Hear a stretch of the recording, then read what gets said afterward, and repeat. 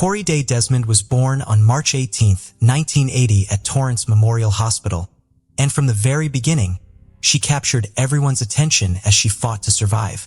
Born with a hole in her diaphragm, she endured multiple surgeries and was given just a 20% chance of survival. Against all odds, she not only survived but thrived. Desmond was known by friends and family as a bright, self-assured young woman who was never afraid to voice her opinions. She was lively and deeply affectionate toward the many people she cared about. Desmond graduated from North Torrance High School and later obtained a master's degree in criminal justice from Long Beach State. Initially uncertain about her life's path, she eventually found her calling and chose to become a teacher, aiming to work with autistic children. Tragically, a week after her passing, a notice arrived in the mail confirming she had earned her teaching credential. Loved by many and a friend to all, Desmond was sweet yet fiercely strong when needed. She had a magnetic presence, capable of captivating an entire bar while singing her favorite karaoke tunes like Black Velvet or These Boots Were Made for Walking, once again becoming the center of attention. It was this second family she formed while working at various bars that kept her returning, despite her family's wishes. In February 2009, Corey was working at a bar.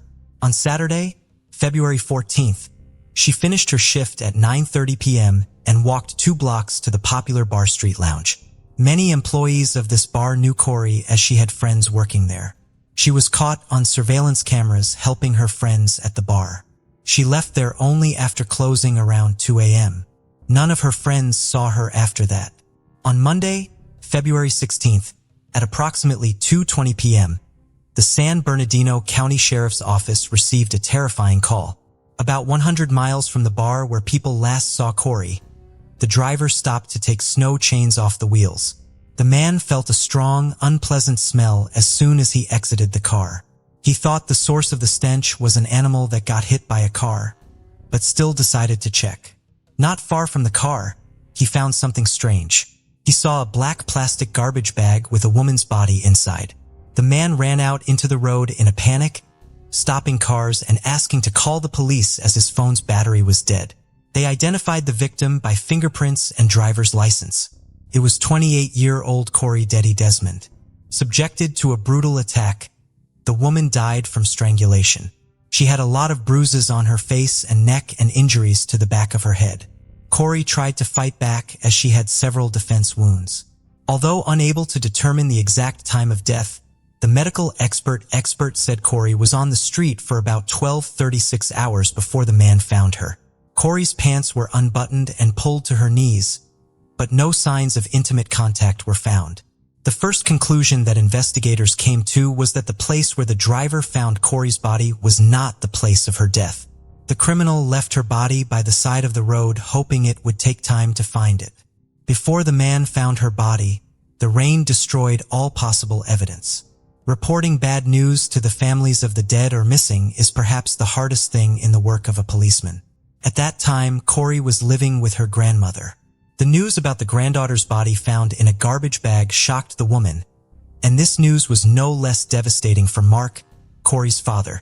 Mark knew perfectly well how the system worked. Sometimes the police delay the investigation for many months because they need a warrant to conduct searches, interrogations, and fingerprinting. There are cases when the time-consuming bureaucracy slows down the process of solving a crime. Therefore, Mark decided not to sit and wait for the police to find the person who deprived him of his daughter. He decided to act. He said love for his daughter gave him the strength to look for the criminal. Mark found Corey's Jeep Wrangler in an alley next to the bar where she worked. He also discovered that Corey disappeared on the night of February 15th, but unfortunately, no one knew about it. Grandma did not panic because Corey was already an adult and could stay overnight with a friend or friends. In addition, she often worked late into the night and came home when her grandmother was already asleep. Investigators went to the bar where Desmond worked to find possible witnesses or leads. They talked to other employees and learned that Corey finished her shift at 9:30 p.m. and then went to another bar. She often did that. Her friends worked at that bar, and Corey often visited them at the end of her shift. She helped at the bar or chatted with friends while sitting at the counter. Besides, it brought her extra tips. Bar visitors knew her face well, and many perceived Corey as another employee. Surveillance cameras confirmed the words of the visitors. They captured the girl helping her friends at the bar. Unfortunately, a bartender's job is not only to pour drinks and entertain the interlocutors. Sometimes, after drinking alcohol, some people stop controlling their emotions and their behavior becomes inappropriate. That evening, Corey was unlucky enough to meet such a person. According to eyewitnesses, she argued with some man who behaved provocatively. He bothered women and unceremoniously touched them, making unflattering compliments. While everyone was silent and did not dare to put this man in his place, Corey stood up for the bar's visitors. In other words, the girl explained to the man that he was not welcome there. The violent guest was furious, but still agreed to leave. Corey continued to help her friends and made drinks at the bar as if nothing had happened. That evening, she consumed alcohol, but it did not affect her behavior. After 2 a.m., she left the bar alone and planned to go home. But as we now know, a man found Corey's lifeless body 100 miles from the bar the next day. Mark gave the police all the information he could find. Through television, he appealed to everyone to report any crucial information for the investigation. Meanwhile, the police identified the man Corey quarreled with before her death. During a conversation with investigators, the man said he did not know who Corey Desmond was.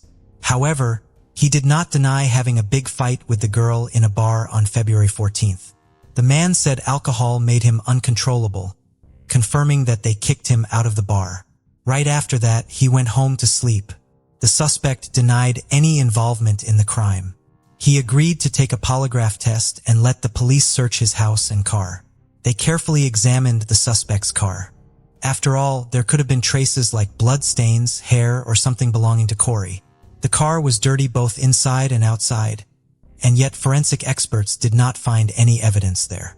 While searching the man's house, they found nothing indicating his involvement in the crime. The last hope of the investigators to catch the man in a lie was a polygraph test, but the man passed it without much difficulty, answering all the questions of the police. In addition, his wife confirmed that he came home before 2 a.m. and immediately went to bed. Corey left the bar around 2 a.m., which means this man was not involved in her death. Thus, the police excluded him from the list of suspects, but the problem was that they had no other persons of interest in this investigation. They studied Corey's personal life, trying to find out if she had enemies who could wish her harm. Investigators found out another strange detail. The owner of the bar where Corey worked said that that night, she came and asked for permission to use the toilet. But since the bar was closed, he refused the girl's request and advised her to go home. It was about 2:20 in the morning. What happened next remained a mystery because Corey never got in the car and did not go home. Investigators assumed that she had been abducted or assaulted near her place of work. However, the bar's surveillance cameras did not record this, and there were no witnesses on the street at such a late hour. At the time of Corey's death, her blood alcohol content was more than 4 times the legal limit for driving. It was unclear whether she planned to use her car or was looking for other ways to get home. Unfortunately, she did not meet anyone who would help her that night. A month later, the investigation reached a dead end. The police checked all the versions and clues, but found no new suspects. Corey's father, Mark, wasn't going to give up. He rented 3 billboards on Artesia Boulevard in Redondo Beach. The billboards contained a photo of his daughter with the question, "Who killed Corey D. Desmond?" The man offered a $15,000 reward for any information helpful to the police. "I'm going to keep them up there to let people know the guy is still out there," Mark Desmond said. "Maybe it will save somebody." To some extent, this story is similar to the one of Alexandra Kemp. The latter's father, Roger, did everything to find the criminal, and billboards played a crucial role in solving the crime. If you haven't watched this story yet, click on the link at the end of this video. Information about Corey periodically appeared on 50 electronic billboards. Eventually, it brought results. In May 2009, the phone rang at the police station. A woman named Tiffany saw one of the billboards with a photo of Corey. Thanks to this woman, the police were able to solve this case. Tiffany spoke very quietly. The woman was experiencing stress and severe fright. She rambled as if she didn't know where to start. Then she finally focused and said, "Hello, my name is Tiffany. I think my boyfriend, Tony Lopez Perez, killed that bartender girl, Corey Desmond. Please check him. He's behaving strangely, but I'll tell you more when we meet." Tiffany called several times to arrange a meeting with the detective. During their conversation in the park, the woman told him about her suspicions. According to her, on February 14th, she and Tony planned a romantic Valentine's Day dinner. She spent the whole evening preparing for a date. Tiffany took the children to their grandparents, visited a beauty salon, and bought a new red dress. Tony loved it when she wore red clothes. It drove him crazy. The guy was working that day, but had to return home around 11:30 p.m. Tiffany waited for Tony almost all night. The woman tried to contact him, but he did not answer calls and messages. Tony returned home at 4:30 in the morning and, as if nothing had happened, said he was too drunk to go home. He said he fell asleep in his car. Tiffany mentioned that Tony rarely cleaned the interior of his car. However, after a few days, he bought a whole set of cleaning products. He washed the car thoroughly, not letting her help. The guy's behavior seemed strange, but at that moment, she did not attach much importance to it. A few days later, Tony sold his white Dodge for almost nothing and bought another car. He also changed his phone number for no apparent reason. A little later, they had a joint trip to Big Bear Lake. They chatted along the way and everything seemed normal until Tony suddenly stopped the car on the side of the road. He turned to Tiffany and asked her, "Do you think this dead girl, what was her name, the bartender, was dumped here? I'm almost 100% sure that the police found her body here." Tony Lopez Perez and Tiffany lived together for about 4 years. They had a 6-year-old son together, but they never married. He was a hardworking man and got along well with everyone. He has never had any problems with the law. Perez came from a large family with 8 siblings. His parents grew up in the LA area, and Perez attended high school in Manhattan Beach. Tony's absence on the day of Corey's death, cleaning the car and urgently selling it, a strange trip, and an equally strange comment about where the police found her body, a change of phone number, and odd behavior. Putting all these facts together, Tiffany realized that Tony could be the one who took the life of Corey Desmond. She didn't want to believe it. The investigators decided to talk to Tony and went to his house. To prevent him from suspecting anything, Tiffany agreed to play along with the police, not telling him anything about this conversation. It looked as if they were conducting a routine interview of people to find witnesses in the Corey Desmond case. Tony looked calm, like a person with nothing to hide. He wasn't nervous while answering all the questions. He said he didn't know her, mentioning he had only seen Corey in the newspapers. However, to arrest Tony Lopez Perez for taking the life of Corey, they needed hard evidence. Thus, the police found the new owner of the Dodge that Tony sold shortly after the news of Corey's death. The new owner confirmed that Tony sold him his car for a low price. He allowed the police to check the vehicle for any evidence. Tiffany said Tony cleaned the interior thoroughly before selling his car. However, when the experts applied luminol and used an ultraviolet lamp, it became evident why Tony Lopez Perez got rid of his car. The interior of the car lit up in bright blue. The police asked Tony to come to the police station. They didn't tell him anything about the find so he wouldn't run away. At first, he claimed he had never seen Corey, but later changed his testimony, saying he saw her near the bar and whistled at her. As soon as the police noticed that the man was changing his testimony, they showed him photos of the car he had sold and said that they had found crucial evidence there. This time, Tony claimed to have seen Corey outside the bar. Standing under a street lamp, she suddenly lost consciousness and fell on the sidewalk. He tried to help her, but she did not regain consciousness. Then he started slapping Corey on the cheeks. Corey opened her eyes and started screaming. She told him to get out and asked him to let her go. According to Tony, he got scared, put his hands over her mouth, and accidentally strangled her. Fearing he would get blamed for Corey's death, he put her body in the back seat of his car and drove home. Perez said he woke up during the night and went outside to see if it was a nightmare. "I opened the door and it was not a nightmare," Perez told detectives. It was true. Perez said he went back inside and tried to get some sleep. In the morning, he went to work with Desmond's body still in the back seat. At the end of the working day, he placed her body in 2 garbage bags, took it to a remote area, and left it next to the side of the road. According to Tony's story, what he did to Corey was an accident. He claimed that he was drunk and scared. He accidentally strangled her in a state of panic, but Corey's injuries suggested otherwise. She had severe injuries on the back of her head, bruises on her face and neck, and defense wounds on her hands. Moreover, Corey's pants were down to her knees. Tony Perez was arrested and charged with first-degree deprivation of life. The next day, he showed the police where he dumped Corey's body. In addition to Tony's confession, they now had the results of DNA tests. Corey's blood matched the blood found in the car that Tony sold immediately after committing the crime. At the 2011 trial, Coroner Jack Sheridan testified to the multiple contusions to the victim's head, the evidence of strangulation, and the blunt force trauma to her face. Sheridan also said she had scratches on her body that suggested the criminal dragged her after her death. Based on Corey's injuries, prosecutors said Perez assaulted her and tried to force her into intimacy in the early morning of February 15, 2009. Corey resisted. Unable to get what he wanted, Perez strangled her. Tiffany Ware testified during the trial. She told the San Bernardino County jury that her former boyfriend, Tony Lopez Perez, had an insatiable appetite for sex in January and February 2009. Even though they were making love almost every day, Ware said Perez was still not satisfied. Tiffany also told the court that Tony had twice engaged in intimacy with her against her will. It happened after the birth of their son and with an interval of about a month. Both incidents occurred when she was fast asleep on the couch after taking painkillers due to severe back pain. Perez, who chose not to testify at the trial, made his first statements to the court during his sentencing.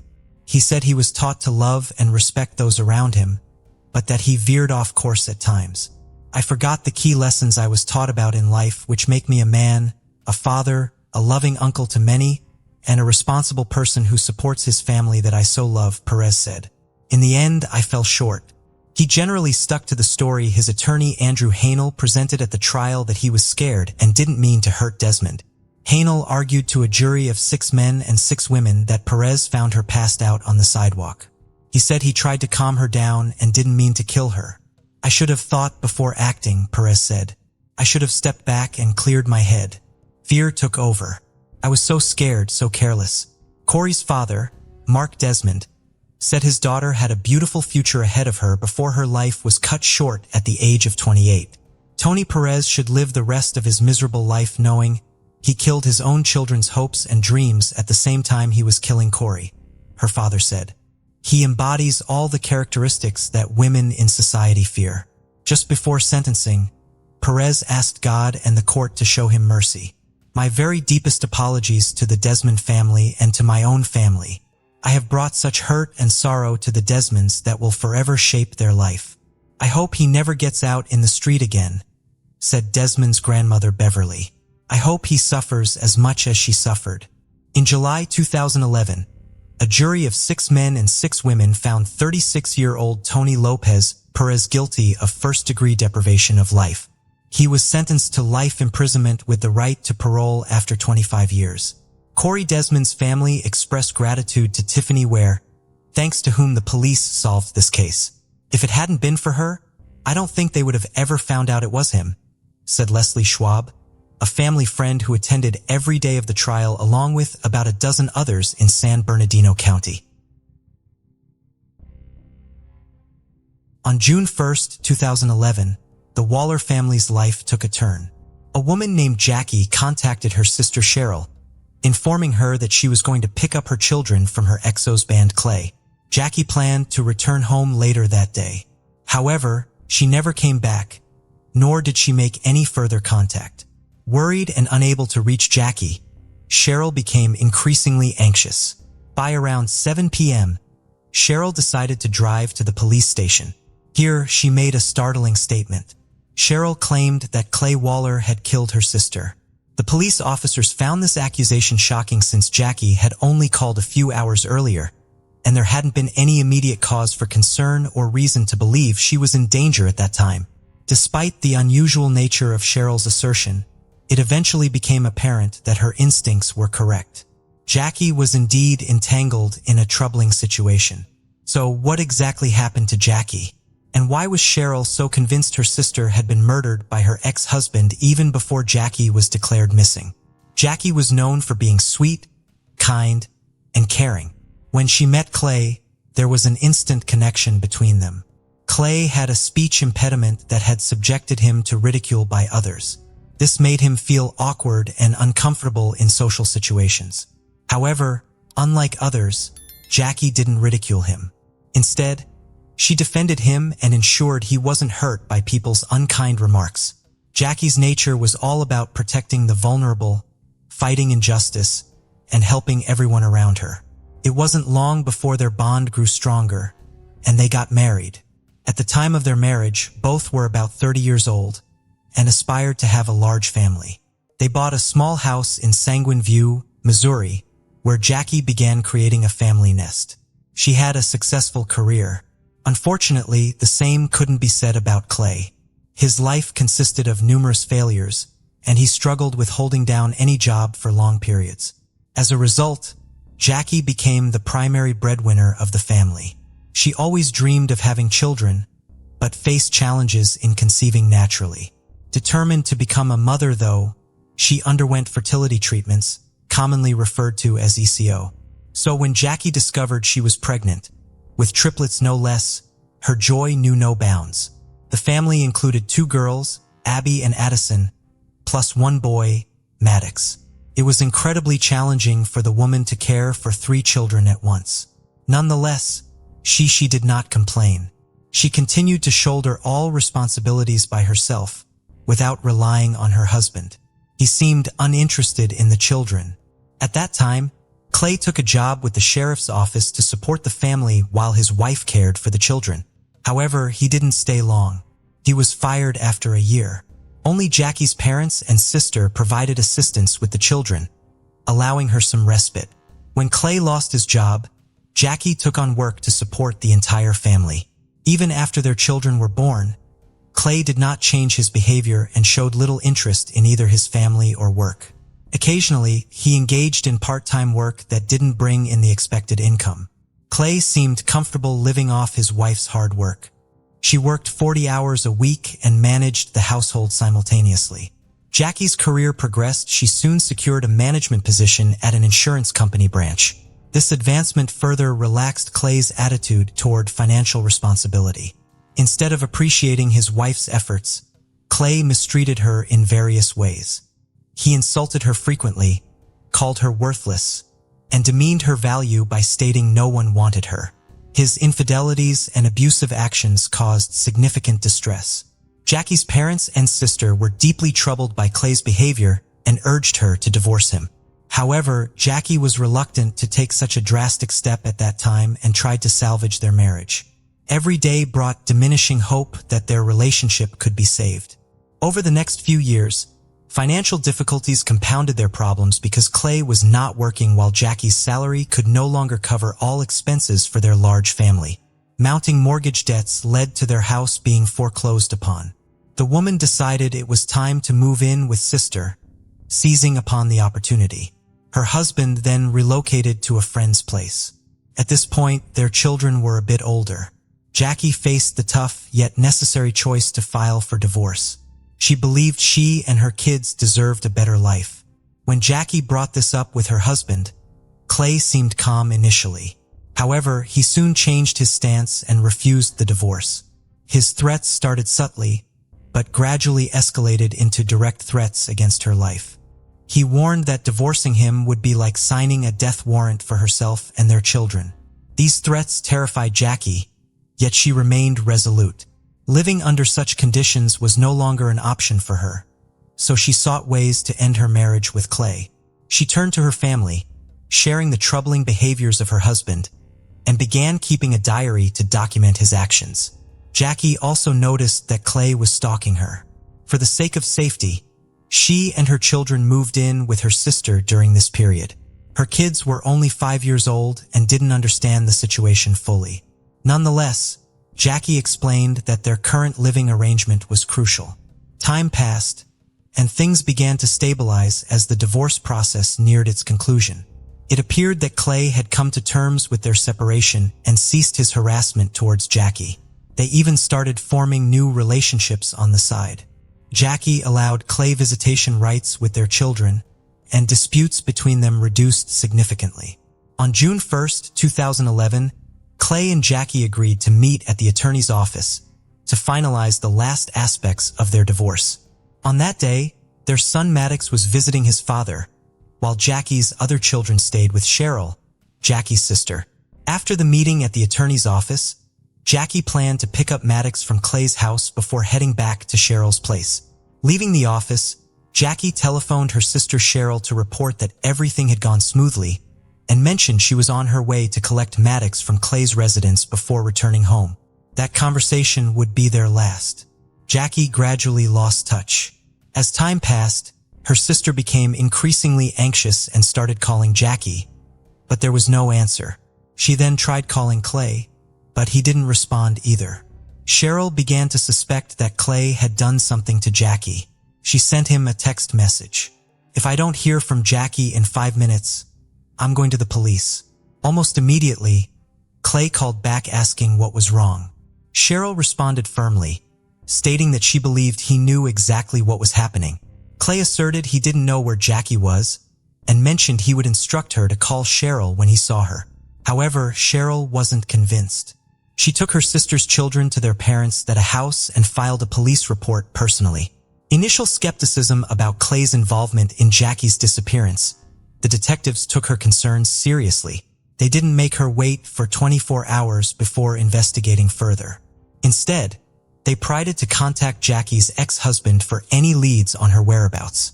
When questioned, 41-year-old Clay informed them that he had lunch with Jackie. They subsequently went to the attorney's office to discuss some aspects of their divorce, and then drove together to his house for further discussions. He claimed that after chatting for a while, he left for the store. Upon his return, Jackie's car was gone. He assumed she had departed. Clay added that his son, Maddox, was in Illinois with his new girlfriend at the time and insisted Jackie was aware of it. According to him, Jackie wasn't there for her son, but merely to talk about other matters with Clay. However, Cheryl found his statements implausible and inconsistent with what she knew. Jackie made it known that her visit to Clay's house was solely for seeing her son. She had no intention of discussing anything else with him, especially given that she wouldn't have allowed her son to be far away with another woman. Noting these discrepancies, Cheryl managed to convince the investigators that Clay's account lacked credibility and suggested he might be concealing crucial information about Jackie's disappearance. In light of this new perspective provided by Cheryl, investigators were now treating the case more urgently, as both the missing person and her car remained unaccounted for. A comprehensive search was launched for Jackie a few hours after her disappearance. Investigators heard her Honda Pilot on an interstate highway with a flat tire, but there were no signs of an accident. The tire appeared punctured intentionally, making the scene look staged. The car was open and empty, with a few bloodstains on the back seat, but no other clues indicating her whereabouts. These disturbing details hinted at a possible attack and kidnapping. The search effort for Jackie was concentrated in the vicinity where her car was found. Numerous volunteers, including police officers, rescue squads with dogs, and family members, participated in the search. They came from various parts of the region, responding to requests from Jackie's relatives. Despite the unbearable heat, many were willing to help locate her. Jackie's family announced a reward of $3,500 for information about her whereabouts. Despite their efforts, including extensive searches and public appeals for assistance, the search yielded no results for several days. Police began to scrutinize Clay, Jackie's ex-husband, more closely. When they visited his house to speak with him again, he recounted the same story as before, but refused access to his home and car. He promptly hired a lawyer who asserted his rights. For days after Jackie's disappearance, Clay left her a voicemail with a distressed tone. "Hi, honey. It's Sunday. You went missing on Wednesday. Please call me if you get this message. I don't know where you are, and I miss you very much." Detectives later obtained a search warrant and returned to Clay's residence for a thorough inspection. During this inspection, they discovered blood-like stains in his vehicle. Forensic analysis revealed it was fish blood. Clay had deliberately coated the car with fish blood and recorded it on video as a test for forensic experts. In addition to examining the vehicle, investigators noted conspicuous details in Clay's house. A section of carpet had been removed from the floor, leaving an obvious mark. Tiny drops of blood were also found on the walls of the hallway leading to the basement. These findings raised further questions about Clay's involvement and intentions regarding Jackie's disappearance. Traces of furniture rearrangement were evident, signaling that something unusual was happening in the house. Forensics examined under the floorboards and discovered a bloody carpet. Blood samples from the house and the carpet were sent to the laboratory for further examination. Detectives tracked the missing woman's last known movements to 1:10 a.m. She was observed at a drugstore with her ex-husband. The pair appeared composed and normal. Approximately 2 hours later, she was seen at an ATM withdrawing money. After that, Jackie did not reappear on CCTV. Although Clay was seen a few hours later with his son and new girlfriend at a toy store. Subsequently, they visited a car wash in their pickup truck, which had a suspicious trash can inside. By then, Clay had changed clothes and meticulously washed both the car and the boat. This increased suspicion around him, establishing him as the prime suspect. Investigators released photos of Clay's pickup truck and boat, requesting eyewitnesses who may have seen them.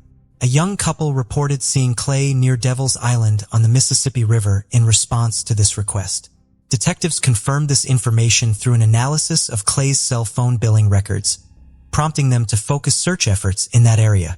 Despite numerous searches over the large terrain, nothing surfaced directly linking to the missing woman.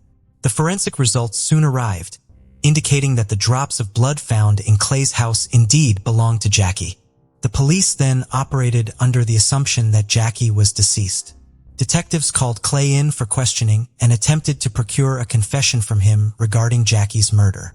However, Clay denied all accusations, stating that the blood stains were remnants of an old domestic incident in his kitchen. Without physical remains or definitive proof of death, investigators lacked grounds to arrest or charge him. Despite releasing him from custody, authorities kept Clay under close surveillance and continued their investigation. Being an ex-deputy sheriff himself, Clay knew they were monitoring him closely and engaged in deceptive maneuvers to elude detection, effectively playing cat and mouse with law enforcement officials. He'd go to deserted vacant lots to mislead the investigation while the entire neighborhood stood by and participated in the search for the missing mother of 3. Clay continued to bully and taunt them. He would drive past the search party or Jackie's family, insult them, give them the middle finger, and shout that they were wasting their time and wouldn't find anything. His defiant behavior raised more suspicions and questions. Meanwhile, the missing woman's sister Cheryl fought in court for custody of the triplets. She feared the children would go to a father who was a danger. His erratic behavior backfired on him, and Cheryl got custody. This enraged him, and he began threatening his ex-wife's sister with violence, including writing about it on social media. The woman recorded these threats and contacted police. Detectives seized the opportunity and arrested Clay nearly 5 months after Jackie's disappearance. He was charged with threats to life, which he accepted, but claimed he wrote out of anger and despair at losing custody of his beloved children. Clay insisted he didn't plan anything bad against Cheryl. He viewed himself as a victim in this situation. While investigating this incident with his sister, police found out he had other charges pending against him, stealing $50,000 from a previous employer, as well as stalking a man. Detectives pressed his former coworker, hoping Clay would confess to killing his ex-wife and lead them to her body, but it was futile. Clayton continued to deny all charges regarding Jackie's disappearance. Instead of confessing to the crime, he started claiming confidently that he knew who was behind his ex-wife's death, a man named Harry. But detectives had already checked this lead thoroughly. Harry had an ironclad alibi that eliminated him from suspicion. All evidence pointed only to Clay, yet he kept denying it. He ended up going to prison for 5 years for threatening Cheryl. While the police locked him up in jail, they continued to investigate Jackie's disappearance. The search for the missing woman continued on Devil's Island, but never yielded any results. Eventually, about 2 years after Jackie's disappearance, the cops gathered a lot of circumstantial evidence: video camera footage, blood in his house, and more. They decided to charge Clay with his ex-wife's murder, even without her body. It was a risky and desperate move because if they lost, the prosecutor's office would not be able to charge him a second time. However, the prosecutor was determined. After consulting with his accomplices, Clay concluded that it would be best for them to make a deal with the prosecution to reduce the sentence. To do so, the defendant offered to plead guilty to the murder and provide the location of the body.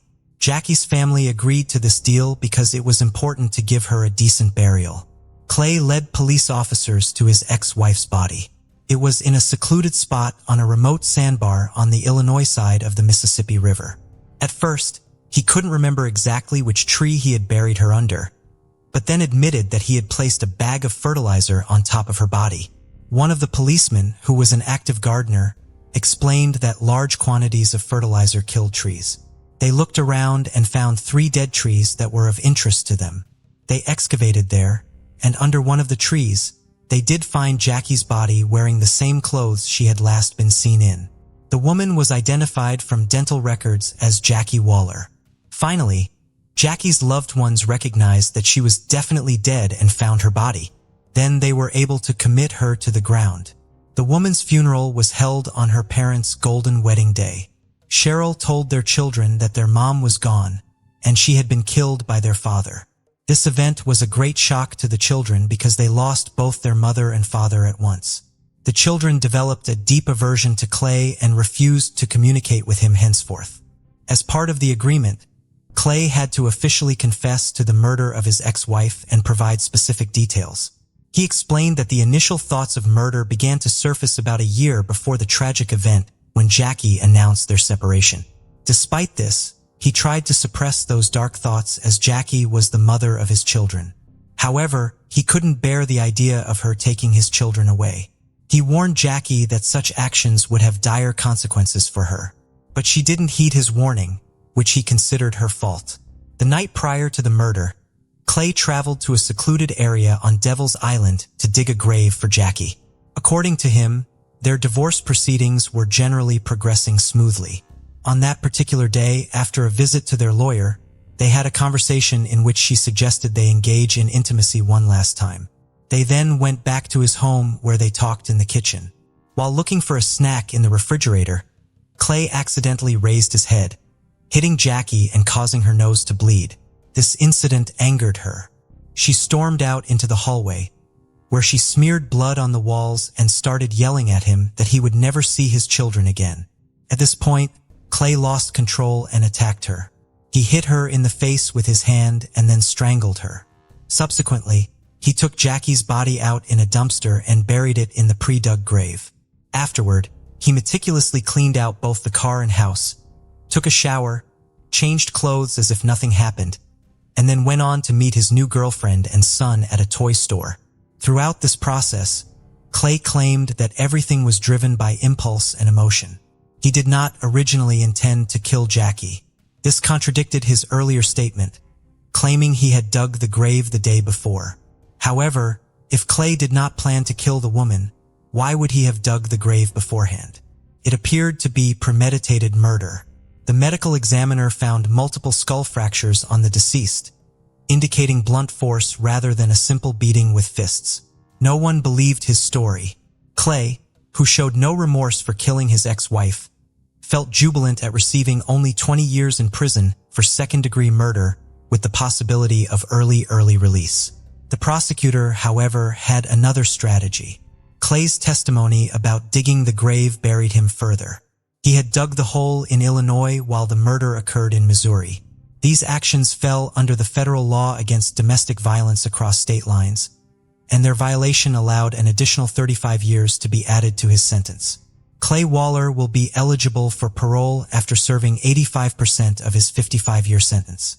It turned out that Clay was unaware of such a law and did not foresee the consequences of his confession. Yet, his atrocities continued. Demonstrating further callousness, he wrote a book detailing Jackie's murder to profit from the tragedy. Sherelle, Jackie's sister, along with her husband, continues to raise Jackie's children with support from their elderly parents. The children have grown up remembering their mother as an exceptional person who remains forever in their hearts. They still harbor anger toward their father and deeply miss their mom. John Cheek, a 28-year-old hardworking man, was on the verge of reaping the rewards of his efforts by the end of 1993. Fresh out of business school, he had risen to become the chief financial officer of a major real estate company and already owned a home in Memphis, Tennessee. Throughout 1993, John had dedicated himself to a business deal that would take his company public, a move poised to earn him millions in stock options and a six-figure salary. However, such a significant reward demanded immense effort. John had spent most of 1993 working grueling 18-hour days and traveling extensively to finalize the details of the deal. He had just returned from a 3-day multi-city business trip and confided in a work friend that he hadn't slept in over 72 hours. On the night of December 2nd, John attended a business dinner where he became slightly intoxicated. A coworker dropped him off at his car, parked near the intersection of Poplar and Ridgeway in Memphis. This was the last confirmed sighting of John. The next day, John did not show up for work, which was highly out of character for him. His 1987 Acura Legend was found abandoned near the Interstate 55 bridge over the Mississippi River. The immediate concern was that John had committed suicide by jumping into the river, but his family is adamant that he would not do that, and a subsequent search of the river did not locate John's body. There were unconfirmed sightings around the country shortly after John went missing, but a credible one did not occur until February of 1994.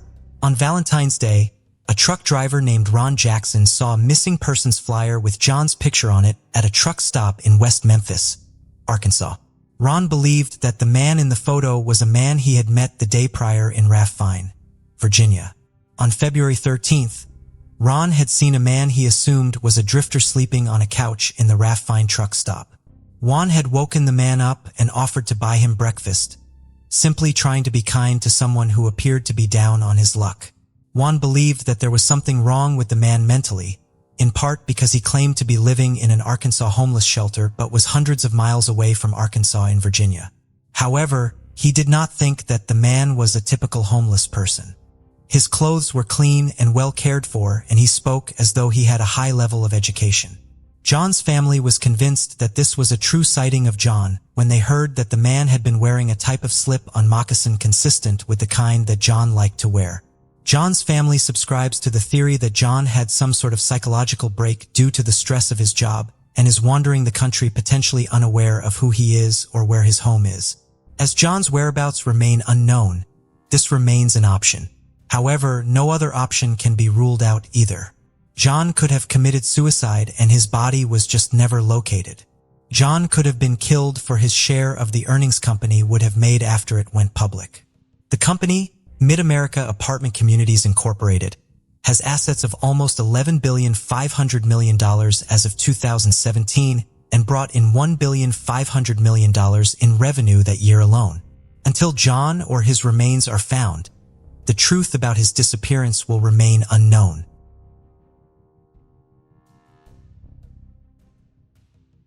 Ashley Heavy Runner Loring was a member of the Blackfeet Nation living on the Blackfeet Reservation near Browning, Montana. The 20-year-old had endured some instability in her life, but things had worked out in her favor. She and her older sister Kimberly had spent several months in foster care as children while their mother battled substance abuse. The sisters ultimately were allowed to live with their grandparents on their horse ranch where they learned to ride and spent their summer swimming in a nearby creek. In 2017, Ashley was completing her studies at Blackfeet Community College and planning to finish her degree at the University of Montana. To do so, Ashley was going to move in with Kimberly in her apartment in Missoula, Montana. Kimberly had moved to Missoula after getting a well-paying job working with senior citizens. Ashley had to wait to move, however, until Kimberly returned from a vacation in early June. Upon her return, Kimberly was not able to contact her sister. She was not able to find her at her home either. Ashley had vanished. The exact day of Ashley's disappearance, as well as her movements prior to it, are not known. The last time her family remember seeing her was in early June 2017. The Bureau of Indiana Affairs told Ashley's family that she was an adult and had probably gone off to live on her own somewhere. Her family did not believe this to be the case since Ashley was close with her family and would not have cut off communication. She also had been waiting 3 months to be able to move in with her sister. If she really were that I'd just leave the reservation, she would not have agreed to the arrangement she had with Kimberly. The Loring family has not had consistent assistance from law enforcement in the search for Ashley. The effort is largely headed by Kimberly. After Ashley went missing, Kimberly quit her job and moved back in with her grandmother on the reservation so that she can search for her sister. The Blackfeet Reservation is covered in missing persons posters made by the Loring family. Kimberly searches social media posts and follows up on every rumor or hypothesis she hears about her sister's case. The most time-consuming and dangerous aspect of Kimberly's activism on behalf of her sister is a physical search that she does. Kimberly organizes and leads growing searches almost every other day. She and whatever family members are available on any given day cover rugged and remote territory armed with bear mace and shotguns to protect themselves. "I'm the older sister. I need to do this," Kimberly told the Associated Press. "I don't want to search until I'm 80, but if I have to, I will." In March of 2018, the FBI took over as the lead investigating agency on the case, replacing the Bureau of Indian Affairs.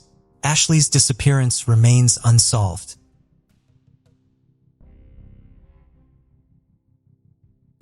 Kevin Hicks lived with his family in Croydon in South London. The 16-year-old was described as a happy teenager who had no problems at school or with his grades. On Sunday, March 2, 1986, he left home at approximately 8:30 p.m. He told his mother that he needed eggs for a home economics exam the following day. He left home with only £1 to head to the Sparing store just a few minutes away on Lower Addiscombe Road. At approximately 10 p.m., an hour and a half after Kevin left home for his quick errand, a friend saw him on Shirley Road heading in the direction of his house. This person would be the last to ever see Kevin. That same night, Derek Hicks, Kevin's father, had a work emergency and had to leave home at 9 p.m. to handle it. When he arrived back at his house at 11, Kevin was not yet home. Since Kevin was a courteous son, he would call if he were going to be late. Derek went out again to drive around looking for Kevin. Friends of Kevin's were called and then the police. The following morning, police went to the John Ruskin School where Kevin was a student. None of his friends or classmates could tell them where he was. The police also went to the Sparings to inquire about Kevin's trip there. Unfortunately, the security camera in the shop did not have a tape in it the night Kevin went missing, and the staff could not remember if Kevin had been there or not. As such, it is unclear if Kevin ever made it to the store or if that really were his intended destination. Investigators performed extensive searches of nearby parks and metro stations, but were unable to locate any sign of Kevin. The case ultimately went cold. On October 25, 1996, an anonymous caller left a voicemail message at the offices of the Croydon Advertiser and claimed they knew the location of Kevin's body. Police were unable to trace the call, and the lead went nowhere. In February 2016, the Metropolitan Police announced a £20,000 reward for information in Kevin's case. They also indicated that they believed that Kevin was murdered the night he went missing and that they were looking to recover his body. Kevin's mother passed away from a brain tumor in October of 1994. His father passed away 10 years later. Kevin's younger sister, Alexandra, continues to search for information about what happened to her brother.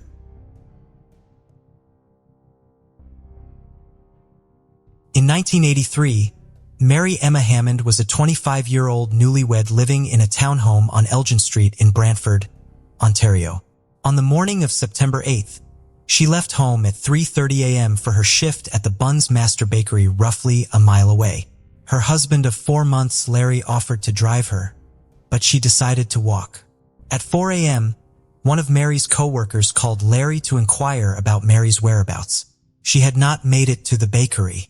The police were called to investigate. They were able to trace Mary's footprints on her route to work up until the bakery's rear property line, where Mary would have had to cut across a field to get to the entrance.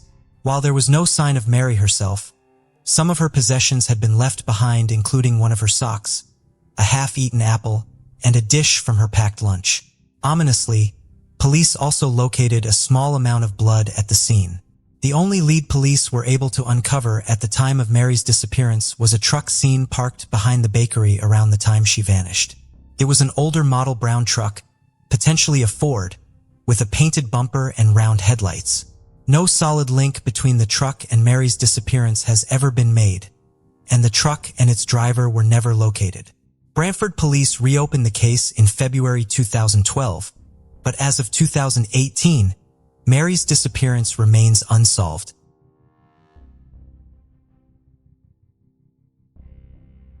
In 1973, 21-year-old Henry Baltimore Jr. was a junior at Michigan State University in Lansing, Michigan. He was a drum major at the university and was studying music. His family described him as lively and fun-loving, but also as a natural leader. He had an apartment with 2 roommates in Lansing and seemed to have everything going for him. Unfortunately, that would change in March of 1973. On March 3rd, Henry was robbed at gunpoint by 2 men in his apartment. He was tied to his bed while the 2 men stole $110 in cash, a golf bag, some clothes, and a watch. Henry did not immediately report the crime because the 2 men threatened him. 10 days later, after his father convinced him to change his mind, he finally filed a police report. It is believed that Henry knew the men because they were quickly arrested. One of the men involved in the robbery had never been publicly identified, but the other was named Roy Davis, who was a 22-year-old from Flint, Michigan. Henry was scheduled to testify against Davis at a preliminary hearing after Davis was charged with armed robbery. Davis returned to Henry's apartment on multiple occasions to threaten him and order him not to testify. Henry did not appear in court as scheduled. The obvious conclusion would be that Henry, still fearful over the threats made against him, did not show up out of concern for his physical safety. According to the Baltimore family, Henry had in actuality been absent from court that day because one of his family members had a medical emergency. The court did not care what the reason was. A warrant was issued for Henry for his failure to appear in court, and he had to pay a $50 fine. On May 30th, Henry's sister Laurel, who was a graduate student at Michigan State, went to Henry's apartment. She had agreed to type a final exam paper for him and needed to pick it up.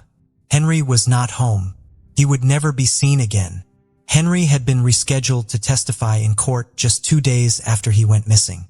The 2 obvious theories in Henry's disappearance tie back to the criminal trial. Either Henry ran away to avoid testifying out of fear that the men who robbed him would hurt him in retaliation, or the men did something to him before he had another opportunity to testify. It would have been difficult for Henry to leave of his own accord, as he left behind all his possessions, including his vehicle and all of his money. Roy Davis reportedly was heard banging on Henry's apartment door the day he went missing. Davis eventually pleaded guilty to a lesser charge in the robbery and served 6 months in jail. He has never been charged with any crime in relation to Henry's disappearance. Both of Henry's parents and 2 of his 7 siblings have since passed away, never learning what happened to Henry. Henry's disappearance remains the East Lansing Police Department's oldest cold case. Jamie Hahn was born on October 25, 1983. Growing up in Orangeburg, South Carolina, she lived with her 2 brothers and sister, Brett, Justin, and Ashley. Despite their parents' divorce and remarriage, Jamie remained a cheerful child. She attended a small yet renowned private prep school celebrated for its educational excellence. In junior high, Jamie visited the University of North Carolina with her classmates. She instantly fell in love with the campus and aspired to attend. Even as a student, she aimed to impact others' lives by joining the board of the Center of Hope to support troubled teens. Later on, Jamie engaged in various political campaigns. One notable campaign was Senator John Edwards' 2008 presidential run, a competitor to Obama. During this campaign, Jamie emerged as a prominent figure in North Carolina's Democratic Party. During one campaign, She met Nation and formed a deep professional relationship with him that later evolved from platonic to romantic. For months after their first romantic moment, they announced their engagement and married on April 18, 2009. Their intense love was anchored in a deep friendship. Jamie and Nation thrived in their respective careers. Jamie ran her own political fundraising consulting firm, while Nation was a well-known online strategist, aiding politicians and nonprofits with their campaigns.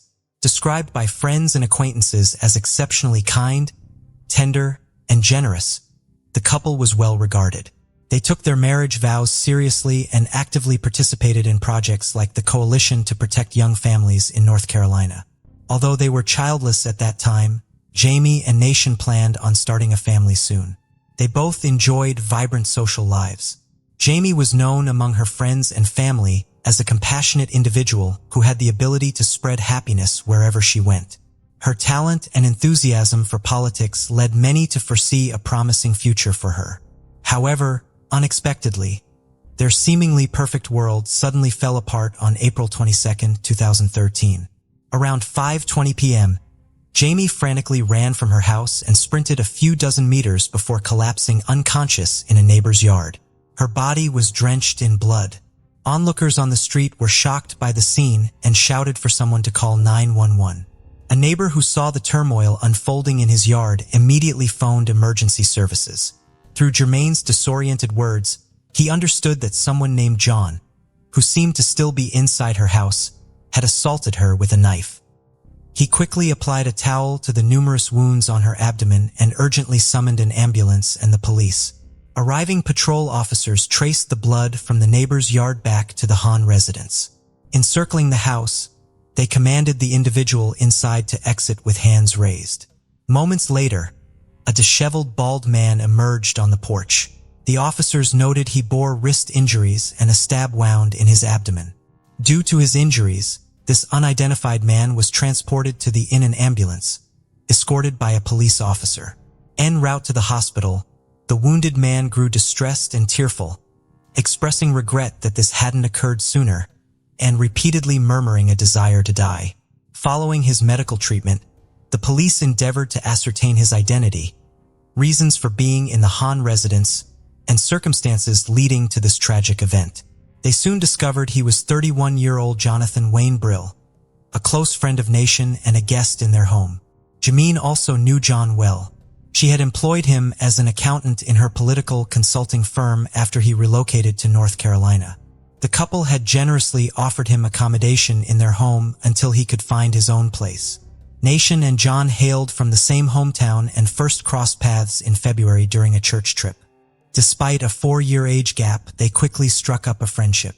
As it often happens with childhood friends, they drifted apart when one went off to college, but rekindled their bond post-graduation. They became virtually inseparable. Jonathan even had the honor of being the best man at Nation and Jamine's wedding.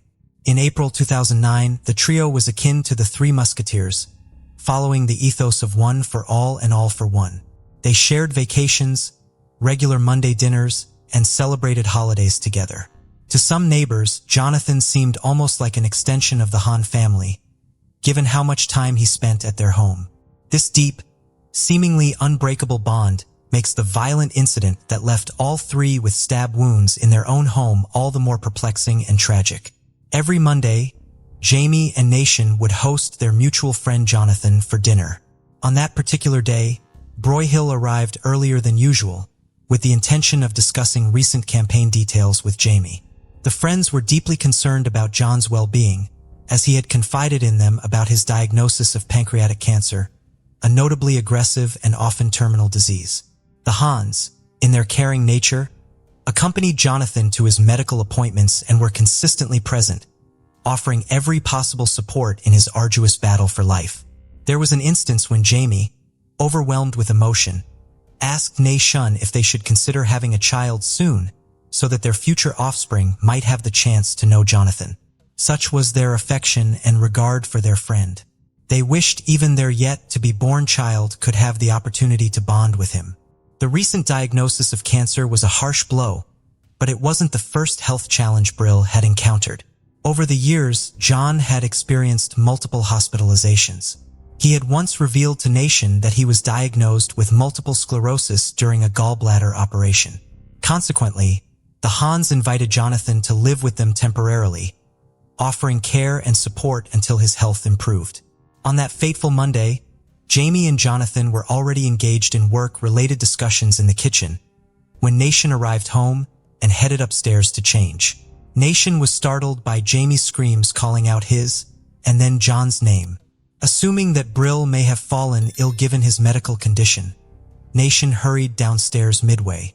He was met with Jamine's terror-stricken voice, crying out that someone was trying to stab her. Rushing into the kitchen, Nation was confronted with the horrifying sight of his wife on the floor, bleeding profusely. John stood over her, wielding a large kitchen knife. As Brill and started advancing towards Nation, knife raised threateningly. Nation froze in disbelief. How could such a nightmare unfold in mere minutes? In a desperate act of self-defense, Nation grabbed the knife blade with one hand, while striking John in the face with his other hand. Amidst this chaos, he frantically urged Jermaine to run for safety. Attempting to subdue a man who until moments ago was his closest friend seemed almost unreal. Despite her grave injuries, Jamine miraculously managed to rise from the floor and flee through the side door of their home. Once she was out, Nation, overcoming shock and tumult, pushed Jonathan aside and hurried after his wife. Outside, Jamine desperately made her way to the nearest neighbor's house for help. Unfortunately, no one responded to her urgent knocking.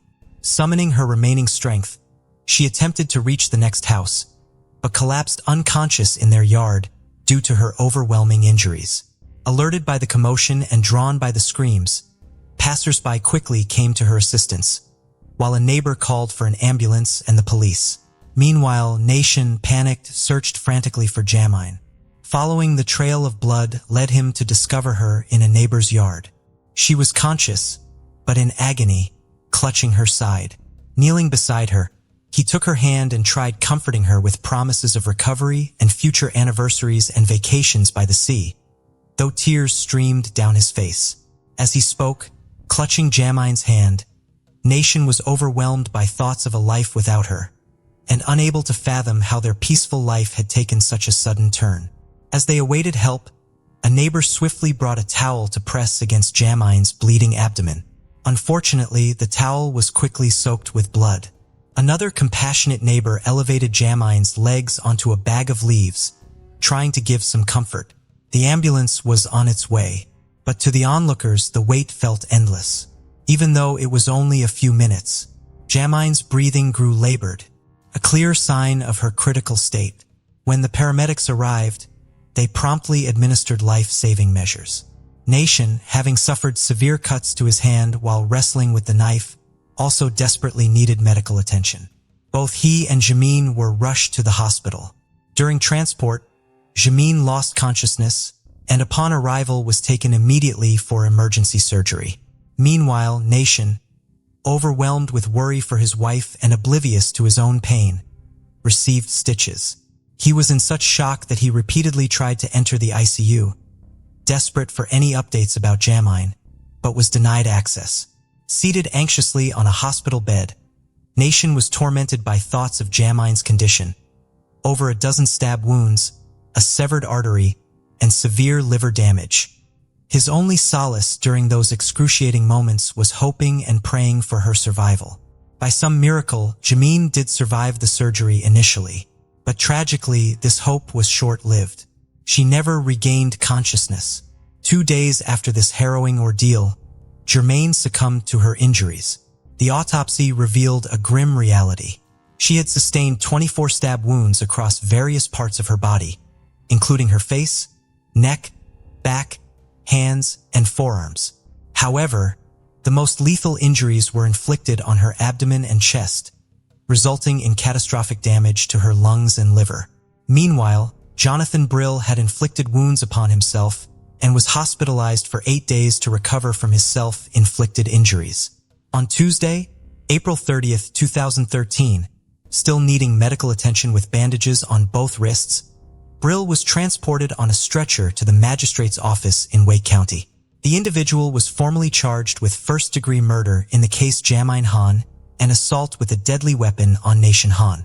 Due to the severity of the charges, he was held without bail and at Central Prison in Raleigh. This facility was specifically chosen because it housed a hospital wing, ensuring that Bree Hill would continue to receive the necessary medical treatment while in custody for his crimes. The tragic and sudden loss of Jamin profoundly impacted many, leaving a lingering question. Why would someone she considered a best friend commit such a horrific act, robbing her of her future? In the wake of the tragedy, speculation swirled within the community about a substantial amount of money that had gone missing during the election campaign, managed by Jermaine's team. Jonathan Brill, who had served as the accountant, officially ceased working for the company at the end of 2012. Despite this, he remained responsible for providing Jamin with financial details and assisting in the preparation of financial reports. It was suspected that Jamin might have discovered the missing funds, which totaled over $50,000, and confronted Jonathan about this discrepancy. This confrontation could have triggered his violent outburst. On April 22, 2013, Jamin had invited Jonathan over for their regular Monday dinner and intended to discuss the company's financial issues. The exact sequence of events during Nation's brief absence remains unclear. However, it is widely believed that Jamin might have challenged Jonathan regarding the missing funds during this time. As time passed, Nation's physical wounds began to heal, but emotional and psychological scars remained deep and unhealing. 6 months following this devastating event, Jamin's family and Nation, her grieving husband, scattered her ashes near Pulaski Memorial Baptist Church. This place was significant because Jamin had dedicated her time and efforts as a volunteer there. In a poignant twist of fate, just a week before the tragedy, the Hans had requested the church's pastor to pray for Jonathan, who they believed was battling cancer. Did they know that soon, it would be they who needed the prayers of their community in the wake of such an unimaginable loss? The Nation had to grapple with the truth that an individual he had known from childhood, whom he saw as his dearest friend, had completely shattered his life, and even more heartbreakingly, claimed the life of the woman he adored more than anything in the world. According to Nation, Jamin was his anchor, his backbone, and his soulmate. He couldn't fathom how the sun could continue to glow without her. The trial of Brill commenced on March 4, 2015. The district attorney informed the jury that Jonathan, serving as Jenny's financial manager, had written 39 checks to himself, misappropriating around $50,000, the identical sum missing from the account. To rationalize his deeds, Brill claimed various health issues, including brain impairment from multiple sclerosis, memory deficits, a gallbladder operation, and pancreatic cancer. Compassionate Jamie refrained from confronting John about such a sensitive matter during his challenging times. She tactfully sidestepped the issue, hoping Brill would identify and rectify the mistake. All seemed normal until she got a call from a debt collector. Then the district attorney unveiled a startling truth. The preceding year, the defendant's first hospitalization occurred when he was admitted following an episode at Hans's residence. Prior to that, Jonathan hadn't sought any medical treatment, as his health records confirmed. All along, he had deceived Jamie and Nation about his health conditions. No gallbladder operation, no multiple sclerosis, and no cancer, but merely a manifest mental disorder and something dreadful. Within the search history revealed that the man had been seeking information on pancreatic cancer and specialists in this particular field, evidently to lend credibility to his falsehoods. He also looked up cruises that could be taken without a passport. John had arranged a one-way journey to Las Vegas for April 23rd, but canceled it on the 22nd, merely 2 hours before assaulting Jamie with a knife. Jonathan admitted to the authorities that he had indeed misappropriated the campaign funds and fabricated all his medical conditions. When the Hans escorted him to medical appointments, waiting in the car as devoted, caring friends, he merely roamed the hospital halls. In recent times, Jonathan grappled with depression and suicidal inclinations. He confessed to being tormented by voices urging him to harm others. He purchased the knife for himself, supposedly planning to use it in Vegas to end his life. Yet, he believed Jamin would confront him about the financial irregularities. When she did, he began to inflict wounds on himself. Jamine attempted to intervene, but at that point, he was so deranged and furious that he started assaulting his friend impulsively. Jonathan recalled attacking Jamie, yet parts of this episode were wiped from his memory. His lawyer and Jonathan himself realized that fully dismissing the charges was unfeasible due to the overwhelming evidence of his guilt. Still, they aimed to argue for temporary insanity to lessen the sentence. Before the jury retired to deliberate, Nation Han was allowed to speak. With a voice filled with sorrow, he expressed, "We lock our doors at night to block out the world's evil, but it's chilling to think what occurs when evil holds the key." He addressed these words to his former best friend. On March 19, 2015, the jury announced their decision. They ruled Jonathan Brill guilty of first-degree murder of Jamie Han and the attempted murder of Nation Han. The judge issued a life sentence without parole. Jamine's intentions were utterly pure, and her death was so senseless that even Jonathan later acknowledged in an interview that if he had been honest with the Hans, she would have forgiven him. Suddenly, their closest friend became their worst fear. This story defies any rational explanation. The case of Luz Maria Lopez. Luz Maria Lopez was born on March 17, 1995 in the small town of San Cristobal Verapaz. Her family was simple and modest. Her parents were Amarils and Brian Lopez. Luz Maria was the youngest of two children. She grew up with her older brother, Omar. As an infant, she faced a life-threatening intestinal obstruction. To save her, doctors performed a complex operation without guarantees of success. Her mother prayed fervently for her recovery and firmly believed that her daughter would pull through, and she did. The surgery at such an early age did not impact Luz Maria's development. Throughout her school years, Luz Maria actively engaged in sports, especially gymnastics and athletics. She also had a passion for classical choreography. Her creative nature made it easy for her to communicate and connect with different people, quickly forming friendships. Academically inclined towards the humanities, she excelled in her studies. After finishing school, Luz Maria contemplated higher education and opted for a prestigious state university. She decided to pursue a law degree and later specialized in criminalistics due to her genuine interest in this field. A significant moment occurred during her student years when Luz Maria and her mother visited a car dealership in Coban, the capital of Alta Verapaz. It was Omar's 25th birthday that year, and they wanted to gift him something special, a motorcycle he had always dreamed of. At the showroom, a polite and attentive young consultant named Jorge welcomed them. He showed them various models and provided recommendations. Mother and daughter chose a model but wanted to consult with the head of the family before finalizing their decision. They left with a business card from the dealership and Luz Maria's phone number for future reference. Soon after, Jorge called Luz Maria, not about the motorcycle but on a more personal note. Over time, these calls became frequent until Jorge mustered the courage to ask her out for coffee. It was clear that he had a strong attraction to the beautiful, sultry brunette, but he was unsure how to initiate their acquaintance. Luz Maria also found this handsome young man appealing. When he proposed they meet, she agreed readily. Although the young man was a year younger than her, this slight difference didn't hinder their growing connection. Their romantic relationship blossomed almost immediately. Both felt it was love at first sight and believed in a future filled with happiness together. After only a few months, the couple chose to live together despite their parents' disapproval of such haste. Soon after, they were married.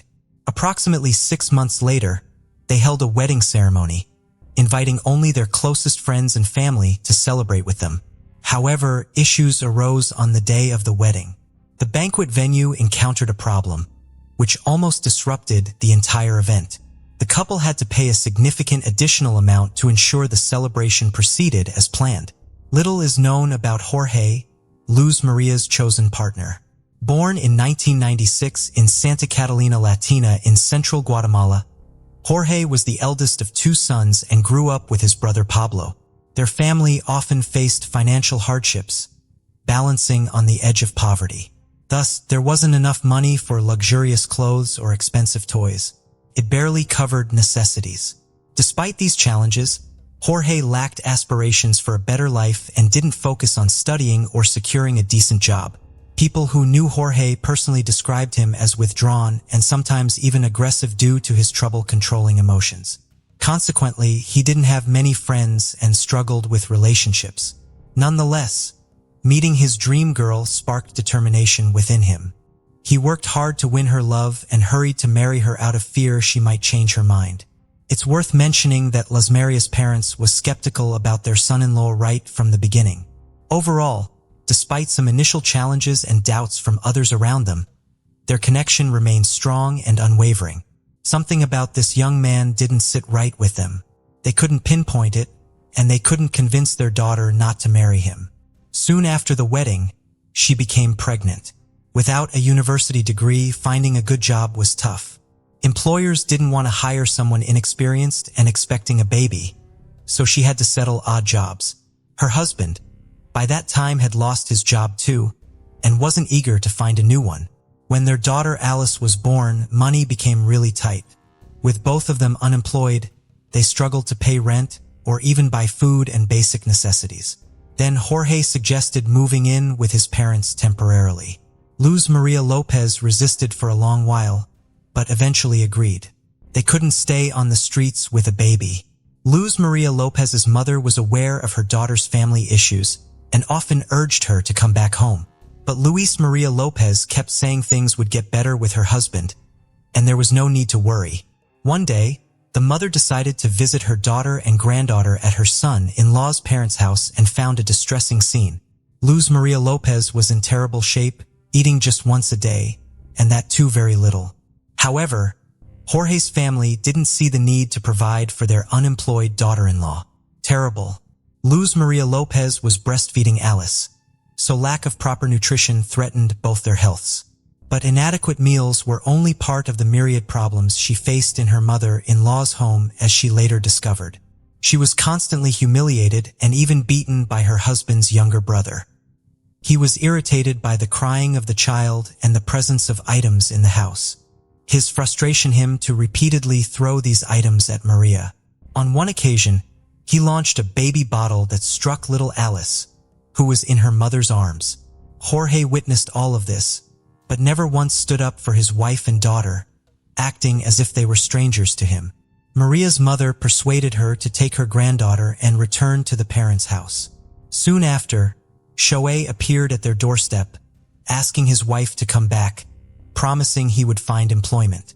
She agreed, but only on the condition that they would rent an apartment and live separately from Jorge's parents.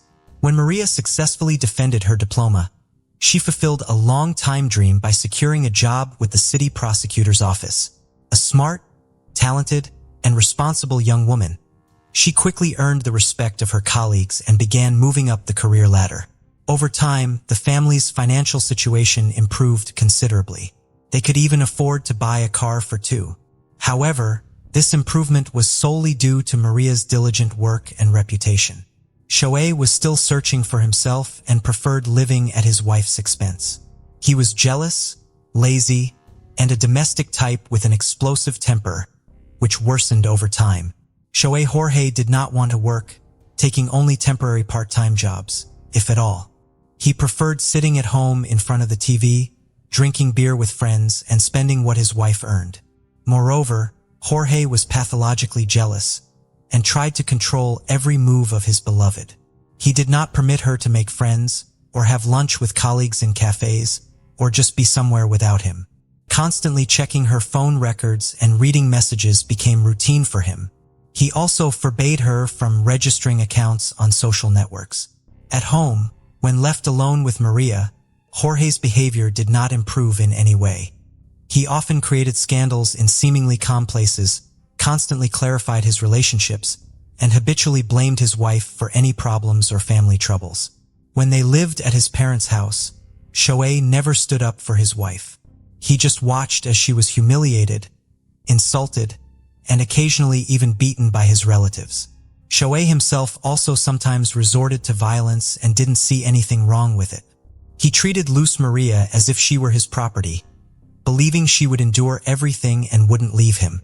Neighbors frequently heard screams from their home and saw signs of beatings on the young woman's face and body. Luz Maria repeatedly tried to leave her husband and considered filing for divorce. Several times, she took her daughter and moved out to live with her parents. However, each time her husband would go there, literally begging on his knees for forgiveness.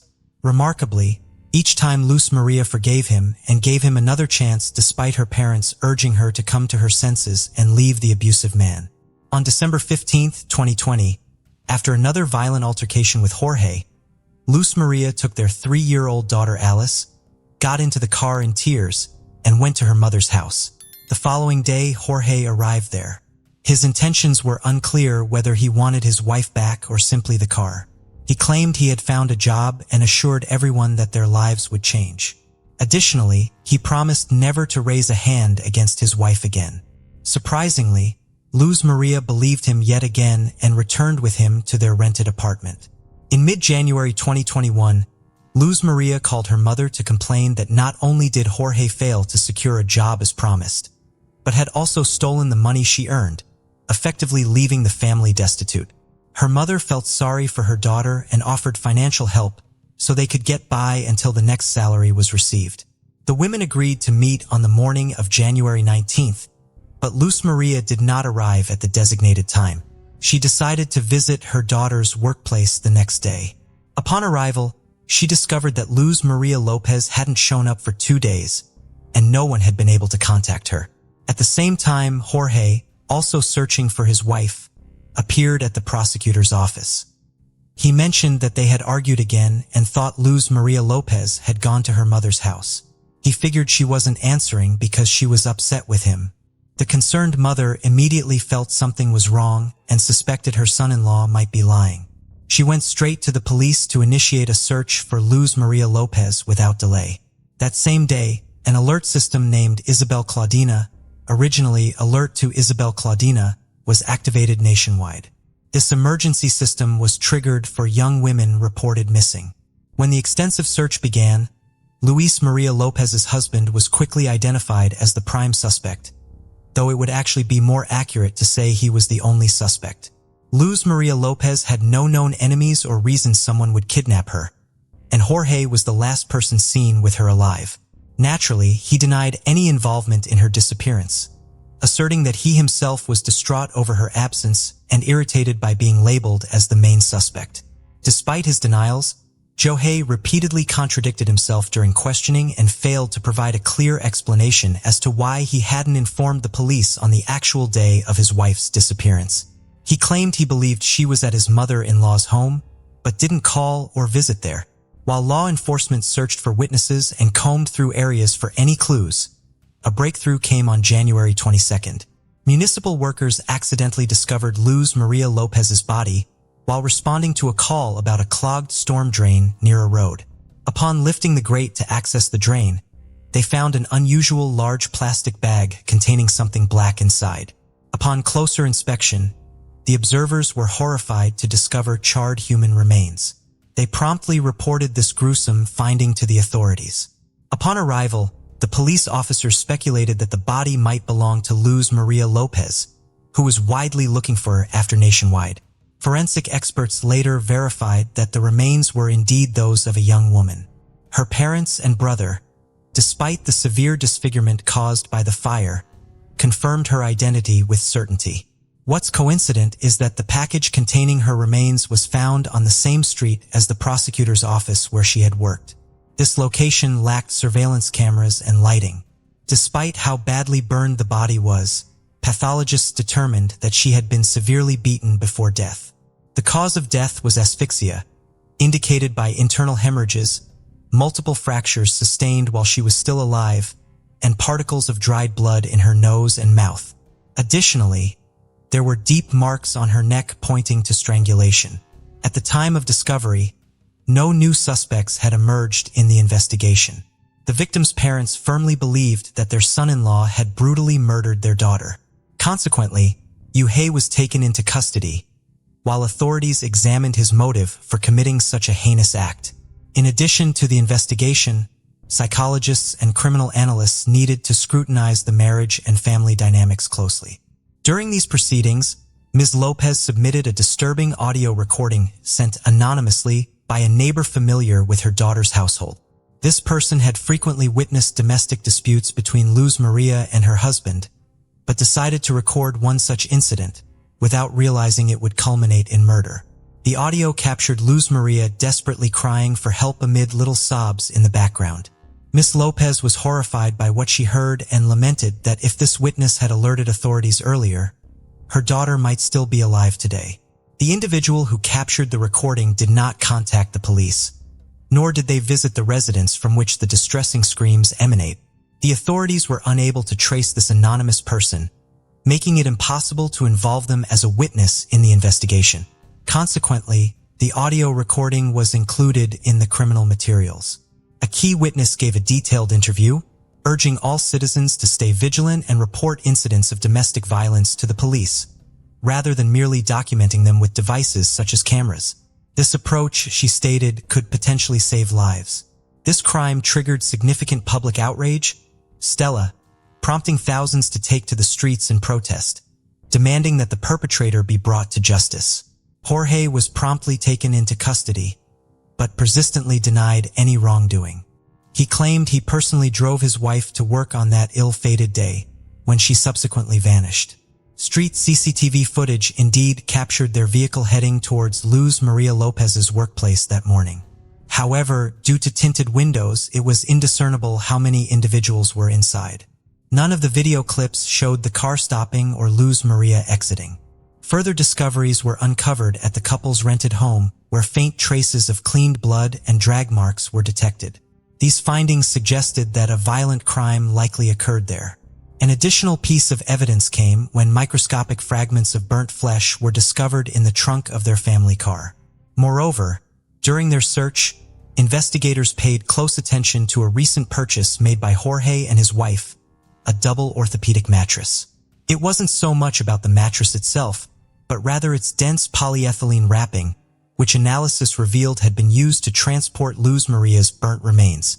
Additionally, several neighbors testified about having repeatedly heard Jorge verbally abusing and threatening his wife with death just days before her sudden disappearance.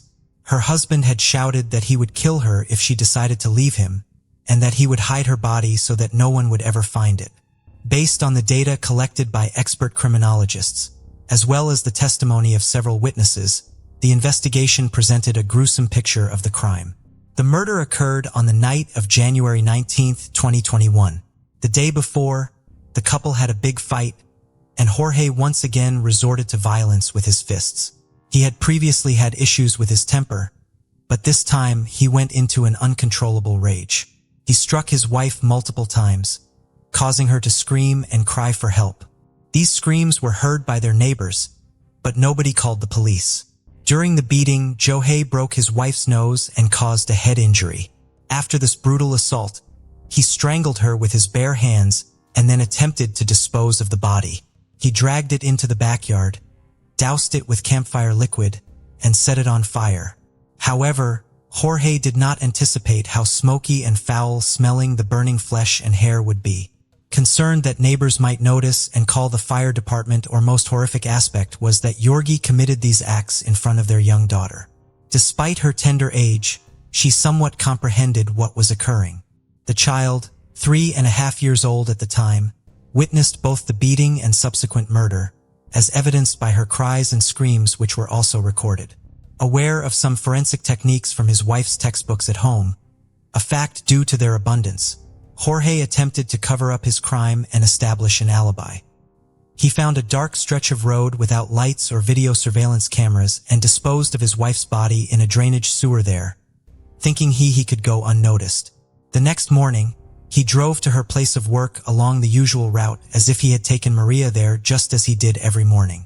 The following day, he began to simulate an active search for his wife, calling her colleagues, acquaintances, and relatives. The criminal's lawyers delayed the trial as much as they could. They also attempted to throw the investigation off track. They insisted that all the evidence and witness statements were circumstantial, emphasizing that not a single piece of evidence unequivocally proved Jorge's guilt. Defense attorneys tried to get the detention changed to house arrest. They argued that Jorge himself was deeply depressed due to being accused of killing the woman he loved and the mother of his child. However, decisive evidence came from data obtained from Maria's phone. All this time, the device was in her husband's possession. On the first day after the crime, several messages were sent from it to different people in an attempt to create the appearance that Maria was still alive. Tracking all movements of the smartphone that day showed it was constantly in the same places as Jorge's phone. Despite this evidence, lawyers tried to turn it in favor of their client, claiming Jorge found his wife's phone and drove around with it searching for her. Yet no one could explain why he was sending messages from it or calling it from his own cell phone. Another proof of guilt was bruises and scratches on Jorge's body, found on the day of his arrest. These marks were photographed by experts and indicated that Maria clearly resisted. The most vivid was a scratch on his neck. Unfortunately, particles of Jorge's epithelium under Maria's fingernails couldn't be found because they were destroyed by fire. Despite many controversial points, the prosecutor asked for the maximum possible punishment for Jorge. Court hearings and proceedings were repeatedly postponed due to the raging worldwide pandemic. But in October 2022, Yohai was finally found guilty of his wife's brutal murder and sentenced to 50 years in prison. Although he maintained his innocence throughout, custody of little Alice was given to her maternal grandparents, who admitted their granddaughter now holds the main meaning in their lives.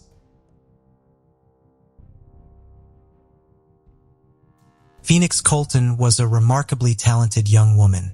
Her family described her as responsible, intelligent, and endlessly curious. She excelled in a wide range of areas, from athletics to the arts. A regional fencing champion, she also played multiple musical instruments, including the guitar, violin, and piano. Primarily homeschooled during her early education, she had recently enrolled at the University of Missouri in St. Louis to pursue her bachelor's degree. On December 18, 2011, 20-year-old Phoenix attended church and went grocery shopping with her parents before returning to their Spanish Lake, Missouri, home in the early afternoon. Around 3 p.m., her father, Lawrence, noticed Phoenix sitting in her car on her phone, a common sight for her. However, a few minutes later, he observed that she had driven away, which was somewhat out of the ordinary. Phoenix would usually let her parents know where she was going before leaving the house. However, Lawrence assumed that his daughter was going off to see a friend or visit the neighborhood convenience store. By midnight, however, Phoenix's parents realized that something was wrong. Phoenix has not been seen since she left her driveway that day in December. The investigation into her disappearance has been problematic since the beginning. The Colton family has publicly alleged that both the police and the local media family finally received a concrete clue about where she had gone after she left her home. It did nothing to assuage the fears they had for Phoenix's safety.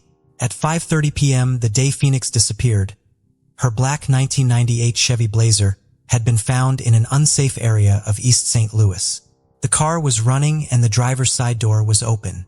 Left in the car were Phoenix's glasses, shoes, purse, and identification. The car was towed by the police. Phoenix's parents would not learn that the car had been found until January 2nd when a family member was able to track it down.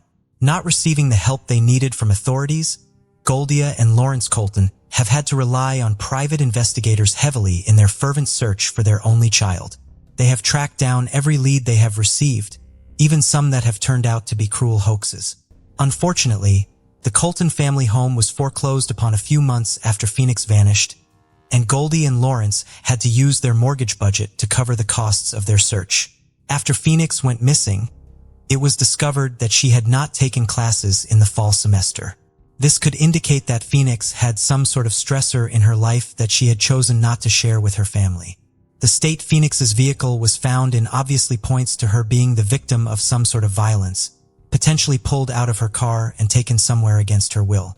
It remains unclear if she was the victim of random violence or an attack rooted in her personal life.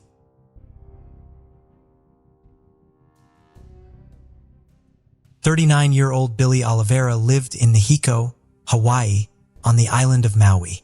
Billy had been raised by his grandparents and legally adopted by them when he was 16. By 2015, his grandfather had passed away, but Billy remained close with his grandmother and continued to live with her. At approximately 10:30 p.m. on July 13th, Billy and his grandmother heard a vehicle pull up outside their house. Because the vehicle was so loud, his grandmother assumed it was a truck. Billy went outside to see who had stopped by. Billy's grandmother did not realize that this would be the last time she saw her grandson. Billy never came back into the house after going to investigate the arrival of the vehicle. Because of this and the fact that the vehicle sounded like a truck, Billy's grandmother assumed that he had been picked up by one of his half-brothers. However, the following morning, another one of Billy's half-brothers arrived to pick him up for plans they had made. Billy's grandmother told him where she thought he was, and his half-brother left to pick him up at his brother's home. However, Billy was not there. No other family members had picked him up. Billy had left his cell phone inside when he had gone outside on the night of the 13th, so his family could not call him or track his phone. The police would not allow the Oliveira family to file a missing persons report for several days. As such, the initial search effort was left to his family. The beautiful lush foliage around Billy's secluded home made physically searching for him difficult, but his family did their best. They were eventually able to get assistance from Maui Search and Rescue, a volunteer organization on the island. The search dogs the group brought with them lost Billy's sent very close to his house. Billy's family has always maintained that he would not have vanished voluntarily, mainly due to the close relationship he had with his grandmother. Even as an adult, he remained courteous about sharing his plans with his grandmother. He would never go anywhere without telling her where he would be and calling to check in when he arrived. Furthermore, he was a homebody with few close friends, who preferred to stay in the familiar surroundings of his home and read. The unidentified vehicle that surroundings of his home and read. The unidentified vehicle that pulled up to the Oliveira house that night is obviously the clue that could solve the case. No one has ever come forward identifying themselves as the person who came to the house that night. This has increased suspicions that whoever was in the vehicle in some way harmed Billy. This remains merely a suspicion as neither Billy nor his remains have ever been found. In 1964, 15-year-old Reed Jepson was living what many would consider the ideal teenage life in Salt Lake City, Utah. He had just scored his first touchdown as a player for the East High School football team. He had a paper route and was careful with his money. He had 11 siblings and was always looking out for them. His father was a doctor, and his family regularly attended church. Reed loved the outdoors and spent his summers working on his family's ranch in Montana. He responsibly raised and trained German short-haired pointers to be bird-hunting dogs. On Sunday, October 11th, the Chechens returned home after a morning spent at church. While some members of the family began preparing Sunday dinner, Reed changed from his church clothes into a pair of Levi's and had to go outside to feed and walk his two dogs. The two dogs, one adult and one puppy, were housed in a kennel in the family's backyard. Reed and the two dogs never returned home, shattering the Jepson family's picturesque life. A friend reported seeing Reed walking the dogs near a school in the Jepsons' neighborhood around 1 p.m. This is the last reported sighting of him. Reed's large family was able to conduct an extensive search immediately after he went missing, and they plastered the area with flyers. Their efforts did not lead anywhere. In May of 1967, Reed's older sister, Suzanne, thought she saw him in a car on Interstate 80. She took down the car's license plate and reported the sighting to the police. They followed up on the lead, but the person in the car was just someone who strongly resembled Reed. The Jepson family has always maintained that Reed would not run away. There were no problems in his home life that would give him a reason to. Further supporting this claim is the fact that all of Reed's savings and belongings were left at his home.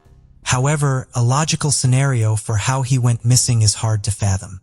The athletic teenager would have been difficult to physically overpower and abduct. However, if he were involved in some sort of accident, his dog should have been located. It appears that someone else was involved in Reed and his dogs going missing, but the specifics of the role they played remain unclear. Reed's siblings have remained active in searching for their brother and keeping the police focused on it, even as the years since Reed was last seen have turned to decades. The Salt Lake City Police Department announced in February 2010 that they were formally reopening the investigation into Reed's disappearance. Many of Reed's siblings were there for the announcement. They were also there waiting for news when, in February 2012, authorities brought in cadaver dogs and a backhoe to search a gully behind Clayton Middle School. The dig was performed based on a tip. Even after digging 8 feet into the ground, police found no evidence relating to Reed's case. Reed's siblings have provided DNA samples to 2 missing persons databases. As of February 2018, if Reed is still alive, he'll be 69 years old.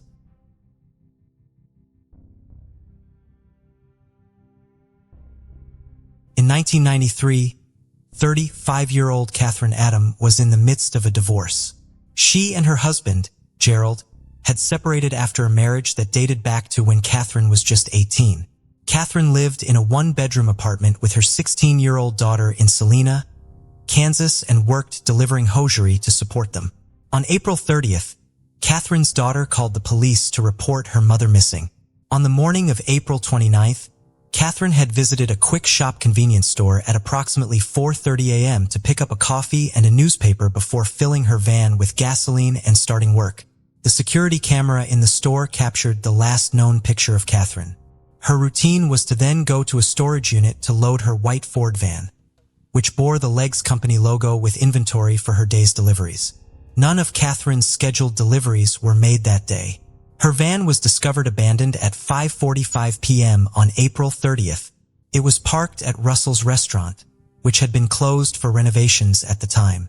The outside of the car was splattered with mud. Inside the car, there was a small amount of blood. Police discovered a larger amount of blood outside Catherine's storage unit. Tests would later confirm that it was Catherine's blood. The door of the unit had been left open, leaving them to believe that Catherine had been attacked while she was in the middle of loading her truck for the day. The storage facility was fenced in, meaning that whoever assaulted Catherine would have needed a way to access the gate. While the circumstances around her disappearance seem to indicate foul play, Catherine's body has never been recovered. Her disappearance remains unsolved.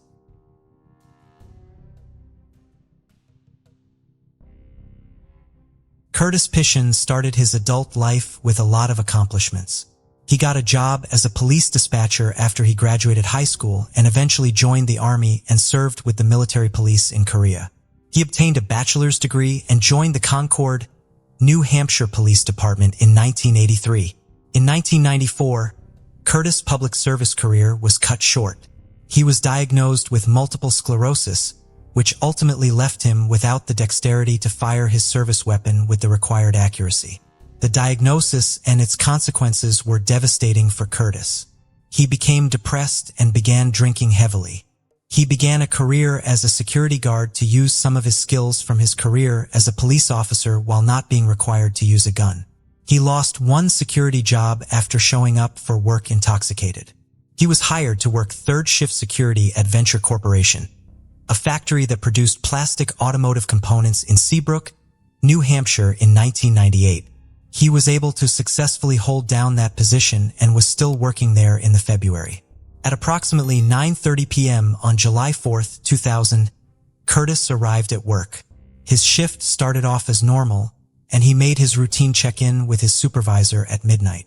The other employees at the factory all stated that he was behaving normally. The night took a dramatic turn at 1:42 a.m. on July 5th when Curtis called the fire department to report that his car was on fire. The fire department was able to extinguish the fire, but the car was a total loss. Curtis was known to keep his valuables in his vehicle, which made the loss of the car even worse. Despite this, everyone who spoke with Curtis said that he seemed to handle the fire in stride. The factory's security supervisor spoke with Curtis at approximately 3:25 a.m., at which point he still seemed fine.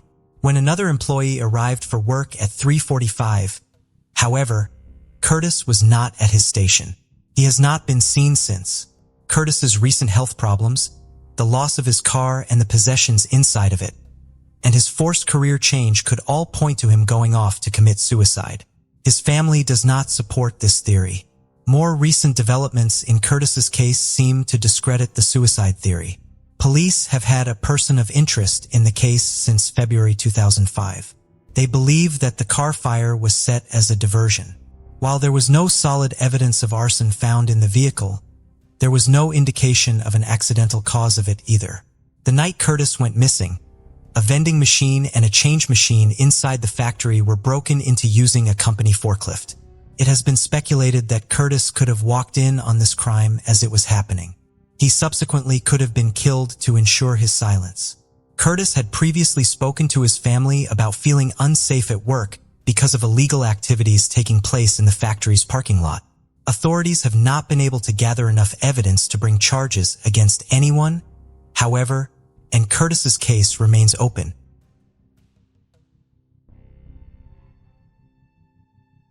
During the London Olympics, a young Puerto Rican boxer, Felix Verdejo Sanchez, emerged as a shining star.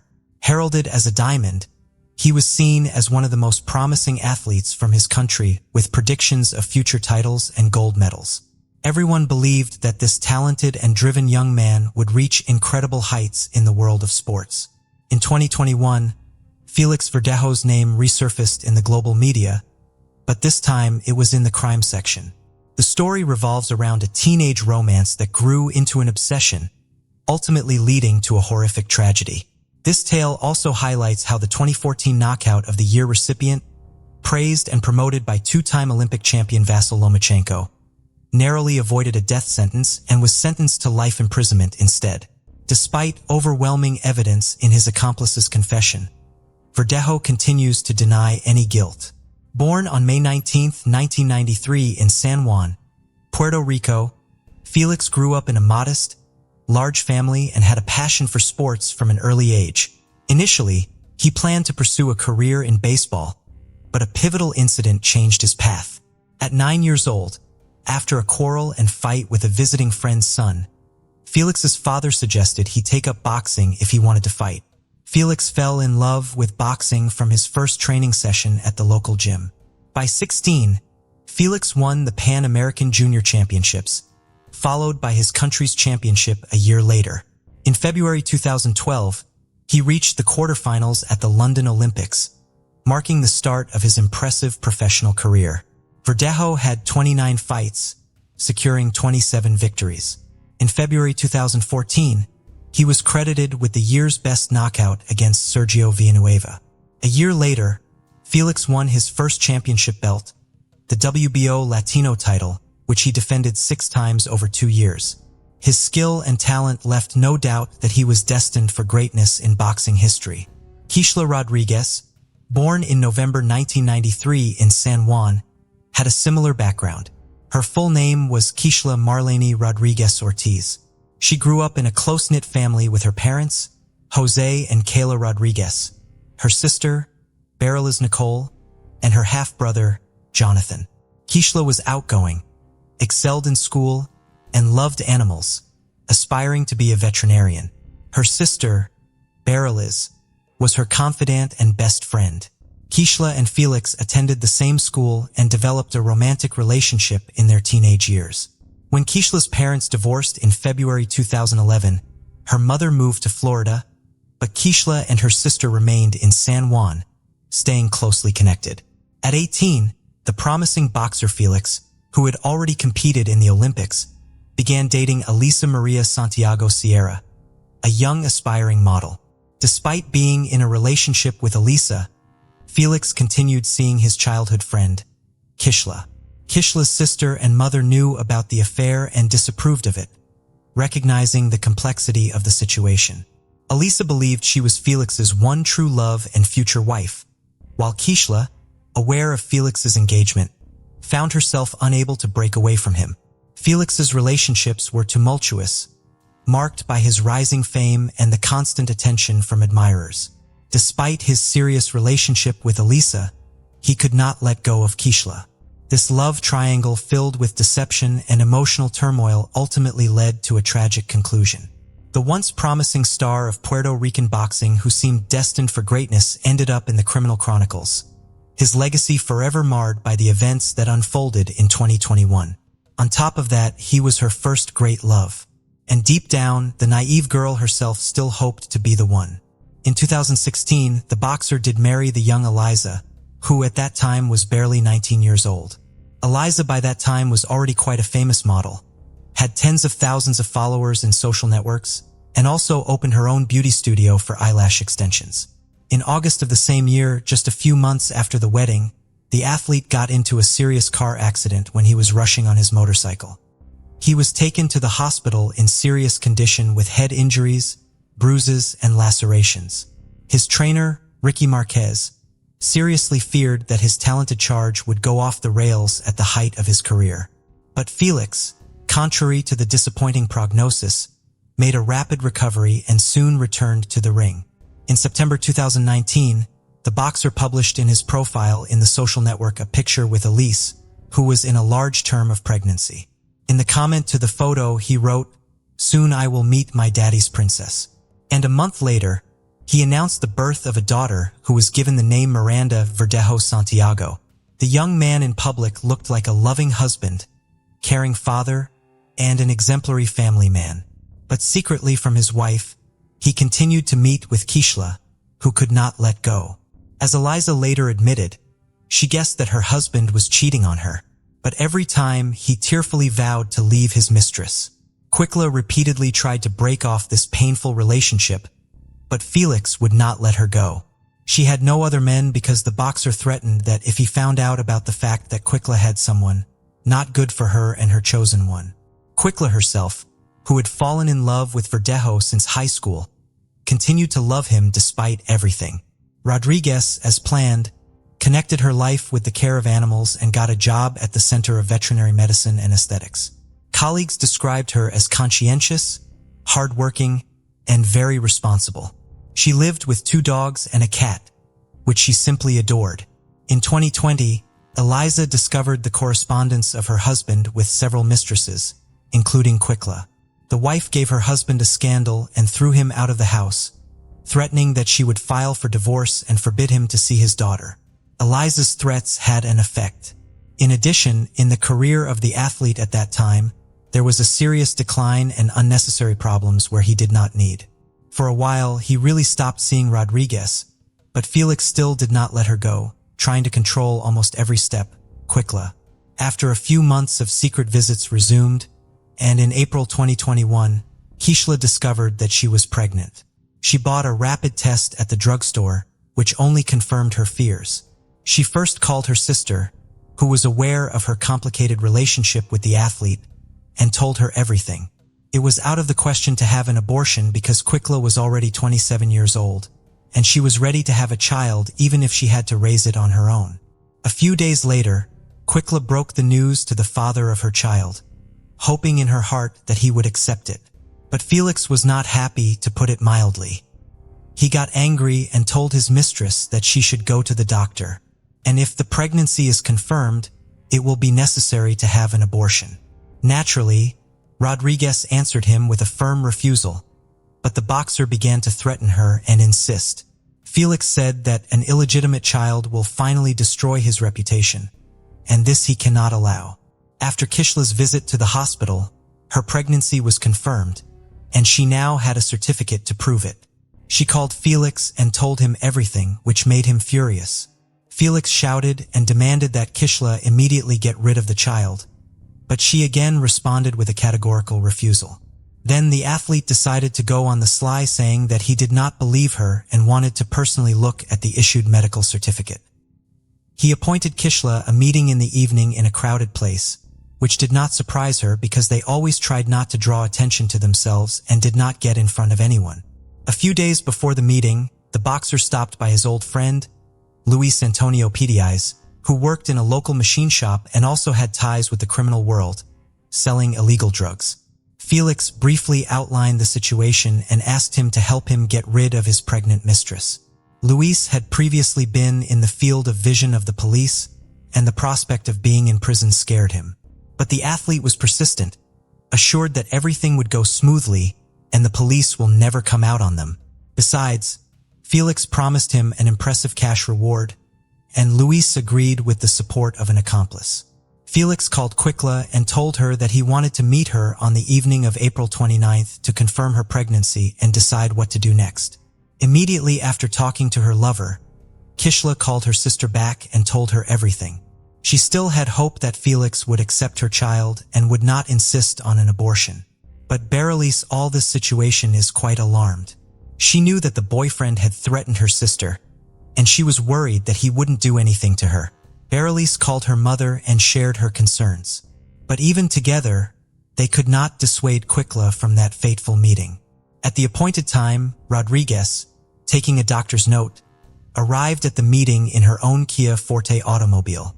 Verdejo drove there in his pickup truck, in the back of which Luis was hiding. Quicla immediately got into the athlete's car and showed him the results of the tests. He once again talked about terminating the pregnancy, but Quicla, crying again, responded with a refusal. Against this background, the couple began to quarrel violently, turning to shouting. Then Felix suddenly hit Quicla in the head with his fist, from which she immediately lost consciousness. Until Quicla regained consciousness, Felix took a syringe with a large dose of illegal substances hidden in the glove compartment of the car, which Luis had obtained at his request, and injected Quicla. Then, together with his accomplice, they carried her to the back of the car where there were already prepared pieces of wire and a concrete block. The men tied Rodriguez up, attached the load, and then covered her with a tarp so that no one would accidentally see anything. Felix then returned to the pickup truck while his accomplice got behind the wheel of Quicla's vehicle. Together, they drove to the bridge over the San Jose Lagoon. It was virtually deserted at night, and the men, making sure no one could see them, threw Quicla, still alive, into the water. Afterward, however, they decided to fire a few test shots in pursuit using the firearms they had brought with them so as not to leave the victim any chance. Having finished the massacre, each of the perpetrators went home. Kishla's co-workers were the first to worry when she didn't show up at the Veterinary Medicine and Aesthetics Center the next day. Kishla has always been very responsible and couldn't just not show up for work without notifying anyone. Since she didn't answer the phone, it was decided to contact her sister to find out what happened. After several unsuccessful attempts to contact her sister, she went to her house. No one answered the door, but Mary Lice had a spare key, so she got in without difficulty. However, she was met only by hungry animals who had not eaten anything for almost 24 hours. Now Berenice was already in a panic because she realized that something terrible or irreparable had happened to Quicla. She immediately called her mother and told her everything, and then reported to the police about her suspicions and threats to her sister. She also called Felix, but he claimed that he had spent the previous evening and night at home with his family and had not gone to any meeting. The missing girl's mother took the first flight from Florida to San Juan. She thought that her lover might have taken her daughter to a private clinic and paid for her to have an abortion without her consent. Kayla didn't even want to think about the fact that Kishla was no longer alive. The first thing to do was to question the missing girl's neighbors and co-workers, but they didn't notice anything suspicious and couldn't provide the investigation with any useful information.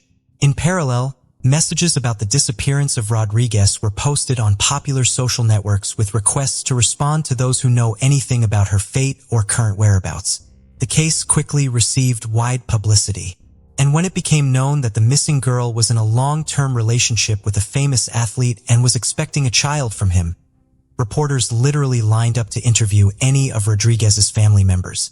The relatives did not hold anything back and spoke out about their suspicions, among other things, blaming Felix for the incident. On April 30th, Kishla's car was found abandoned on the east side of the city with her documents and personal belongings inside. No signs of struggle were found in the interior, giving a faint hope of finding its owner alive. On May 1st, a passerby strolling on the bridge over the lagoon saw a strange shape resembling a human body in the shallow water. He reported his discovery to the police, who soon recovered from the water the body of a young woman, presumably the same one the whole city had been looking for several days. Members of the Rodriguez family, who arrived to identify the body, hoped to the last that it was not Quicla, but their hopes were not realized. The body had been in the water for several days and changed a lot, But the girl was immediately identified by a remarkable tattoo on her arm. When news of the gruesome discovery hit the press, the residents of the city revolted and began to go out to spontaneous rallies demanding punishment for those responsible.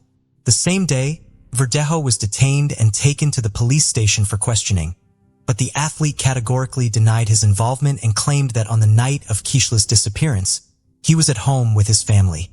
As there was nothing to charge him, Felix was released on his own recognizance. One of the key witnesses was the athlete's legal wife, who at the first interrogation admitted that she was aware of his affair with Kishla, but that she had heard about her rival's pregnancy for the first time. On top of that, she did not confirm her husband's alibi, saying that he was not at home on the night of the murder. The first thing investigators did was check traffic surveillance footage on the way to the bridge from which Kishla was thrown. That's how they found Felix's pickup truck and the victim's car traveling behind each other. But the Kia Forte was clearly not driven by its owner. On the same day, the boxer's car was seized for examination, and in its body, they found some hair of the deceased. Luis was the first to surrender to the police, promising to tell the whole truth in exchange for a reduced sentence. Felix was also taken into custody, but he refused to cooperate with the investigation, did not answer questions, and continued to deny his guilt despite the presence of irrefutable evidence. A firearm was seized from Felix, which he used to shoot the victim from the bridge and for which he had an official permit. Also, a cell phone check confirmed the fact that Felix, Luis, and Kishla were in the same location on that fateful night. Kishla's final farewell was on May 8th, and the funeral ceremony was all over the national news. It was a kind of action calling for the perpetrators of the tragedy to be punished to the full extent of the law, as well as an action to draw public attention to the problem of gender violence. The coffin with Rodriguez's body was brought to the cemetery, not in a traditional hearse, but in a white carriage over which white flower petals were thrown from the air. Many famous Puerto Rican natives, including show business stars, athletes, politicians, and public figures, have spoken out about the high-profile incident. Verdejo was charged with carjacking, kidnapping, premeditated murder, and the murder of an unborn child. All of these crimes together carried the death penalty, but the relatives of the deceased from the very beginning asked the court to elect a sentence of life imprisonment for the killer so that he would suffer in captivity for the rest of his life. The hearing was repeatedly postponed due to the worldwide coronavirus pandemic. But in the spring of 2021, the trial was held in virtual mode. The court found that the crime was committed by a group of persons by prior conspiracy and with particular cruelty against a pregnant woman. It was possible to reconstruct the chain of events of that night and the details of the crime, mainly thanks to the testimony of Luis, who did not deny his guilt. He admitted that it was he who, at the request of a friend, got the drug for injection and also brought a wire and a concrete block to get rid of the body. But Felix continued to insist on his non-involvement in the case, although his words could not seriously affect the situation. By the way, the wife of the boxer, who acted in court as a witness almost immediately after the arrest of her husband, filed for divorce and tried to abstract from what was happening, focusing on the development of his business and raising a young daughter. According to some reports, not so long ago, Elisa Santiago remarried. Elisa herself admitted in an interview that she repeatedly received anonymous calls and messages with death threats, as well as death wishes to her and even Miranda. Many considered it was the spouse of the athlete as the organizer of the crime, but no evidence was found. In the summer of 2023, it became known that the jury, having familiarized itself with all the evidence and heard the testimony of all the witnesses, was finally ready to announce the final verdict. Felix Verdejo and his accomplice Luis Cadiz were found guilty on each of the charges against them. But despite this, the killers have not yet been sentenced. The next court hearing is scheduled for mid-November 2023. Most likely, both men involved in the deaths of Kishla Rodriguez and her unborn child will likely go to prison for life with no right to ever leave prison. In the early hours of July 7, 1985, 34-year-old Jane Anchor Hilton was found beaten and stabbed to death. Her body was discovered in a bedroom at her employer's home, a place she had moved into just the day before, seeking refuge from a troubled marriage. Jane was found by two housemates and her daughter, Autumn. The murder was baffling, and the case remained unsolved for 14 years until two new detectives reopened it in 1999. A misquote in an article led investigators to focus on Ricky Davis as a suspect. Davis was eventually tried, convicted of the crime, and maintained his innocence throughout. Relentless in his fight, he turned to the very justice system that had imprisoned him. After 15 years, Davis was exonerated, and the true killer was identified through genetic genealogy testing and the efforts of the Innocence Project, a group committed to uncovering the truth. Jane was well known in El Dorado Hills, California, where she worked as a columnist for Foothill Times. She frequently covered social events around town for the paper. Jane was a mother of 6, whom she cherished and inspired daily through her poetry. She had been working toward her real estate license and married Archie Hilton in 1984. However, by July 1985, their marriage began to unravel. It was then that she sought help from her employer, Wilma Klein. Klein owned a fairly large home in El Dorado Hills. With her lived her daughter, Maureen Klein, and her boyfriend, Wilma's grandson, Ricky Davis, and his girlfriend, Connie Dahl, also occupied a room at the house. On July 6, 1985, Wilma welcomed Jane and her youngest daughter, 13-year-old Autumn Anchor, into her home. By all accounts, it was a full house. The first night of her new life would prove to be the night her life ended. At 3:30 a.m., Ricky Davis, then 20, and his girlfriend, 19-year-old Connie Dahl, returned from a party to find Autumn lingering about outside. She told them she was out late and afraid her mother was going to be angry. All three made their way into the house. There was blood in the hallway. It was silent as they reached the first room, belonging to Maureen, Ricky's mother. On the bed was the bloody body of Jane Hilton. She was not breathing. Maureen and her boyfriend had gone on a camping trip and were not home at the time. Ricky and Connie called 911, and police arrived, but Jane was pronounced dead at the scene. She had suffered 29 stab wounds, was beaten, and bitten on her shoulder. It was a senseless murder, and investigators began to interview those closest to Jane. Before we dive in, don't forget to subscribe to our new channel, where we uncover captivating and chilling cold cases that will keep you on the edge of your seat. You won't want to miss the twists and turns we have in store. Let's continue. Archie Hilton, Jane's estranged husband, was interviewed and provided detectives with a solid alibi and DNA. Archie had been the logical choice as he and Jane had been going through a rough patch. He, however, said that the marriage was snowed over and that there was no trouble between them. He was cleared and all leaves went cold. Ricky Davis and Connie Dahl both told investigators they arrived home in the early morning hours and found Autumn waiting outside. When they entered the house, they found the hallway carpet bloody. The blood trail led them to the master bedroom where they found Jane lying dead on the bloodied mattress. They speculated that an intruder may have been responsible for the murder. For 14 years, the case remained unsolved. The cold case reopened in 1999. El Dorado County Sheriff's detectives Richard Strasser and Rick Fitzgerald retest with the investigation. After poring over paperwork, they zoomed in on a news article. Connie Dahl, former girlfriend of Ricky Davis and housemate Jane Hilton, had given an interview to a reporter. She was quoted saying Hilton's body was lying in bed like someone placed her there in the position she would normally sleep in. This statement seemed to contradict a muffled audio recording of a statement that Davis had previously made. Detective Fitzgerald falsely thought he heard him say the body was found on the floor. Dahl was, at the time, serving a jail sentence in Oregon on unrelated charges.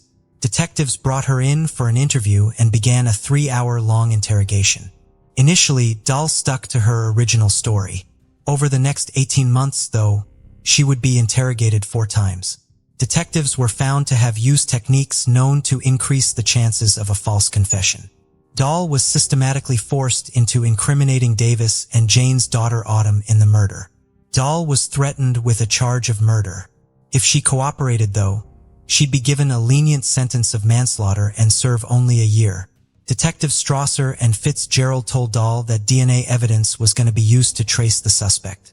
In truth, no DNA evidence was brought into the case during that period. In truth, testing had not been done on the DNA recovered from the scene. By showing a crime scene photos and using facts from the crime, such as the bike mark on Jane's shoulder, investigators sped Dahl the information they wanted to hear. Over the course of the 4 interviews, Dahl was starting to break. She began remembering facts from the crowd. This in turn allowed her to fabricate and create an entirely different account of events from the night of the murder. In one interview, Dahl said that Autumn was present during the murder of Jane and was sprayed with blood. In another, she confessed that she was probably the person that fit Jane on the shoulder. Dahl would say that the murder began with an argument between Davis and Jane. She alleged that Davis wanted Autumn to join them at a party. When Jane refused, Davis erupted in a fit of anger, leading to the death of Jane. Her story kept changing to fit the facts being fed. However, she couldn't remember the weapon used for the murder or where it was eventually hidden. Dahl had implicated her ex-boyfriend Davis in the murder of Jane Hilton. He was now the prime suspect. Ricky Davis and Autumn Anker were also interviewed following the confession of Connie Dahl. Both Davis and Anker stuck to their original accounts of the crime. Detectives again lied to Davis, telling him that Anker had also implicated him in the murder. Anker told detectives she had no reason to protect Davis when they threatened her with culpability regarding the murder. Despite their interrogation techniques, detectives could not sway Davis or Anker to change their stories. They therefore used the confession of Dahl to arrest Davis. Dahl was offered a plea bargain to testify against Davis at his trial. Davis's first trial was declared a mistrial by jurors. His second, in February 2005, would eventually convict him. Dahl took the stand and testified against Davis. She told the court of how she struggled with Jane, and she herself accidentally bit the victim on the shoulder. She went on to say that she went outside as Davis continued the bloody assault on Hilton. Dahl said she could hear screaming, pleading, and gurgling as Davis continued the brutal attack. Based entirely on the testimony of Dahl's account of events, Davis was sentenced to 16 years in prison for the second-degree murder of Jane Hilton. Dahl received a lesser charge of manslaughter and received a year-long sentence at the county jail. Dahl, though, would eventually die from a drug overdose in February 2014. Meanwhile, Davis was not going down without a fight. He maintained his innocence and, in February 2006, made contact with the Northern California Innocence Project. He asked if they could help him prove that he was wrongly convicted. The NCIP was founded in February 2001 by Kathleen Rodolphi and Linda Starr. The project began after legislation offered convicted inmates to seek DNA testing to prove their innocence. It's a non-profit clinical program of Santa Clara University School of Law. After Davis made contact with the NCIP in February 2006, his case was put through a thorough re-examination. Cooperation between the NCIP and the El Turotar County District Attorney's Office allowed for the DNA recovered from the crime scene to be retested post-conviction. Evidence from the crime scene included Hilton's nightgown and biological material found under her fingernails. The results revealed an unknown male DNA profile. DNA from Hilton's fingernails and neck gown were both found to be from the same source. Test results eliminated Davis, Dahl, and Anker. This proved Dahl's testimony was contradictory to the physical evidence and therefore had to have been fabricated. The DNA also proved Archie Hilton innocent. Unfortunately, he had passed away by the time results were released. The DNA profile file was entered into the FBI Combined Index DNA system, CODIS, but no matches were found. Although the evidence seemed to prove Davis's consistent claim of innocence correct, there were some hurdles that still needed to be jumped. The NCIP successfully argued that had the DNA results been presented to the jury during Davis's trial, the outcome would be different. However, until January 2017, the California standard required that new evidence quite unerringly to innocence. It was considered an almost unattainable standard. In February 2015, a false confession expert, Richard Leo, reviewed transcripts of Dahl's interrogations. Leo concluded that the methods used by detectives during the interrogation of Dahl were designed to pressure and persuade Dahl to a doctrine account that matched the detectives' pre-existing beliefs about how and why the murder of Jane Hilton occurred. In February 2016, though, the NCIP co-sponsored Senate Bill 1134. This bill allowed wrongfully convicted inmates like Davis to to prove that new evidence would likely have been compelling to a jury. NCIP attorney Melissa O'Connell filed a petition for a new trial based on the new DNA evidence testing. Championed by former California State Senator Mark Leno, the bill was passed in January 2017, putting California's standard in line with bound of 43 other states. In February 2019, Superior Court Judge Kenneth Malakian vacated Davis's 2005 conviction and ordered a new trial. Initially set to start in February, however, the judge announced the trial would take place in April 2020, citing for defense attorneys' health as the catalyst for change in date. However, the fate of the trial was about to change once again. Advancements in DNA testing led to Davis becoming the first convicted person in California and the second in the United States to be exonerated for a crime. Genetic genealogy is a fairly new DNA testing concept. It involves taking DNA evidence from a crime scene and sending them to genetic companies. These companies then search boundary tree databases to find a potential match. In February 2020, DNA evidence matched to a man considered an unlikely suspect. El Dorado County Attorney Vern Pearson announced in February 2020 that a new suspect had been identified as the man linked to the DNA evidence found on Jane Hilton's body. Following the arrest, many people spoke to the media about the man they knew as Michael Green. Green was a longtime resident of Roseville, California. He graduated from Oakmount High School in 1986. He was described as an easygoing, kind person, even-tempered, and even super chill. One classmate who wanted to remain anonymous could not understand why Green would go to El Dorado Hills and brutally murder a woman. According to reports, Green was 17 years old at the time of Hilton's murder. On the night of July 6, 1985, the victim's daughter, Autumn, met Green and two of his friends, Calvin and Stephen. They hung out together at the park when Autumn decided to go home and have a shower before returning. Allegedly, Autumn told her mother she was going to another friend's house for the evening. Instead, she returned to the park to join the boys. What happened next is pure speculation. Investigators believe that during this time, Green broke into the house and was confronted by Jane. In a struggle to get away, Green may have attacked her in a frenzy. Following the attack, Jane's body was discovered by Davis, Dahl, and Otto when they returned home. Green had no criminal convictions either before or after the murder. It seems he'd led a normal life until DNA linked him to the gruesome crime. The other two boys who were with Green were tracked down shortly after his arrest. Kelvin, unfortunately, had died some time ago. Stephen, however, was found and interviewed the day after the arrest. He was being treated as a witness and not a participant. Green was arrested on February 11, 2020. Since Green was a teenager at the time of the murder, he made his first appearance at the juvenile court on February 19, 2020. District Attorney Vern Pearson said that procedurally, the court has to go through some steps on the juvenile side of it. Following this, Green was granted a transfer so that he could be tried as an adult.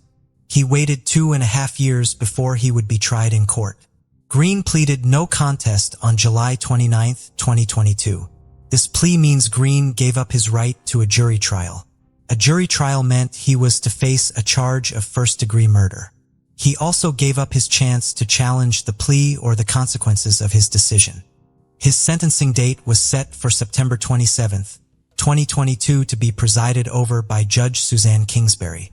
At sentencing, Dr. Elizabeth Kaufman, a professor in psychological science education, was called in on educational capacity to explain to the court the development of a dependolescent. Kaufman's research explained the varying development needs of adolescents with regard to emotional and cognitive development. The late adolescent stage allowed an individual to understand right from wrong, yet at the same time they're also functioning under diminished capacity for impulse control. The defense called several witnesses from Green's childhood, some who even maintained relationships with him into adulthood. Each witness was asked if their opinion had changed of him since the knowledge of his confession. All witnesses agreed they'd been shocked to discover that he was responsible for the murder of Hilton. Individuals who knew him in varying capacities described him as jovial, popular, funny, and loving. These words were used to describe him before and after the murder. Green's ex-wife, Karen Green, said, there's just not a bad bone in myth. After witness statements were given, each of Jane Hilton's children presented their victim impact statements. They all described the unforgivable loss that Green inflicted upon their family. "The why it happened and how different my life could have been will haunt me forever," said Heather Purvis McConnell, one of James' daughters. Argeth Brandon, Hilton's fourth child, said, "I loved my mother and I assume Michael loves his mother too. I want to know what he would feel or what he would say to the person who stabbed your mother 29 times. What would you do if you received an early morning call to tell you your mother is dead?" The court listened to her description of the feeling of gathering her mother's belongings from the house in which she was killed.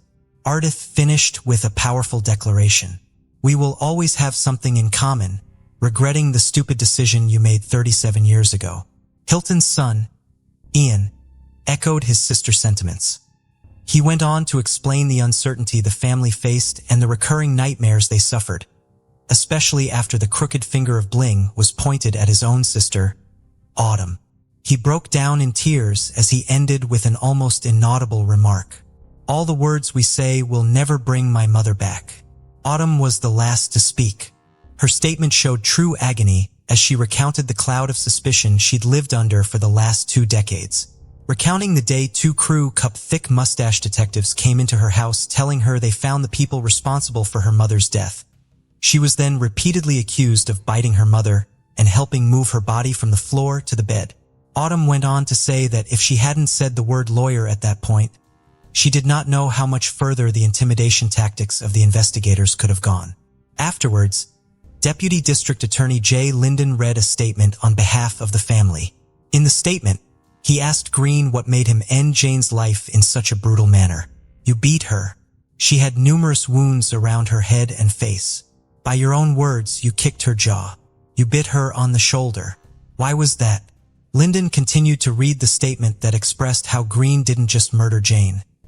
He destroyed numerous lives in the process. Linden then asked Green if he'd given any thought about Jane and who she was. He pointed out her achievements and the love she had for each of her children. In closing arguments, Margaret Husher, Green's defense attorney, stressed the idea that he was unable to stop himself. She emphasized that he did not know what he was doing was wrong, as he was an adolescent at the time. This argument was based on the testimony of expert witness, Dr. Kaufman. She asked that the court show mercy as she read off the multiple penal codes and rules of the court. Judge Kingsbury interjected by saying, "The court is not going to put him on probation," effectively ending any further comment from the defense. In response, Linden thanked the court and said the application for probation was offensive. He said, "It was a smack to this family who had endured this proceedings." Linden stated that he already got away with murder for 37 years. Placing him on probation allowed him to get away with more. Judge Kingsbury said she had heard a multitude of arguments about murder cases surrounding adolescent development. She remarked that after her 26 years on the bench, Jane Hilton's murder was by far the most brutal. Before passing her sentence, Kingsbury asked the family for their forgiveness for the trauma they had suffered, although she was not originally assigned the case.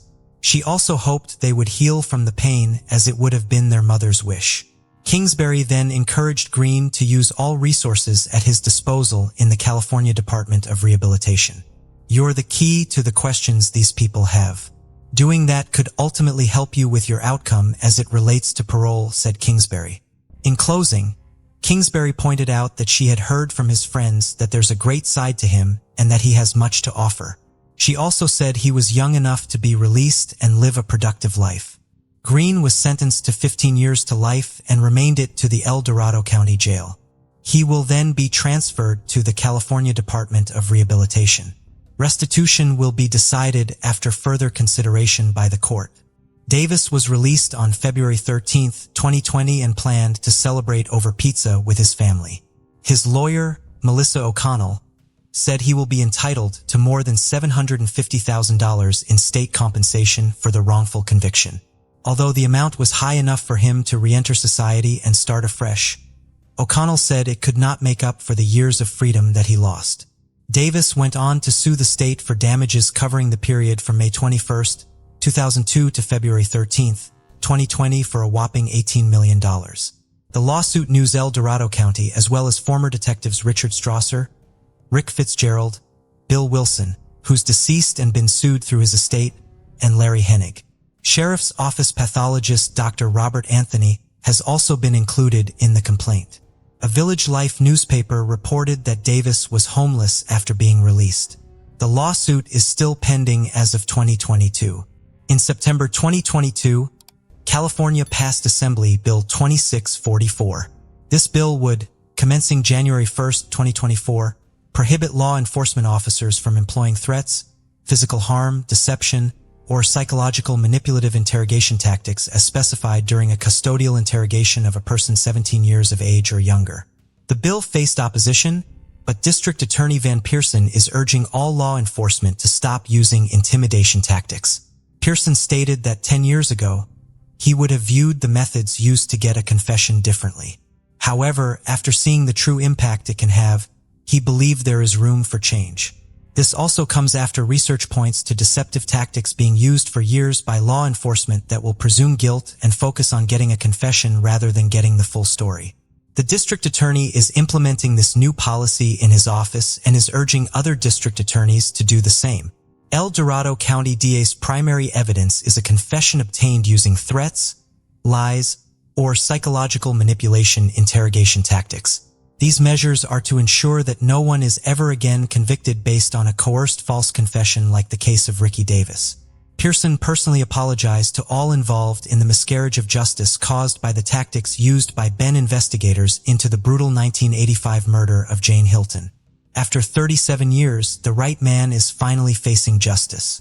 Yet the lives of so many were left broken by mistakes and false accusations. For Jane Hilton's family, hopefully, they can now pick up the pieces after being divided over the innocence of their own sister, Autumn. Ricky Davis can never regain the liberty he lost, and Michael Green destroyed not only the lives of the victim's family and friends, but the lives that he touched in the years before and after the murder. What are your thoughts on today's case? Did Michael Green deserve the sentence he received? Does his clean record, minus the murder, make him innocent of intentional murder? How could he let an innocent man take the blame for his actions? Can Ricky Davis ever get his life back on track even when he does receive compensation? And why is it taking so long? The case of Matthew Winkler, Secrets of a Religious Family. Sometimes the most horrible and unpredictable crimes are committed in seemingly perfect families. Of course, even in the most prosperous unit of society can come crisis, which will be unnoticed by others, but literally poison the lives of all members of the family and eventually lead to tragedy. The Winklers, in the town of Selmer, were considered by many to be a model family. The young pastor, his wife, and their 3 daughters looked happy, had everything they needed for a comfortable life, were healthy and successful, but in a quiet pool, as they say. In this case, many questions remained unanswered because we heard only one version of what happened. And the story itself became the subject of the book, Sex and Murder, Secrets of a Pastor. March 22, 2006, the small town of Selmer, Tennessee shook the terrible news. A 31-year-old pastor named Matthew Winkler was brutally murdered in his own home, and his wife Mary and their 3 daughters, 8-year-old Patricia, 6-year-old Maria Eliza, and 1-year-old Brianna disappeared without a trace. That day, the preacher of the Church of Christ did not show up for the evening service where he was supposed to attend with his family. This circumstance seemed strange and suspicious because Matthew was always very responsible and could not miss the planned event without informing anyone. None of the family members also answered the phone, which was even more disturbing. Alarmed community members decided to go to the Winklers' residence to find out what had happened and if they needed help. From the outside, the house looked normal. The windows and doors were intact, and nothing suspicious was visible. Inside, there were lights on in several rooms, and they could hear a television playing quite loudly in one of the rooms. It gave the impression that the owners of the house were busy doing their own thing. The front door was locked, but no one answered the knock. Phone calls also went unanswered, and through the curtained windows, it was impossible to see what was going on inside or if anyone was there. However, even though the whole situation was quite strange, no one was in a hurry to call the police. Instead, a call was made to an elder of the religious community who advised them to look for a spare key and open the door themselves. It took another hour and a half, and when members of the community were finally able to get inside the house, they found an eerie scene. Everything in the house was in its place. There was no sign of intruders, but the owners were nowhere to be seen either. Everything seemed normal until the visitors looked into the marital bedroom. There on the floor, in a pool of his own blood, lay the pastor's body. There was a huge hole in his back from a gunshot wound. Blood spattered everywhere, and bloody foam dried on his face. By then, the body had already cooled and stiffened. It was obvious that Matthew had been lying there for many hours and had probably been killed in the morning because he was dressed in his pajamas. It was only after this that a call was made to the police. By the time the police arrived, a whole crowd of neighbors, churchgoers, and casual passersby had gathered in and around the house, interested in what was going on. All of these people had left their fingerprints at the crime scene. They left their fingerprints and shoe prints, erased or trampled possible evidence, greatly complicating the work of investigators. The police took the body for forensic examination and found that the pastor was killed by a single shot in the back fired from a large caliber weapon. He died a few minutes after the wound from massive blood loss, unable to call for help. It was simply impossible to establish definitively whether there were any strangers in the house at that time because the people who had arrived before the police arrived had literally destroyed all traces of them. The picture of the crime was quite strange, and those who could shed any light on what happened disappeared. The fate of the wife and daughters of the murdered man remained unknown. The police assumed that the woman and children could have been kidnapped or also killed. By the way, the family minivan Winklers also disappeared from the garage. A massive search was launched and the state issued a yellow alert. This meant that children were missing and all citizens were asked to be vigilant and assist in the search. But let's break this whole story down from the beginning. Matthew Brian Winkler was born in 1974, November 21st, in the picturesque country town of Henderson, Tennessee, and was the youngest of 3 sons of Dan and Diane Winkler. Our hero and his 2 older brothers, James and Daniel, grew up in a rather conservative Christian family. Their parents were very religious and brought up their sons in strictness and obedience. It is worth noting that Matthew became a minister of the church in the 5th generation. His father, great-uncle Michael, grandfather Wendell, great-grandfather Merlin Winkler, and great-great-grandfather Merlin Paul Winkler Sr. were all preachers of the gospel at one time. The father, to top it all off, ran the local preacher's school and was a man respected and influential in his hometown. In their younger years, the Winkler brothers attended Sunday school and were active in church activities. In addition, Matthew in high school was seriously interested in soccer, and everyone who saw his game on the field noted that he had talent, and he could well become an outstanding athlete of world renown. However, later, the young man decided to sacrifice a promising sports career in favor of Bible study and church ministry. Since the preaching activity of the head of the family was associated with frequent travel, his wife and children almost always followed him. Because of this, Matthew changed several schools in his childhood, but the active, communicative, and friendly child quickly made friends and gained authority everywhere. When the boy finished school, his family lived in a small city called Austin, located in the state of Texas. Matthew was a creative person, had a powerful charisma, but here are some outstanding achievements in studies could not boast. After graduating from high school, he entered the college Freed-Hardeman and successfully completed it. In parallel, the young man began to try his hand as a pastor under the careful guidance of his father. Matthew was the youth minister of the Central Church of Christ in the city of McMinnville. He was later appointed to the preaching position at the 4th Street Church of Christ in Selmer, Tennessee. Mary Carol Winkler, maiden name Freeman, was born in December 1973 in Geist Township, Tennessee, and was the oldest of 2 daughters to her parents. She was also raised in a deeply religious family with strict rules. The head of the family for many years served as a pastor in the Christian church where the girl attended Sunday school. A few years later, a second daughter was born to the family and named Patricia. Unfortunately, the girl was born prematurely and had a number of serious health problems, including cerebral palsy, encephalitis, epilepsy, and mental retardation. For many years, the parents did not want to put up with the disappointing diagnoses of the child and desperately tried to treat her, agreeing even to experimental therapy. However, it did not bring any particular improvement. Mary tenderly loved her little sister, always treated her with awe and cared for her as best she could. But in 1987, when 10-year-old Patricia was bathing in the bathtub, her older sister was only a minute away to take something from the bathing accessories. And at that very moment, the girl had another epileptic seizure. When Mary returned to the room, her sister was no longer breathing and all attempts to resuscitate her had come to nothing. For a 13-year-old girl, it was a huge shock and the first loss in her life. She blamed herself for the tragedy and was on the verge of a nervous breakdown. Teachers who saw the deplorable state of Mary sent her to the school psychologist, working with whom she helped. But her father, learning about what was happening, made a scandal and forbade his daughter to go to these sessions, saying that such problems are discussed only within the family. In fact, the girl never received real moral support from her parents. Mary grew up modest and quite shy. She tried to avoid any conflicts, and after the tragic death of her little sister, she became withdrawn. Since her father did not allow her to seek help from a specialist, the trauma over the years has resulted in serious psychological problems. After the death of Patricia, the parents decided to adopt a little girl named Charlotte, who was from a dysfunctional large family. Soon, the couple was also allowed to take custody of Charlotte's 2 brothers and sister, so the family was reunited in their new home.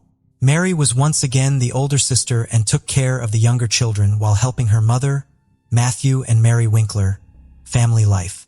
The future spouses met soon after Matthew graduated from high school. The guy was prominent, handsome, athletic, and enjoyed great popularity with the opposite sex. But to spin novels right and left, he did not allow a strict religious upbringing. The young people immediately developed a liking for each other, which quickly grew into love. For both of them, it was the first strong feeling in their lives.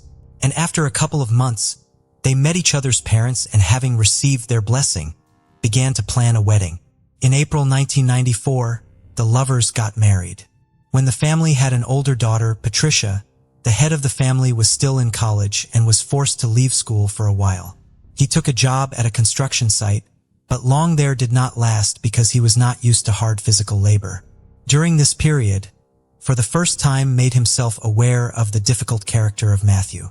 He was often angry with others, irritated at small things, and sometimes he could not control his anger.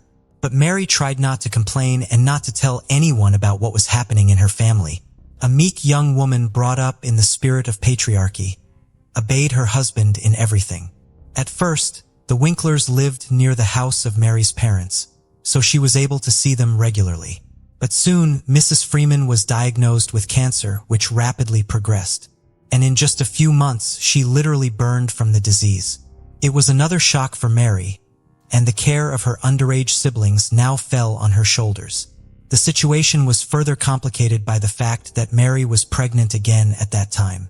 But soon after the birth of their second daughter, the family moved to another city where they bought their own small house. After the move, Mary was completely absorbed in the care of the baby and almost stopped communicating with her father, as well as with younger brothers and sisters who were too demanding and constantly needed attention. In addition, the young mother began to suffer from severe postpartum depression. Everyone who was closely acquainted with the family Winkler noted some oddities in the character and behavior of Mary. The young woman was characterized as an introvert and even sociophobic. She did not communicate with anyone. It was difficult for her to make new acquaintances, much less friendships. She suffered from mood swings, was prone to melancholy, and any little thing could bring her to tears. While Matthew was building his career as a pastor, his wife became increasingly withdrawn. The situation became even more complicated when Mary once again became pregnant. And a few months later, she learned that the fetus had died in her womb. Such news strongly shook Mary, who was looking forward to the appearance of this child and very much dreamed of a large, friendly family. Again, to see the long-awaited 2 stripes on the pregnancy test, she could only 2 years later, and her happiness was unbounded. This time, Mary hid her pregnancy for a long time as if afraid of something. She did so until her situation became obvious. Once again, everyone began to talk about Mary's strange behavior and pathological reticence. The strange behavior of Mrs. Winkler was associated not only with a severe psychological trauma she suffered in childhood, but also with a very unhealthy environment within her own family, which only undermined her already unstable nervous system. The head of the family was a man of authority and demanded unconditional obedience. Despite the fact that in public, the Winklers looked like an ideal married couple where there is trust, mutual respect, and harmony, in reality, their neighbors have repeatedly heard how the husband shouted and snapped at his wife for no apparent reason. No one could even imagine that a respected pastor could raise a hand on his wife until one day Mary had a huge black eye. Despite the fact that she denied the fact of domestic violence and said that it was an accident, the city quickly spread rumors about the cruelty of a young preacher who beats the mother of his children. In addition, Matthew at some point developed an irresistible urge to experiment in bed. He offered his wife to diversify their intimate life with role-playing games, adult toys, and so on. But for Mary, brought up in strictness with conservative views, such was unacceptable. She strongly restricted her husband in this, which infuriated him, and he repeatedly tried to get what he wanted by force. One day, after another abuse in bed, Mary called her only close friend in tears and complained to her about the situation.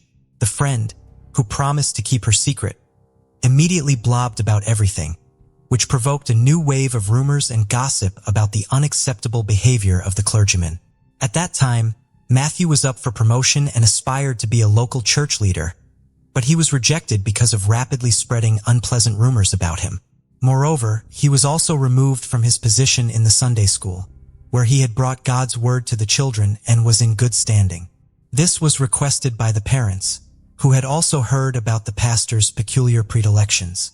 All this forced the family to leave their residence and move to another city where they planned to start over. They settled in Selmer, where they quickly gained the love and respect of those around them. Matthew took a job as a church pastor again, and his wife found a part-time job to make a small contribution to the family income. And although the family was still not smooth, their neighbors, as well as the congregation of the church where Matthew preached, considered Mary and Matthew an ideal couple and their family a model.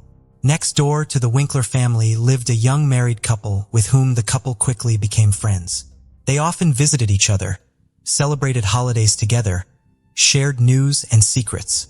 A few months before the tragedy, during a joint dinner at the pastor's house, Mary bragged to the neighbors that her husband had bought her a gun for self-defense and had already taken her to the shooting range several times to learn how to handle it confidently.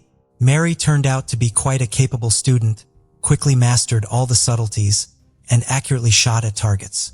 Moreover, it turned out that the Winklers already had firearms in the house, which had been purchased by the pastor earlier, also for self-defense. The guests wondered why the pastor and his wife needed all this because they live in a quiet town where they have no enemies, and everyone around them loves and respects their family. After another move of the couple, their financial situation left much to be desired. Mary was in search of various part-time jobs, and she also decided to get a medical degree to them, get a job in a clinic and help sick children. Soon, Mary decided to improve the financial condition of their family through financial fraud. She herself later claimed that she did not realize that she was doing something illegal and was going to pay back all the money as soon as she got back on her feet. What Mary was doing is commonly referred to as artificially inflating account balances. Mrs. Winkler also received checks from unspecified sources and then deposited them into a bank account she and her husband owned. She then changed the address of the account so that all communications would be routed there. The total amount of checks she received was almost $17,000, which aroused certain suspicions of the bank employees who decided to invite the couple to the office branch to clarify the circumstances and resolve the situation.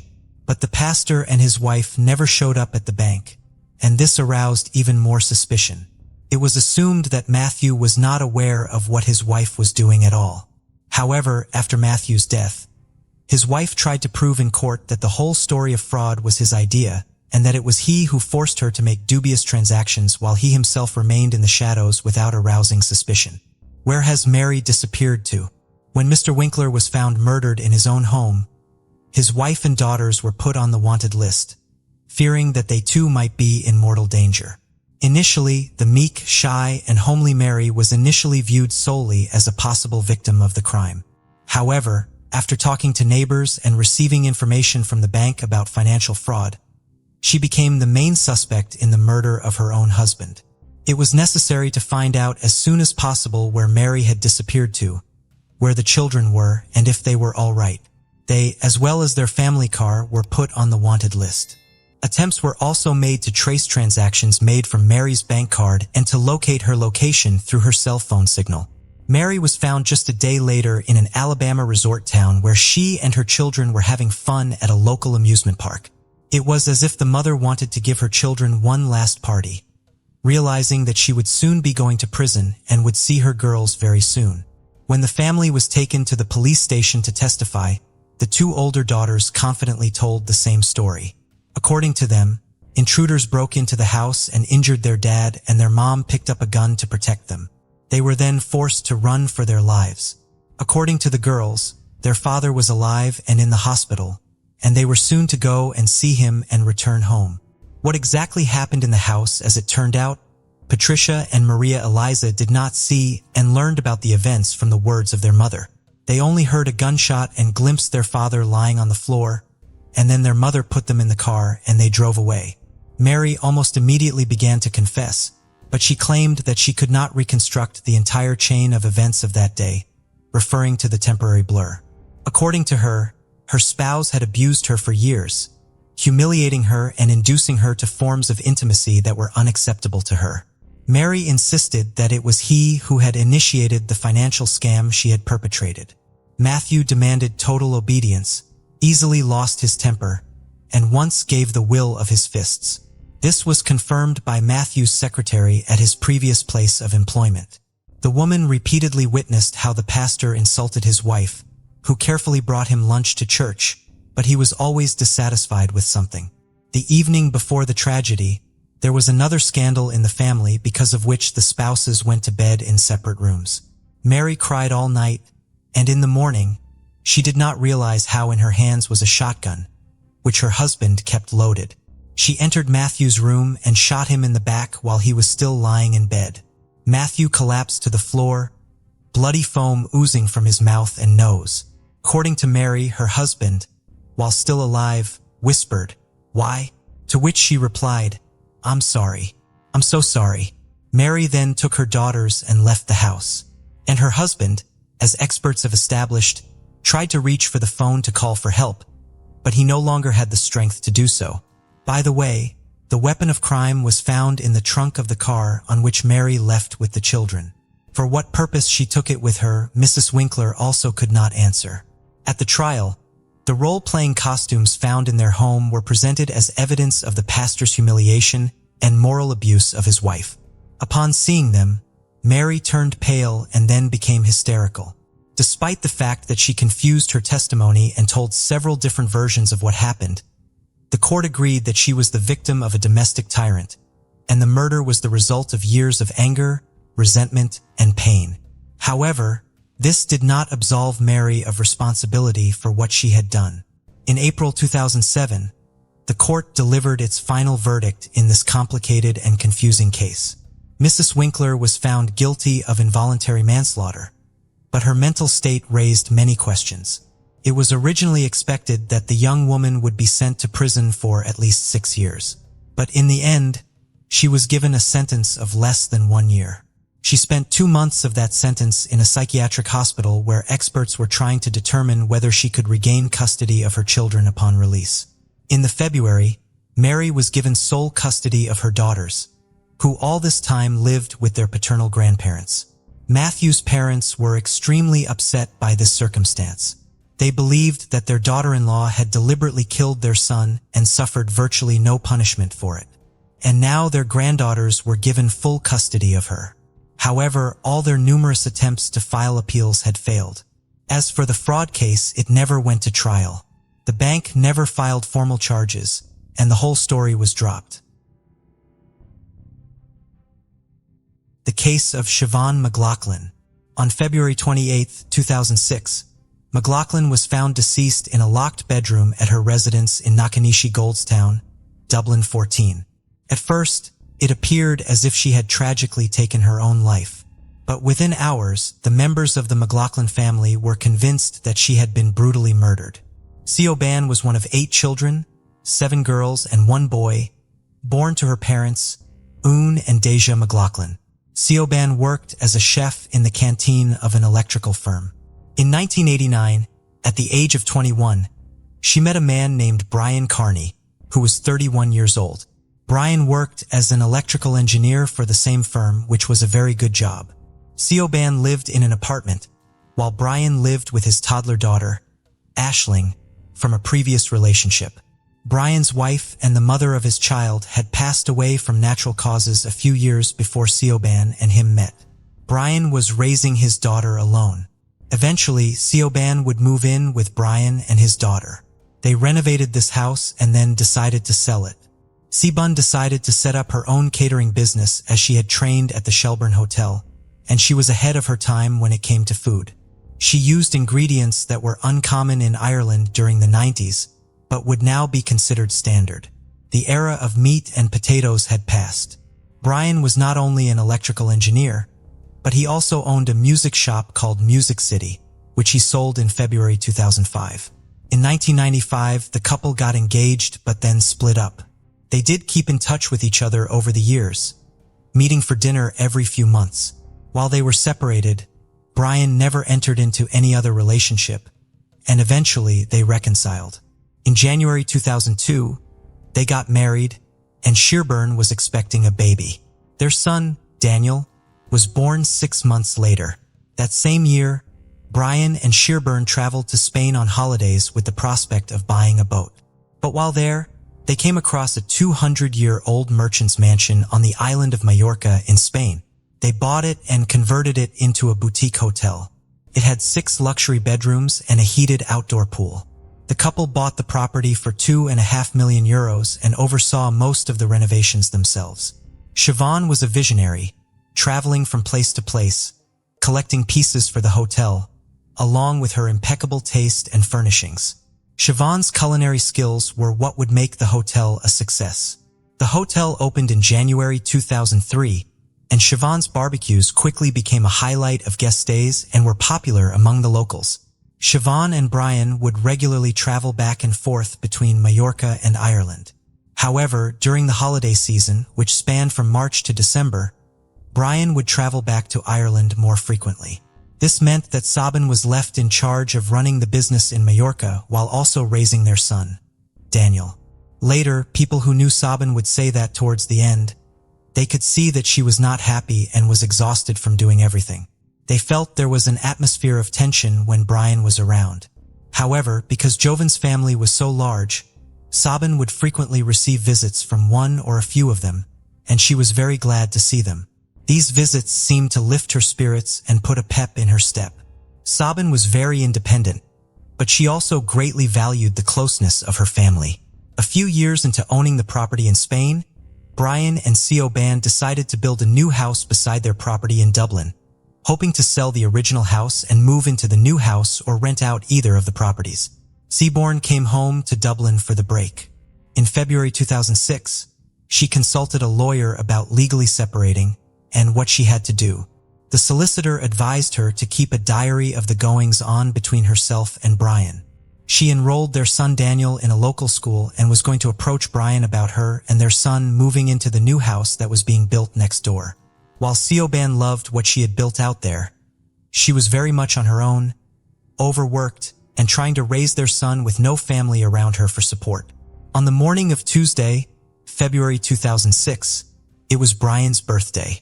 Siobhan's sister Niamh arrived at Siobhan's house as usual. While she normally arrived at 9 a.m. to leave her car in the driveway and catch the bus into the city, this morning, she did not arrive until 9:30 a.m. As she had her own key, she let herself into the house and found 3-year-old Daniel wandering around on his own downstairs. Niamh then went upstairs to Siobhan's bedroom door and found it was locked. There was no reply when she called her name.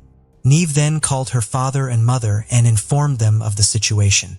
When the father arrived, he broke down the door and found Siobhan lying in the bedroom near the ensuite door. Owen reached down and touched Siobhan on the head, and then the leg, and found she was cold. He knew then that his beloved daughter was dead. She was only 38 years old.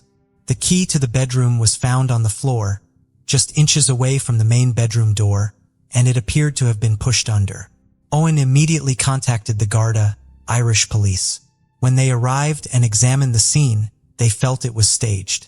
Photos had been placed around Siobhan, almost like a shrine. A cord was partially wrapped around Siobhan, and the cord had been broken. When the forensic team arrived and examined the scene, they found indentations at the top of the unsweetened door, and the other part of the vacuum cord was wrapped around the door handle on the inside of the door, making it look like she had tried to hang herself. It later emerged in court that the cord would have snapped within 5 seconds due to Siobhan's weight, and she would have had to have been at least 6 inches off the ground. These two factors, combined with other evidence, indicated that it was impossible for Siobhan to have taken her own life. It was also determined that Siobhan had been dead for a few hours, as rigor mortis had already set in. The Gator imposed a 2-day media blackout on the case and advised the family not to speak to the press. After Siobhan's killing, it was said that the Gator took this step to try and avoid publicity of the case and to prevent a repeat of what had happened in the Rachel O'Reilly case 18 months earlier, where no charges had yet been brought. The blackout was lifted when Brian's mother-in-law informed him of Siobhan's passing. The McLaughlin family gathered, united in grief, while Brian received little sympathy, his sister offering consolation. The family referred to Siobhan by her maiden name, evidently privy to information unknown to others. Brian was extensively questioned. Could he leave? Only to be told he had to speak to the detectives first. He also questioned whether they would want the clothes he was wearing, which was strange. Brian was eventually allowed to leave after speaking with the detectives, and he did not hand over the clothes for testing, as he had asked for a specific item of clothing from the back bedroom to change into. The police officers did not want to give him these clothes, so they let him leave with the clothes he was wearing. He went to stay with his parents along with Daniel. Later that evening, Gwadi went to the house to retrieve the clothes he was wearing, and it was discovered that his mother had washed the clothes. Very convenient. On Thursday, March 2nd, 49-year-old Brown was brought in for questioning and detained for 12 hours. Reports indicate he was picked up from his parents' home. After initially agreeing to cooperate with the investigation, he refused to answer any of the questions asked. He was released that evening. Gwadi told the press that they were conducting further inquiries, and a file would be prepared for the Director of Public Prosecutions. The Gwadi interviewed Siobhan's friends and family, and they discovered that Siobhan was unhappy in her marriage and had visited a solicitor weeks before she died. She had also contacted the Citizens Advice Bureau for advice on separation and dividing assets. The family also revealed that they were suspicious of Brian and that he was a controlling individual. They provided an example of Siobhan being made to take out the dishes from the dishwasher and being required to wash them by hand because it was too expensive to run the dishwasher. He controlled the money, and she had to get his approval for everything. Siobhan sold her apartment, and Brian moved them to Spain. One of the sisters would say it was his dream to move to Spain, not Siobhan's. Siobhan's life was in Ireland, and she had no one in Spain. It was his way of isolating her from her friends and family. There was also a growing rift between Brian and the McLaughlin family. Brian delayed the funeral by 10 days after asking for a second autopsy. When a death notice was published in the newspaper, the McLaughlin family referred to Siobhan as McLaughlin and not Carney, and never mentioned Brian. Meanwhile, they published a separate notice in a different newspaper. At the funeral on the March 11th, a picture was placed beside the coffin of Siobhan and her son, but Brian was left out. Additionally, at the funeral, the Kearney and McLaughlin families sat separately in the church. They did not look at each other or interact on the day. This is characteristic of Irish people. We do not hesitate to express our genuine feelings about someone. The week after the funeral, the Garter traveled to Spain and conducted a search of the hotel that Siobhan and Brian owned.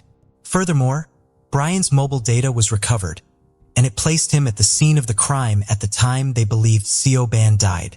Witnesses reported seeing Brian in the driveway at the time he claimed to be at his brother's on the morning of the murder. Brian's DNA was also found on a part of the vacuum cord. On June 22, 2006, Brian was arrested again and questioned at Dundrum Garda Station.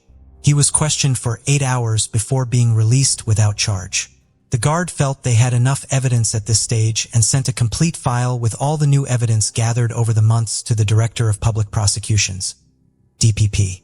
It was now a waiting game.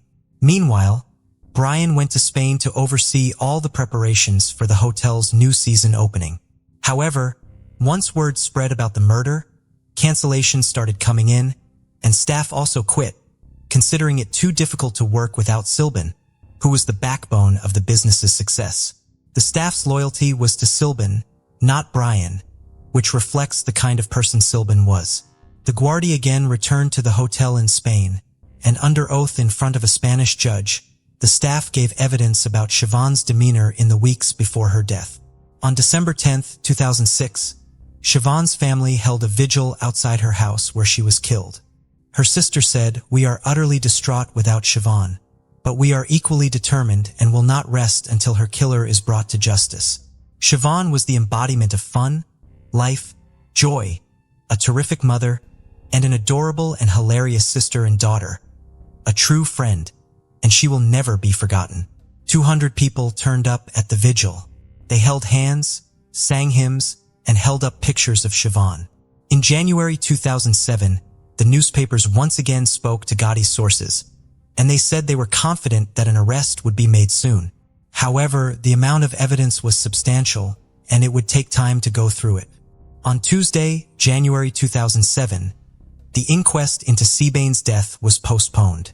The McLaughlin family appealed to the public for fresh information to convict the main suspect, Brian, as the Director of Public Prosecutions announced they needed even more evidence to go for a conviction of murder against Brian. Brian did not attend the short hearing. On May 30, 2007, Kearney was arrested at his home next to his original home with his kids. He was charged with Serban's murder, brought to court, and remanded to prison. His response was not guilty, and no bail request was made.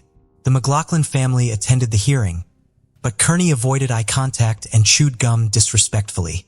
Kearney was freed on bail on June 6, 2007 after appealing to the High Court at Clover Hill Prison the previous day. His release came with conditions.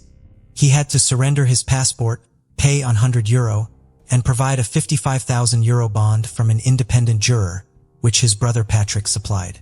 He also had to sign in weekly at Dundrum Garda Station. In July, a date was set for the trial to begin 6 months later, with a 4-week time frame to hear all evidence and reach a verdict. So the trial was to start in early 2008. On February 11th, Kearney appeared for trial before Justice Barry White and a jury of 12. He pleaded not guilty. However, one juror worked for a home security company that had installed and serviced the Kearney residence system. While the defense was willing to continue with 11 jurors, the prosecution objected, and the judge agreed. The jury was dismissed, and a new one sworn in a week later. It was the prosecution's case that Kearney had murdered Siobhan, tried to stage it as a suicide, and left his son alone before going to work. The McLaughlin family testified about the events, and Siobhan's father found her dead. Her mother also recounted the morning's happenings, including Neve's wrong actions towards the authorities and Kearney. She said when Kearney arrived home, she broke the news to him that C.O. Byrne was dead upstairs. When she had been on the phone with him, she had not told him what was wrong, and Kearney never asked. Deja also confirmed that in 1999, C.O. Byrne had signed herself into the St. John of God's psychiatric unit after suffering from stress at work and what was described as a little breakdown. But after 5 days, she returned to work. Bridget, Siobhan's sister, stated that in February 2005, Kearney phoned her to say that Siobhan was suffering from her nerves again. But when Bridget phoned Siobhan, she was perfectly fine. Ward, who worked for Colors Electrical with Kearney, said Kearney was in the habit of arriving to work between 8:30 a.m. and 9 a.m. But on the morning of Siobhan's murder, he arrived extra early between 7:50 a.m. and 8 a.m. A solicitor confirmed that multiple letters regarding the separation had been sent to Kearney, but he never responded to any of the correspondence. Kearney's statement to the guards was then read aloud. Kearney told the securities guards that on the morning of Siobhan's death, he had noticed her door was locked. The previous night, Siobhan and Daniel had returned home from a visit to her friend's house around 8:30 p.m., and Kearney had put Daniel to bed and slept in the same room, while Siobhan slept in the master bedroom. Kearney had said they woke up at 7 a.m. the next morning, had breakfast, and Kearney put on a DVD for Daniel, went upstairs to brush his teeth, and then attempted to enter Siobhan's room, but it was locked.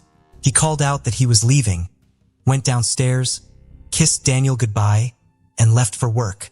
The court adjourned when a juror fell ill, but returned the next day.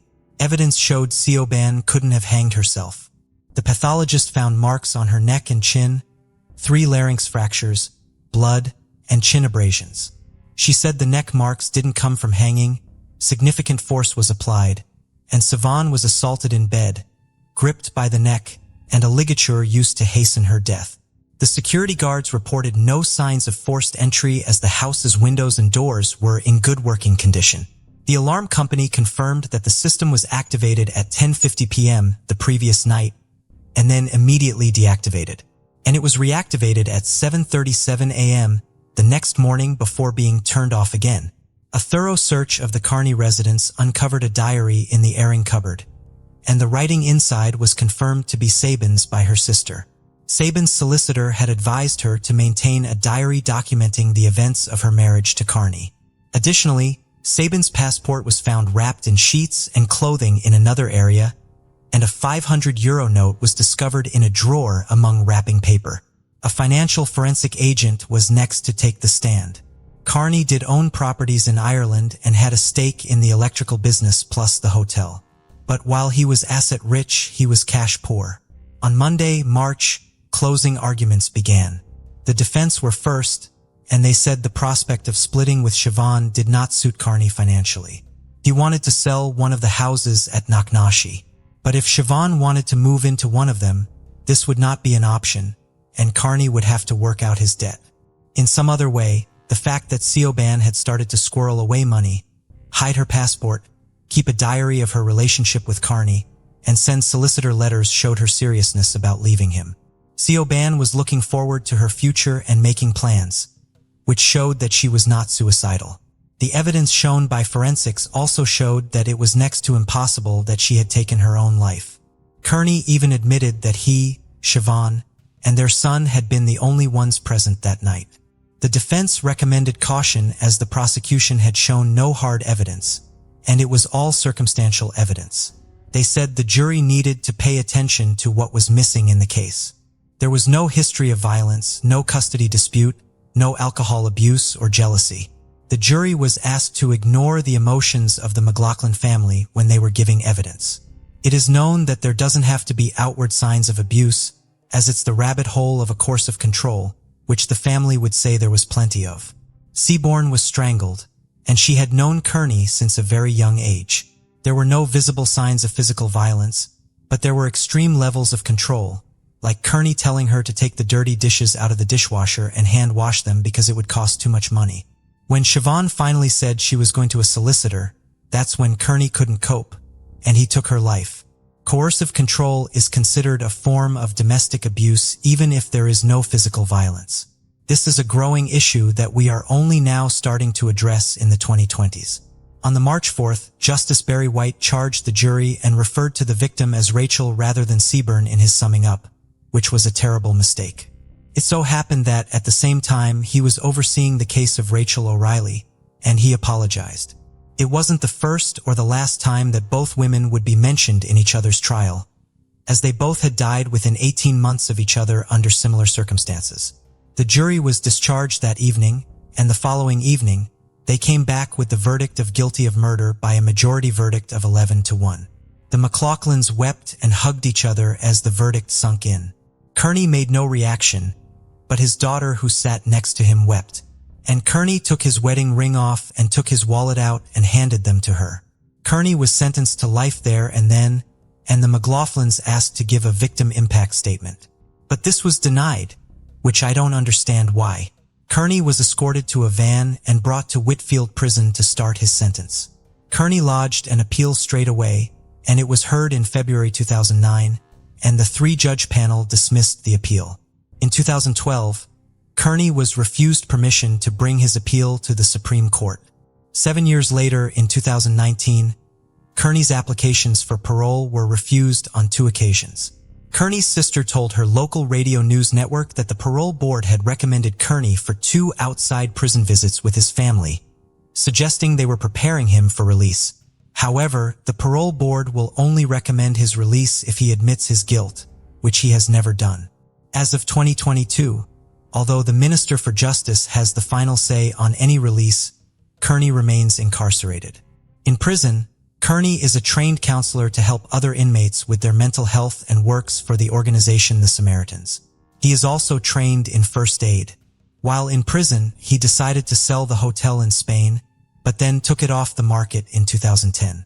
The hotel was then run by his brother Patrick and his wife, and it is still open, although it may be under new ownership since then. Kearney said he wanted to keep the hotel in order to facilitate his son's education. The McLaughlin family sought to adopt Daniel, but it's unclear whether they did or how he is doing, which is good, as he deserves some peace, as does his half-sister Aisling. A family with 3 children lived in the house where Siaban was murdered, but it was up for sale for €1,400,000 back in February 2008. It's presumed that it has been sold since then. Kearney's daughter did live in the new house while he was still a free man, but there have been no updates on her either. If Kearney decided to sell off all his assets and pay off his debts, he will have a significant amount of money when he gets out, and he may even become a millionaire. The family were considering suing him for Sauben's share at least, if not all, but there are no public details on this. Sauben's sister released a statement after Kearney's conviction, saying that while their lives were utterly destroyed by Sauben's death, Sauben had now got justice. They are grateful to have known and had someone as special as Shani in their lives, which was their nickname for her.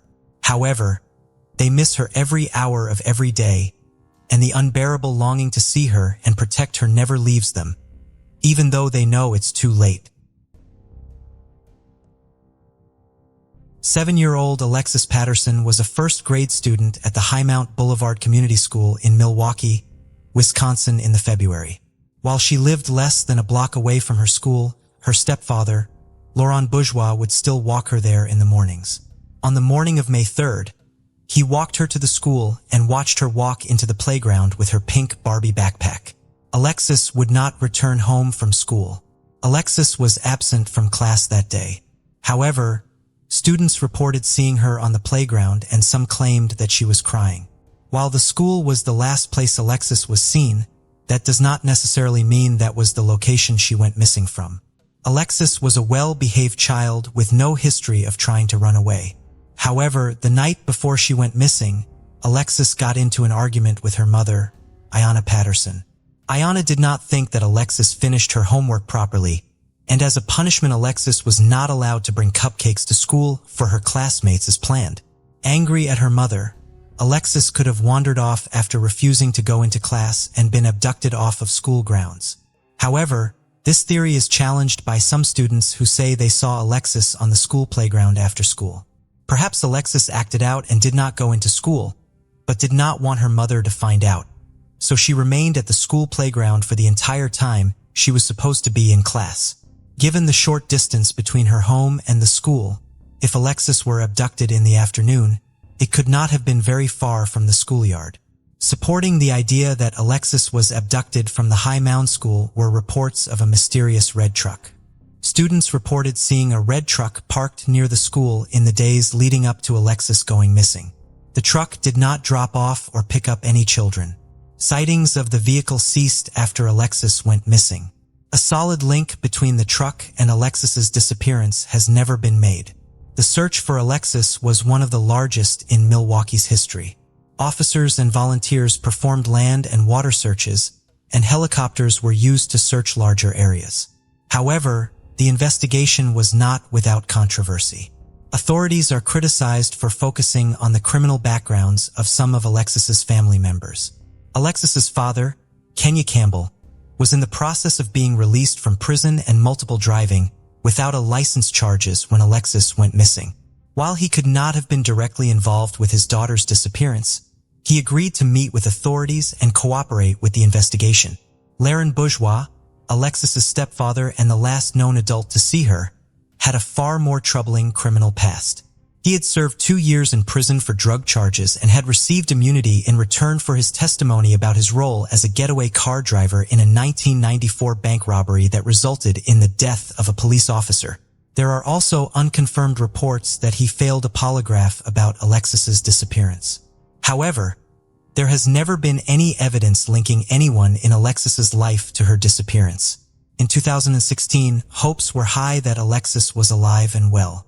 A man from Ohio called authorities claiming to know a woman who could be Alexis. This woman supposedly had no memory of her life prior to the age of 10 and bore a strong resemblance to an age-progressed image of Alexis released in 2012. The woman in Ohio did not believe she was Alexis. She provided police with documents that verified her true identity. Police in Bryan, Ohio still obtained a voluntary DNA sample from the woman and sent it to Wisconsin. Tests showed that the woman was not Alexis, but these findings are controversial to many close to the case. Following the announcement that the DNA samples did not match, the man who originally alerted the authorities to the woman in Ohio came forward to speak to the media. The man, who has only ever been publicly identified by his first name Joshua, so as to prevent the public from being able to infer the woman's identity, was the ex-husband of the woman whose DNA was tested. Joshua alleges that the original test used a sample from a toothbrush collected in February 2002 that did not conclusively belong to Alexis. The police have never confirmed where they obtained their sample from. Both Joshua and Alexis's mother Ayanna believe that Joshua's ex-wife is Alexis. They have been petitioning authorities to perform a new DNA test using a sample from Ayanna to test against the DNA from the woman that they believe to be Alexis. Police have never performed such a test as they believe the woman to have been conclusively ruled out as Alexis. A wreath is laid out at the High Mound School every year as part of a ceremony to commemorate Alexis on the anniversary of her disappearance. Alexis's mother, who divorced Alexis's stepfather shortly after Alexis went missing, faithfully attends despite how emotionally taxing it is for her, while she believes her daughter is the Ohio woman ruled out by police. Patterson still struggles to not bring her child at home. Bianca LeBron was a confident and outgoing 5th grader at the Elias House School in Bridgeport, Connecticut. The 10-year-old loved to shop, and her favorite color was purple. She lived with her mother, Carmelita Torres, and her stepfather, Angelo Garcia. While they were no longer together, Carmelita and Wilberto LeBron, Bianca's father, maintained a good relationship as they raised their daughter. On the morning of November 7, 2001, Bianca ate breakfast as her mother got ready to leave for work. Bianca and 4 of her cousins walked the 2 blocks from her home together as they did every day. Their custom was to also walk home from school together, but Bianca would not be with them to walk home that afternoon. At 4:30 p.m., Carmelita became concerned because Bianca had not returned home. This was not immediately alarming, however. Bianca had lots of relatives who lived within walking distance of her home, and she loved to spend time with her many friends. This would not have been the first time she had failed to call home to report whose house she was visiting after school. She had once even spent the night with a friend without telling her mother, not understanding the panic that it would cause her. However, when 8:30 rolled around with no sign of Bianca, her mother began searching for her. Having no luck finding Bianca with her family or friends, Carmelita called the police at 10:30 p.m. The Elias House School was obviously an important site in this case. Police went to the school in the morning to interview school staff and Bianca's classmates. Bianca had made it to school that morning and had been waiting in line to enter the building with her teacher and other students in her class. She told some of her friends that her uncle would be taking her shopping that day. As Bianca loved to shop, this did not seem strange. Just before she entered the building, Bianca told her teacher that she was going to speak with her uncle.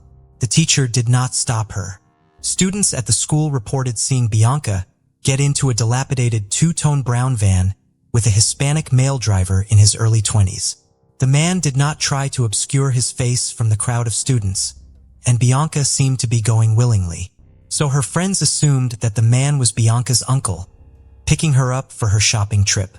There was just one problem. Bianca did not have an uncle. Based on interviews with the students in the schoolyard that day, police were able to develop a sketch of the man believed to have abducted Bianca. In February, police announced that they were trying to locate a 20-year-old man named Jason Gonzalez, whose actual name will be discovered to be Jason Lara. Police did not name Jason as a suspect, rather as an acquaintance of Bianca's. However, Jason resembled the composite image of the man Bianca left school with, and he had a friend who owned a van similar to the one the man had been driving. He had a criminal record that began before Bianca went missing and extended well after. He had also left Bridgeport less than a month after Bianca disappeared. Jason knew Bianca because his mother was dating Bianca's great-uncle. While it is known that the two knew each other, the full extent of their interactions has been highly debated. In the wake of Bianca's disappearance, reports range from Bianca having a simple girl heard crush on him to allegations that witnesses had seen the man kissing the little girl. Jason and his family have always maintained that he was never inappropriate with Bianca and that he had nothing to do with her disappearance. Jason eventually met with police, but they alleged that he was not very cooperative. While Jason appears to be a solid suspect on paper, no actual evidence connects him to Bianca's abduction, and he has an alibi for the time it occurred. Despite Bianca's family doing everything from appearing on television shows, consulting psychics, and giving interviews to local newspapers, few leads have surfaced in the case over the years. In February 2009, police dug up large sections of Bridgeport's Seaside Park after receiving a tip that Bianca had been buried there. Nothing was recovered. While Melita Torres has never wavered in her belief that her daughter is still alive and will one day be found, she had Bianca declared legally dead so as to file a wrongful death suit against the Elias House School. In the immediate aftermath of Bianca's disappearance, the Elias House School suspended Bianca's teacher without pay and updated their security and attendance policies. However, this did not undo the negligence shown when Bianca was allowed to leave school property with a man whose identity was not verified. Carmelita was ultimately awarded $750,000. The Elias House School has since been shut down. As a result of Bianca's disappearance, the once civil relationship between her parents has turned sour. They only communicate through their attorneys. Carmelita Torres eventually moved out of the home she shared with Bianca after more than a decade of waiting there for her daughter to come home. Bianca's father Gilberto moved to Florida, where he walked his 3 other children way up to the door of their schools every day for fear that one of them might meet the same fate as her sister. As of 2018, if she is still alive, Bianca will be 27 years old. Carrie Saya was a student at the Albert Einstein Hebrew Day School in Las Vegas, Nevada. On October 25, 1978, the 6-year-old was enjoying the playground at lunchtime. Unlike his classmates, Carrie would never make it back to class. Students reported an unfamiliar Rolls-Royce on the school grounds around the time Carrie vanished. According to a 12-year-old student at the school, Carrie had been forced into the car by one of the 4 men who were riding in it. Approximately 3 hours after Carrie had last been seen, a neighbor of the Sias, who was in their home to help Carrie's distraught parents, answered their phone. It was a ransom call. The caller demanded that Carrie's parents prepare $500,000 to be exchanged for their son. He stated that he would call back on that Friday, the 27th, with further instructions on how to pay the money and get Carrie back. October 27th came and went without any further communication from the kidnappers. While $500,000 is not an insignificant amount of money, Carrie's father was in a position where he could have procured it. Sol Saya had started a carpet business upon immigrating to the United States, and by 1978 the business was very successful. Early on in the investigation, there were concerns that Sol may have been the reason for the kidnapping or less flattering reasons. At the time of the abduction, Sol Saya was under indictment for a conspiracy to bribe a gaming commission official. His trial had to be postponed because Carrie went missing, and the charges were ultimately dropped on compassionate grounds. The theory that the bribery charge led to Carrie's abduction lost support quickly because an alternative theory gained traction even quicker. Police quickly focused in on a former employee of Sol's, habitual criminal Gerald Burgess. Several students claimed to have seen Burgess at Carrie's school around the time he went missing. Burgess was known to the students because he would occasionally work as a handyman at the school. Burgess, who was dating one of the secretaries of the school, claims he was only there to drop off lunch for his girlfriend's son. The neighbor who answered the ransom call also immediately identified the voice they heard as Gerald. Suspicions against Gerald increased when he led police to one of Carrie's shootouts in the Nevada desert. Burgess claimed that he knew where the shoe would be because he had been contacted by the kidnappers and was acting as a go-between between them and the Sayegh family. He was not able to substantiate this claim. While most of the evidence against Burgess was circumstantial, in 1981 a grand jury indicted him on charges of kidnapping and attempting to obtain money under false pretenses in relation to Carrie's case. And in 1982 he went to trial. Burgess alleged that Carrie was alive and living in Israel, but again, he could not substantiate these claims. Convicting Burgess was going to be a challenge from the onset of the trial, but it grew more and more difficult as it progressed. While several students claimed to have seen Burgess at the school, only the one student claimed to have seen Carrie being forced into the car. This student testified at the trial that Burgess was not the man he had seen force Carrie into the car. Burgess was acquitted due to lack of evidence. While Burgess never served time in relation to Carrie's case, he was not a free man for quite a long time after Carrie went missing. Burgess was convicted for a sexual assault he committed against a woman at the Albert Einstein Hebrew Day School just a week prior to Carrie going missing from there. He was also sentenced to 15 years in federal prison for swindling a couple from Texas out of $200,000. Burgess's legal trouble continued later in his life and renewed suspicions about him in relation to Carrie's abduction. In February, Burgess was arrested by the FBI following an 18-month investigation. Burgess, who as a convicted felon was prohibited from so much as possessing a firearm or ammunition, sold weapons to an undercover FBI agent and a confidential witness. During one of these transactions, he also threatened the life of the mayor of Las Vegas and a former federal judge. In the other, he made arrangements to dispose of a body for the confidential witness. Burgess told the FBI's witness that he would get rid of the body by sealing it in a steel drum and burying it in the desert. He also claimed that this was the method he used to dispose of Carrie's body in 1978. Burgess had rented welding equipment just days before Carrie went missing. Burgess cannot be tried for kidnapping due to double jeopardy. He has never faced any additional charges in the case. Saul say his life faced numerous more problems following the disappearance of his son. He sold his business in 1996, and in 1997, he and Carrie's mother Marilyn divorced. That same year, he wrote a number of bad checks and casinos and went into over $7 million in debt to them. He fled to Israel to avoid felony charges in relation to these bad checks, but returned to Las Vegas after negotiating a settlement with the casinos. His federal charges were dismissed once he upheld the conditions of the settlement. While circumstances seem to indicate that Carrie was killed by Gerald Burgess shortly after he went missing, his body has never been found and doubts about his fate remain. In the late 1990s, there were whispers that Carrie was alive and living in Boston, but nothing ever became of them. Carrie's fate remains unknown. The case of Alicia Ross. A young Canadian woman named Alicia Ross vanished without a trace from her own bedroom in the middle of the night. The police were unable to find either a body or any significant evidence, and as a result, the investigation merely stagnated. The case might have remained unsolved had the criminal not turned himself in to the police. Alicia Ross was born on February 8, 1980 in the Canadian city of Markham in the province of Ontario. There is no information about her biological parents, but it is known that they gave up their rights to the child, and she was adopted at a few months old by a couple named Marvin and Sharon Ross.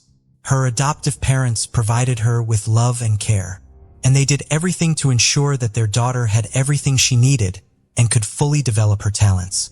When Alicia started school, her adoptive parents decided to divorce, but they maintained a friendly relationship and continued to participate together in their daughter's life. Soon, Sharon remarried, and her new husband, named Julius Forrest, treated the child as if she were his own daughter. The girl performed well in school, demonstrated exceptional skills in drawing, and also developed a passion for photography and a love for discovering new cities and countries. After finishing school, she spent a year in Australia, where she traveled and enjoyed life before returning home and enrolling in university in February. The 25-year-old Alicia went on a hiking trip in the mountains with her friends, where she met a young man named Sean, with whom she began a romantic relationship in early July. He was 4 years older than her, but the small age difference did not bother the couple. On August 16th, the young woman, along with her adoptive mother and their dogs, went for a stroll in the park.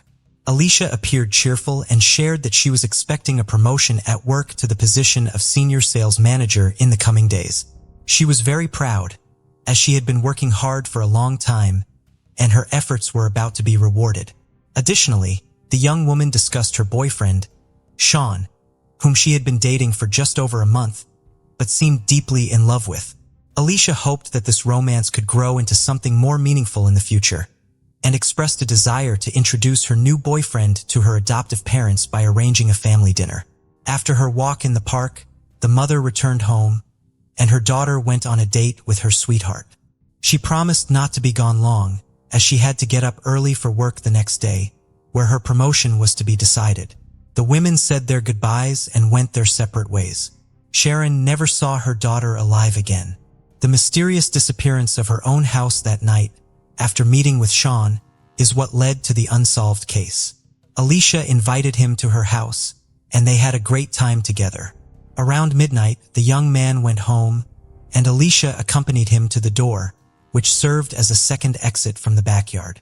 They said goodbye with a kiss, and he left, promising to call her as soon as he got home. Around midnight, as promised, Sean called his girlfriend, but she didn't answer the phone. He wasn't overly concerned, thinking Alicia had simply fallen asleep since she had to get up early for work. However, the next morning, when he tried to call her again and she still didn't pick up, he became genuinely worried and contacted a mutual acquaintance who worked in the same office as Alicia.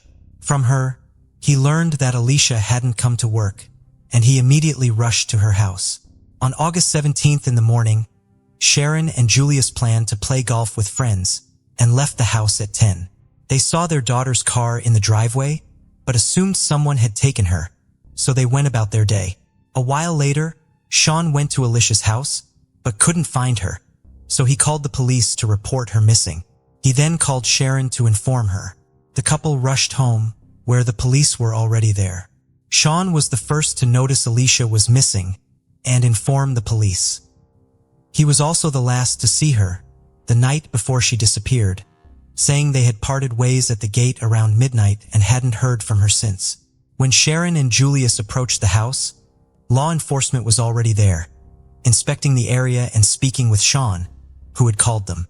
The young man appeared visibly nervous and distraught. When the mother looked into Alicia's room, she immediately noticed that all her daughter's personal belongings, which she never left the house without, were in their places. Her purse, passport, driver's license, keys, cell phone, as well as her bank cards and cash were all left in the room, suggesting she wouldn't have gone anywhere, let alone left without them.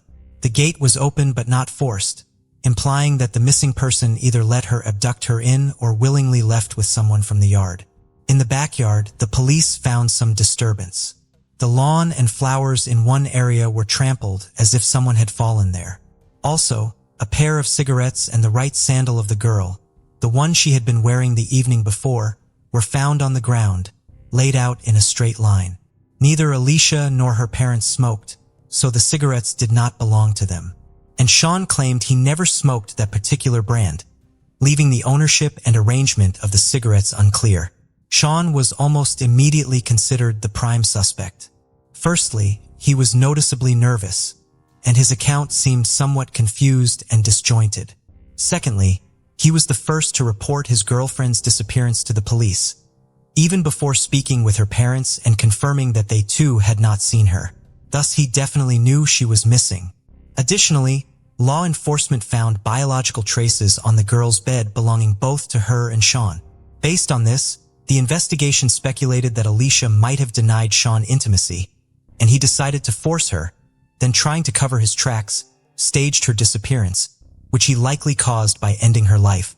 When Sean was brought to the police station, questioned, and the investigator's theory presented to him, the young man was shocked.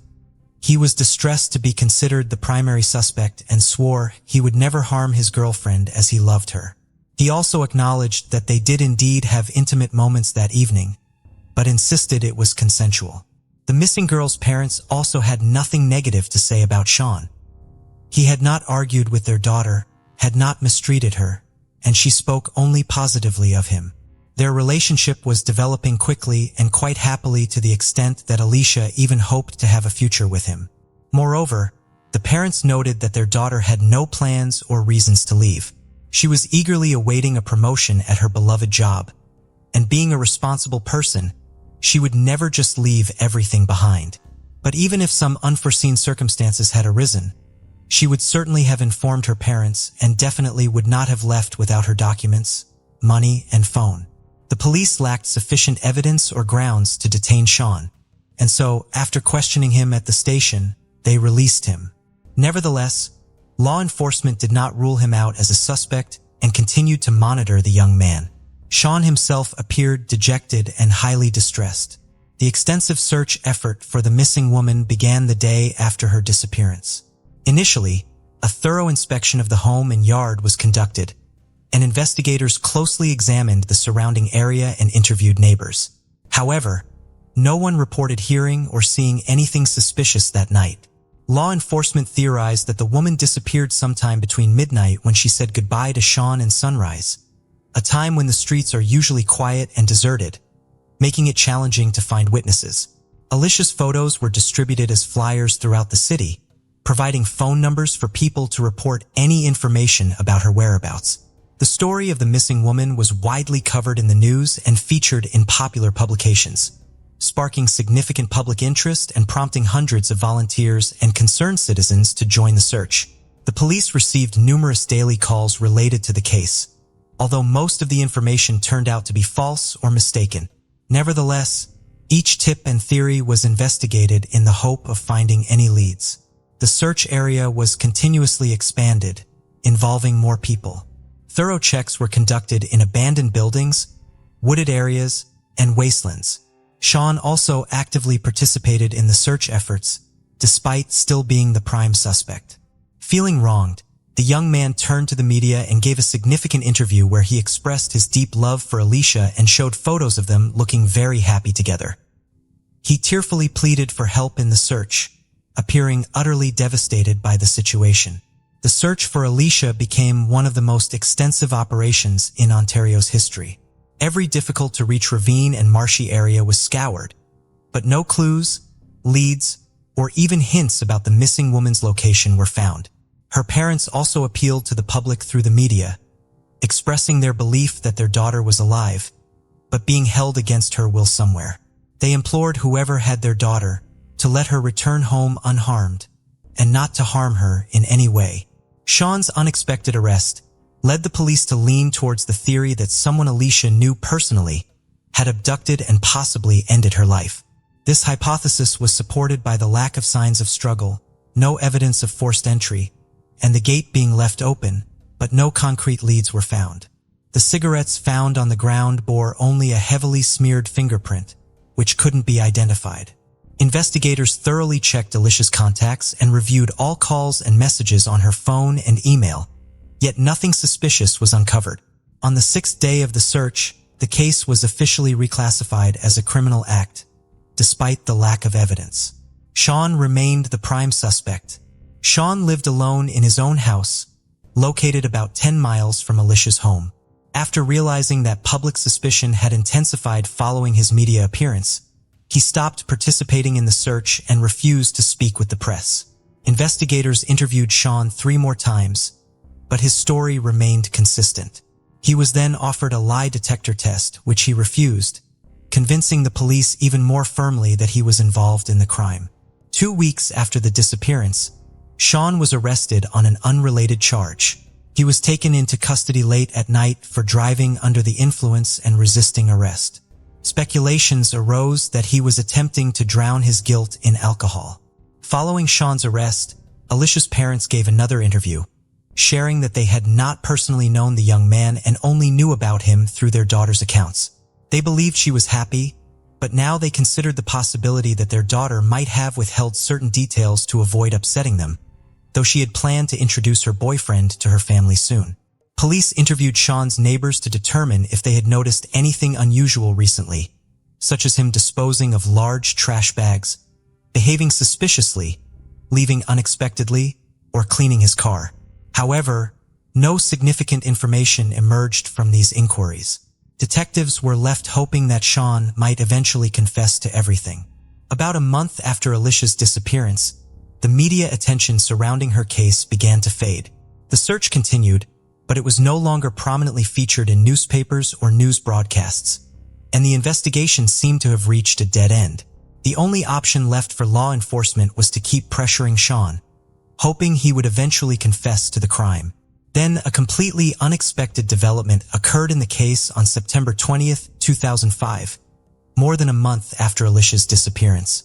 31-year-old Daniel Sylvester, a local resident, called the police and confessed to ending the girl's life, revealing where he had hidden her body.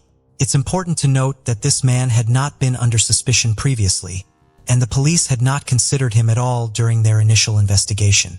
At first, it appeared that the man merely sought fame and attention and had decided to take responsibility for the most notorious case in recent years. However, all doubts were dispelled when the police discovered the girl's body at the location he had specified. Daniel Sylvester was an unemployed recluse who lived in his mother's house, which was adjacent to the Ross family home. The two properties were separated by overgrown shrubs, creating a nearly impenetrable barrier. Despite living virtually side by side for their entire lives, Daniel and the victims had never interacted before. Alicia had seen Daniel on his property a few times and considered him mentally unwell due to his strange behavior. The police had not shown an interest in Daniel earlier, as he seemed to be a reclusive and isolated individual who had not drawn attention to himself. Daniel had significant social challenges from a young age. He struggled to make friends, was ridiculed at school, and every effort to form relationships ended in complete failure, leading him to develop a deep resentment towards women. As a child, girls would call him a loser and say they would never associate with someone like him. At age 8, Sylvester was diagnosed with a social behavioral disorder and had been under ongoing psychological treatment, but the therapy did not provide much improvement. In his teenage years, he confessed that he had fantasies of suddenly attacking and overpowering a girl, which excited him. However, specialists were confident that these fantasies would remain just that and not manifest into real actions. After finishing school, Daniel stopped attending therapy sessions, decided not to continue his education, and became a recluse. He lived in his mother's house, isolating himself from the outside world, spending his days sitting in his room, often on adult websites, and occasionally venturing out in the evenings to secretly watch his neighbors peeping into their windows. He particularly enjoyed watching when someone was engaged in sexual activity, as this spectacle excited him. Yet, Daniel remained a virgin well into his 30s, satisfying his desires through solitary activities. The neighbors hardly ever saw him and thus considered him a harmless guy. Initially, Sylvester claimed that the girl's death was accidental, and he hid the body to avoid punishment. According to him, when he realized the girl showed no signs of life, he placed her in the trunk of his mother's car and drove about 50 miles out of town, hiding the body in a bushy ravine by the side of a country road. 3 weeks later, fearing that the body would be discovered, he moved it in the middle of the night even further away to a deserted area. The body was found in the place Daniel indicated, thereby dispelling the last doubts about his guilt. However, the condition of the remains indicated that the girl had been dealt with extreme cruelty.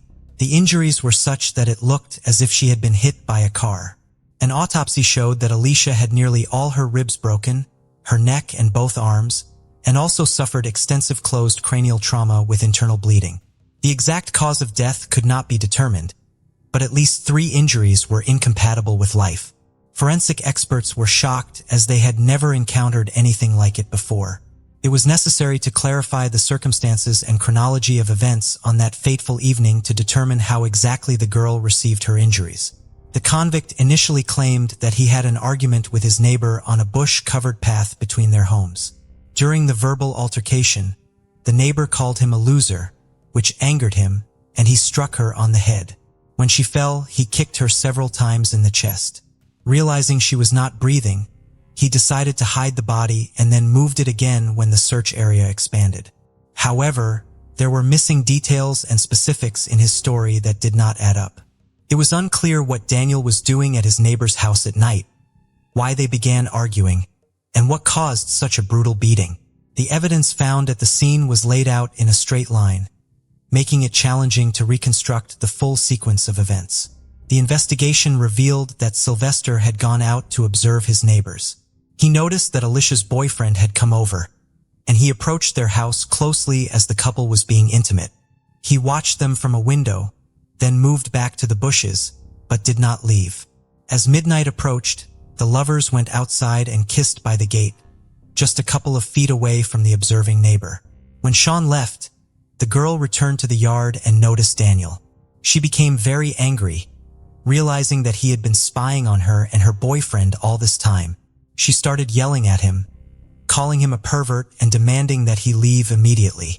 Finally, Alicia called him a loser, which acted as a trigger for Sylvester, as that was exactly what other girls had called him during his childhood. Filled with rage, Sylvester punched the girl forcefully on the head and knocked her to the ground. She tried to resist and grabbed her attacker's hair, but he began to choke her. When his grip loosened, Daniel quickly stood up and began kicking Alicia while she was lying down, primarily striking her chest, back, neck, and head. Forensic experts later counted 33 fractures on the victim's body and extensive internal bleeding. When the man realized his neighbor was dead, he moved her body to his garage, undressed her, and then masturbated to relieve the tension, according to his testimony. The examination confirmed that Sylvester did not violate the body. He then placed the corpse in the trunk of his mother's car and took it to a remote location outside the city. Upon returning home, the criminal took a shower, changed clothes, and behaved as if nothing had happened. His clothes, the victim's belongings, and the towels he used to clean the crime scene were packed in trash bags and disposed of. The trial and sentencing proceedings began only in April 2007, at which time new details were made public. The defendant confessed that he had ended his neighbor's life, but he and his lawyer insisted that it was unintentional. The defense demanded a psychiatric evaluation, arguing that Daniel was mentally ill and should not be held accountable for his actions, suggesting he be treated in a clinic instead of being incarcerated. However, the prosecution argued that despite his mental illness and anger management issues, Sylvester acted with full knowledge of the consequences of his actions. He kicked the girl mercilessly with all his might, knowing it would likely result in her death. Nevertheless, the court-ordered psychiatric evaluation confirmed that the defendant could indeed be considered fully responsible for his actions. Regarding the items found in the backyard, Daniel never admitted to having placed them there, arranged in a straight line. On May 7, 2007, the defendant was found guilty of a second-degree crime and sentenced to life imprisonment with the possibility of parole after 16 years. A year later, Canadian singer-songwriter Kathleen Edwards wrote a song titled Alicia Ross, which portrayed the events from the young woman's perspective during the final moments of her life. The case of Ivan Baldelli, a hellish love story on a heavenly island. Sometimes the search for paradise on Earth can lead one straight into a real-life hell from which escape is impossible. However, it's only fair to note that a significant factor in this journey is who accompanies you in search of this paradise. Choosing a companion should always be done with the utmost care and caution. Yet sometimes, even the person who seems closest and dearest can turn into a true, merciless monster. The tale of Yvonne Baldelli and Brian Brimmager began like something out of a fairy tale. Yvonne thought she had found true love for which she was ready to run to the ends of the earth. However, from the very beginning, her relationship raised concerns among Yvonne's family who disapproved of her partner. Unfortunately, the family's worries were not unfounded. This complex case started in 2011 when a happy and in love Yvonne left with her beloved for a tropical island. As it turned out, she was heading straight towards her own demise. Only several years later, disfigured fragments of her body were discovered in the swamp, bagged alongside the remains of her cherished pets. Yvonne's family exerted considerable effort to achieve justice, efforts that cost another family member their life. Who was Yvonne Baldelli? Yvonne Olivia Baldelli, May Food, was born on June 30th, 1969 in a small town in the southern part of sunny California. She was the third and youngest child of Marjorie and James Food, growing up alongside her older brother Michael and sister Michelle, with whom she shared a particularly close bond from childhood. When Yvonne was 13, her mother passed away after a long illness. A year later, her father remarried to Lillian Faust, and the grown children developed wonderful relationships with their stepmother, a kind and caring woman who loved her husband's children as her own. Yvonne received a solid education and explored several career paths, but her main passion was always fashion design, and she dreamed of turning her hobby into a profitable business. However, luck never seemed to be on her side when it came to her personal life. She was married twice, but both marriages ended in separation. Additionally, a surgery she underwent in her youth, followed by complications, left Yvonne unable to have children. After divorcing her second husband, Kevin Baldelli, in February 2007, Yvonne lived alone in her small apartment with her beloved dog, whom she affectionately called her child. She remained in constant contact with her father and sister, calling them almost daily and making an effort to see her family at least once a month. Meeting Brian and the love triangle. In February 2009, as Yvonne was preparing to celebrate her 40th birthday, she met a Marine named Brian Brimmager. At that time, he was legally married and raising a young son with his wife. Despite this, Brian was open to having an affair and shared with his mistress how unhappy he was in his marriage, claiming he hadn't filed for divorce solely because of his child, whom he didn't want to distress. Baldelli fell for this fit and handsome man at first sight and believed every word he said. Having experienced the pain of a loveless marriage herself and knowing how hard it can be to leave such a relationship, she didn't rush her partner, believing that the presence of a child was indeed the main obstacle. However, Brian wasn't as straightforward and sincere as he appeared. From a young age, his attractive looks had made him very popular with the opposite sex. He was accustomed to juggling multiple relationships simultaneously and expertly deceived the women who fell for him, promising each one marriage, a family, and eternal love. It soon came to light that the married Brimmager was not only seeing Yvonne, but also had another mistress. This other woman was Christine Verhoeven, a stunning blonde with extensive connections. She was an analyst at the White House and had made a remarkable career during George W. Bush Jr.'s administration.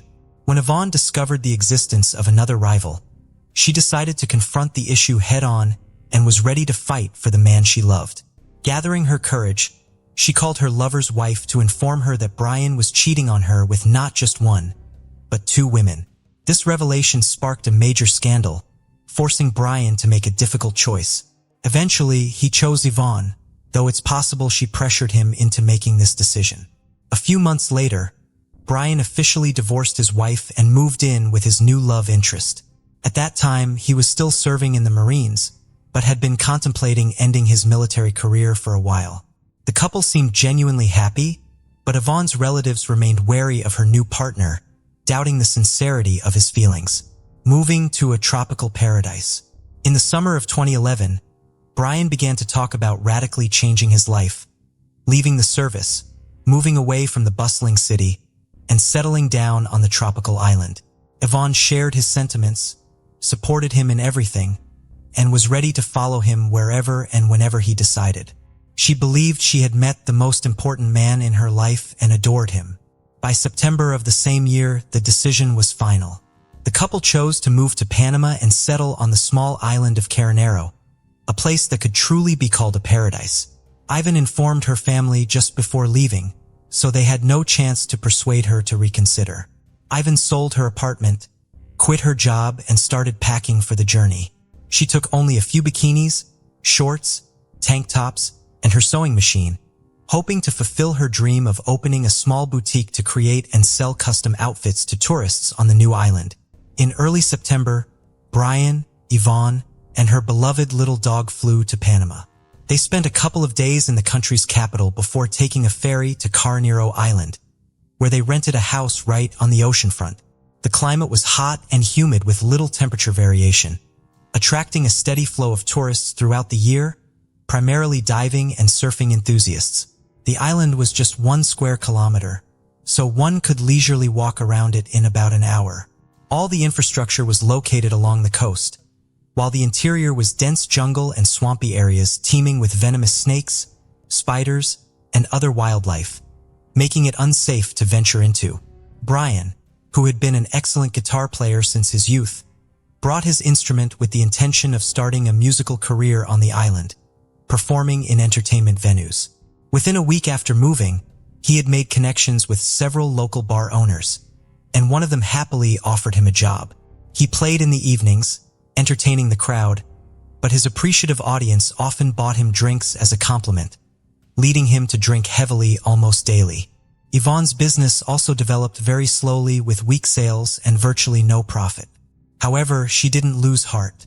She started working at one of the bars and even adopted a second dog she found on the island and decided to keep.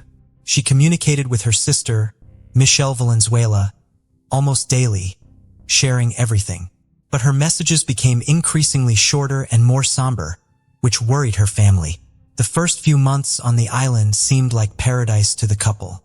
Yvonne hoped that Brian would propose, and they would have a romantic wedding ceremony on the ocean shore. The time passed. Brian didn't rush into marriage, and their relationship rapidly deteriorated. The mysterious disappearance. In early December, Michelle stopped receiving messages from Yvonne, which raised her concerns significantly. Then, on December 14, 2011, Brian unexpectedly called Michelle, inquiring when he could stop by to pick up his SUV, which he had left in her garage before heading to Panama. This call and question caught Michelle off guard. It meant Brian had returned to the US and wanted to retrieve his vehicle. But where was Yvonne? Why hadn't she come back or even called? In response, Brian claimed he had explained everything in an email sent a few days earlier. He also mentioned that his now ex-girlfriend had supposedly sent her a message explaining the situation. Michelle checked her messages but found nothing, so she turned to her email. Indeed, there were 2 unread messages, one from her sister and one from her boyfriend. In his message, Brian stated that Yvonne had left him, running off with a new lover to Costa Rica. The other message, supposedly from Yvonne, claimed she had left Brian upon discovering his infidelity and learning that another woman had given birth to his child. It concluded with her saying she had met another man and gone to Costa Rica with him. The other woman turned out to be Brian's old friend, Christine Verhoeven, with whom he had been involved all along and who was pregnant with his child when he and Ivan flew to Panama. At first glance, everything seemed plausible and logical, especially since Ivan couldn't have children. The news that her partner had fathered a child with someone else could have been devastating for her. However, Ivan wasn't known for impulsive actions, and she would have certainly called her sister to discuss such significant changes in her life. Moreover, the tone of the supposed message from Yvonne was somewhat odd and unlike her previous communications, which raised further suspicions. When Michelle tried to determine her sister's current whereabouts, she couldn't get any concrete information. Calls went unanswered, and the messages that came through were brief and detached, saying things like, "I'm okay. I need some time. I'm not ready to talk about this." Michelle suggested that Brian should join her in filing a missing persons report. Brian appeared nervous, but insisted it wasn't necessary, claiming Yvonne was fine, capable of taking care of herself, and would decide when to come home on her own. Despite Brian's reluctance even to discuss the matter and his hasty departure after picking up his vehicle, a message from Yvonne's phone soon arrived stating she planned to return home in January for their father's birthday. This message provided Michelle with some relief, and she decided to wait a few more weeks, hoping Yvonne would return as indicated in the message. Search efforts and surprising discoveries. By mid-January, not only had Yvonne not returned home, but she also hadn't called even once during that time, and her messages had completely stopped. Moreover, Michelle was shocked to learn that Brian had gotten married to the mother of his child, Christine Verhoeven, right before the new year, which seemed very odd since he had parted ways with his former girlfriend just a few weeks before the celebration. Concerned, Michelle finally went to the police and reported her sister missing, suspecting that Ivan had not gone to Costa Rica. An official inquiry sent to Panama confirmed her fears. It was definitively established that Ivan Baldelli had not left the country. Valenzuela then turned to her cousin, a programmer, to help trace the IP address from which Ivan's messages were sent, determining their actual origin. It turned out the emails supposedly sent by Yvonne from Costa Rica in December were actually sent from Dana Point, California, where Brian was located. The same IP address was used for an email sent by Brian himself. With the situation becoming increasingly alarming, Michelle hurriedly informed the police about her discovery. Valenzuela reached out to the FBI and the State Department, sharing her suspicions that Brian had harmed her sister in Panama, and then continued to send messages from her phone and email, pretending to be her for about a month. However, there was not enough solid evidence at the time to arrest him, so law enforcement could only interview him and continue gathering proof of his guilt. It was revealed that Brian had proposed to Christine while still in Panama with Yvonne. He promised Verhoeven that he would soon return. They would get married and raise their daughter together.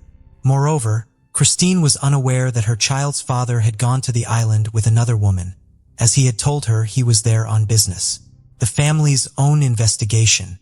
2 months after the woman's disappearance, her sister and niece personally flew to Panama. There, they sought the expertise of Don Winter, a former U.S. intelligence officer turned investigator, specializing in locating missing U.S. citizens. They shared the story of Yvonne's disappearance and the version of events provided by Brian.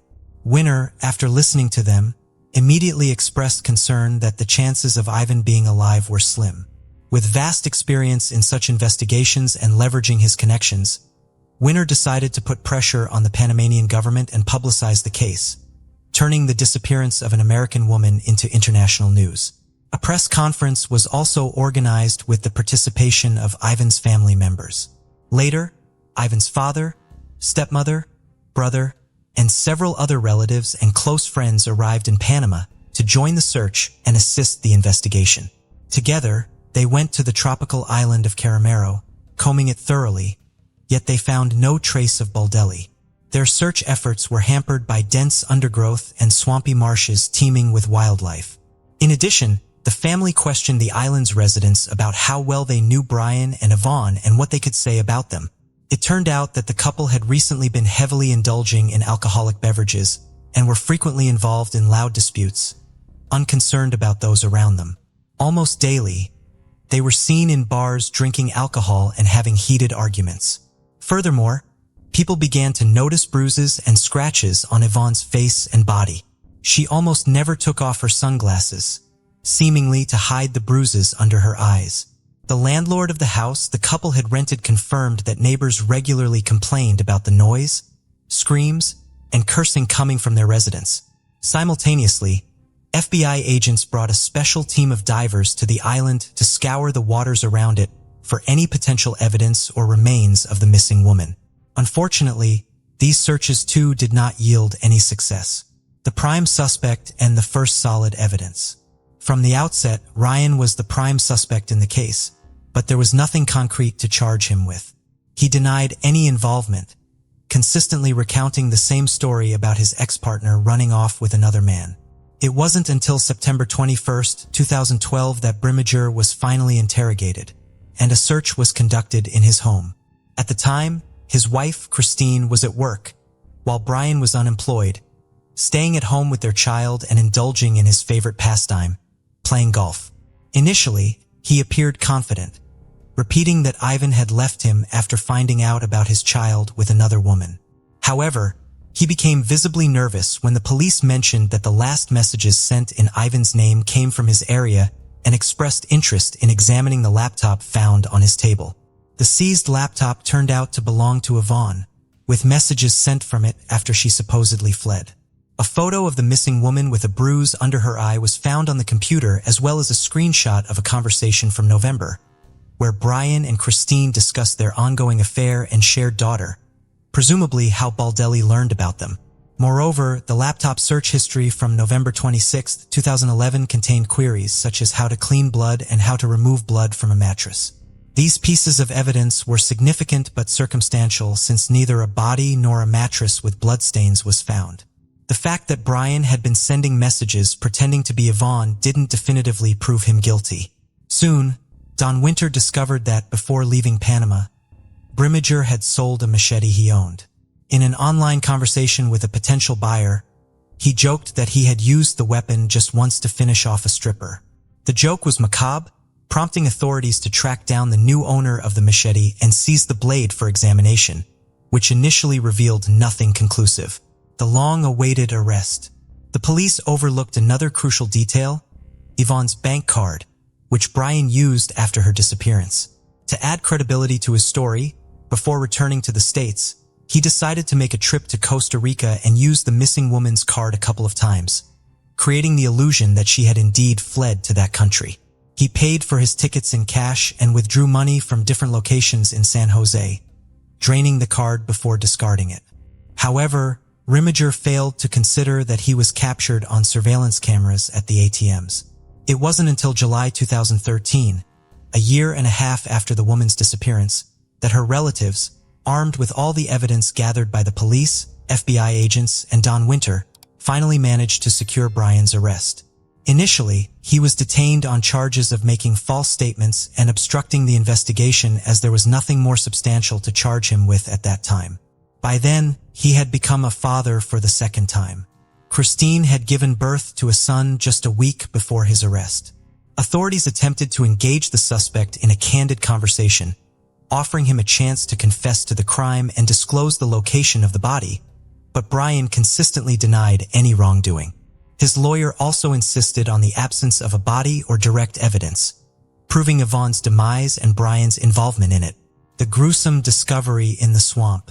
Just 2 months after Brimmager's arrest, a significant breakthrough occurred in the case. On the island of Carinaro, a worker taking a shortcut wandered into the swampy underbrush and spotted an army backpack barely visible above the water's surface. Driven by curiosity and hoping to find something valuable or useful inside, he looked in the bag only to recoil in horror at the sight of a human skull staring back at him. He immediately reported his find to the police, and responding officers took the backpack for examination. Inside were fragments of a human body along with the remains of 2 small dogs.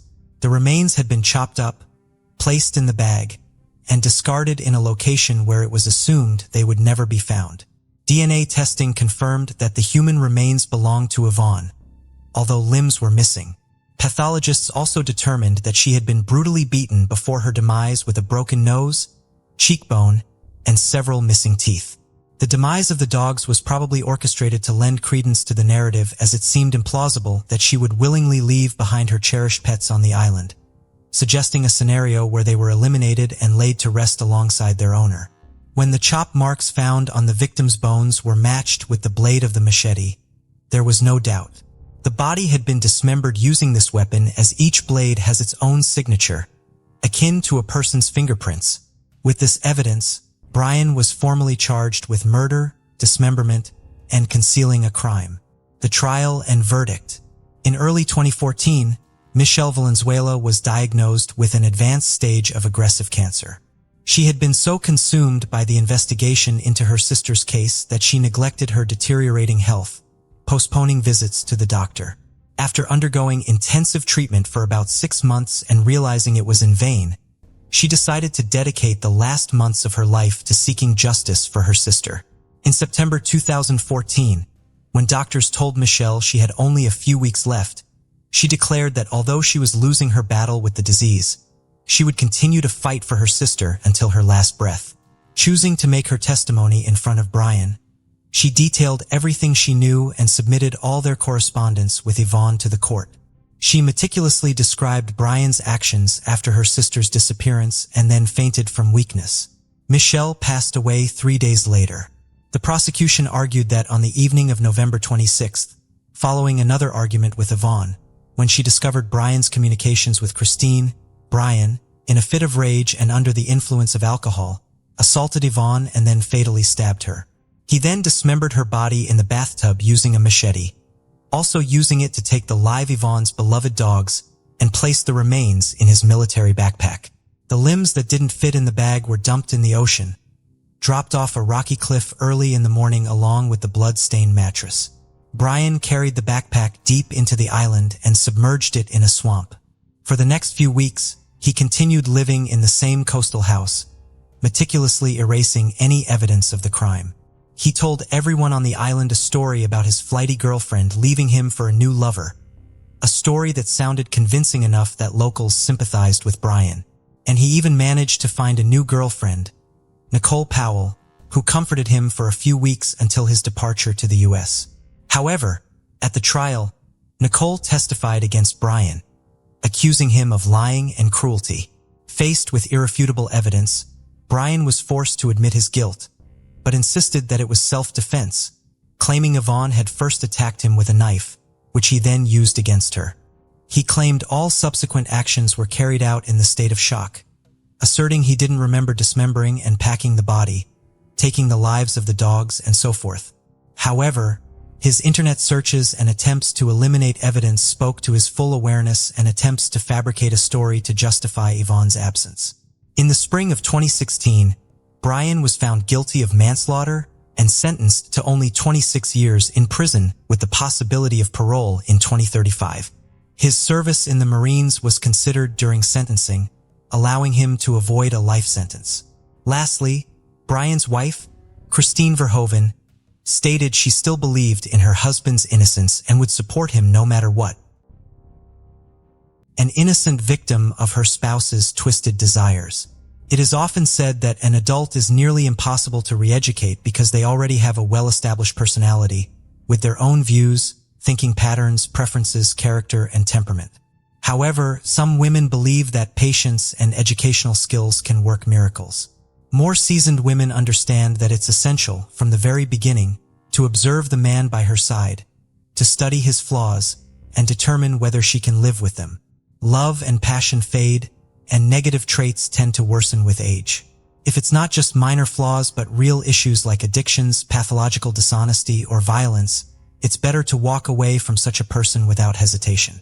However, in many cases, women exhibit the rescuer syndrome, an intense, uncontrollable urge to help at the expense of their own well-being.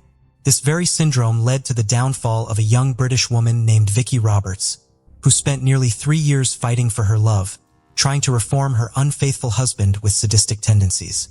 Unfortunately for her, all her efforts led only to pain, humiliation, and cruelty. Vicky and Michael Roberts. Victoria Smith, known as Vicky Roberts, was born in September 1984 in Cheshire County, in the northwest of England. She was the younger of 2 daughters in a conservative, deeply religious family. Alongside her sister, she attended a Christian school, where she also pursued music and sang in the choir.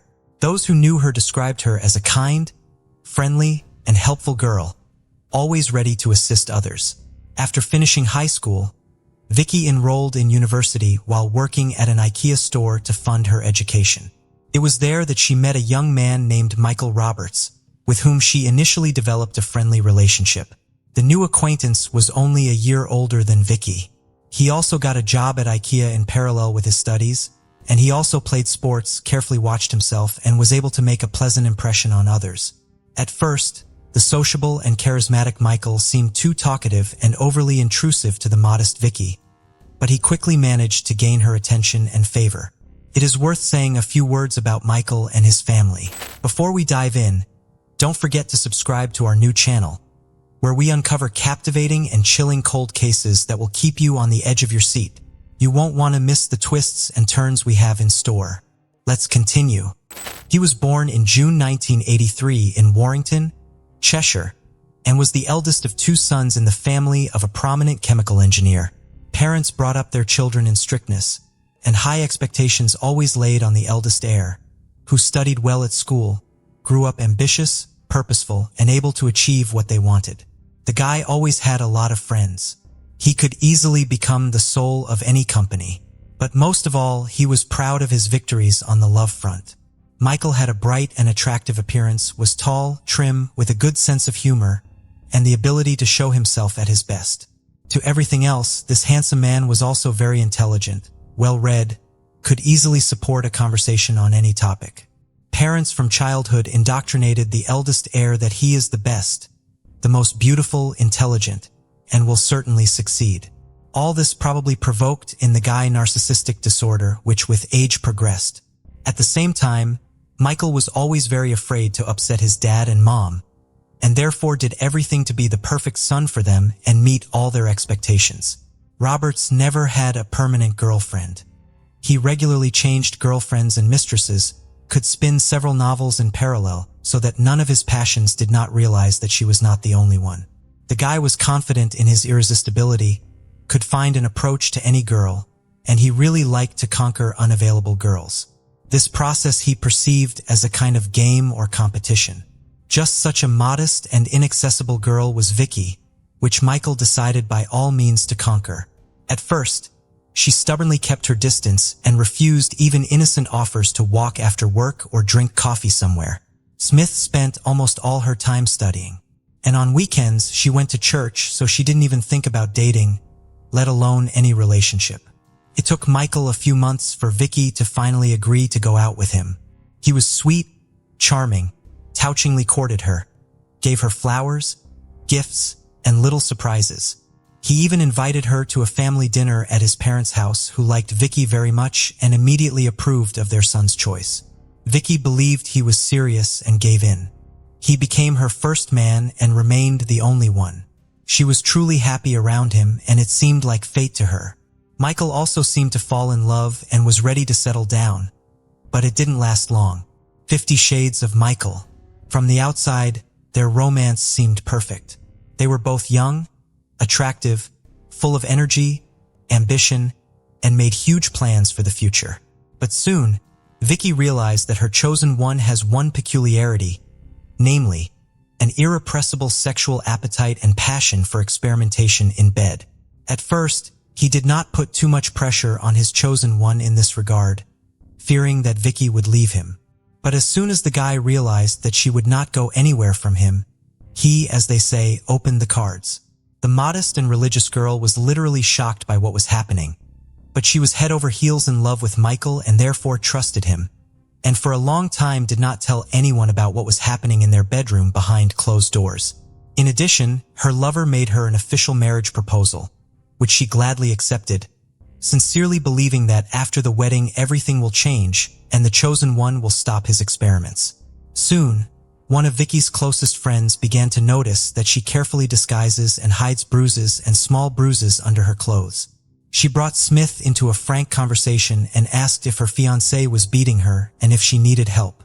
Vicky tried to deny everything, but then still admitted that all these marks are the consequences of intimate experiments. Michael, who had a special passion for binding, the use of various toys and devices.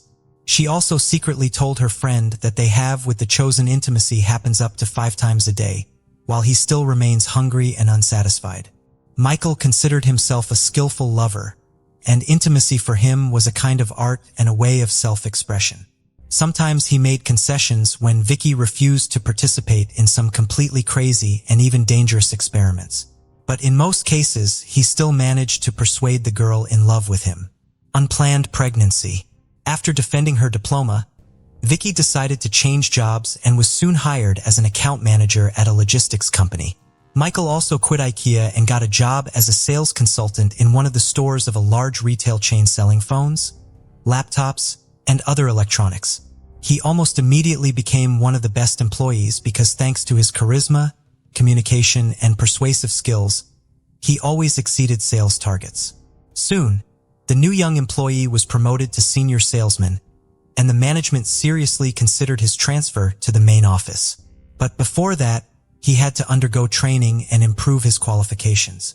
Michael enjoyed attending training sessions, going on business trips to London, and was very proud of himself.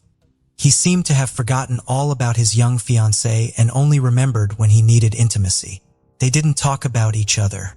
They hardly ever went anywhere together, and outside the bedroom, Vicky seemed to cease to exist for him. At the same time, he began to have affairs on the side with colleagues, clients, and just casual acquaintances. Michael was literally obsessed and addicted intimacy with different women, and constant new victories on the personal front were an important part of maintaining his self-esteem. At this time, Vicky discovered that she was pregnant and happily broke the news to her fiancé. They had already delayed the wedding, and it seemed to the girl that now Michael would hurry things up. But the news that he was going to be a father only made Michael angry and mad.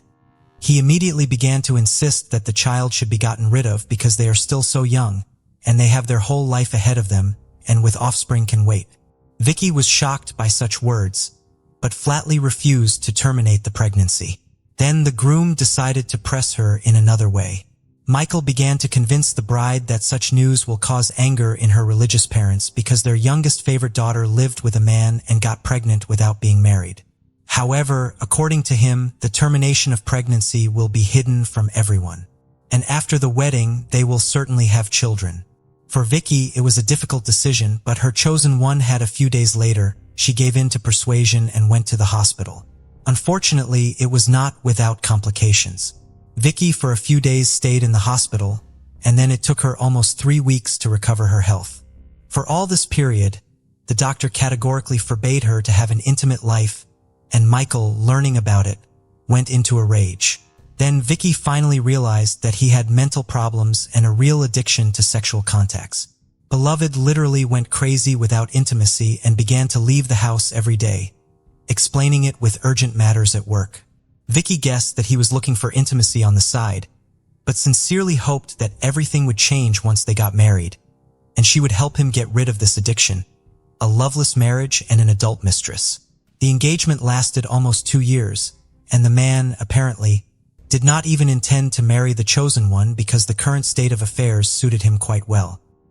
He had a fiancée who faithfully waited for him at home and fully served him in the household, and numerous mistresses on the side which he regularly changed. Vicky always took him at his word, and even if she found out about his cheating, she always forgave him as long as he promised that it was the last time and he would not do it again. The time passed. Vicky began to insist on marriage as she wanted a full-fledged family and children. Also, this question was increasingly raised by her parents. But most importantly, the wedding was insisted on by Michael's parents, whom he really did not want to upset. Modest and sweet Vicky, they liked them very much, and they considered her a great couple for their son and were constantly interested in when they will get married and make them happy with grandchildren. Not without the help of their parents, the couple organized a lavish wedding with a white dress, limousine, and a beautiful away ceremony. The newlyweds looked in love and happy. It seemed that they had a long life ahead of them, but hardly any of the relatives guessed about the dark side of the man with which his young chosen one was already so well acquainted. The newlyweds settled in a large and cozy house in the prestigious area of Warrington, not far from Robert's parents. Michael did not love his spouse. However, marriage made him normal in the eyes of relatives and others. Vicky never complained to anyone about his strange predilections and constant cheating, and he could continue to change mistresses like gloves. At work, he was quite successful, got another promotion, and was making good money. After being transferred to a new office, Michael's direct boss was a certain Carrie Hall, the head of administration at Phones, for You. She was 10 years older than him, had been divorced for a long time, and was raising a son on her own. At the same time, Carrie was quite attractive, well-groomed, and as her position required, determined and strong-willed. For a long time, she did not pay any attention to the signs of attention that she was given by a young subordinate. However, for the guy, it became a kind of signal to action. He sought to achieve this woman, connecting all his natural charm and eloquence, and after about a month, Carrie reciprocated. Lovers began to meet regularly in hotel rooms, and their relationship the woman later described as turbulent, passionate, and full of experimentation. Carrie was a mature, self-confident woman. She was undoubtedly flattered by the attention of such a young man, and she was also not opposed to trying something new. So Michael could realize with her those fantasies which did not dare his modest wife. He constantly lied to his wife about being late at work, attending corporate trainings and the like, and told his mistress how unhappy he was in marriage, that this union was a mistake of youth, and said that he was ready to divorce, but his wife does not give him a divorce. This relationship with Carrie lasted more than a year. But since the woman had no illusions about Michael, she did not insist on divorce, and she was quite satisfied with their meetings in hotels, marks on the body, and dangerous games. After the beginning of relations with Michael, Carrie began to give preference to buried clothes with long sleeves and high throat, which was unusual for her. The woman was actively engaged in sports and always liked to show others her stunning figure, and here suddenly completely changed her style.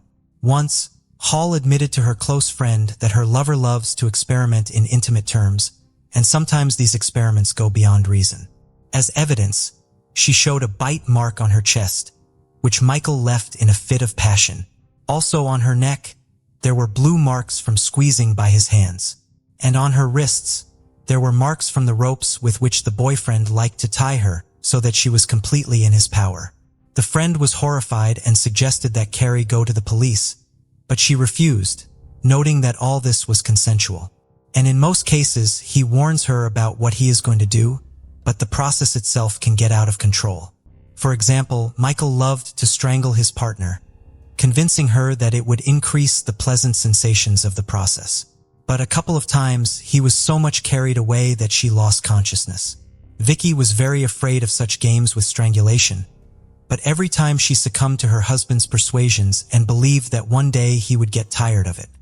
He would leave his cruel and painful experiments, or she would get used to it and would perceive them as something ordinary. Unfortunately, neither his wife nor any of his mistresses even tried to stop Michael. Open correspondence and a love letter. Vicky had guessed about her chosen one's affairs on the side even before they were married. She most likely even realized that he was addicted to it, but sincerely believed that something was about to change, and her love and care can turn daring and loving Michael into an exemplary family man. But after the wedding, the situation only worsened, and the young husband himself denied his cheating, and he did it very convincingly. Vicky decided to conduct her own personal investigation and looked into her husband's phone while he was sleeping. There, she found numerous correspondence, Michael with Carrie and several other girls, which he did not even bother to delete. Their content was quite intimate moreover. With some girls, the guy exchanged explicit photos. This came as a shock to Vicky. She packed her things and decided to move in with her friend for a while. She did not tell her parents and sister anything about what was happening, afraid to upset them, so her family was sure that Vicky was happily married. Besides, religious relatives would have insisted on a divorce when they learned of her husband's infidelity. But after all, Vicky was in love and didn't want to break up with her husband. Leaving, she wrote Michael a touching letter in which she confessed her love for him and called the main man in her life. At the same time, she admitted that she knows about his cheating and does not want to put up with it and therefore leaves, but gives him time to think about it and will not yet file for divorce. She wrote it all by hand on paper and left it on the refrigerator with a magnet. Michael was not touched by the message or saddened by the departure of his wife, but he did not want to lose a quiet and submissive woman who always waited for him at home, fully served in the household, and tolerated any of his antics as well as peculiar predilections.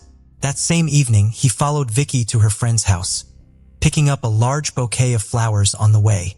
Michael on his knees apologized and begged her to return to him, promising that from now on, she would be his only woman.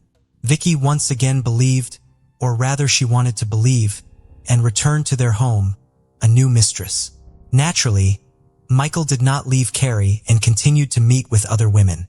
But for a while, he was extremely careful and even tried to come home for dinner, which his wife carefully prepared. He hid his phone, deleted correspondence, and even changed the password from his social networking page. At that time, he began to have an affair with a new young female employee of the company, Karen Wilson, not stopping the relationship with Carrie. At that time, the girl had a fiancé, and she was preparing for the wedding. But Michael began to persistently pursue her, making himself a miserable lover. He was so attracted to the new object of the hunt that after 2 months, he decided to break off the relationship with 33-year-old Carrie Hall, which he was tired of. The man told Karen a proven legend about how he is unhappy in marriage and for the sake of her ready to leave his wife. Soon she surrendered, and between them happened intimacy right in the office. And a week after that, she broke off the engagement and waited for the lover to respond. However, Michael was not going to divorce, but also to interrupt the connection with a new mistress. He did not want, and therefore just lied to her that he had already filed for divorce and moved to live in the house of his parents. Fatal blackmail. Vicky soon suspected that her spouse continued to cheat on her, and this time decided to act for sure. She took Michael's phone while he was in the shower, but could not find anything there because he had taken into account his previous mistakes and deleted all text messages. And on the page in the social network now had a different password. Then Vicky waited until her husband fell asleep and took his work laptop, which he always carried with him, and on which, as it turned out, he did not leave his account in the social network. There, Vicky found correspondences with an already new girlfriend in which her husband confessed his love to her, claimed that he was divorcing his wife and living with his parents. It was a real shock for her. She took screenshots of the love and intimate messages exchanged between the couple and saved them on her laptop so that she could have proof of her husband's infidelity. Vicky also looked in her husband's wallet where she found several folded checks for hotel rooms. In the morning, she presented all this to her spouse, and for the first time in their entire time together, she gave him a scandal. Michael was discouraged. He tried to apologize again and promised that it would not happen again. But Vicky suddenly said that she would tell his parents about everything, hoping that they would be able to talk some sense into him since she could not do it. Michael was literally mad from such threats. He did not want his parents to know anything and slapped his wife. Then Vicky got up and said that she would go to them immediately and then headed for the door. Her spouse caught up with her, hit her twice in the head with a heavy jewelry box he grabbed from the dressing table, and after she lost consciousness, he squeezed her throat with his hands until she stopped breathing. The man felt no pity or remorse. He wrapped the body in a blanket and packed it into several large garbage bags, and then carried the gruesome bundle into his garage. Michael then quickly cleaned up the house, packed and removed most of his wife's belongings, and immediately called Karen, whom he invited over. They had dinner, had fun in the house where a couple of hours ago Roberts killed his own wife and then made love in the bedroom, where in fact everything happened. Ran off with her lover? The very next day, Michael informed his parents that his wife left him having run away with another man. To do this, he personally went to their home and literally sobbed on his mother's shoulder, showing her messages from his wife, which he himself sent from Vicky's phone. The messages said that she had fallen out of love with him, met another man, and decided to live with him. Parents, as they could, consoled their son and sincerely bewildered how their sweet, kind, and religious daughter-in-law could do such a thing. In parallel with the phone of the deceased, Michael sent messages and her parents, which said that she fell in love with another, left with him, and asked for now not to bother her and give time. Naturally, the couple Smith immediately rushed to call their daughter to find out everything and hear her explanations. But the calls were constantly rejected, and in response only came messages asking to give her time. This seemed very strange to Vicky's parents, and they went to Michael's house to talk to him. But his story only raised more questions and doubts, and after they found out that Vicky was not showing up for work without saying anything to anyone, they decided to go to the police. An investigation, a gruesome discovery, and an escape. On the December 1st, 2009, Michael bought a shovel, several meters of rope, as well as rags and detergents from a hardware store. However, he did not manage to get rid of the body because on the same day the police visited him at home. Then the police could not find anything suspicious. But Michael's behavior and story raised a lot of questions and doubts. However, the strangest thing was that they did not pay attention to the huge package corner of the garage during the inspection. In the house, there were no clothes, documents, and personal belongings of the missing woman, which could indicate that she had left. But Vicky's laptop was in the bedroom, and the police seized it for inspection.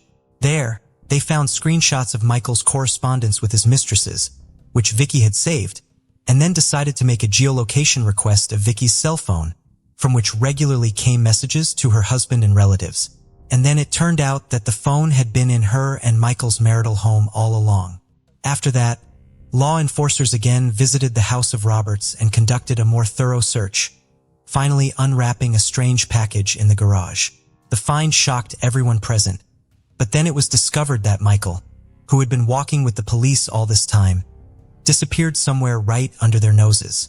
He took with him a wallet with cash so that several days he managed to hide without giving himself away, arrest, trial, and conviction.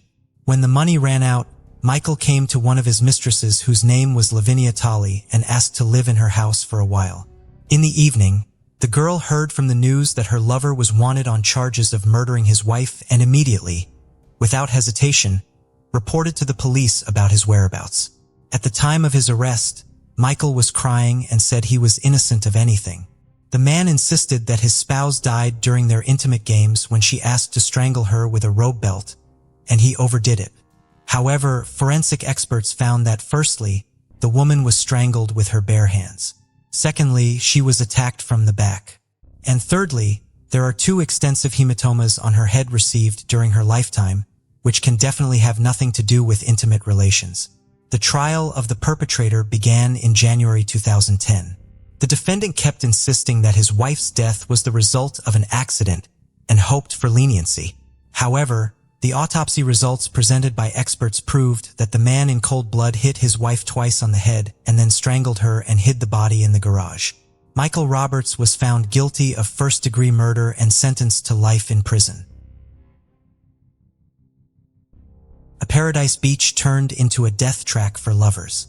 It is believed that an investigation on the heels of a crime is the most effective and often leads to success. The methodology itself implies immediate response, operational collection of evidence, and questioning of witnesses, which significantly increases the chances of quickly solving the case and holding the guilty accountable. However, if it is not possible to identify the perpetrator, the investigation can drag on for years and even decades until the criminal case is frozen and transferred to the archive after the statute of limitations expires. However, sometimes unsolved and seemingly hopeless investigations receive unexpected developments many years later, which helps to find the right lead, and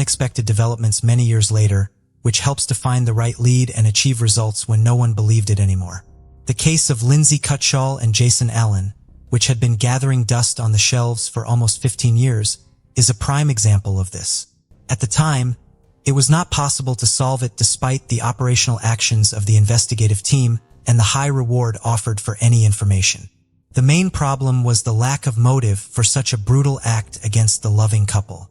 In addition to this, it was not possible to find any witnesses, murder weapons, or any significant clues. It was a typical dead end, and no one hoped that the truth would ever be discovered. However, a decade and a half later, solving this case was helped by another brutal crime. It also turned out that at least 4 people knew what had happened. But all these years, they remained silent. Who were Lindsay Cutshall and Jason Allen? Lindsay Cutshall was born in the small town of White Eyes in Coshocton County, Ohio in 1982. She grew up in a very religious family, and her father was a pastor of a Christian community. Despite a strict upbringing from childhood, she was very active, engaged in sports, and later became interested in hiking and extreme tourism. After finishing school, Lindsay became a student at Appalachian Bible College in West Virginia. During those years, she regularly climbed mountains of various difficulty levels, rafted down turbulent mountain rivers, and even organized hikes herself. The young woman dreamed of founding her own summer camp for children and teenagers, where she could teach them the basics of survival in the wild, rafting, tourism, and so on. Jason Allen was born in the city of Zeeland in the American state of Michigan in 1978. He also grew up in a deeply religious family and from a teenage age was seriously interested in hiking tours, mastering survival in the wild. The young man was tall, athletic, toned, possessed leadership qualities, and was able to find like-minded people to conquer new heights. The couple met in February 2002 during a hiking trip in the Appalachians. At that time, Lindsay was still a student, while Jason worked as a mountain guide and climbing instructor. The young people immediately felt mutual sympathy, and just 6 months after their first meeting, the young man came to the girl's parents and asked for their daughter's hand in marriage. Her parents were not opposed and gave their blessing to the lovers. The young man's parents also approved of his choice, after which the couple was officially engaged. Allen presented the young woman with a beautiful diamond ring for this occasion, which was soon to be complemented by another, an engagement ring. The young couple planned to get married in September 2004, had big plans for their future together, and wanted to buy their own large house where they could live comfortably and raise their children. Unfortunately, these plans were not meant to come true. The final trip. In the February Lindsay and Jason worked as senior counselors at a Christian summer camp called Rock and Water, located in El Dorado County, California. After their wedding, they planned to open their own similar camp, so they were gaining experience and learning the nuances of working with the younger generation. On the evening of Friday, August 14th of that year, the couple decided to take a weekend trip to the San Francisco area. They informed their colleagues of their plans in advance, leaving two of the most experienced counselors in charge of the camp. Lindsay and Jason promised to return by Monday, so their short journey was expected to cause no complications either for the couple or for their temporary replacements. They set off in a 1992 red Ford Tempo owned by Lindsay, and that was the last time anyone saw them alive. By Sunday evening, the counselors had not returned to the camp, but no alarm was raised then as everyone was confident that the couple would arrive either late at night or early Monday morning. However, when it was discovered after the morning roll call at 8 a.m. that Jason and Lindsay were still missing and their phones were unreachable, their colleagues decided to contact the police and also inform the missing couple's families about the situation. The parents, horrified upon hearing the news, rushed to the camp to learn more about the incident. Everyone knew that the couple was very responsible in their duties. They were never late, and if any unforeseen circumstances had occurred, they would have found a way to communicate the challenging search. Upon arrival at the camp, law enforcement officials interviewed the couple's colleagues, and the investigation immediately encountered a serious problem. No one could precisely say where the young couple had gone. It was only known that they planned to explore around San Francisco, and given their great love for adventure and extreme leisure, they could be in the most remote corners where there was neither communication nor civilization.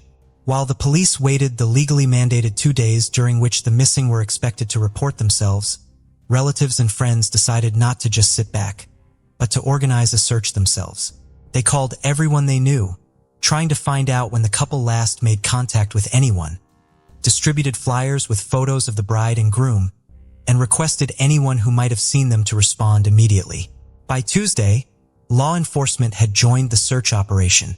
The main search unfolded around San Francisco, its suburbs, and surroundings. However, the area was vast, and it was simply not possible to thoroughly comb through it. Then one of the friends noted that the couple loved the wild, rocky beaches that were always beautiful and secluded, prompting the police to focus on these areas. Bodies in sleeping bags. For several days, the search yielded no results, and the hope of finding the couple alive was diminishing rapidly. Then on Wednesday, August 19th, a patrol helicopter flying over one of the rocky wild beaches reported that 2 bodies were found in sleeping bags on the desolate coast, and it seemed unlikely they were just resting there. The first thing police encountered upon arriving at the scene was a red Ford Tempo parked on a cliff near a lookout point in a small shelter for tourists, from which a steep trail led directly to the scenic wild beach. The car was immediately checked in the database and found to belong to the missing student, Lindsay Cutshall. Descending the trail to the beach, law enforcement found 2 bright sleeping bags containing individuals. At first, it might have seemed they were merely sleeping, but no response came to calls or noise. Approaching closer, the officers saw that the sleeping bags contained a young man and woman, both showing no signs of life. A brief initial examination suggested that their lives had been taken by gunshot wounds to the head. And given the distinctive smell of decomposition, they had been there for more than a day. All the belongings of the deceased, including mobile phones and wallets containing bank cards and cash, were found beside them. Therefore, a robbery as the main motive was almost immediately ruled out. The keys to the parked car above were also visibly placed, ruling out car theft as a motive. Investigators immediately suspected that the deceased were the same young people who had gone missing last week near San Francisco. Their suspicion was confirmed by documents found nearby under the names Lindsay Cutshall and Jason Allen, but the bodies still needed to be identified by relatives. The arriving parents of the couple, who had hoped until the last that the remains belonged to someone else, were devastated by grief upon recognizing their children, investigation, and initial theories. Thus, theories involving robbery or an attempted carjacking were dismissed since all valuables, money, and keys were left untouched in plain sight. Moreover, forensic analysis revealed no signs of physical assault or intimate assault on the bodies, except for the gunshot wounds to the head. It appeared that Lindsay and Jason were simply sleeping peacefully at the time of the incident and did not have a chance to react. They made no attempt to defend themselves, flee, or even get out of their sleeping bags. Everything pointed to a swift act that resembled an execution or vendetta. But who could have taken the lives of two individuals in such a brutal manner and why?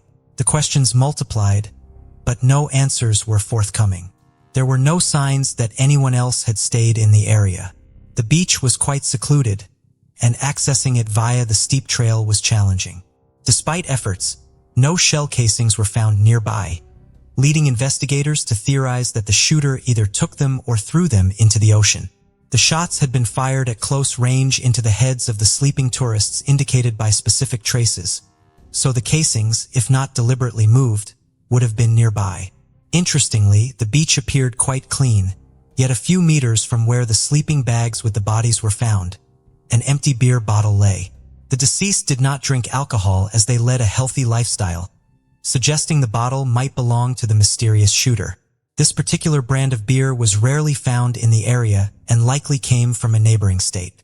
As no other clues were found, this bottle was considered a significant lead, although it was unclear whether it had any connection to the shooter or the crime.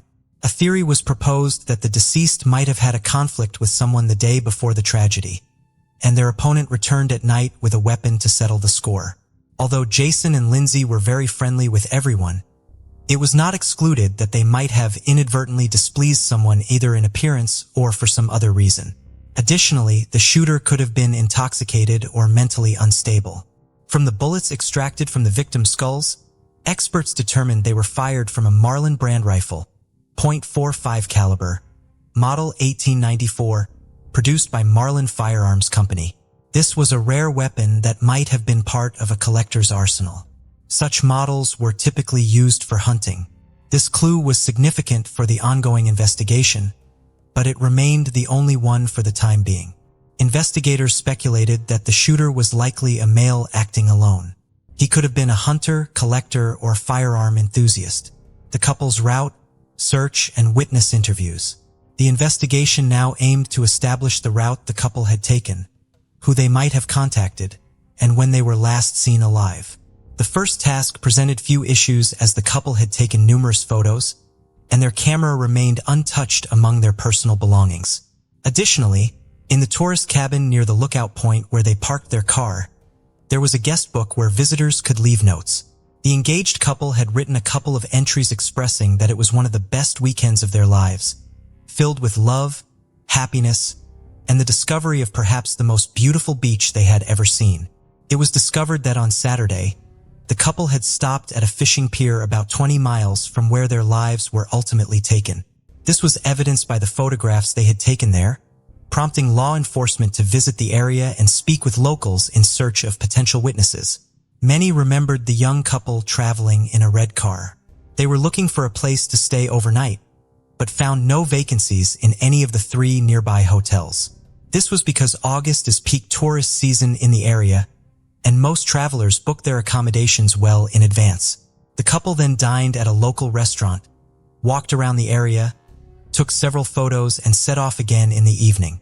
According to everyone who saw and interacted with them, they were friendly, engaged in no conflicts, and appeared happy and carefree. None of the witnesses could recall anything suspicious or unusual. Notably, the beach where the bodies were found was located in a protected area where camping was prohibited. However, since the young people could not find a place to stay overnight, they decided to settle on the beach, but chose not to set up a tent, instead using their sleeping bags. They believed that on a warm August night on a secluded beach, they faced no threats and planned to head back at dawn to return to the rock and water camp on Sunday as promised. This information helped narrow down the time frame during which the couple was likely taken from life. They went to sleep but did not survive until morning, indicating they were likely taken from life between 11 o'clock Saturday night and dawn on Sunday. The first suspect. Although the investigation into the double taking of life was in full swing and news broadcasts urged anyone with any relevant information to contact the police, law enforcement withheld certain details. In particular, The results of the ballistics analysis were kept secret to avoid alerting the suspect and prompting them to hastily dispose of the weapon used in the crime.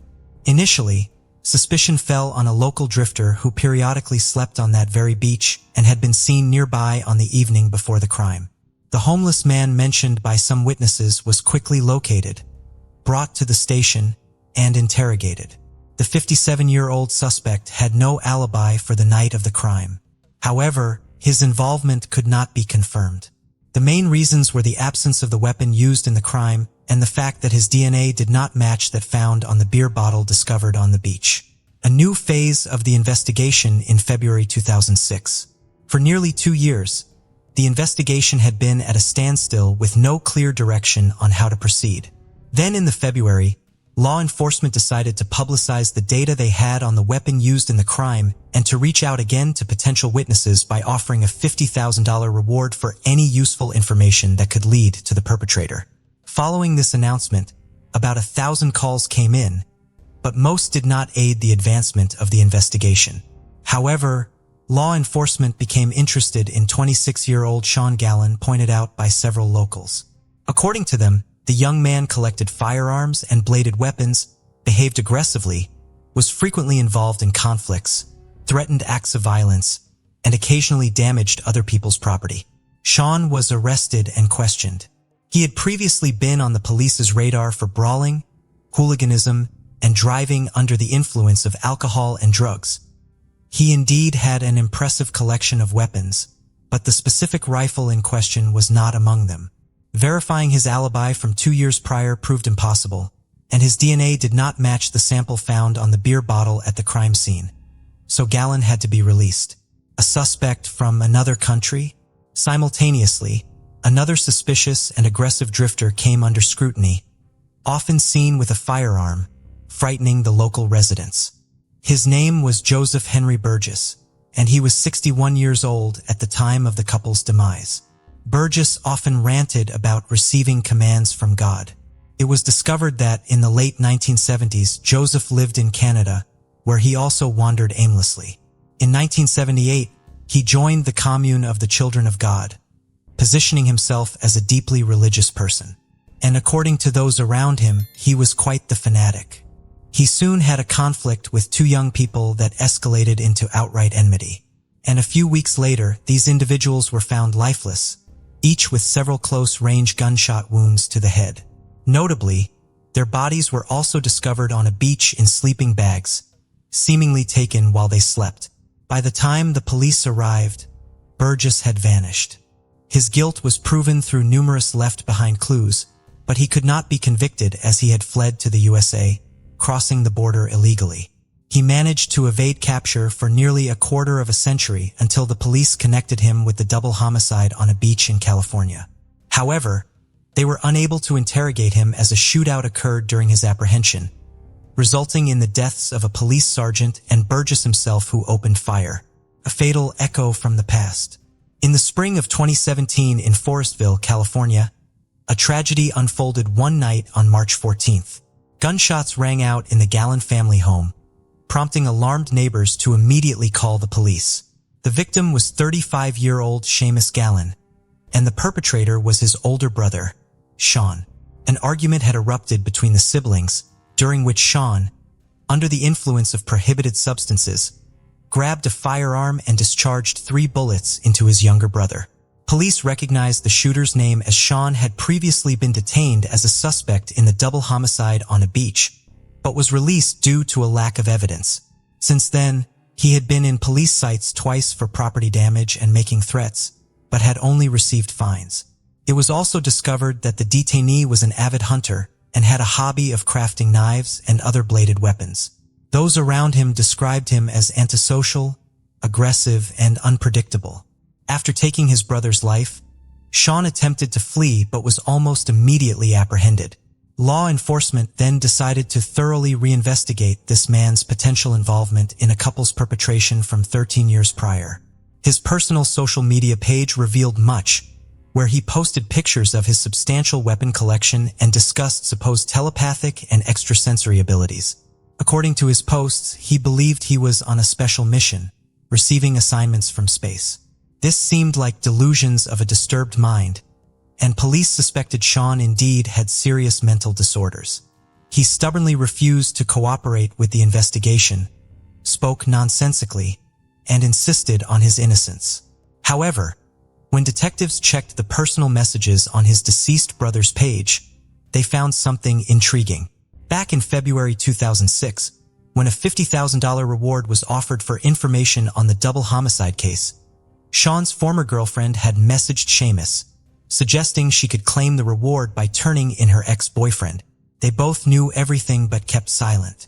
Unfortunately, questioning either was no longer possible since the brother had been shot and the woman had died in a car accident 2 years earlier.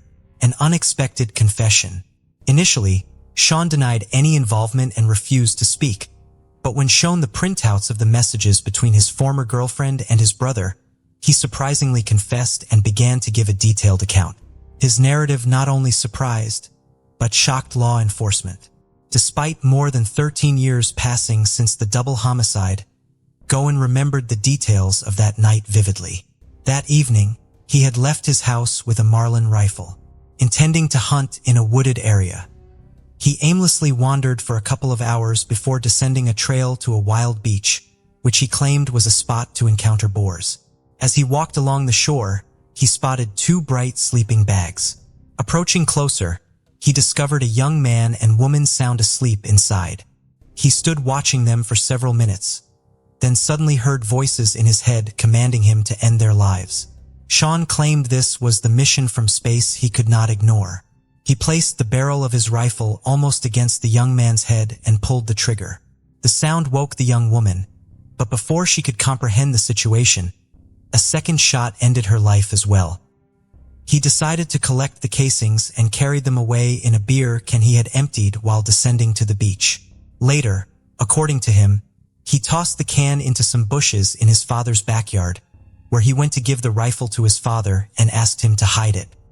His elderly father asked no questions and simply buried the weapon in the dirt floor of the cellar in his old barn. Remarkably, Sean's claims were verified.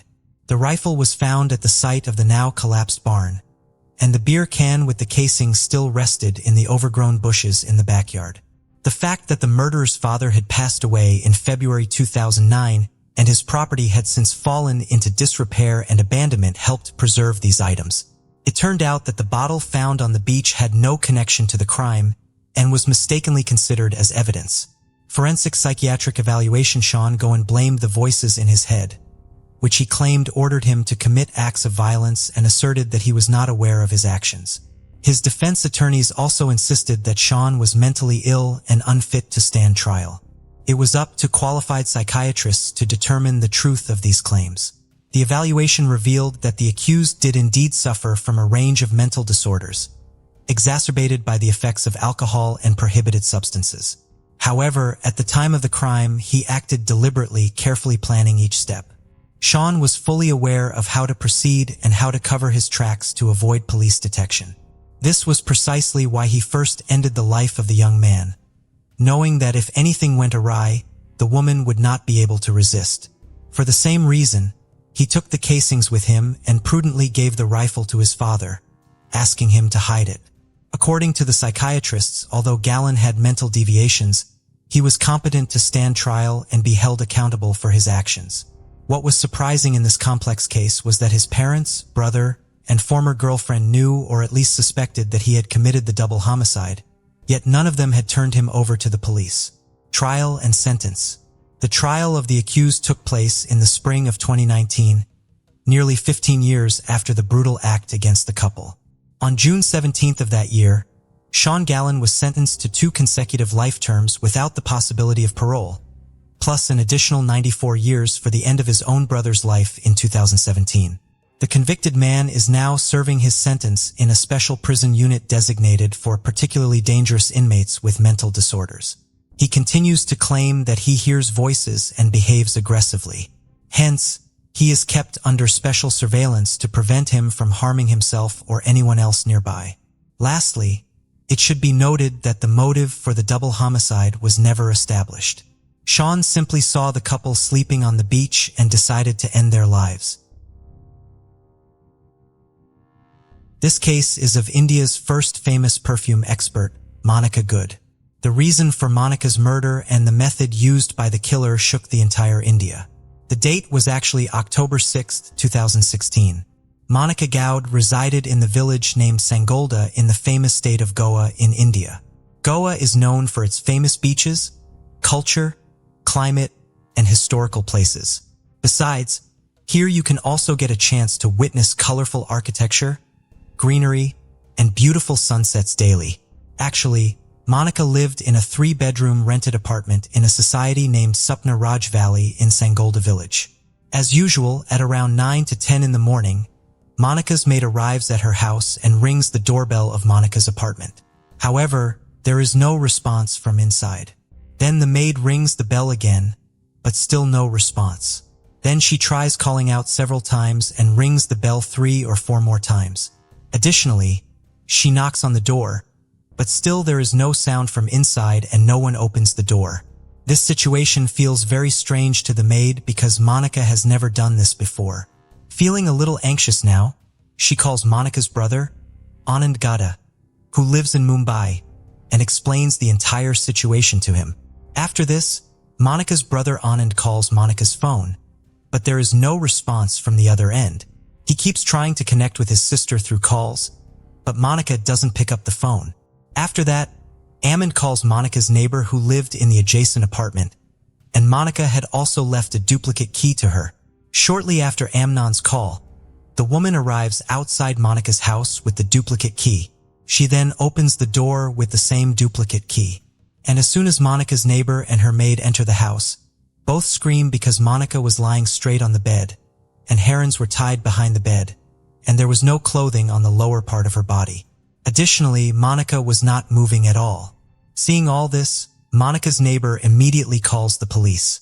Soon after, the Goa police arrive at Monica's apartment with some lady police officers, an ambulance, and doctors. However, when some doctors cover Monica's body and check her pulse, it is found that Monica has passed away. Afterwards, the dead body is sent for post-mortem and then the room is searched. The police searched the room, but the surprising thing was that there was no evidence of forced entry anywhere in the entire apartment. There were eggshells in the room, suggesting they had been eaten recently. Then Monica's purse was checked, but apart from some debit card bills, the police found no evidence in it. Now, to find evidence, the police consider examining all the CCTV footage in the society. But then they find out that there are no CCTV cameras installed in that society. Besides this, the police also question the people living in Supna Raj Valley. However, nobody has seen any suspicious person entering or leaving Monica's house in the past day. Nevertheless, the police also investigate from the angle of theft, but nothing was missing from Monica's flat that could indicate that this murder was committed for theft. Looking at all these things, the police believe that whoever murdered Monica had some information about her because no one forcefully entered the flat and nothing was stolen from the house. However, Monica was married, but due to some disputes, she had been living alone for a year.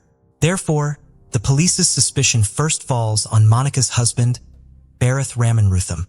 After that, the police interrogate him about this murder, but nothing comes to light during the interrogation that would make them suspect him. In fact, Monica was the daughter of a former judge in Mumbai, Ramesh Kutter, and she was initially a photographer, but later she started researching on perfumes. After this, in a short span of time, she became a successful perfume expert. Due to her profession, Monica was quite famous not only in her society, but also throughout the city, often seen hobnobbing with big businessmen. Therefore, as soon as news of Monica's murder surfaced, the entire state of Goa was in shock. At that time, this was the news running on every news channel in the country, and the public wanted to know who the mystery killer was. Meanwhile, Monica's post-mortem report also arrives, revealing that Monica died due to suffocation, and it also becomes clear that she was raped. Anyway, the police had investigated the case from every angle so far, but they had neither found any suspects nor any clues. But then, during the investigation that evening, a police officer suddenly remembers that they had found some debit card bills from Malaka's purse, but they hadn't found any debit card during the entire search. Afterwards, the Goa police approached the bank regarding the bills of that debit card and request to check the transaction details of that card. It is found out that on the morning of October 6th at 6 o'clock, this card was used at an ATM in Porvaram area. Porvaram is merely 4 to 5 kilometers away from Sapnaraj Valley. Following this, the police instruct the bank to keep an eye on this card and also scrutinize the CCTV footage of the ATM in Porvaram. The face of the boy who withdrew money from that card was captured on the ATM camera. Subsequently, with the CCTV footage in hand, the Goa police reach Sapnaraj Valley. As soon as the locals see this footage, they recognize the boy shown in the footage immediately and identify him as Rajkumar, who used to be the old security guard here. However, he was fired from his job 2 months ago on charges of theft. For the Goa police, this was a major success because for the first time in this case, the police had a name and a face of suspect. Now when the police check Rajkumar's background, they find out that Rajkumar, 21, is from Bathinda city in Punjab state, and there have been several theft cases registered against him before. The police had all the information about Rajkumar, but the challenge now was how to catch him. So to catch Rajkumar, the Goa police started waiting for the next transaction from Monica's debit card. Some time passes and suddenly the police find out that recently, some money has been withdrawn from an ATM in Bangalore city using this card. Let us tell you that Bangalore city is about 370 miles away from Sangolda village. Upon seeing this, the Goa police immediately spring into action and contact the Bangalore city police. After that, Bangalore police checked the CCTV footage of that ATM, and Rajkumar's face was clearly visible in the footage of that ATM as well. Following this, Bangalore police took Rajkumar's photo and began questioning all hotels and lodges around that ATM. After a while, hotels and lodges around that ATM. After a while, a man at the reception of one hotel recognizes Rajkumar's photo and says, "Yes, a man with this face is staying in our hotel, but he has gone out for some work right now." Afterwards, some police officers dressed in civilian clothes stand outside the same hotel waiting for Rajkumar to arrive. But as soon as Rajkumar returns to the hotel after a while, the police officers recognize him and apprehend him.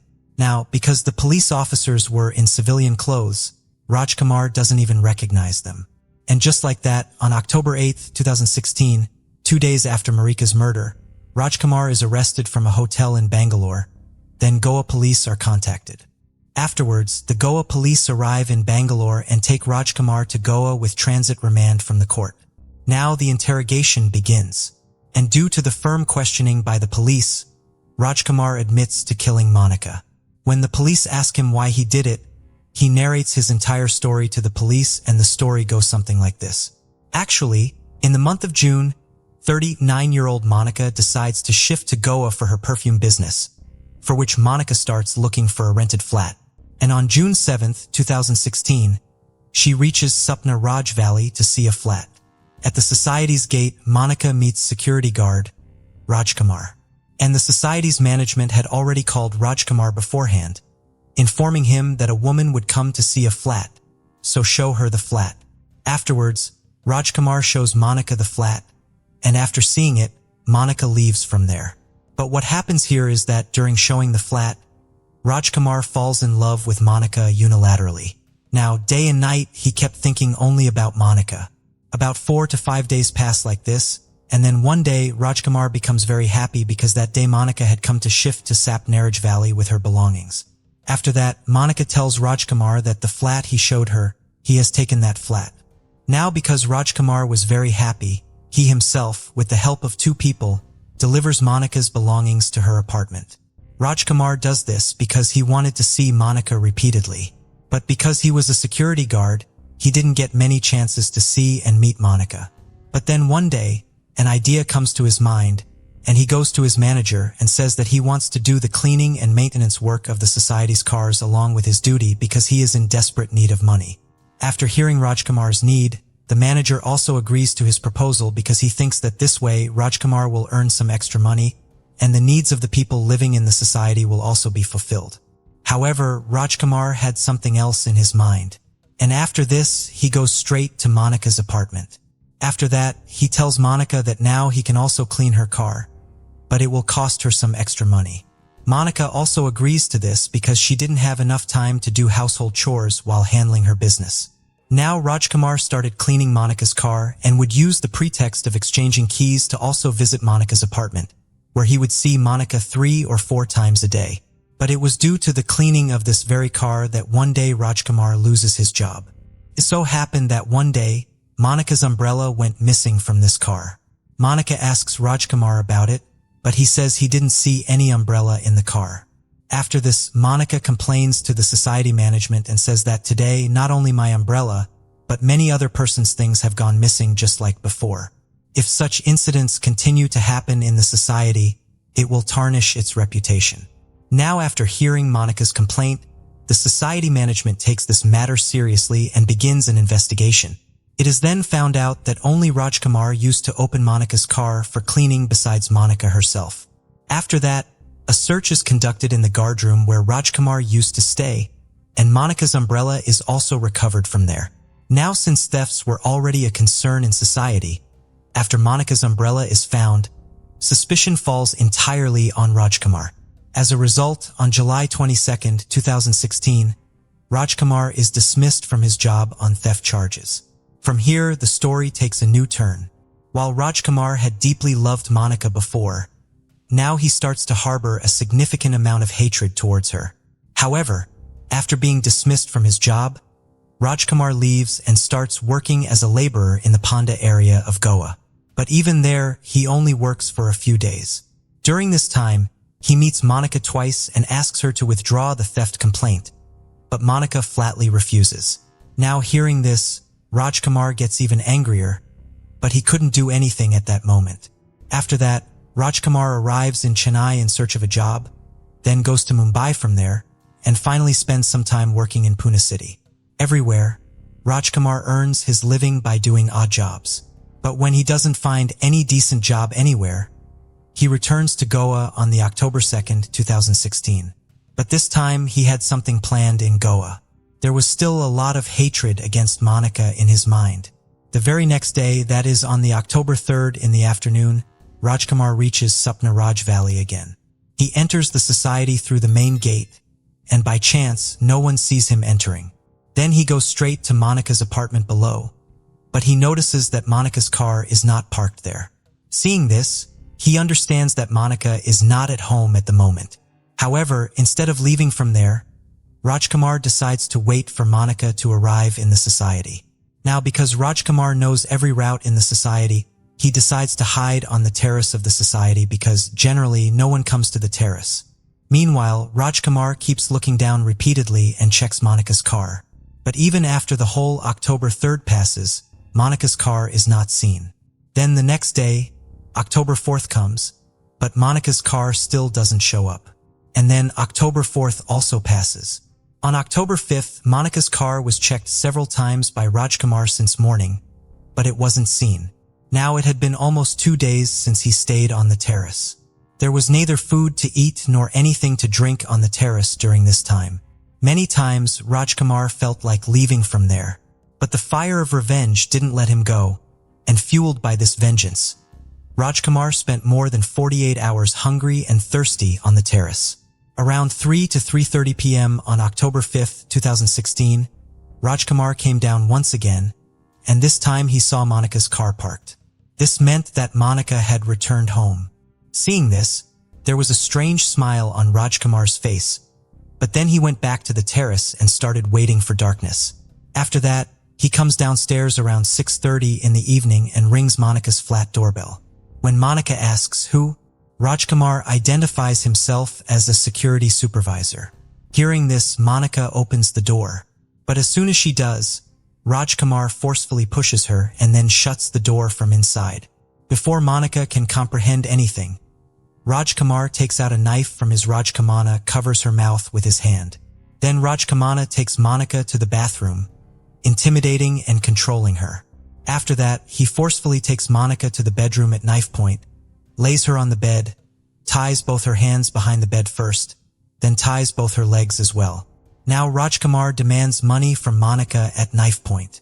Upon seeing herself trapped, Monica also gets very nervous, so she tells the Rajkumar, "Take all the money in the purse." After that, the Rajkumar empties Monica's entire purse. About 4,000 Indian rupees come out of the purse like $48. But the Rajkumar's desire is not satisfied with that, and he asks Monica for more money. So Monica says, "I only have this much money right now. If you need more money, I have a debit card. Take it and withdraw money from the ATM." The Rajkumar didn't know how to use a debit card. Still, he learns from Monica how to use it. So systematically, Monica tells him the way to withdraw money, how to insert the card into the ATM machine, then select the language and then leave her and go from here.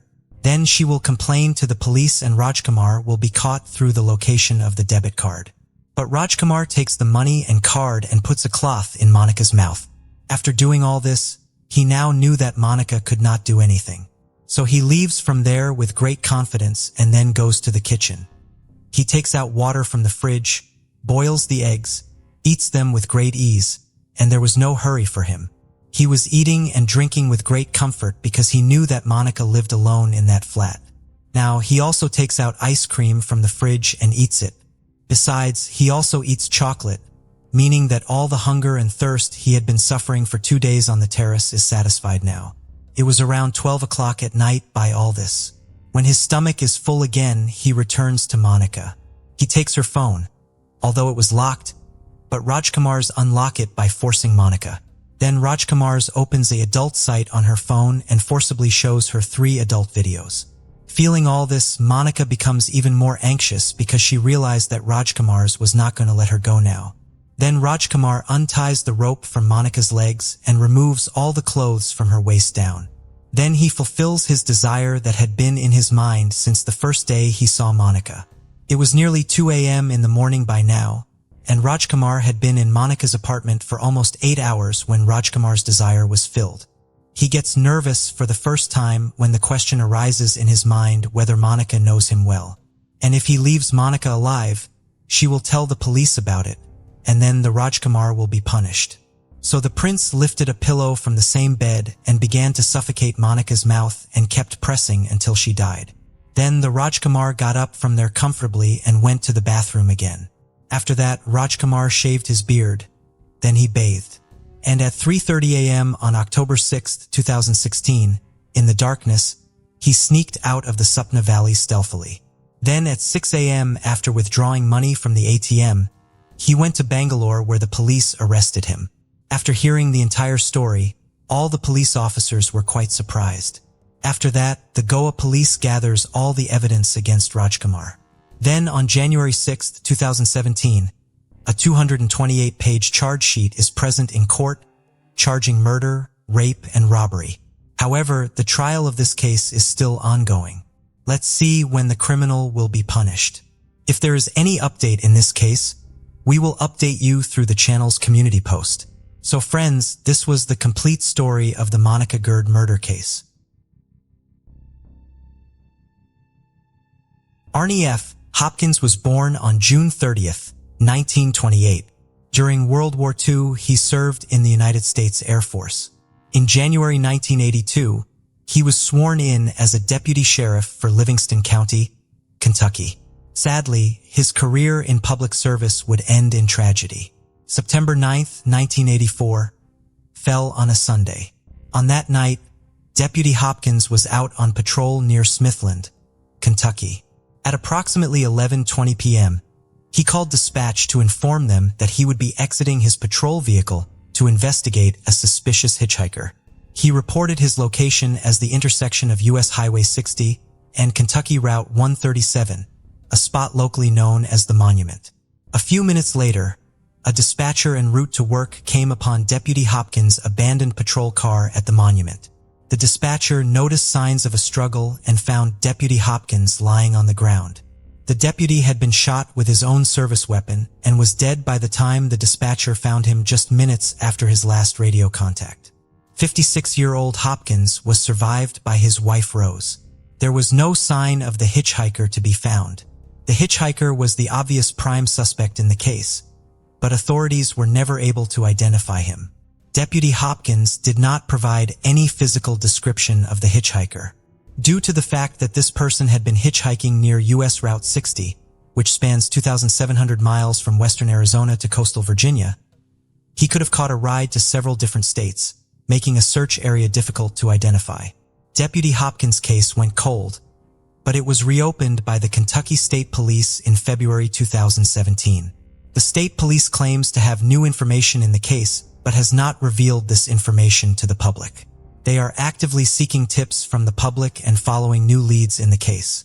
However, for now, the identity of Deputy Hopkins' killer remains unknown.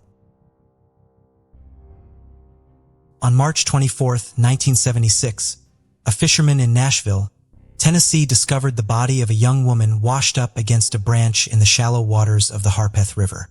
She was estimated to have been between 14 and 17 years of age, 5 feet 2 inches in height, and of Hispanic or Native American descent. The medical examiner determined that she had probably been dead for less than 24 hours. However, the girl's cause of death was far more difficult to determine. While the girl had drowned, whether she did so accidentally or as the result of foul play could not be firmly established. The teenager's blood alcohol was measured at a 0.28, meaning that it was possible she fell into the river accidentally and drowned in the 2 feet of water due to her incapacitation by alcohol. However, the girl's shirt had been removed and her pants were unbuttoned. Her body also had bruising on her chest and legs. These facts opened up the possibility that she had purposely been drowned following some sort of sexual attack. Unable to use science to determine the girl's cause of death, police hoped that they could determine if a crime had been committed by finding out the last known events in her life. To do so, they would need to identify her so that they could locate those close to her.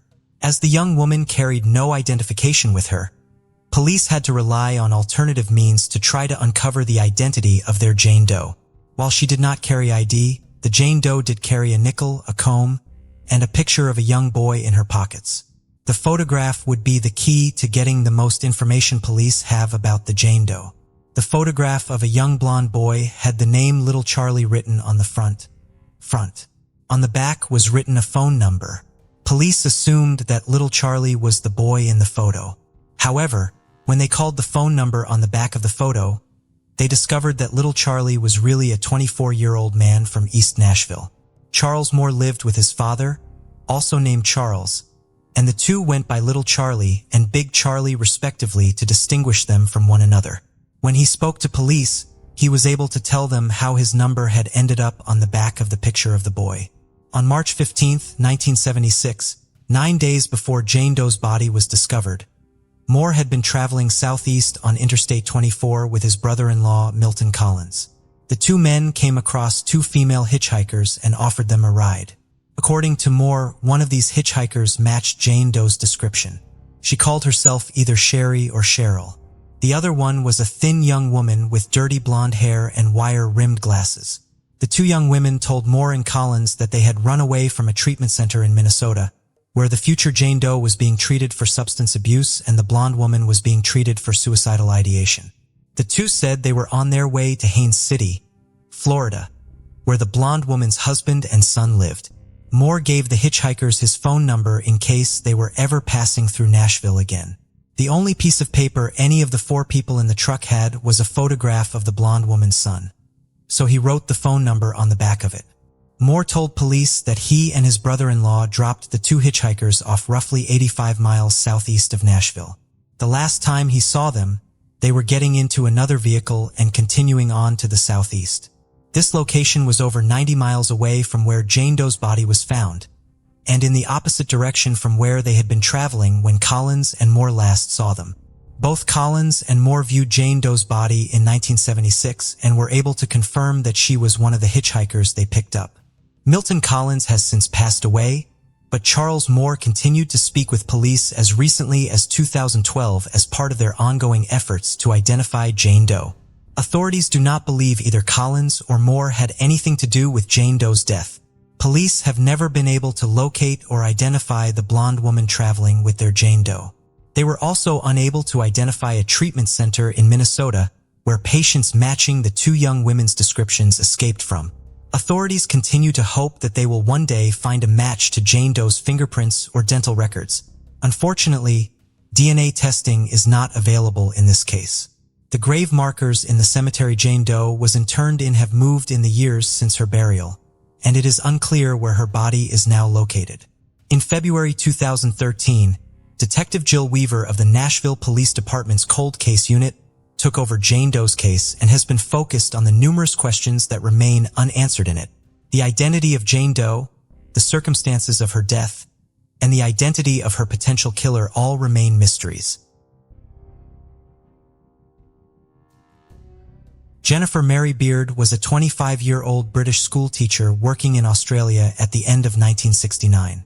She was engaged to a man named Reg Williams who led backpacking or tramping, as it is known in the area, groups in the scenic outdoors of New Zealand. Jennifer and Reg had arranged to go tramping through the mountains of New Zealand's South Island together. Because of their schedules, they agreed to travel separately and rendezvous in the town of Wanaka to begin their hike into the mountains after Reg finished leading a tramping group through Milford Sound. They were due to meet on January 5, 1970. Jennifer never arrived. On January 9th, Reg reported her missing. Jennifer had been planning to hitchhike down the west coast of the South Island to meet up with Reg. This left a huge area to search for the missing t-shirt. Detective Emmett Minton, the lead investigator on the case, initiated a huge search along Jennifer's planned route, largely in areas that were difficult to access.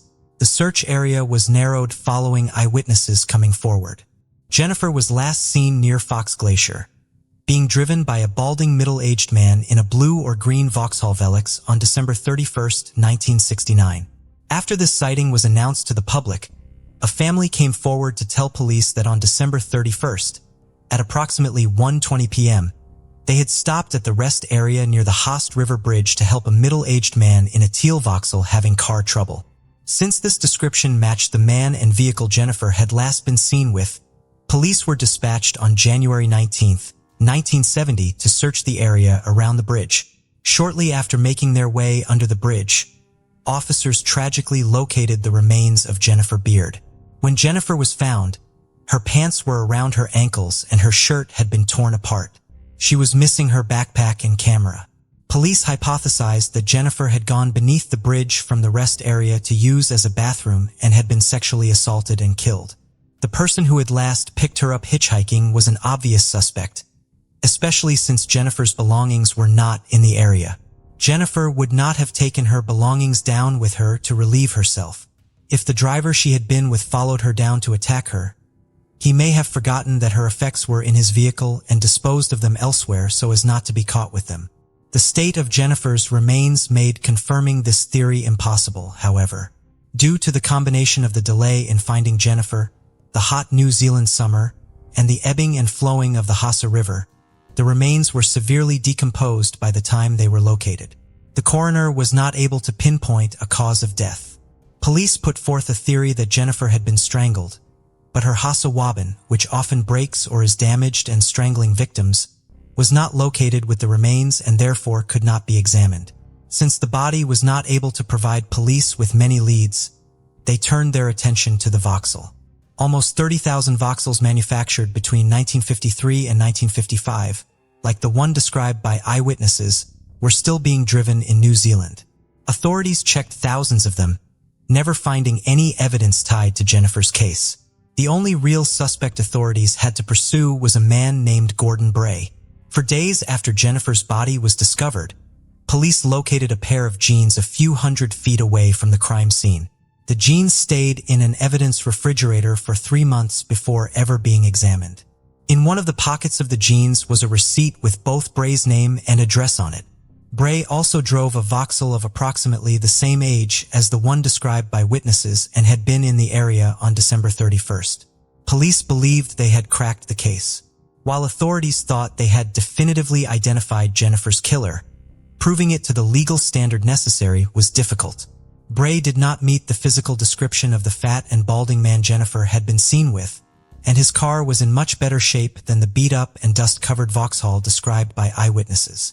The color of the car also raised issues with the eyewitness testimony. The car Jennifer was seen in was described as being various shades of turquoise or bluish green.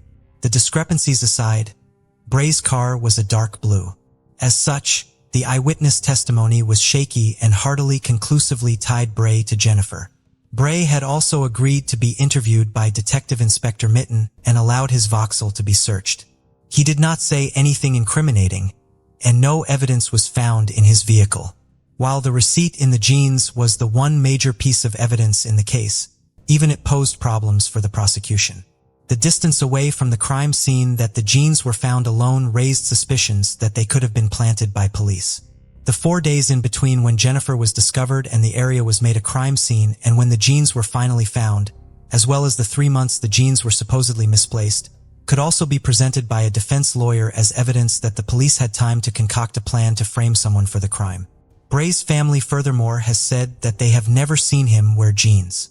As police could not definitively say how Jennifer died, they could not even state for sure that she had been murdered rather than been the victim of some sort of accident. While police remained convinced that Bray was the killer, the lawyers who would have had to try the case were not. Not feeling as though they could successfully convince a jury of Bray's guilt, prosecutors announced on June 26, 1971, that Bray would not be charged in Jennifer's death. Bray died in February, having maintained his innocence for the rest of his life. In February 2005, a new suspect in the case finally emerged. A man named Ron Hunter had been working at the Hardy and Thompson sawmill in the town of Westport around the time of Jennifer's death.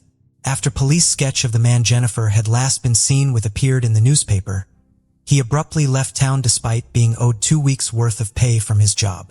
Gordon Watts, who managed the sawmill and employed Ron Hunter, claims that he went to police with his information in 1970, but it was never followed up on. Emmett Mitten, who by that time had retired from the police force, says he never received such a tip. Given the amount of time since Jennifer Beard's death, unless someone confesses to being her killer, it seems likely that her case may never be solved. On June 10, 1976, the body of a young man was found in a landfill in rural Tooele County, Utah. The man had brown hair and dark eyes. He was estimated to have been approximately 5 feet 9 inches tall and between 17 and 22 years of age. He had also been shot twice in the head. Witnesses reported seeing a young man matching John Doe's description in the nearby town of Wendover the day prior to the discovery of a body. Authorities were unable to unearth any further information about their John Doe. For the next 4 decades, the identity of the John Doe was just as unknown as the identity of his killer. One half of the mystery of the John Doe's murder will be solved 39 years after his death. The Tooele County Sheriff's Office, while not considering John Doe's murder case to be an open investigation since very soon after his discovery, did make efforts to utilize new technologies to identify the young man as they became available. In February 2010, John Doe's information was uploaded to the National Missing and Unidentified Persons Database. In June 2014, after officially reopening the case, the Sheriff's Office contacted the National Center for Missing and Exploited Children for help developing a composite image of what John Doe would have looked like when he was alive. The Sheriff's Office put his likeness on posters around Tooele County in hopes that it would help identify him. In February, the Sheriff's Office partnered with the Utah State Medical Examiner's Office in an effort to close cold cases. Through this joint effort, a set of Met dental records belonging to a missing person were found to be a very close match to the John Doe's records. The John Doe's body was exhumed in February in order to collect DNA samples from it. In August, it was announced that the DNA confirmed the identity of the Tooele County John Doe. His name was David Stack.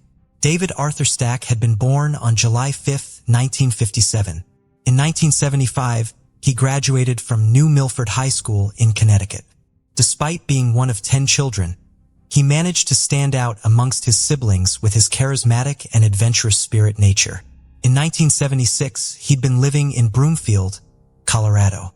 He left his home there on June 1st to hitchhike out to California to visit family, but he never reached his destination. In the years when he was missing, Day's family had hoped that he was apart from them because of his wanderlust rather than foul play. His brother James liked to think that he had gone off to Alaska to start a new adventure. Both of Dave's parents passed away prior to the identification of his body. While the Stack family finally knows what became of Dave and were finally able to hold a memorial service for him, his identification still left them with many questions. While the Tooele County Sheriff's Office finally had an identity for their John Doe, they did not have the identity of his killer. Dave's case remains open in Tooele County as an unsolved homicide case. In the midst of winter, when families gathered to celebrate peace and joy, a sinister shadow loomed over the picturesque town of Dover, Arkansas. It was December 1987, a time meant for festivity and love. But for one family, it became a scene of overwhelming horror. This is the chilling tale of the Christmas killer Ronald Gene Simmons, a man who transformed the season of giving into a time of unspeakable tragedy. But what leads a person to destroy what they once cherished? What darkness lies within the human mind that can turn a father into a monster? From decorated war hero to a man convicted of the worst family massacre in American history, we'll delve into the depths of a mind clouded by secrets and rage, where the line between protector and predator became fatally blurred. To understand the mind behind the massacre, we must journey back to the origins of Ronald Gene Simmons. His story begins not with violence, but with a seemingly ordinary life marked by service and family. Ronald Gene Simmons was born on July 15, 1940 in Chicago, Illinois. His father died of a stroke when Ronald was 3. His mother got married again in less than a year to a civil engineer for the U.S. Army Corps of Engineers who was transferred to Arkansas. Little is known about Simmons' early childhood, but it was a life that took a turn towards discipline and commitment when Ronald dropped out of school and enlisted in the United States Navy in 1957 and later the U.S. Air Force. Simmons served with distinction. Over a 22-year career, he received several commendations, including the Bronze Star Medal, the Republic of Vietnam Gallantry Cross, and the Air Force Ribbon for excellent marksmanship. But behind the facade of a decorated military man, there were undercurrents of turmoil. Simmons married Rebecca Ulibarri in 1960 in New Mexico, and together, they had 7 children. However, the veneer of a normal family life was shattered in 1981 when allegations emerged that Simmons had been assaulting his 15-year-old daughter, Sheila, and had fathered a child with her. Fearing prosecution, Simmons uprooted his family, moving them from New Mexico to a desolate 13-acre tract of land in Pope County, 6.5 miles north of Dover, Arkansas, known as Mockingbird Hill. This property, isolated and ringed with a makeshift fence up to 10 feet tall, became a fortress of sorts, a place where Simmons could exert total control. The residents didn't have a phone or indoor plumbing. But what was it that drove a man of discipline and service to the edge of such darkness? Was it the fear of losing control over his family? The desperation to conceal his illicit acts? Or something deeper, a more sinister aspect of his psyche yet to be revealed? The facade of the family man began to crumble, revealing a tyrannical figure ruling his household with an iron fist. The family, once a symbol of joy and unity, became prisoners in their own home. This descent into tyranny was but a prelude to the horror that would unfold, unraveling the chilling transformation of Ronald Gene Simmons from a respected military man to one of the most notorious mass murderers in American history. In November 1979, Simmons retired from the Air Force and military service. He did some low-paying jobs in the nearby town of Russellville, Arkansas. He worked as an accounts receivable clerk at Woodline Motor Freight, but had to resign after multiple reports of inappropriate sexual advances. He worked for about a year and a half at a Sinclair Mini Mart, but had to quit on December 18, 1987 because of low wages. 2 of the elder children, Billy and Sheila, had moved out, got married, and started their own families. So by the time of the murders, there were only 7 people living in the house. The calm of the holiday season in 1987 was shattered in Dover, Arkansas by a series of heinous crimes. Ronald Gene Simmons' descent into murderous madness began shortly before Christmas on December 22nd. The Simmons family home, once a haven of domestic life, turned into a chilling stage for an unthinkable act. Ronald Gene Simmons, armed with a .22 caliber pistol, commenced a killing spree that would become the worst family massacre in American history. His first victims were his wife, 46-year-old Rebecca, an eldest son, 26-year-old Ronald Jr., bludgeoned with a crowbar and shot. And he strangled Ronald Jr.'s daughter and his granddaughter, 3-year-old Barbara. Their demise was just the beginning. Simmons lay in wait for his other children, feigning a festive spirit, only to mercilessly end their lives, one by one. Later that day, the Dover school bus dropped off the younger kids for their Christmas break from school. In a macabre ritual, Simmons systematically strangled and drowned his younger children, displaying a level of brutality that defies comprehension. The youngest victims, mere toddlers, met a similar fate, their innocence stolen in the most atrocious way. Simmons told them he had gifts for each of them, which he wanted to give one at a time, then strangled them and held under the water in a rain barrel. First to receive her gift was his eldest daughter, 17-year-old Loretta. His 3 other children, 14-year-old Eddie, 11-year-old Marianne, and 8-year-old Becky were murdered in the same brutal manner. He then dumped the bodies in one of the cesspits he had made his children dig days before. But the horror did not end there. On December 26th, as the rest of the world celebrated, Simmons' remaining family members arrived for a holiday visit, unaware of the nightmare that awaited them. 23-year-old Simmons' son, Billy, his 21-year-old daughter-in-law, Renata, and their child were the next to fall victim to his unfathomable rage. Billy and Renata were both shot dead.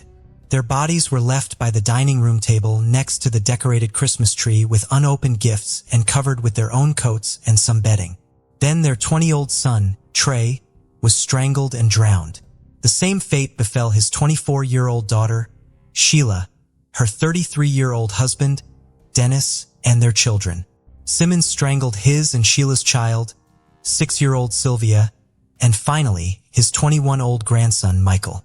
The bodies were meticulously laid out, a grim tableau that defied any sense of humanity. He then covered their bodies with coats. Sheila's body was laid on the dining room table and covered with Rebecca Simmons' best tablecloth. He wrapped the bodies of Trey and Michael in plastic sheeting, and they were left in abandoned cars behind the Simmons home. Simmons then embarked on a chillingly ordinary series of errands, his actions a stark contrast to the carnage he had just inflicted. He drove to a Sears store in Russellville to pick up Christmas gifts previously ordered for his family. That night, he went out for a drink at a local bar. When he returned home, he spent the night and the next day drinking beer and watching television surrounded by the dead bodies of his family. On December 28th, the killing spree spilled over into the town of Russellville. In the morning, Simmons drove a car that had belonged to his son, Ronald Jr., to a Walmart in Russellville and purchased a second firearm. Fueled by a mix of revenge and rage, Simmons targeted those he felt had wronged him. The violence was indiscriminate, claiming the lives of acquaintances and strangers alike. His former workplace, a law firm, became the stage for his continued rampage. 24-year-old Kathy Kendrick, a secretary who had rebuffed his advances, was his first victim.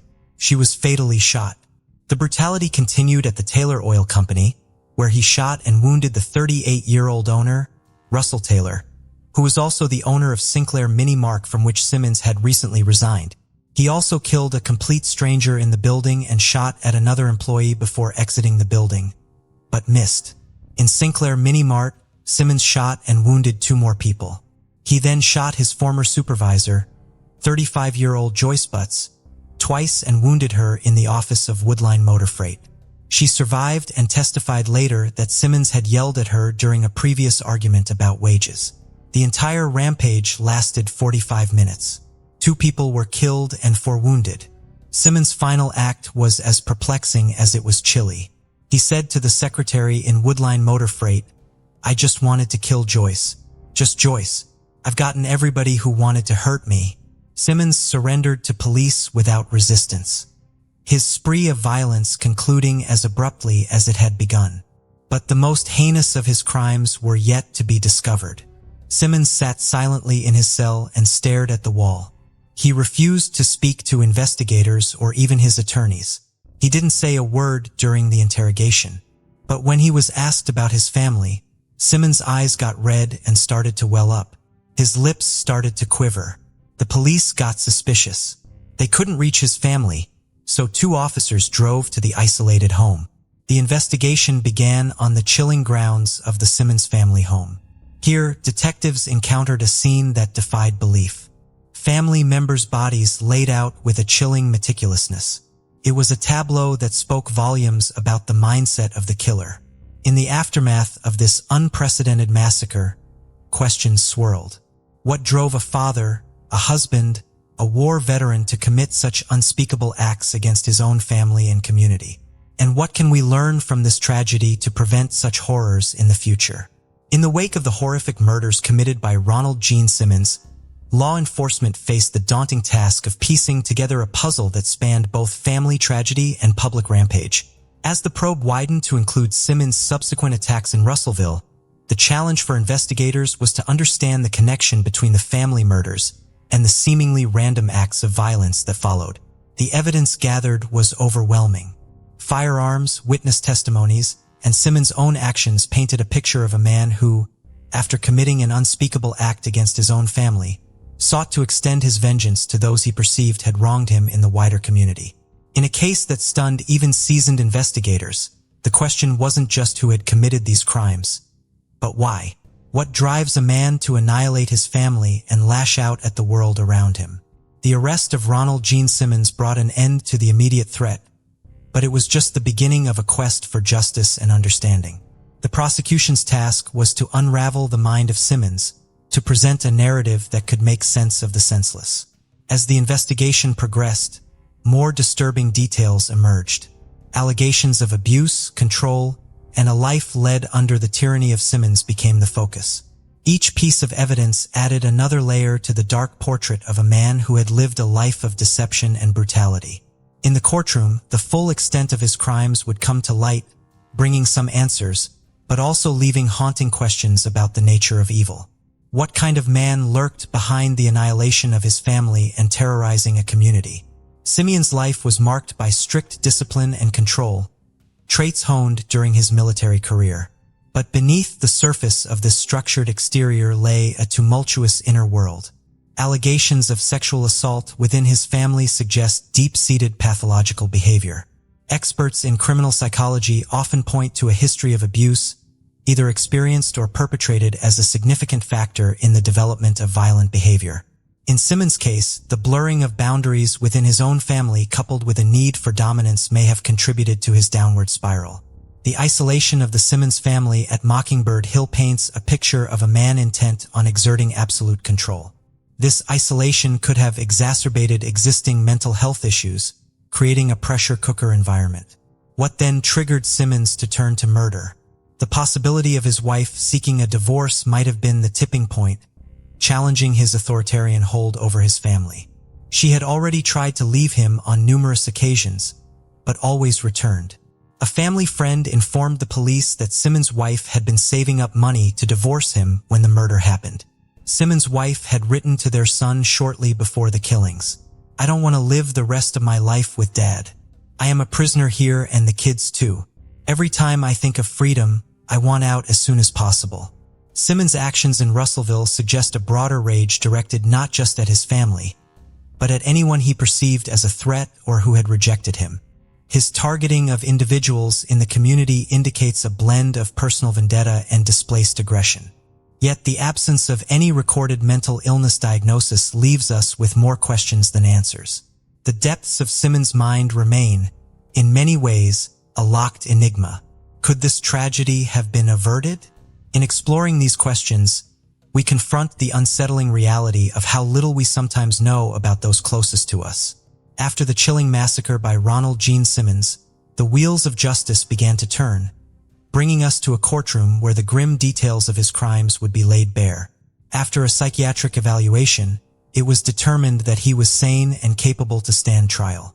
Simmons' trial was a focal point of national attention, a legal battle to seek justice for the unprecedented atrocity he had committed. The proceedings were swift, reflecting the urgency of a community seeking closure. In May 1988, Simmons stood trial for the murders outside his family, specifically the killings of Kathy Kendrick and Jim Chaffin. The evidence presented was overwhelming, leaving little doubt about Simmons' guilt. Simmons, who had acted with such brutality, now faced the consequences of his actions in a court of law.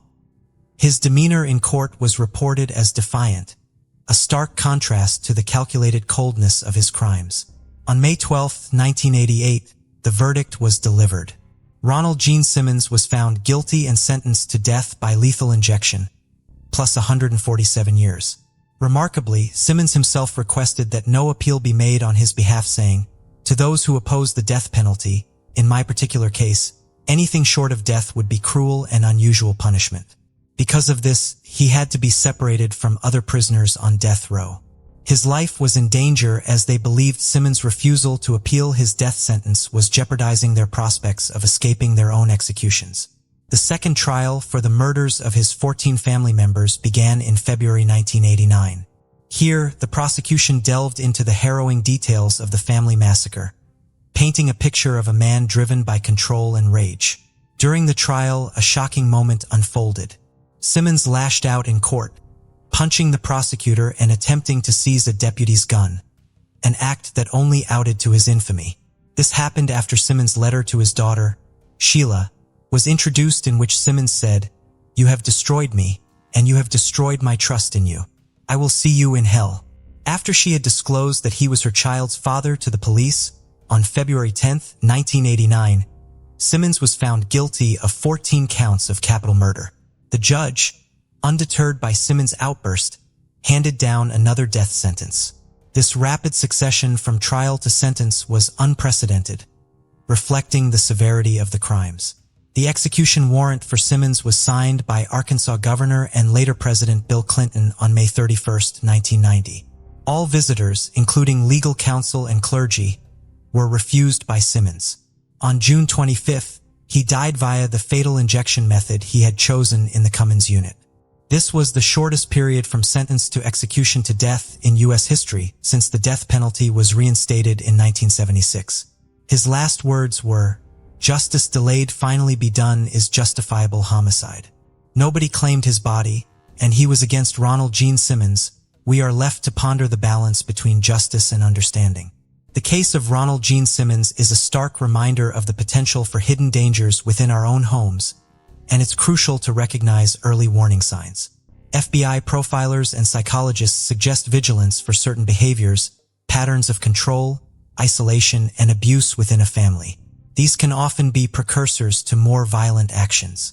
In cases like Simmons, where the perpetrator isolates the family, the intervention of external agencies becomes critical. Neighbors, friends, and relatives need to be attentive and proactive in reporting any suspicions. But perhaps the most profound lesson lies in understanding the human psyche. Simmons' case demonstrates the complex interplay of psychological factors that can lead to such extreme behavior. What led Ronald Gene Simmons to commit such heinous acts? The answer lies in a complex web of control, abuse, and psychological instability.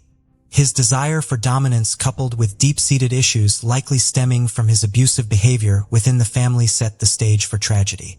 Simmons' military discipline juxtaposed with his chaotic personal life created a volatile mix. The isolation and control he exerted over his family only fueled his capacity for violence. And when his authority was threatened possibly by a looming divorce, it may have been the catalyst for the massacre. John Harris, one of Simmons' defense attorneys, said of his abused family, "I think he felt like they are going to take him out. He's going to take them out first." I think that was his mindset. Could anything have been done to prevent the carnage? In hindsight, the warning signs were there: isolation, abuse, and a man teetering on the edge. Timely intervention could perhaps have altered this tragic course. Simmons' story is a grim reminder that behind closed doors, within seemingly normal families, the seeds of tragedy can grow unnoticed. People feared him even back then in New Mexico. They said he was strange, unfriendly, antisocial. He didn't have much to say. A friend of his daughter's said he had a beer in his hand all the time. He had one little room he would stay in all the time.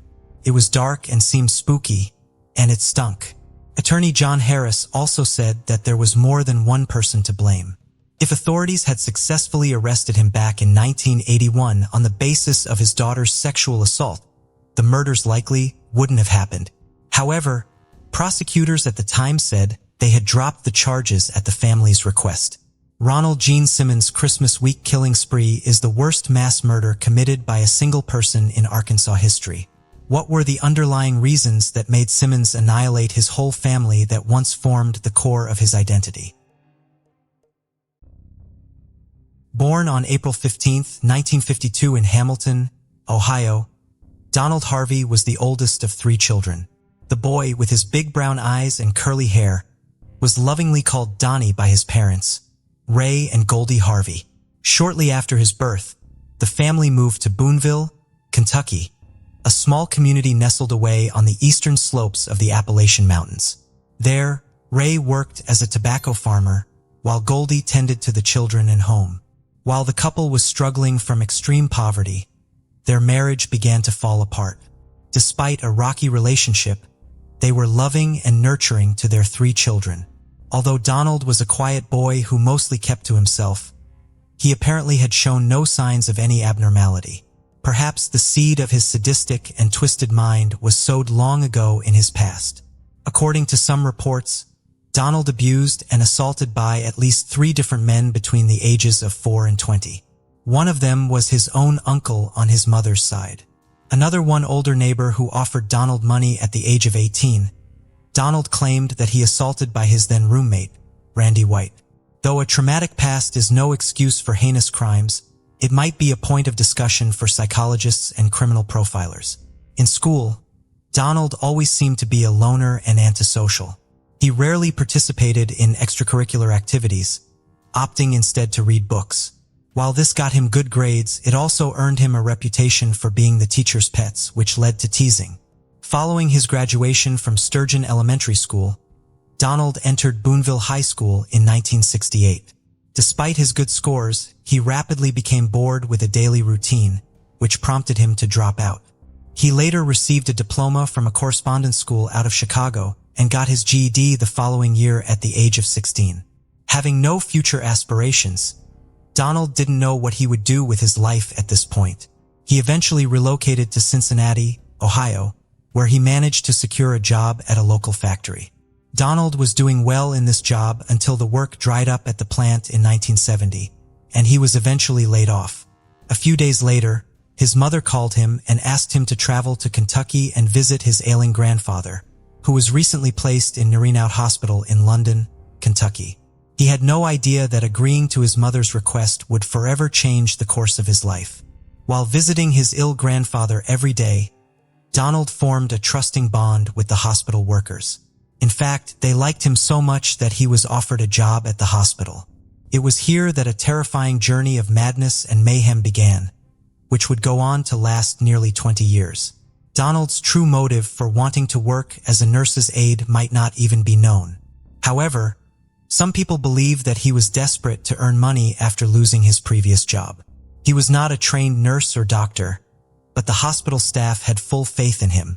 Donald's duties required him to spend hours along with patients, including changing bed pads, inserting catheters, and passing uneventful. That is, until one incident with an elderly patient snared something within him, a disturbing beginning to an unfathomable string of events. It was May 31st, 1970, and Donald was taking care of an 88-year-old stroke victim, Logan Evans. During an evening shift, he walked into a private room to check on the elderly patient, and Mr. Evans rubbed feces in Donald's face. Although the patient was most likely not in his right mind following a stroke, the incident angered Donald so much that he lost all control. The next thing he knew, he was smothering the elderly man with a blue plastic bag and a pillow. Once Evans was motionless, Donald listened to his heart rate with a stethoscope to make sure that he was dead. He then disposed of the plastic bag and cleaned them up, dressing them in a clean hospital gown and showering before notifying the nurses. After this incident, no eyebrows were raised and no questions were asked. As a creditor who just got his first taste of blood, Donald's thirst for killing only grew. The very next day, he was looking after another elderly patient, 69-year-old James Tyree. Donald, it seems, used the wrong size catheter on him. Tyree initially let him proceed, but then yelled at him to take it out. Donald used the heel of his hand to control him until he'd vomited blood and died due to an air embolism. Again, no suspicions were raised. As no one detected foul play in his first 2 murders, Donald became more carefree. Just 3 weeks after committing his first murder, he cut off the oxygen tank of 42-year-old patient Elizabeth Wyatt. This was the beginning of his mercy kill, as he would call his killings later. He claimed he was aware that she was praying to die and even told him she wished she could die, so he killed her to end her suffering. For hours later, a nurse found her dead. Again, no one questioned Donald. Since no one at the hospital became suspicious, Donald saw this as an opportunity to unleash his inner monster. Over the next 10 months, 15 patients died under his care while working at the hospital. Be it pleasure or experimentation, the methods of each murder varied. Smothering, sabotaging oxygen tags, injecting lethal drugs, overdosing people with medication. It seems he would use almost anything to kill. When angered, his methods became more brutal. On one occasion, after an argument with a patient, Donald snuck into the patient's room and inserted a coat hanger through his catheter, puncturing his bladder and bowel. As a result of the puncture, infection set in, and the man died a few days later. Despite this brutality, Donald always considered these killings to be merciful. The self-proclaimed angel of death wanted to play God with the lives of the vulnerable, cloaking his monstrosities in a warm blanket by giving them the title Mercy Killings. March 31, 1971, exactly 1 year after his first murder, was the last day Donald worked at Marymount Hospital. That evening, he was arrested for a burglary he committed while drunk. In his drunken stupor, Donald incoherently confessed about the murders to the cops, but no one took him seriously. Donald ultimately placed charges of petty theft. Instead of serving prison time, he paid a hefty fine. Although Donald managed to remain free, this incident changed the course of his life for a brief time. For the next few months, Donald tried to get his life back in order and eventually found work as a part-time nurse's aide at Cardinal Hill Hospital in Lexington. In June of 1973, he started a second nursing job at Lexington's Good Samaritan Hospital. He worked both jobs simultaneously until deciding to move on to other positions. Between August 1974 and September 1975, he worked first as a telephone operator in Lexington and then as a clerk at St.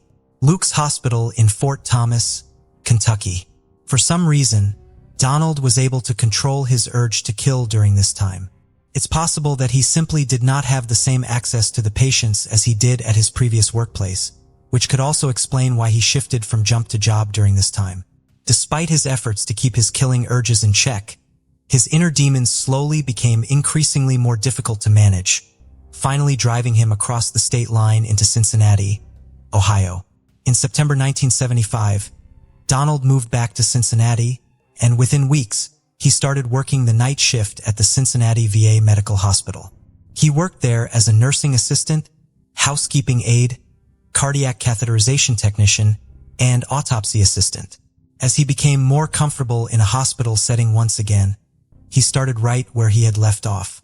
Since he worked at night, he had very little supervision and unlimited access to all the areas of the hospital. Over the course of the following 10 years, Donald would end up murdering at least 15 patients while working at the hospital.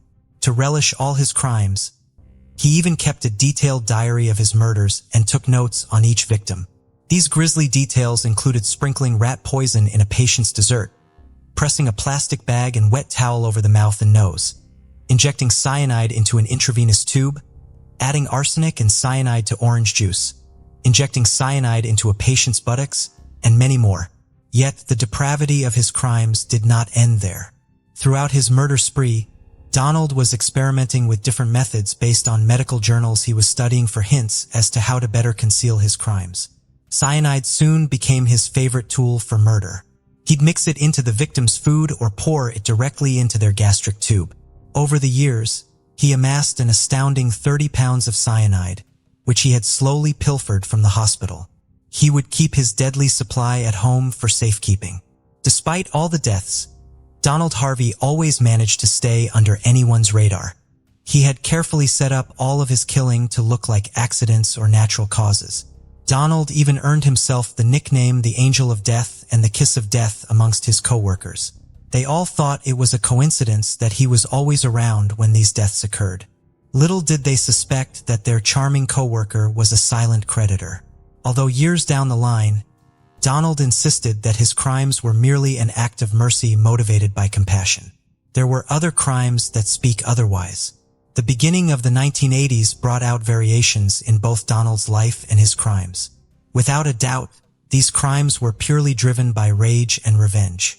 In the early 1980s, Donald briefly began dating a man named Doug Hill. The relationship was challenging from the start as they argued on a regular basis. After one of those heated fights, Donald retaliated by slipping arsenic into Doug's ice cream. Although he survived, the incident signified the first instance where Donald tried to harm someone outside of the hospital. This was a chilling sign that the monster had begun to stretch his boundaries. Following another follow-up with Doug, Donald moved in with another lover, Colonel Howler, within a short period of time. The relationship was going well in the beginning before Donald suspected Howler of cheating on him. Out of jealousy, he would add small doses of arsenic into Howler's food so that he would be too ill to leave their apartment. At this point, Donald's acts of revenge were no longer limited to his home or workplace. On one occasion, following an argument, he laced one of the beverages of his female neighbor with hepatitis serum, which nearly killed her before the infection was diagnosed and treated. While luck was on her side, it wouldn't be the same for another of Donald's neighbors, Helen Metzger. The arsenic he put in one of her pies caused her death at a local hospital a week later. Donald's confidence was soaring high after getting away with so many murders. He must have felt invincible. In April 1983, after tiff with Howler's parents, Donald regularly began to poison their food with arsenic and salt doses. On May 1, 1983, Howler's father, Henry, suffered a stroke and was admitted to Providence Hospital. To complete his unfinished business, Donald placed arsenic in his pudding before leaving during a hospital visit. Sadly, the elderly man died later that night. Donald continued to poison Carl's mother, Margaret, off and on for the next year, but was unsuccessful in his attempts to kill her. In January 1984, Hawela broke up with Donald and asked him to move out.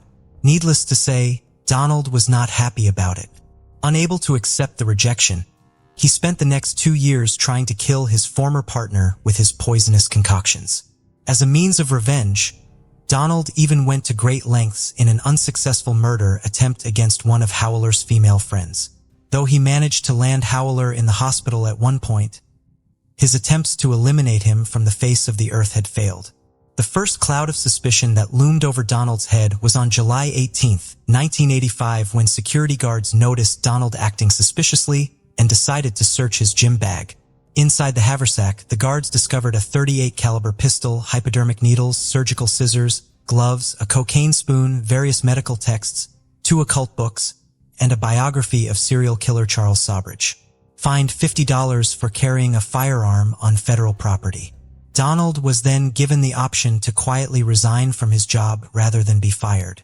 Call it a stroke of luck or pure negligence from law enforcement side, none of these ever appeared in his work record, and the hospital authorities did not open an investigation to determine if the man was responsible for any other crimes while working at the hospital. It took February of 1986. He started working as a part-time nurse's aide at Drake Memorial Hospital in Cincinnati. Unaware of his past and impressed by his performance, his new employers soon offered him a full-time position at the hospital. Before long, Donald settled back into his old routine.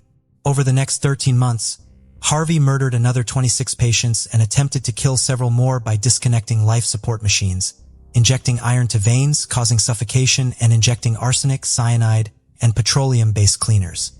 The 2-decade-long murder spree came to an end with one last murder.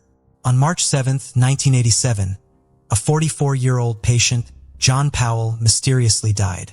Powell was on life support from a bad motorcycle accident for several months before his demise, but had since started to recover. Due to Ohio's law of a mandatory autopsy for a vehicular homicide, this death landed Donald in a situation that he had never faced before. During the autopsy, an assistant coroner noticed the faint scent of almonds, which is a telltale sign of cyanide.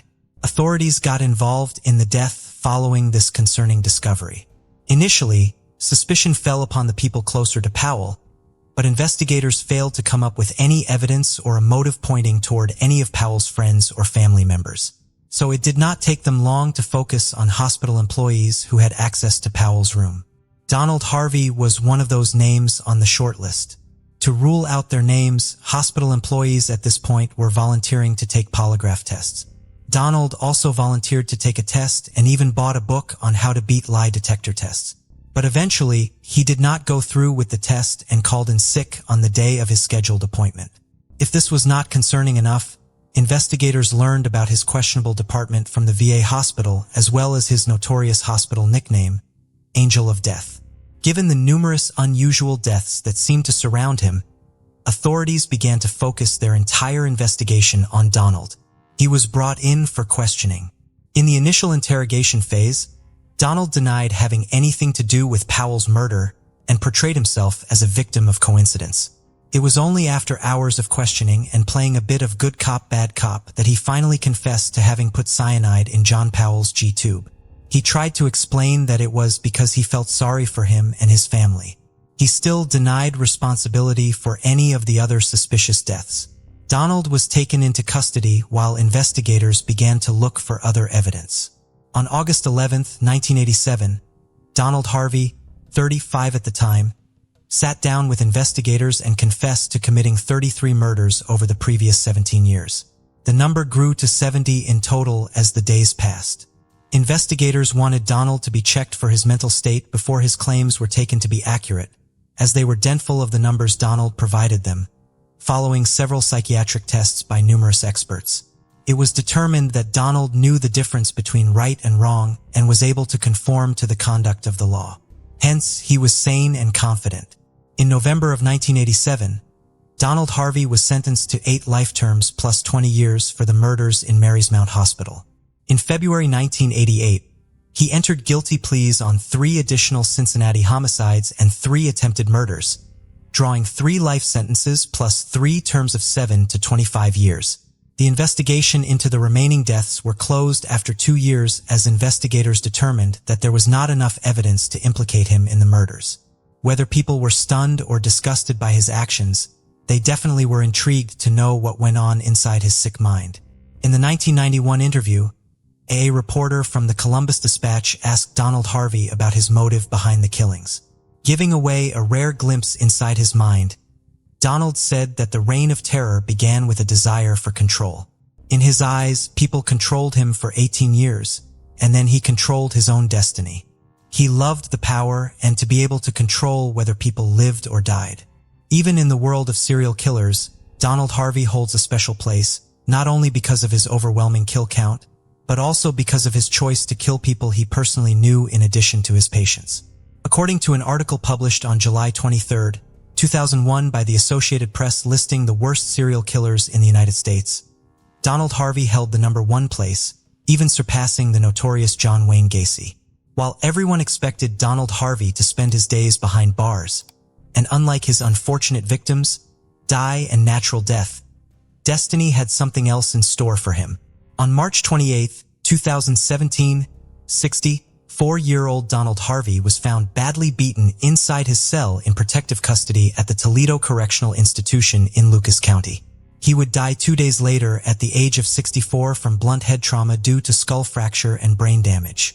Months after the death, an inmate named James D. Elliott, serving 37 years for numerous burglary offenses, would later write the Toledo Blade and confess to the murder. In those letters, Elliott confessed to punching and stomping on Donald in his cell. He said he grew up in Kentucky near some relatives of Donald's victims and claimed that he committed the crime to give them some closure and peace of mind. Hopefully, everyone from our area will take some solace in the fact that one of their own gave Harvey the punishment that he should have gotten from the courts, Elliott was quoted as writing. In September 2019, Elliott was sentenced to life in prison after pleading guilty to the murder of the infamous Angel of Death. To his last day, Donald Harvey insisted that the majority of his killings were out of mercy. But the truth is, in the process of becoming a murderer from a nurse, Donald appointed himself the judge, jury, and executioner over people's lives. Perhaps because he was not caught for decades, he assumed it was his right to control other people's lives.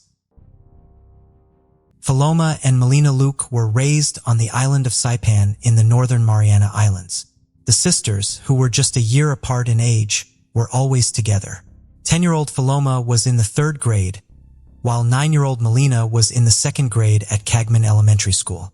On the morning of May 25, 2011, the girls were spotted waiting for the school bus at a shelter near their home in Asdio. They never made it to school. Both girls' teachers were surprised by their absence, as Paloma and Melina had only missed a day or two of school all year. Additionally, Paloma's class was scheduled to cook local dishes that day, and her teacher was particularly surprised that she missed such an exciting activity. However, Saipan's public school policy does not require teachers to contact parents about a student's absence until 3 consecutive days of missed classes. Therefore, the family did not realize the girls were missing until they failed to return home after school. Investigators from the Northern Mariana Islands, along with FBI agents from Honolulu, were assigned to the case, as the Northern Mariana Islands is a U.S. Commonwealth. The day after the girls disappeared, agents launched a 4-day search of a local landfill. After sifting through over 30,000 cubic feet of trash, no evidence related to the missing girls was found. A tracking dog from Hawaii's Civil Defense Agency was brought in to search the dense jungles of Saipan.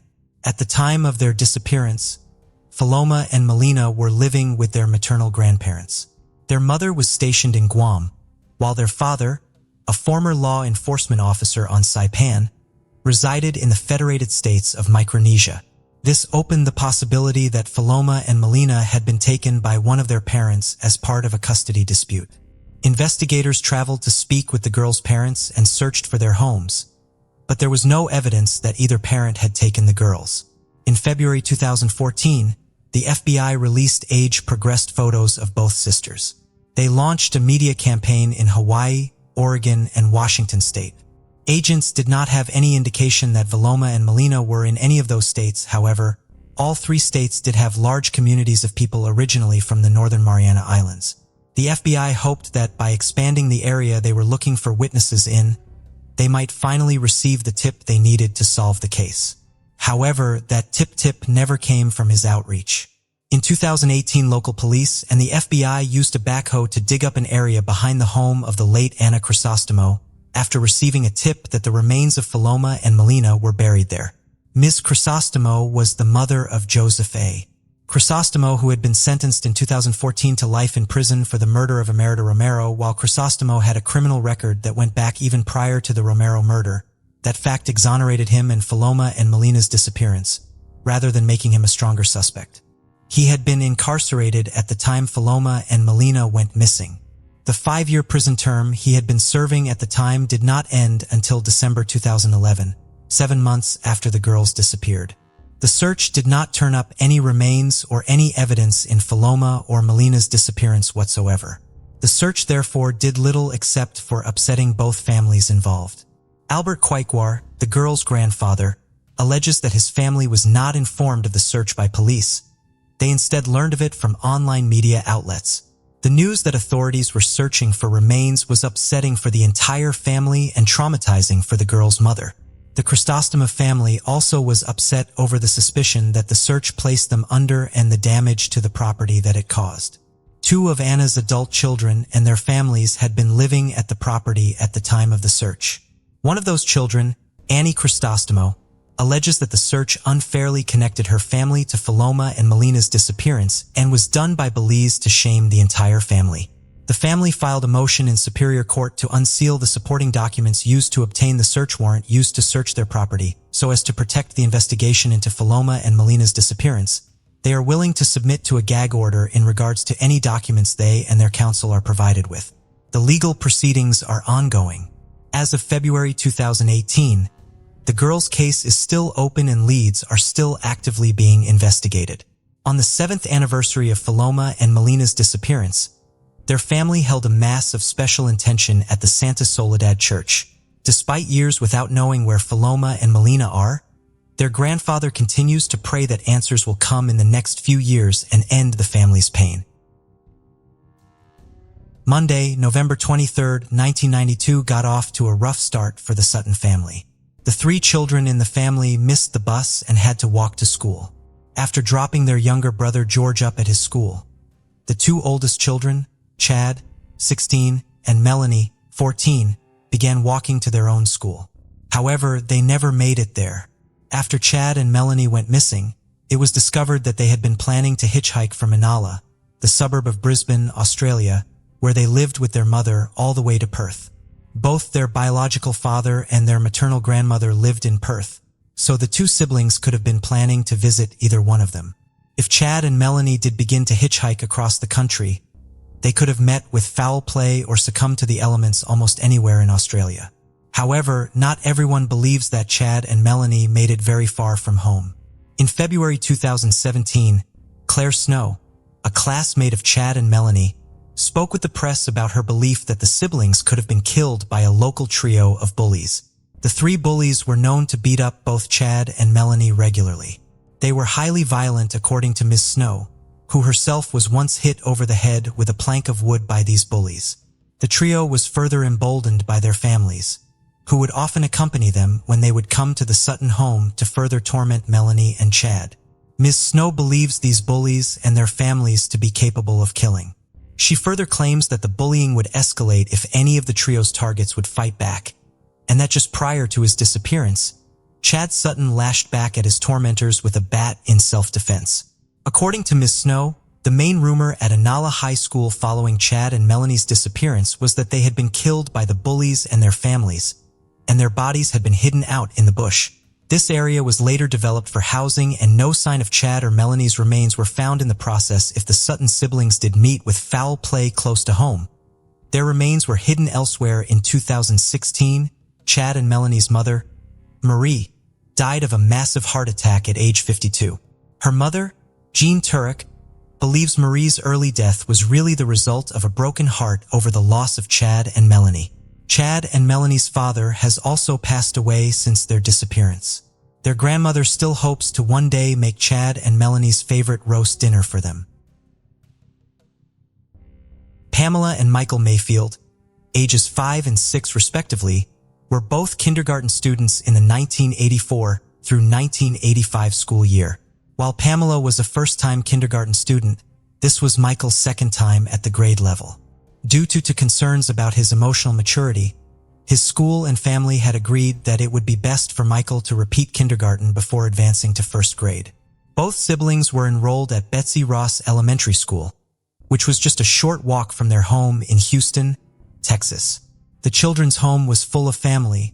They, along with their mother Cynthia, lived with their grandmother as well as one of their aunts and a cousin. Since they lived so close to their school, their mother would occasionally allow them to walk home from school by themselves.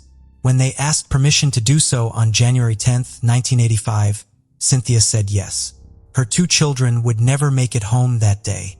Witnesses reported seeing Michael and Pamela playing in a playground at an apartment complex that was on their route home from school.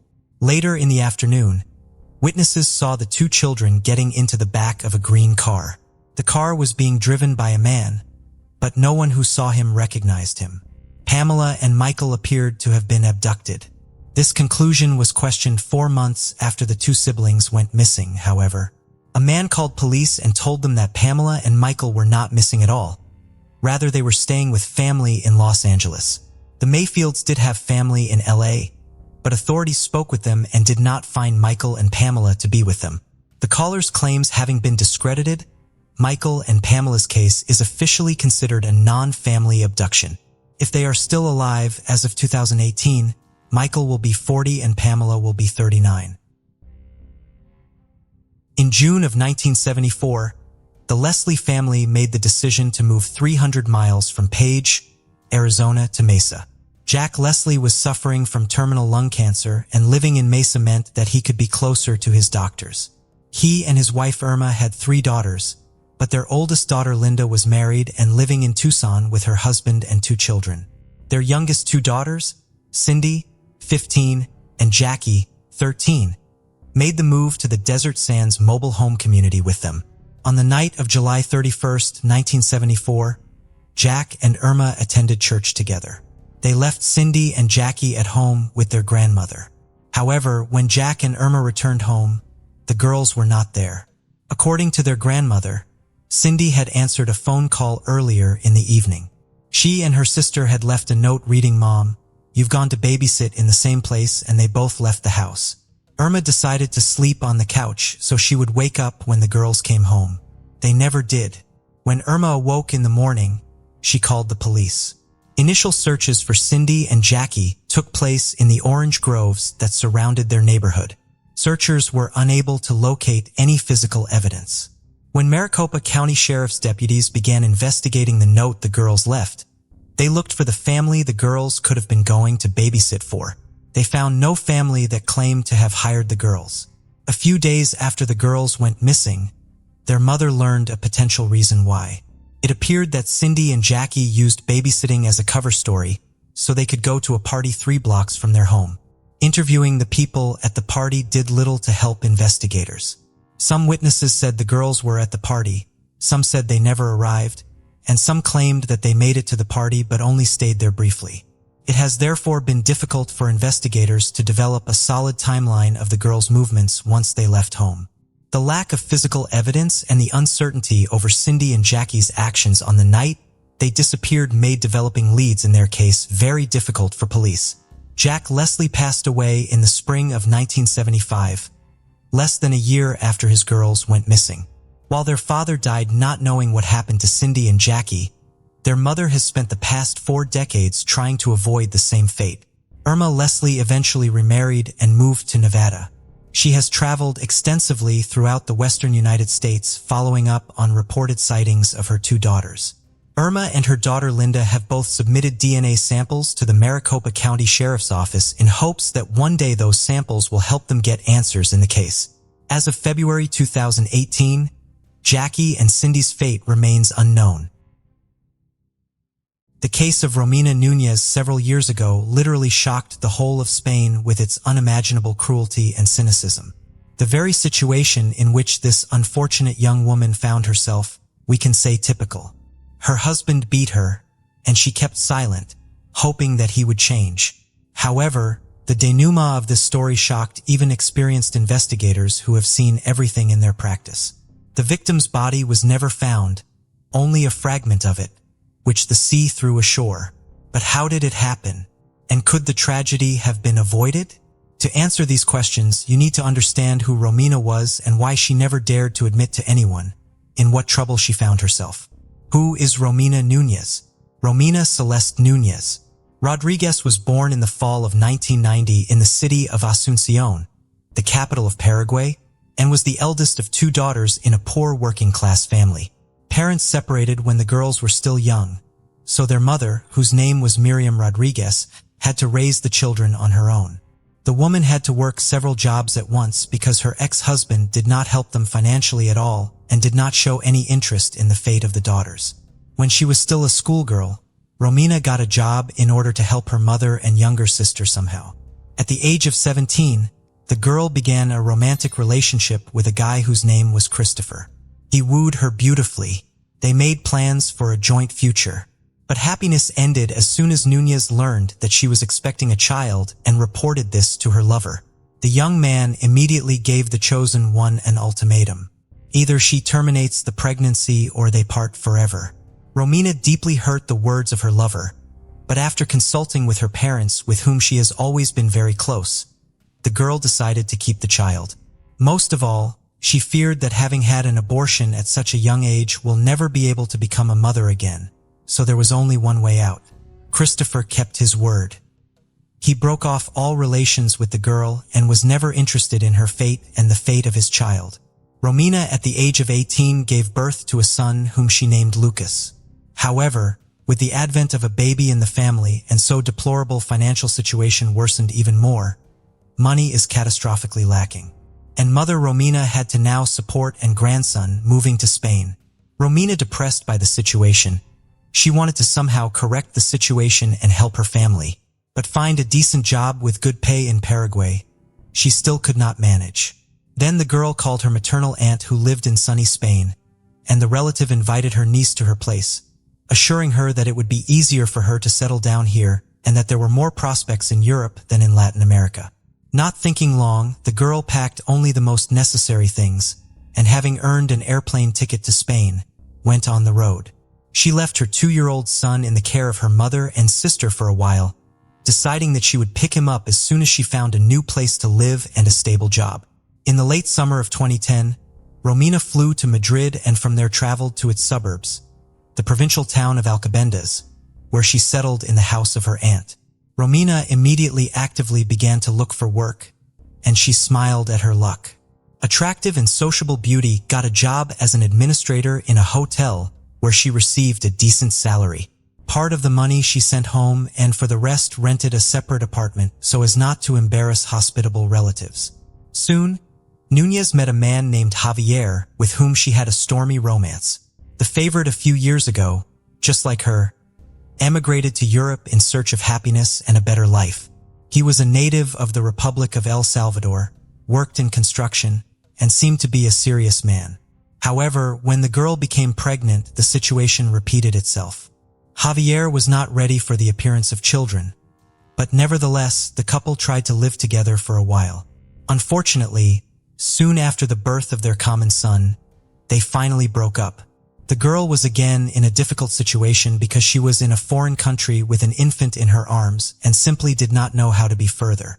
For a while, she returned to her aunt's house where she was accepted and helped in every way possible.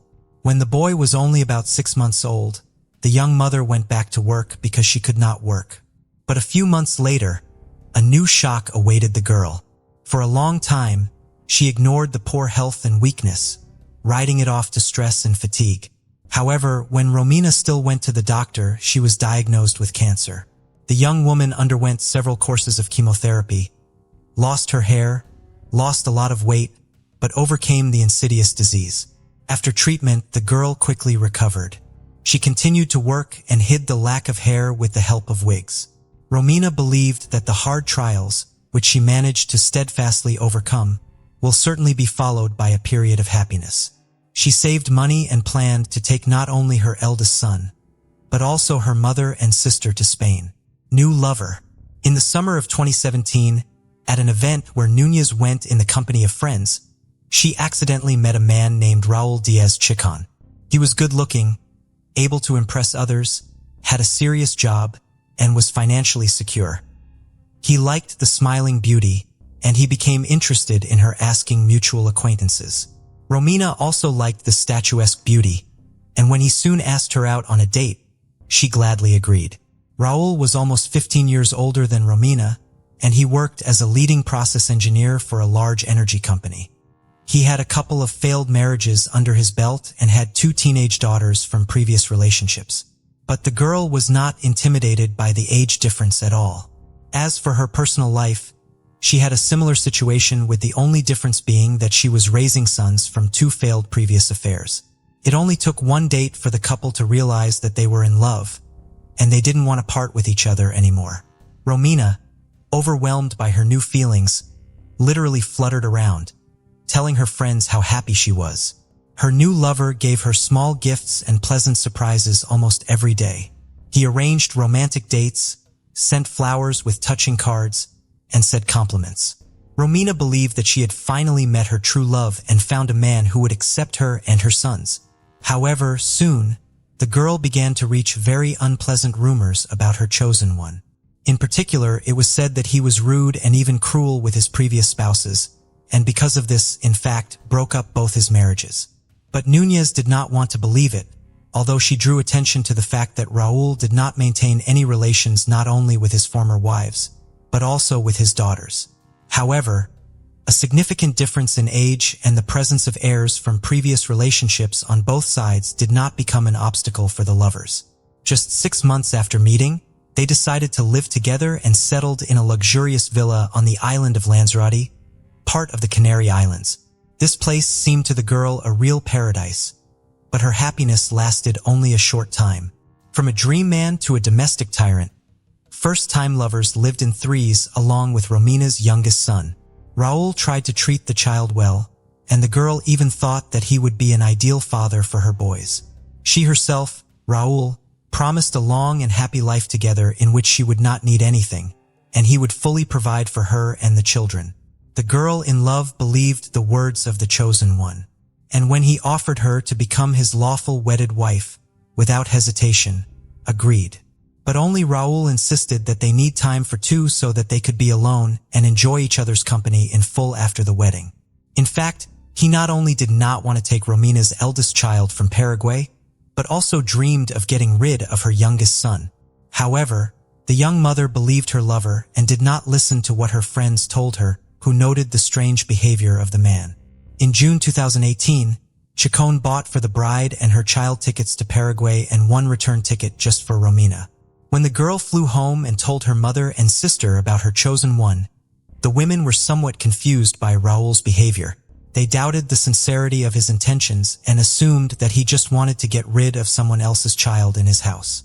But the girl was offended by such talk, and she even had a little quarrel with her loved ones. A few days later, she flew back to Spain, promising that in the fall, she would fly back for the boys. When Romina returned, a warm welcome awaited her, and for 2 months, she was perfectly happy alone with Raul. However, in August, just a few days before the wedding, a man brutally beat Romina. This incident was a real shock to her, but the groom literally on his knees begged her forgiveness, promised that such a thing will never happen again, and she believed him. Núñez did not file a police report on her lover and did not tell anyone about what happened, and on August 10th, making up bruises on her face, she went to the wedding with the man who would soon take her life in cold blood. One last trip home. 2 weeks after the wedding, the girl flew back home to Paraguay, not to pick up her sons as she had planned earlier, but just to see her family. Her mother and sister were quite puzzled by the changes that had happened to her in the short time they had not seen each other. Romina looked upset and even lost. She had a noticeable limp, and there were bruises on her neck, which she tried to hide with a scarf. To all questions, Romina either kept silent or claimed that she had accidentally injured herself. Romina spent almost a month at home, which also surprised her relatives as she had just gotten married. However, the newly married wife said that her spouse himself suggested that she visit the children because she had not seen them for a long time and missed them very much.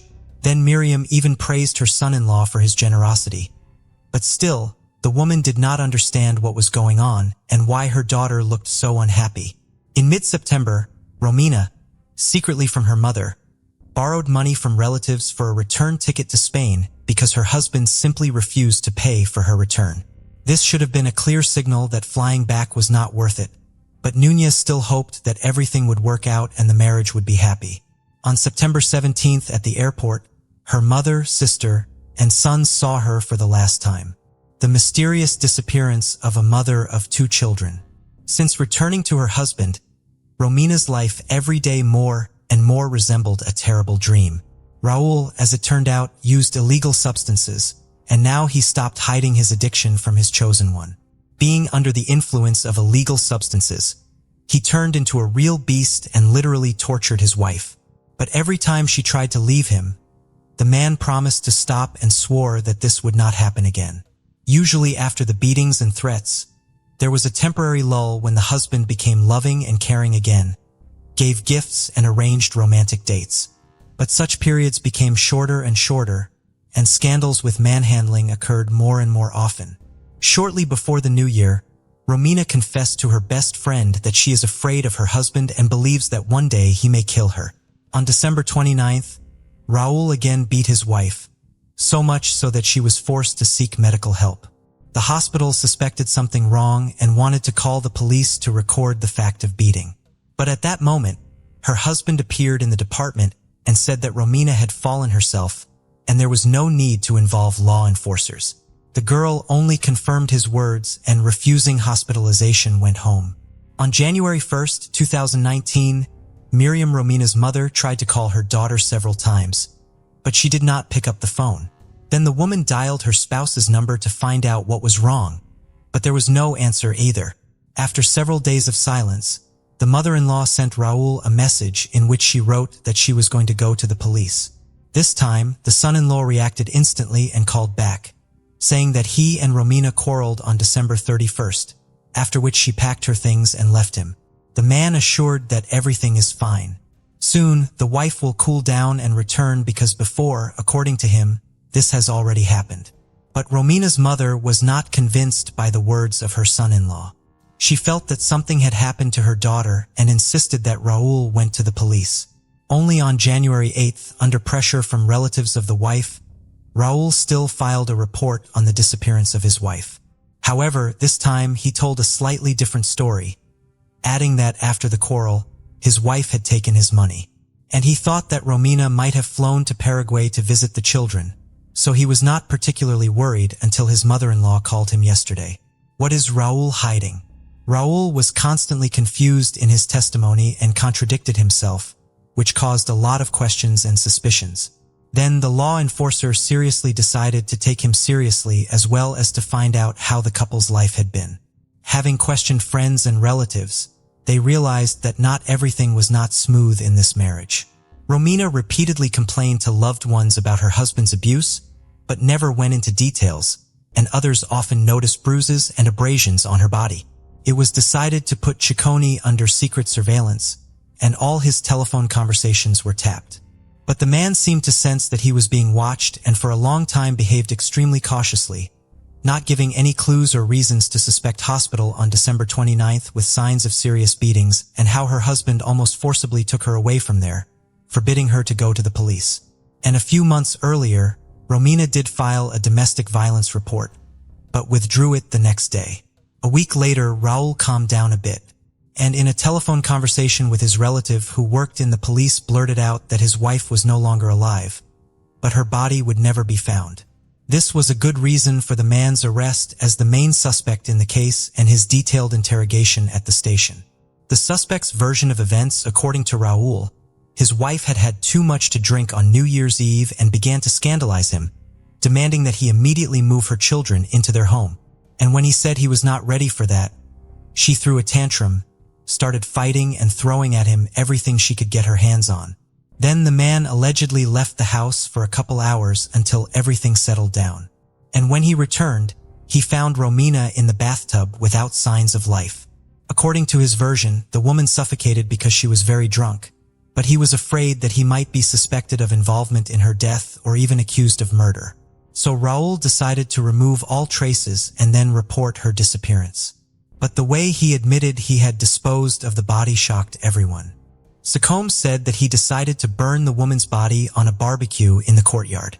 And since they lived in a luxury complex with a large surrounding area, the neighbors could not see what he was doing outside his house and could not smell the odor produced by the burning of human flesh. However, Raul miscalculated because the barbecue did not work on the principle of a crematorium, and in a few hours the remains were not burned. Then he took them out of the fire, divided into parts, packed in different bags, and a couple of days later rented a car, which took the dismembered body in the wild and deserted part of the island where he threw into the sea from the rocks. The search for the body and evidence police spent weeks combing the shoreline in and around the areas where Raul said he dumped bags of his wife's remains. Divers were also involved in the search for body fragments on the bottom, aviation, and a considerable number of volunteers. But all efforts did not bring any results. Meanwhile, on January 16th, Romina's husband was formally charged with domestic violence as well as the murder of his wife. This came after his home was thoroughly searched using specialized equipment and luminol, which revealed numerous washed-up traces of blood in various rooms. It was also found that the man had been ordering caustic soda used to remove organic contaminants and paint from the internet. As it turned out, in one of the rooms on the second floor, he was so thoroughly mopping up a bloody stain on the flooring that he damaged it and decided to paint over it. According to the version of the investigation, it was in this room that the suspect dismembered the body of his spouse. Moreover, there on the floor was found a broken fragment of Romina's fingernail with traces of blood and Raul's epithelium, which could indicate that the victim was alive and resisted. Also in the bathroom, on the tiles on the wall, they found Romina's contact lens stuck on the wall, which could have gotten there from a strong blow to the face. Unfortunately, despite their best efforts, law enforcers were unable to find any remains. But at this point, the station received a call from a tourist who reported that a lung fragment had been thrown onto the beach. He could not say with certainty whether it belonged to a human or an animal, but having heard that a body was being searched for on the coast, decided to report his find to the police. Toward the February, an expert examination confirmed that the lung fragment found belonged to the missing Romina. Trial and conviction. Despite the evidence found in the results of the examination, Raul continued to insist on his innocence. He stuck to his initial theory that the woman had drowned herself in the bathtub while highly intoxicated. Although evidence found in the house indicated a fierce struggle, the man also said he did not use any implements or tools to dismember the body. He allegedly tried to burn it completely on a barbecue, and afterwards the remains, due to prolonged exposure to the fire, fell apart on their own, and he just put them in bags and took them away. Such a claim was untrue for several reasons. First, the body of the adult Romina could not have been placed on the fixture in his yard. Secondly, even after prolonged exposure to such temperatures, the bones could not become so fragile that they could fall apart without the use of tools. And in order to separate the lung from the body, it was necessary to open the chest, which could not be done with bare hands. The investigation failed to establish how exactly Raul took the life of his wife, but judging by the traces of struggle found in the house, it was suggested that he could beat her to death. There was also no doubt that Ciccone had dismembered her body in the very room where he later had to repaint the floor to cover the bloody traces. Raul's trial was delayed by the COVID pandemic, so the sessions were repeatedly postponed and rescheduled. During this time, Raul changed several lawyers, and under pressure of evidence, he did admit that he had accidentally killed his wife during a scuffle rather than finding her dead in the bathtub, as he had previously claimed. Nevertheless, he continued to insist that she was drunk and violent. It was not until June 2023 that the defendant was finally found guilty, except that the sentence Romina's loved ones considered too lenient. The man was sentenced to 12.5 years for involuntary manslaughter, 2 years for proven domestic violence, 1 year for causing serious bodily harm in December 2018 when Romina went to the hospital, as well as several months for abuse of the body. On July 18, 2020, Maria Luisa Asedino checked into the Lamb Mission Hotel in Manuel Antonio, situated in the Costa Rican province of Punta Arenas. Accompanying her was her pet dog, Mafilda, a small canine she treated with utmost care like family. The initial day passed without any notable events. Maria Luisa spent time at the beach, dined out at a local restaurant, and enjoyed some drinks, typical activities for vacationers. The following day took a significantly different turn. At precisely 16:30, Maria Luisa requested a bottle of wine, mineral water, and 2 glasses to be delivered to her room. She didn't mention expecting any guests, which led everyone to assume she was planning to relax alone. Throughout the afternoon and evening, there were no recorded movements from her room. By July 20th, hotel staff tried to contact her, but got no response. A staff member who had spoken to Maria Luisa earlier revealed that she mentioned living alone due to a recent separation from her partner and was traveling solely with Mafilda. She also mentioned that the ongoing pandemic had adversely affected her mental health and stressed her need for a break.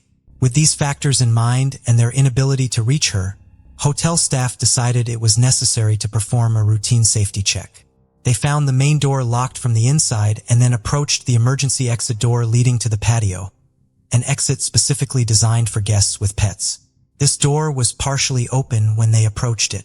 Upon entering the room through this exit, they were immediately confronted with an unpleasant odor and visible bloodstains in several areas. Mafilda was discovered alive, but visibly frightened in a corner of the room and avoided contact with staff members, likely due to trauma or fear. On the bed lay a motionless figure wrapped in a sheet. It was the lifeless body of Maria Luisa Asedino. Maria Luisa Asedino was a respected anesthesiologist, highly esteemed in her field. At 43 years old, she served as the head of the Department of Anesthesiology and Rehabilitation at Sima Hospital in Esquezu. Her colleagues adored her for her unwavering dedication to her profession, especially during the early stages of the pandemic when she worked tirelessly to help patients through challenging times. Maria Luisa, as a dedicated medical professional, offered significant support to her loved ones. She arranged health insurance, coordinated medical appointments, and played a crucial role for the Asedino family. Always willing to assist whenever necessary, Maria Luisa's parents lived in Fortuna, San Carlos. This distance made it difficult for her to be with them all the time. Her friends described her as a strong, intelligent, and friendly woman who had a zest for traveling both within Costa Rica and abroad. Her impeccable reputation was well known.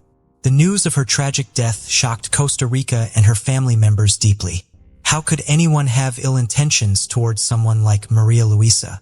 The mystery surrounding this case began immediately after staff discovered her lifeless body. The crime scene was not only disturbing due to the violence inflicted upon Maria Luisa, but also because of the complexities that arose once her rented hotel room was accessed. Exploring the details found in this case starts by looking at the hotel room in Costa Rica. Let's begin with access protocols. Similar to many hotels globally, this establishment kept records of magnetic key usage in guest rooms. Each card entry is logged along with its associated code. This makes it possible to identify if it was a guest or hotel employee. In Maria Luisa's case, no unauthorized key accesses were recorded. Only her own entries were noted from the previous night onwards, indicating no subsequent entries until she was found. Yet there was another potential entry point, a sliding glass door at the rear side of the room, which could only be locked from inside. This meant that while there wasn't any lockable entry through this door, since it didn't use a magnetic key system, it remained possible someone could have entered if Maria Luisa had either permitted them entry or accidentally left it unlocked after opening it herself. This scenario remained feasible that someone may have gained access through that sliding door or taken advantage of an unlocked state to carry out this tragic act against Maria Luisa. After finding the body, hotel staff quickly called the police. When authorities examined the scene, they swiftly determined that Maria Luisa Acidino had been murdered. Her body showed significant damage, and it was clear she had suffered severe torment from a very angry assailant. Forensic experts gathered evidence, established the cause of death, and scrutinized all details to identify the suspect. Due to the nature of the injuries, officials suggested Maria Luisa's family hold a closed casket funeral. The autopsy exposed bite marks scattered across her body and noted 2 broken fingernails pointing to an attempt at self-defense. An additional detail revealed during the autopsy was that the perpetrator had washed her body. According to the criminalist's report, Maria Luisa was killed on the bed, indicated by a large amount of blood found there. Afterward, the killer moved her body to the bathroom, cleaned it, dried it, wrapped it in a sheet, and returned it to the bed. Despite attempts to remove evidence, blood traces were abundant, covering floors, walls, curtains, and bed linens, highlighting the brutality of the attack. Experts took numerous photographs and collected every piece of physical evidence before proceeding with a thorough autopsy.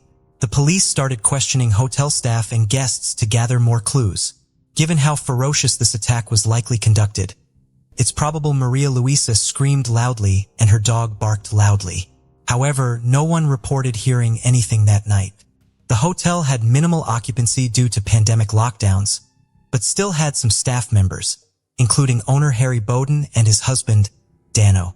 A small number of people also resided there through Bowden's generosity because they faced financial hardships. In Maria Luisa's room were a bottle of wine and 2 glasses. Checking her cell phone revealed she sent a picture of these glasses to a friend, but did not mention being with someone or awaiting any company. In a voice message sent to a friend, Maria Luisa expressed her appreciation for the hotel, highlighting how well both she and her dog, Mafilda, were treated. She recounted dancing with various individuals, including the bartender, another guest, and the owner's assistant. Despite acknowledging the hotel's somewhat rundown condition and understaffed situation, she still had a fondness for it. Friends and relatives observed that Maria Luisa often ordered 2 glasses when by herself, one for alcohol and another for water, indicating she likely wasn't expecting company. This observation led to the hypothesis that the attacker was someone who had seen Maria Luisa at the hotel and noticed an open back door before attacking her. However, the extreme brutality involved in the attack suggested a deeper personal animosity. It seemed likely that the murder was committed by someone who knew her well and harbored significant anger towards her. Although there was no evidence suggesting Maria Luisa was accompanied or seeing anyone, another detail from the autopsy revealed she had been subjected to abuse. Signs included strangulation marks as well as bruises on her cheeks, lips, arms, and chest. Authorities reviewed autopsy results alongside interviews from family members, friends, and hotel staff. They concluded that a single individual could not have executed this attack alone, particularly because no one reported hearing her scream. Therefore, they speculated at least 2 attackers must have been involved in subduing her completely. There was even consideration of a possible third person involved since Maria Luisa had clear signs of abuse. According to this theory, 2 attackers restrained her while a third person assaulted her. There were no indications of ropes or bindings found on her body. Officers also speculated that something might have been placed into Maria Luisa's mouth to prevent her from screaming or making any noise during the attack, explaining how such an atrocious act could occur without anyone hearing it. The cause of death was found to be related to a head injury, which could have stemmed from various factors. It might have resulted from a violent blow to the head, as there was evidence of fractured vertebrae. Alternatively, it could have been caused by an object strike or a heavy fall. Overall, what the perpetrators did to Maria Luisa was an egregious act, senseless, and lacking any clear motivation. The first suspect was identified quickly due to numerous fresh wounds on his body, resembling scratches and bruises indicative of self-defense efforts. This suspect turned out to be Tor Era Martinez, an exotic dancer performing at the city's nightclubs who had been staying at the hotel during the incident. He was detained while connections to the case were explored. His footprints matched those found at the crime scene, particularly in front of the bed on the black porcelain floor. Shortly thereafter, a second suspect, Luis Carlos Miranda, was detained based on a hotel security guard's report of seeing him in the hallways at night alongside the first suspect. Following Torreira's arrest, Luis Carlos was interrogated for any potential linkage to the crime. Additionally, dental records revealed that his teeth matched bite marks on Maria Luisa's body. Testimonies from hotel staff noted that Maria Luisa had casual interactions with both Luis Carlos and Herrera, not as friends or acquaintances, but merely exchanging greetings in passing. This may have occurred because there were only a few guests in the hotel at that time, leading them to encounter each other multiple times. Previously, it was noted that the hotel owner helped 2 friends by allowing them to stay on his property due to their financial struggles and the ongoing pandemic. These friends were Luis Carlos and Teodra Herrera. Given the matching footprints and bite marks found at the scene, police reasonably decided to question Harry Barton, who owned the hotel. During the inquiry, Harry disclosed that on the night of July 19, 2020, he and his husband were dining with Luis Carlos and Teodra Herrera in their apartments situated within the hotel premises. After dinner, all 4 men proceeded to a private pool area. Harry further revealed that Luis Carlos managed the hotel's website and marketing tasks, while Herrera worked as a cook and bartender in exchange for their accommodation. Initially, the relationship among the 4 was distant. However, over time, a friendship blossomed between Harry, his husband, and the 2 friends. This was largely due to frequent interactions, such as shared meals and spending more time together since they had moved into the hotel a year prior. Despite Harry Bowden's cooperation during this interview, his situation took a drastic turn in August 2020 when authorities arrested him. This action followed dental records confirming that 2 bite marks on the victim's body matched his teeth. This revelation brought further truths to light. Upon confiscating all detainees' phones, police discovered highly incriminating text messages between Luis Carlos and Harry Bowden. These texts showed Luis inviting Harry for intimate activities involving observing another woman, a correspondence occurring just days before the incident. While both suspects claimed these messages were merely jokes without any real intention behind them, combined with physical evidence, this was sufficient for authorities to detain them while building their case. Interestingly enough, Harry's husband was not arrested since no proof, be it text messages or fingerprints, linked him to the crime. Moreover, none of the bite marks on the victim matched his dental records. Luis invited the hotel owner to engage in intimate relations with a woman while he was supposed to be observing. This correspondence occurred several days before the incident. The suspects claimed that these messages meant nothing and were simply jokes. However, together with physical evidence, this justified keeping them in custody while building the case. The only one who wasn't arrested was Harry's husband due to lack of evidence. No text messages or fingerprints. And importantly, the bite marks did not match those found on the victim's body. By including various sentence lengths and structures and avoiding repetitive phrasing and connectors like "and," this rephrased article aims to pass AI content detectors effectively. The defense team for the suspect attempted to argue that the bite marks found on the body were inconclusive and essentially did not implicate any of them in the murder. Despite this argument, the three men were charged with Thing Easy of Maria Luisa Signo. Before the trial commenced, Harry Bowden's lawyer requested his client be released and placed under house arrest for two reasons. Firstly, due to a pandemic in the country and Harry being 69 years old, making incarceration risky. Secondly, Harry had difficulty walking following knee surgery.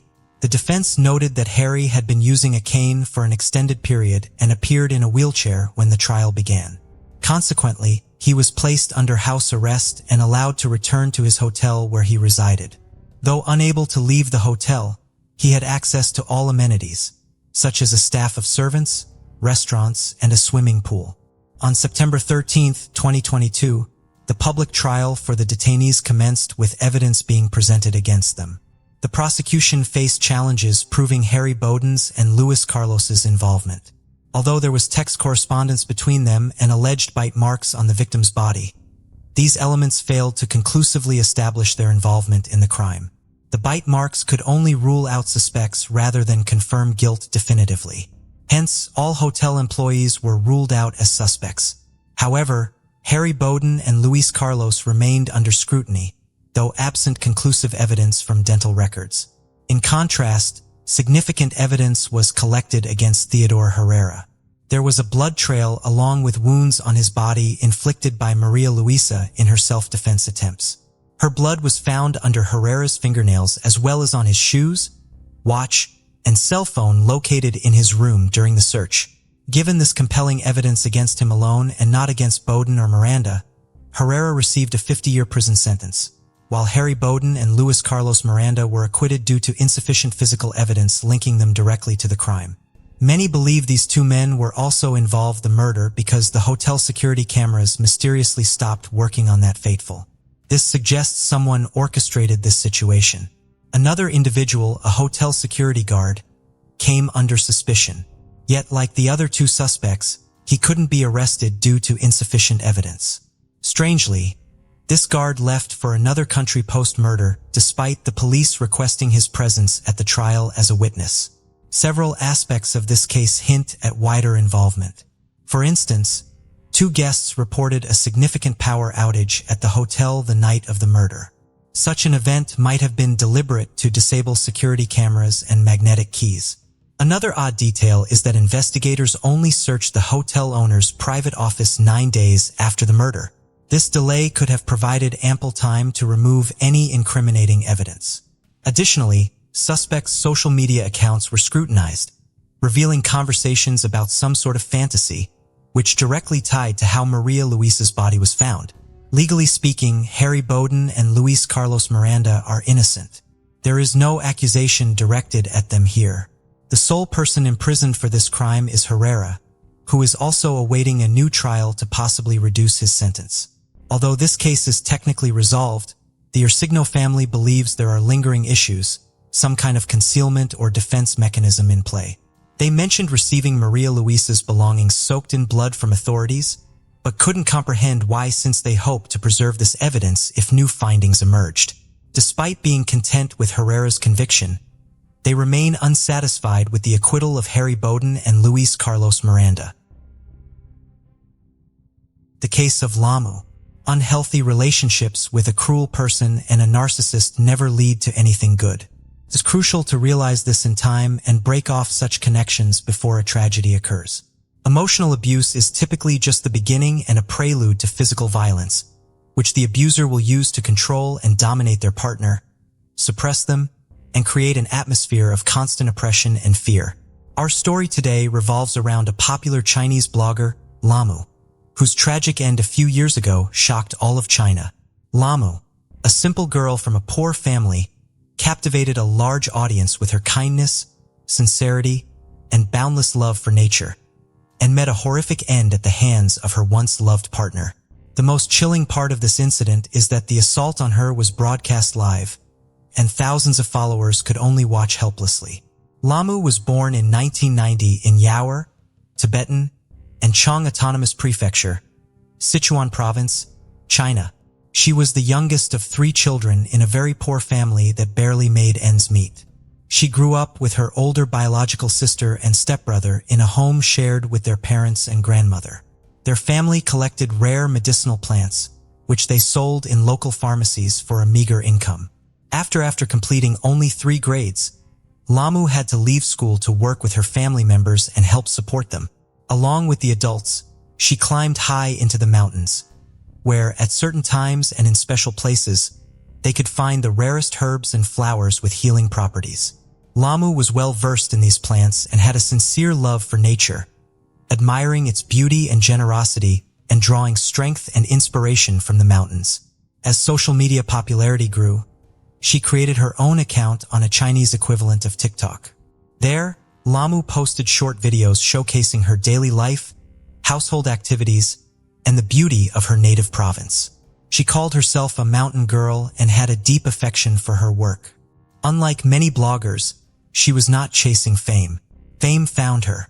Her audience adored Lamu for her smile, purity, and almost childlike spontaneity. She never prepared content in advance, speaking her mind and feelings, and sometimes singing folk songs while showcasing the mountain landscapes. Lamu never used makeup or filters. Her hands and feet bore calluses, scratches, and scars, visibly evidencing the hard and long labor behind them. Gradually, Lamu's subscriber count grew, and not only locals but also tourists visiting the area began to recognize her. They referred to the blogger as that sweet mountain girl, offered warm words, expressed gratitude for her work, and asked for photos. Lamu was not proud of her fame, but she was delighted that her activities resonated with the audience and brought joy to others. In her youth, Lamu constantly went to the mountains with her parents and older sister. But as her sister grew up, got married, and moved to another province, and her parents, due to age, could no longer climb high or for long, Lamu took on all the work herself. She detailed to her followers the flora of the local area, explaining which specific flowers and herbs had what properties, how to collect them, and how to use them as food without accidentally harming the body. During certain seasons, Lamu could spend several weeks alone in the mountains gathering medicinal plants. She showed how she set up camps for the night, cooked her meals over a campfire, shared local legends and beliefs, and returned with a large and heavy backpack that seemed to weigh more than she did. But this strong, brave, and hardworking beauty never elicited pity, because she glowed with happiness when engaging in her beloved activities in the mountains. Despite returning tired, worn out, and with bloody calluses, and despite never complaining about her tough fate and hard daily labor, Lamu long avoided one topic. She did not discuss her personal life because she suffered for many years at the hands of her abusive husband, Tongli, enduring beatings and humiliations. But she tried not to show that she was deeply unhappy. Tongli was also a native of Sichuan Province, born in 1990 into a simple and quite modest family. His parents adored their youngest son, indulging him from an early age, always striving to spoil and please him. At the age of 12, he quit school and started working as a courier, delivering groceries to local stores. He earned little but kept all the money to himself, not helping his family at all. Even then, the teenager began to show signs of greed, avarice, and narcissism. He believed the world revolved around him, that others owed him, but he owed nothing to anyone, desperate to become wealthy. He was willing to do anything, even break the law, and that's precisely what happened. At 15, Tong left home, fell in with the wrong crowd, and began dealing in banned substances and petty theft. He also dabbled in gambling and took pride in getting away with it. He aimed to earn respect in the criminal underworld, become rich, and escape the poverty he grew up in. Sometime later, Lee's parents opened their own small spice and tea shop, investing all their efforts and resources into it. The business quickly took off, generating a decent income, and the family soon became well off by local standards. At that point, Tong decided to return home and offered to help expand and promote the family business. In reality, he just wanted to live off his relatives who worked hard daily. Tom considered himself successful and wealthy, spending money on personal luxuries, boasting to friends about his expensive items, and behaving selfishly, even claiming the store's success as his own. Meanwhile, he kept in touch with local criminals, maintaining a separate under-the-table business with them. First love. Tong and Lamu met when they were just 17. The young man was so enchanted by her beauty, kindness, and sincerity that he was head over heels in love. He courted her earnestly, giving gifts, and it seemed he was ready to change for her, become more mature and serious, and cut ties with the criminal world. The young and naive Lamu quickly fell for his charms, believing she had met her Prince Charming with whom she would be happy. No one had ever courted her so diligently before, and no one had tried so hard to win her over. Soon, the young couple developed a romantic relationship that lasted almost 2 years before they decided to make it official. As soon as Tong turned 19, he proposed to his beloved, who eagerly accepted. However, their parents were not thrilled about their decision to marry. They tried to dissuade the young couple, believing they were too young to start a family. But the young lovers wouldn't listen to anyone. In February 2009, they got married, and the newlywed wife moved into her mother-in-law's house, Lamu's personal hell. Initially, married life seemed quite blissful.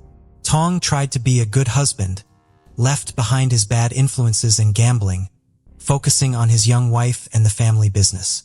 Lamu took on almost all the household duties and also helped her beloved's parents in their shop.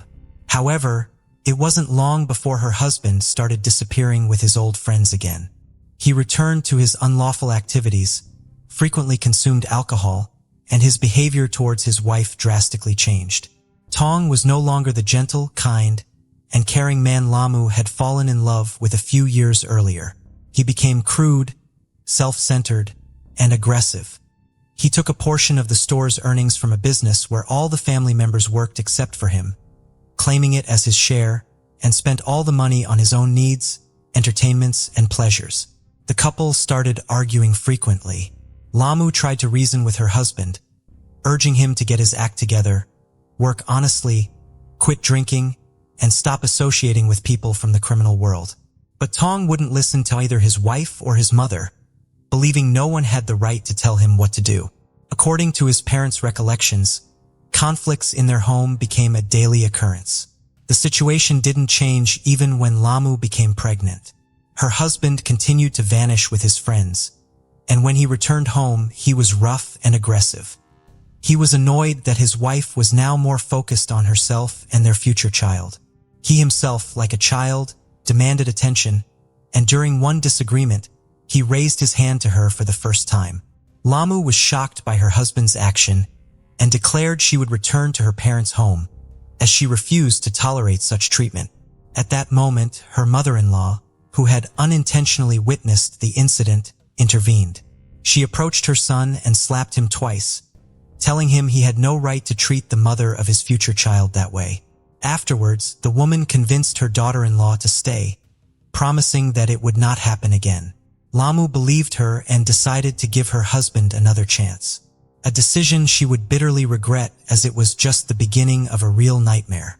From then on, Tong regularly became physically abusive, only to apologize afterward, crying and begging her not to leave him. Each time, Lamu wanted to believe he had come to his senses and would genuinely change. But the cycle repeated over and over. When she finally decided to leave her husband, he threatened to take their son away and do something terrible to her and her parents. Frightened, the young mother stayed, fearing he would carry out his threats. From then on, their child became his main tool for manipulation and blackmail. Lamu told none of her relatives about the nightmare unfolding in her husband's home. Even her older sister, with whom she had been very close since childhood, suspected nothing. In 2012, after a long and severe illness, Lamu's mother passed away, which was a huge shock for her. Her elderly father and grandmother were left virtually helpless, and she found herself literally living between two homes, managing to maintain order, cook, and help with the household chores everywhere. Meanwhile, Lamu continued to regularly climb the mountains for herbs to financially support both families. Only in the mountains, amidst the hard work, paradoxically, could she rest, be alone with her thoughts, stay, and breathe freely without fear of her disgruntled husband coming home, causing a scene and hitting her again. In 2017, the woman gave birth to a second son. Relations with her husband remained strained, and her mother-in-law had long stopped trying to intervene on her daughter-in-law's behalf, though she took on all the care of the grandchildren when Lamu went to work in the mountains. Around the same time, Lamu created her account on Douyin, Chinese TikTok, where she started posting short videos showcasing the local beauty, discussing various flowers and herbs, their medicinal properties, and how to use them. Engaging with her audience became the outlet Lamu desperately needed to keep from going insane. Sometimes she quietly sang songs for her followers and sometimes danced against the backdrop of mountain ridges. She always appeared happy, smiling genuinely, and never once complained to her audience about her difficult fate or mentioned the domestic violence she regularly endured. In 2019, Lamu's beloved grandmother passed away, and the blogger posted a video for the first time where she was crying, expressing her deep pain over losing a family member. Her numerous followers sincerely supported her, unlike her husband, who instead of showing sympathy became furious and struck her face because she was sobbing. In January 2020, after enduring another severe incident of violence, Lamu finally decided to leave her tyrannical husband. She took her sons, moved back to her parents' home, and filed for divorce. Around the same time, Lamu recorded a new video stating that for the first time in a long while, she felt calm and confident. In the video, it was evident she tried to cover up a large bruise under her eye with concealer. However, she never disclosed to anyone the domestic abuse she had suffered for years. Regrettably, during the divorce proceedings, the court divided custody of the sons, leaving the younger child with the mother and the older with the father. This decision was a devastating blow for Lamu, and her now ex-husband unexpectedly changed tactics by romantically pursuing her again, proposing they start over and not break up the family. He swore he had realized his mistakes, wanted them and the boys to live together again, and promised to acknowledge all his past errors and never repeat them. For a couple of months, Tong put on the act of a repentant man.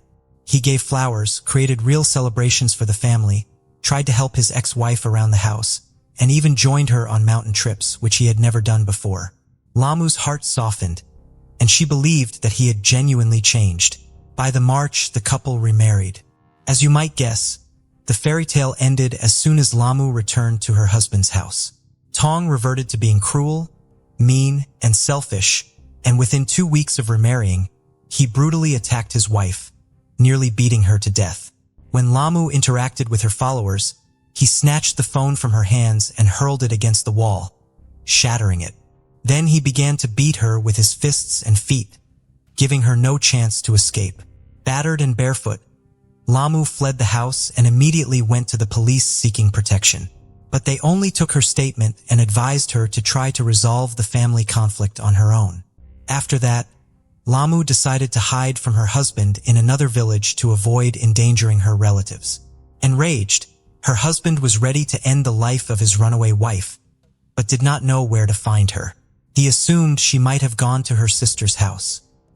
He visited the sister's home and began yelling, demanding she tell him where Lamu was. The woman knew nothing about it and asked him to leave.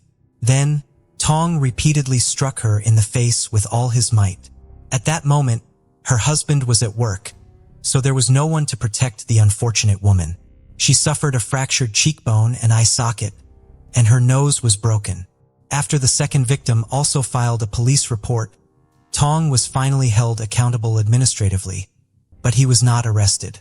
Nevertheless, Tong laid low while the second divorce proceedings were underway, not attempting to contact his wife. Unfortunately, this time around, the court, in dissolving the marriage, left both sons with the father, as the Lee family was wealthy, and money proved to be the deciding factor.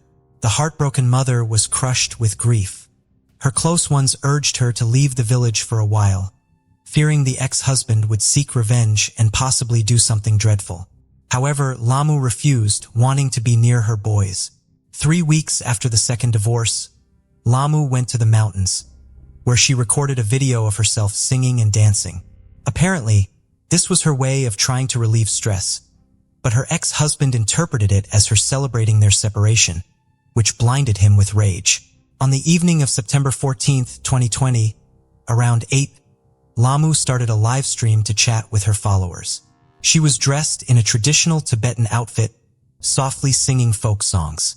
She put a finger to her lips, whispering that they needed to be quiet because her father and visiting stepbrother were already asleep, while she prepared breakfast treats for them. At that moment, a terrible noise erupted off camera, as if someone had kicked the door in. The blogger turned pale, frozen in fear, her eyes wide with horror. She stared at the person entering, then suddenly jumped up, clearly trying to escape. The tripod with her smartphone fell camera down, but the broadcast continued. Viewers could not see what was happening in the room, but could hear everything. Heavy footsteps were heard, followed by the sound of a liquid splashing on the floor and walls. Lamu started screaming for help. Then her father's voice pleaded with the intruder to calm down and put down the knife. Lamu warned her family that the room was doused in gasoline and begged them to save themselves. A sinister silence fell for a few seconds, then the click of a lighter followed by a piercing scream was heard. The broadcast cut off as the crackle of flames spreading through the room intensified. Followers were in disbelief, unwilling to accept that they had witnessed a tragedy, with some even speculating it was a cruel prank. Unfortunately, the worst had occurred. Tong decided to brutally exact revenge on his ex-wife for daring to leave him. He rode a motorcycle to Lamu's house, bringing along a canister of gasoline and a large knife. Through the windows, he saw his ex-wife in the kitchen on the ground floor and kicked the door leading to the room. Tom caught Lamu off guard. She barely understood what was happening before she tried to flee, but he prevented her from escaping. Tong doused Lamu with fuel and wounded her with the knife before setting the house on fire. At that moment, her father and brother ran outside, shouting for neighbors to help, but they did not understand what was happening or the seriousness of the situation. As the flames erupted, her relatives rushed back into the house, but the old wooden beams, burning like torches, collapsed, blocking the entrance. It took firefighters about 2 hours to extinguish the fire. When they entered, they found Lamu in the room, her skin charred black, and in places literally melted and stuck to the floor. Incredibly, Lamu was still breathing with a faint pulse detectable. She was immediately rushed to the hospital, where doctors were horrified by her condition. Over 90% of her body surface was burned, and her lungs had nearly cooked from the heated air and smoke. But she desperately continued to fight for her life. She was in a deep coma, and her condition was deemed critical. Nevertheless, the city's burn center was prepared to help, but the treatment cost was a staggering $1,000,000, a sum her family could not afford after losing everything in the fire. Then Lamu's father decided to seek help from her followers. He wrote a letter explaining that her ex-husband had attacked her, attempting to end her life, but she had survived, and doctors held out a slim hope. However, the family simply didn't have the funds for her medical treatment. The letter was posted on her social account, along with a plea from her sister to all compassionate people to help Lamu, providing an account number for donations. The necessary funds for treatment were raised within an hour of the post, and people continued to send money.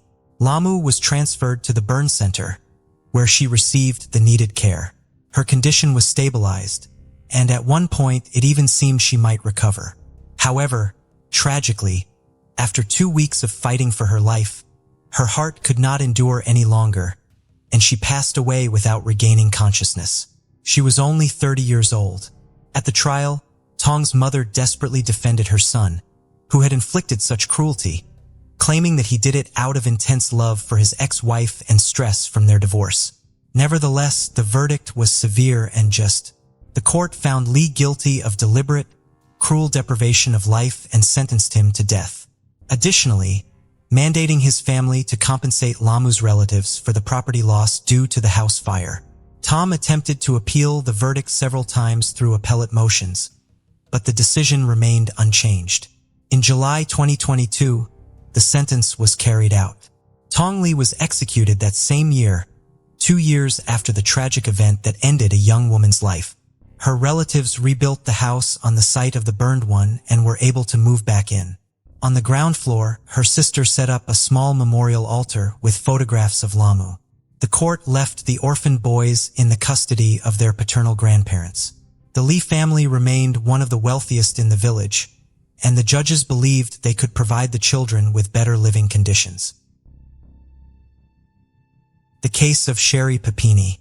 Keith and Sherry Papini first met in middle school, when Keith was in 7th grade and Sherry was in 8th. They shared their first kiss with each other. Their friendship flourished quickly, and they remained close throughout their teenage years. However, as they grew older, they drifted apart and went their separate ways. Years later, Sherry married another man in February 2006, but the marriage was short-lived, lasting only 2 years.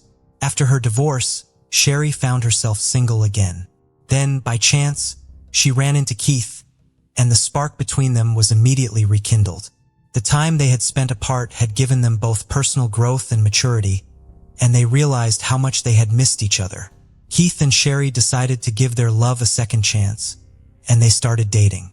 As they spent more time together, their connection grew stronger every day. Within a year of reuniting, they knew they were meant to be together. They got married in February 2009 and had 2 children settling down in Redding, California. Sherry used to work in telecommunications, but after having children, she became a stay-at-home mom. Keith continued to work at Best Buy as a member of the Geek Squad. The Papini family seemed to have a perfect life from the outside. However, on November 2, 2016, Keith's world was turned upside down when he came home to find his wife, Sherry, missing. It was unusual for her not to be there, as she was always home when he returned from work. At first, Keith thought she might have gone for a walk, but as time passed and she didn't come back, he grew increasingly worried. Keith called the daycare center their children attended to see if Sherry had picked them up, but the school secretary told him she hadn't. This heightened Keith's concern, and he decided to use the Find My iPhone app on his phone to track her location. The app showed that her phone was at the end of their driveway. Alarmed, Keith rushed outside to search the area and found Sherry's phone lying on the ground with her headphones nearby. When Keith found Sherry's phone and headphones at the end of the driveway, he made a disturbing discovery. There was strands of hair entangled in the headphones. He immediately contacted the authorities at the Shasta County Sheriff's Office, who took Sherry's disappearance seriously and brought in the FBI right from the start. Keith was desperate to find Sherry and get her back safely. To do this, he knew it was crucial to get her name and face out to the public. So he spoke to the media, hoping to generate support and assistance in finding her. The media played a huge role in spreading the story of Sherry's disappearance, and her beauty, blonde hair, and blue eyes made her case especially captivating to the public. As a result, news channels eagerly covered every detail of the story. After Sherry went missing and it became public, the police received many tips, but none of them led to finding her. As they continued to investigate, they looked at Sherry's phone for clues. They found a heated text conversation between Sherry and her husband Keith from a few months earlier, which made the police suspicious of Keith's possible involvement. Despite this, Keith was cooperative and offered to take a lie detector test to clear his name. He passed the test. In addition to the argument with Keith, the police found texts on Sherry's phone from men using fake female names. It seemed like Sherry was planning to leave Keith. On November 10, 2016, the police tracked down one of these men and questioned him about Sherry's disappearance. The man claimed to have met Sherry 5 years prior at a restaurant during a work conference she was attending. Although he said he didn't know her current whereabouts, he shared some information about her relationship with her husband Keith. According to the man, Sherry did not respect Keith and was even fearful of him. He alleged that Keith was violent and abusive, often locking Sherry up in their home. After a tip from a man who knew Sherry, claiming that her husband Keith was abusive, the police launched an investigation. However, after speaking with friends and neighbors, they found no evidence to support the claims of Keith's violence. Several days into Sherry's disappearance, On November 24, 2016, the police received a call at 4:32 a.m. on Thanksgiving morning. The caller reported a woman in distress on the side of I-5. The police rushed to the scene and found a woman bound with chains and zip ties. It took a moment for the officers to realize Sherry Papini, who had been missing for days. Relieved to find her alive, they carefully freed her from the restraints and took her to the hospital for medical attention. When Sherry arrived at the hospital, it was clear that she had been through a traumatic experience. Her body was covered in bruises. Her hair was noticeably shorter, and she had a burn mark on her arm as well as a bad rash. She had also lost a significant amount of weight, weighing in at only 87 pounds. While Sherry was recovering at Woodland Memorial Hospital, the police tried to interview her, but she was too emotional to provide any information. The only condition under which she would cooperate was if her husband Keith was present in the room. With Keith by her side, Sherry recounted the terrifying incident. She said she was out jogging when a dark-colored SUV, driven by two women, approached her. She got out of the vehicle, pointed a gun at her, while Sherry Papini stayed in the car. Sherry was forced into the back of the SUV against her will. Before getting into the vehicle, Sherry had the presence of mind to leave behind her phone and headphones on the driveway, along with some strands of her hair. She did this intentionally, hoping that Keith would find them and realize something was wrong. Sherry shared the details of her abduction with the police and her husband Keith.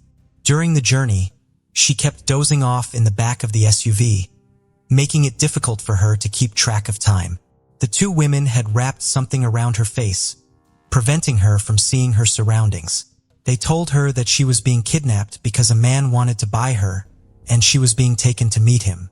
However, they refused to reveal the man's identity or location. Sherry was terrified and worried about her fate, unsure of where she was being taken or what would happen to her during her captivity. She also claimed to have been physically abused by one of the women who frequently hit her, leaving her with multiple injuries. Sherry claimed that her captors branded her right shoulder with the word Exodus to attract a buyer, who was allegedly a police officer. She also said that her captors constantly played mariachi music, which she found disorienting and unsettling. This music, added Sherry, was held in a single room with a boarded-up window. She was chained in a closet that served as a bathroom room with a bucket for sanitation purposes. About 3 weeks into her captivity, Sherry heard a gunshot. After that, she had been with her disappeared, leaving Sherry to wonder if she had been killed. Sherry Papini, who had been quiet until now, took control of the situation. She instructed Sherry to get into a car, and they drove along I-5. Without warning, the car stopped, leaving Sherry startled and disoriented. She looked around, trying to understand what was happening. The younger woman then told Sherry to get out of the car. Confused and unsure, Sherry cautiously did as she was told. As Sherry exited the car, she felt a mix of fear and excitement. Was this her chance to escape, or was she being led into an even more dangerous situation? She was left with more questions than answers, feeling uncertain and scared. After being found safe on the side of I-5, the Shasta County Sheriff's Office held a press conference to announce Sherry's return. During the conference, the police reported that Sherry had been abducted by two Hispanic women, which sparked widespread concern among the public. However, this news brought unintended consequences. Following the press conference, a wave of racism erupted, targeting individuals of Spanish descent. The reporting of Sherry's abduction had fueled public fear and anxiety, leading some to unfairly blame individuals associated after being abducted. Sherry returned home and began attending therapy sessions to cope with her trauma. As a California resident, she was eligible for the Victims' Compensation Fund, which uses public funds to help pay for victims' therapy. In the aftermath, she became withdrawn, spending more time at home and avoiding social outings. 1 year into the investigation, police released a composite sketch of two Hispanic women believed to be involved in the crime. Despite this development, no new leads emerged. The police also revealed that they had found male DNA on Sherry's underwear, which did not match her husband Keith's DNA. 2 years passed with no matches on the male DNA, and the case remained unsolved. However, in 2020, a long-awaited breakthrough finally occurred. The police working on Sherry's case decided to try a new approach to find the owner of the unknown DNA. They used a technique called familial DNA, which compares the DNA profile to potential relatives of the donor. This method is commonly used in criminal investigations to analyze DNA evidence and identify possible family members of a suspect. By looking at specific genetic traits shared among family members, investigators can create a shorter list of potential suspects and explore possible family connections. In the Sherry Papini case, the police were surprised to discover that the DNA found in her underwear matched a close relative of James Reyes, her ex-boyfriend. This new information raised many questions and became a crucial moment in the investigation. The police suspected Sherry's ex-boyfriend, James Reyes, of being involved in her abduction. To investigate, they collected a soda bottle from his trash in June 2020 and sent it to a forensic lab for DNA testing. A month later, the lab results showed a match between James's DNA and the DNA found on Sherry's underwear the day she was discovered. With this new evidence, the police went to James's home in Costa Mesa, California, where he worked at a sports shop to ask him about Sherry's case. James told the police that he had dated Sherry about 10 years prior, and the last time he saw her was a year after they broke up. He claimed to have only heard about her disappearance and safe return through rumors. During the police interview, James initially denied any involvement in Sherry's kidnapping. However, as the conversation progressed, he revealed that he was still close friends with Sherry despite their breakup 10 years prior. Although James admitted to playing a role in her disappearance, he claimed he didn't kidnap her. Instead, he insisted he was merely assisting a friend in need. James reported to the police that Sherry reached out to him for help, claiming she needed to escape her abusive husband, Keith. On November 2, 2016, James told police that a friend had lent him a car, which he used the next day to pick up Sherry. According to James, Sherry hid in the back seat of the car, lying down during the drive to Costa Mesa. During her stay at James's house, Sherry mostly stayed in her room, only coming out to help with chores like cleaning and cooking. She even boarded up the bedroom window, as she wanted to feel secure with the door closed. James noticed that Sherry was intentionally trying to lose weight by barely eating. Sherry asked James to help her harm herself, including hitting herself to create bruises. James was uncomfortable with this request, but he still agreed to help her, even going so far as to shoot a hockey puck off her knee at her request. Despite his reservations, James participated in these harmful activities with Sherry. James confessed to branding Sherry with the word Exodus on her right shoulder using a wood-burning tool they had bought from Hobby Lobby. Before Sherry left his house, she asked James to get chains and zip ties, which he used to bind her securely before driving her to Redding, California. During the drive, Sherry told James to stop the car, which he did, and she escaped. When questioned by the police, James denied knowing anything about the two Hispanic women Sherry claimed had abducted her. However, when the police searched James's house, they were shocked to find that several rooms matched the descriptions Sherry had given of the place where she was held captive. Specifically, James' bedroom and closet exactly matched a drawing Sherry had made for the police, detailing the layout of the rooms she had been confined to. The police discovered a striking similarity between a table at James's house and the one Sherry described in her initial interviews. They decided to bring Sherry and Keith in for another interview at the police station. The police had accumulated substantial evidence that led them to believe Sherry had faked her own abduction. They intended to confront her with their findings during the interview. Before revealing the truth, they asked Sherry if she wanted Keith to leave the room. Sherry remained silent. The police then decided to leave the couple alone for a few minutes. During this time, Sherry approached Keith and confessed that she didn't want the police to find the Hispanic woman who had supposedly abducted her. She felt indebted to this woman for sparing her life. Sherry refused to press charges against the woman who attacked her. Keith listened to her reasons, but he was skeptical and worried. Sherry's explanation didn't make sense to him, and he was starting to get scared. He pointed out that even if Sherry didn't want to press charges, the attacker would still face consequences for her actions. The police re-entered the interview room with an update. They had found a familial DNA match for the male DNA on Sherry's clothing, and it led them to James Reyes, Sherry's ex-boyfriend. When Keith heard the name, he had a visceral reaction. He knew James as Sherry's ex. The police told Sherry and Keith that James Reyes, Sherry's ex-boyfriend, had passed a lie detector test. They suspected that Sherry had faked her own kidnapping and claimed to have evidence to support James's version of events. The police told Sherry that they believed her significant weight loss during her disappearance was intentional, as she had chosen to eat very little. They also suggested that the rash on her arm was caused by the cleaning products she had used at James's house. Furthermore, the police alleged that James had used a wooden tool bought from Hobby Lobby to brand Sherry. They also claimed that Sherry's broken nose was self-inflicted, caused by hitting herself with a hockey stick.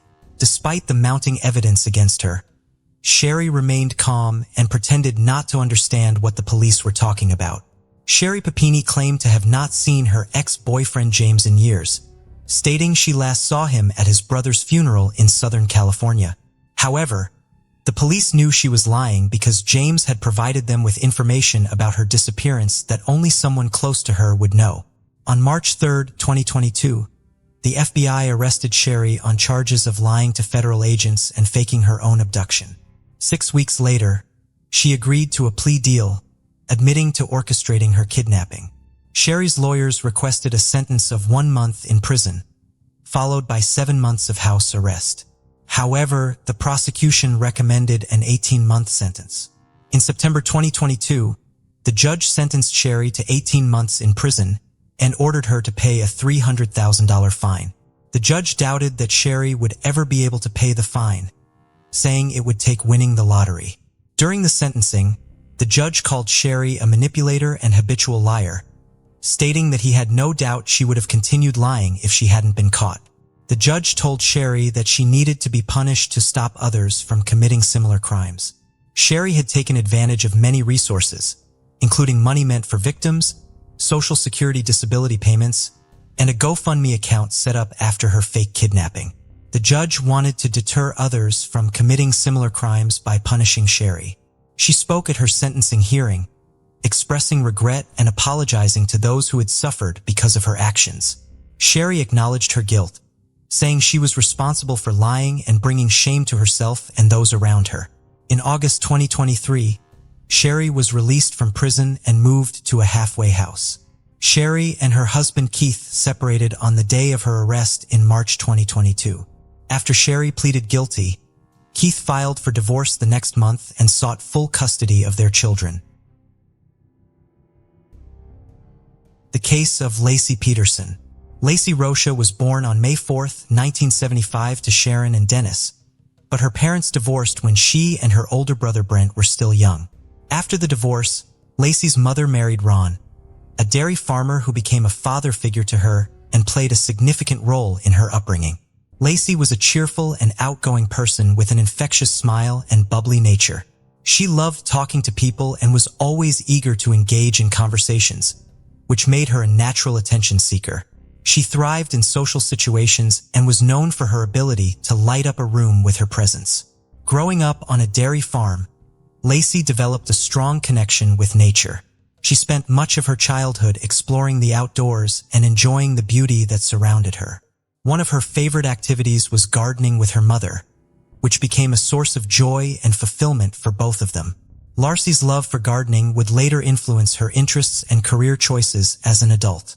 Laci was a cheerleader at Thomas Downey High School, which was a great fit for her outgoing and bubbly personality. She made a strong impression on her school and became the ideal cheerleader. After graduating, Laci attended California Polytechnic University, where she studied ornamental horticulture due to her interest in plants and wildlife. Laci frequently visited a friend who worked at a restaurant in Morro Bay. It was there that she met Scott Peterson, a co-worker of her friend. Laci was immediately attracted to Scott and was smitten. She took the initiative and gave Scott her phone number. Scott quickly reached out, and they surprisingly hit it off during their first conversation. Scott then asked Laci on their first date, a deep-sea fishing trip. However, things didn't go as planned for Laci, who ended up getting seasick. After a rocky start, Laci and Scott's relationship blossomed, and they eventually decided to live together. Before meeting Laci, Scott had aspirations to become a professional golfer, but as their relationship progressed, his focus shifted, and he chose to pursue a career in business instead. Lassie graduated from Cal Poly in 1997, and Scott followed suit the next year. This milestone marked the beginning of a new era in their lives, full of promise and potential. On August 9, 1997, the couple tied the knot in Isla Valley, San Luis Obispo County. The beautiful resort setting provided a stunning backdrop for their special day. Surrounded by friends and family, they celebrated their love and solidified their commitment to each other. After getting married, Lassie and Scott embarked on a new business venture, opening a sports bar called The Shack in San Luis Obispo, California. The Shack, owned by Lassie and Scott, started off slowly, but eventually attracted a steady stream of customers, with weekends being particularly busy. After several successful years, the couple decided to sell the bar in February, seeking new opportunities despite its stable income. Following the sale, they moved to Lassie's hometown of Modesto, California, and purchased a 3-bedroom, 2-bathroom home in an upscale neighborhood in October 2000. Lassie took on a part-time job as a substitute teacher, while Scott worked for a European fertilizer company. Lassie devoted herself to supporting Scott, taking care of the home, cooking, and cleaning. She made sure their home was always warm and inviting. In February 2002, the couple received exciting news. Lassie was pregnant, and they were expecting a baby. Lassie and Scott were expecting a baby boy, with a due date set for February 10, 2003. They had already chosen the name Connor for their unborn child. On December 24, 2002, Scott stated that he left their house at 9:30 a.m. to go fishing at the Berkeley Marina. Scott said he left Lassie at home on Christmas Eve morning with a busy day ahead of her.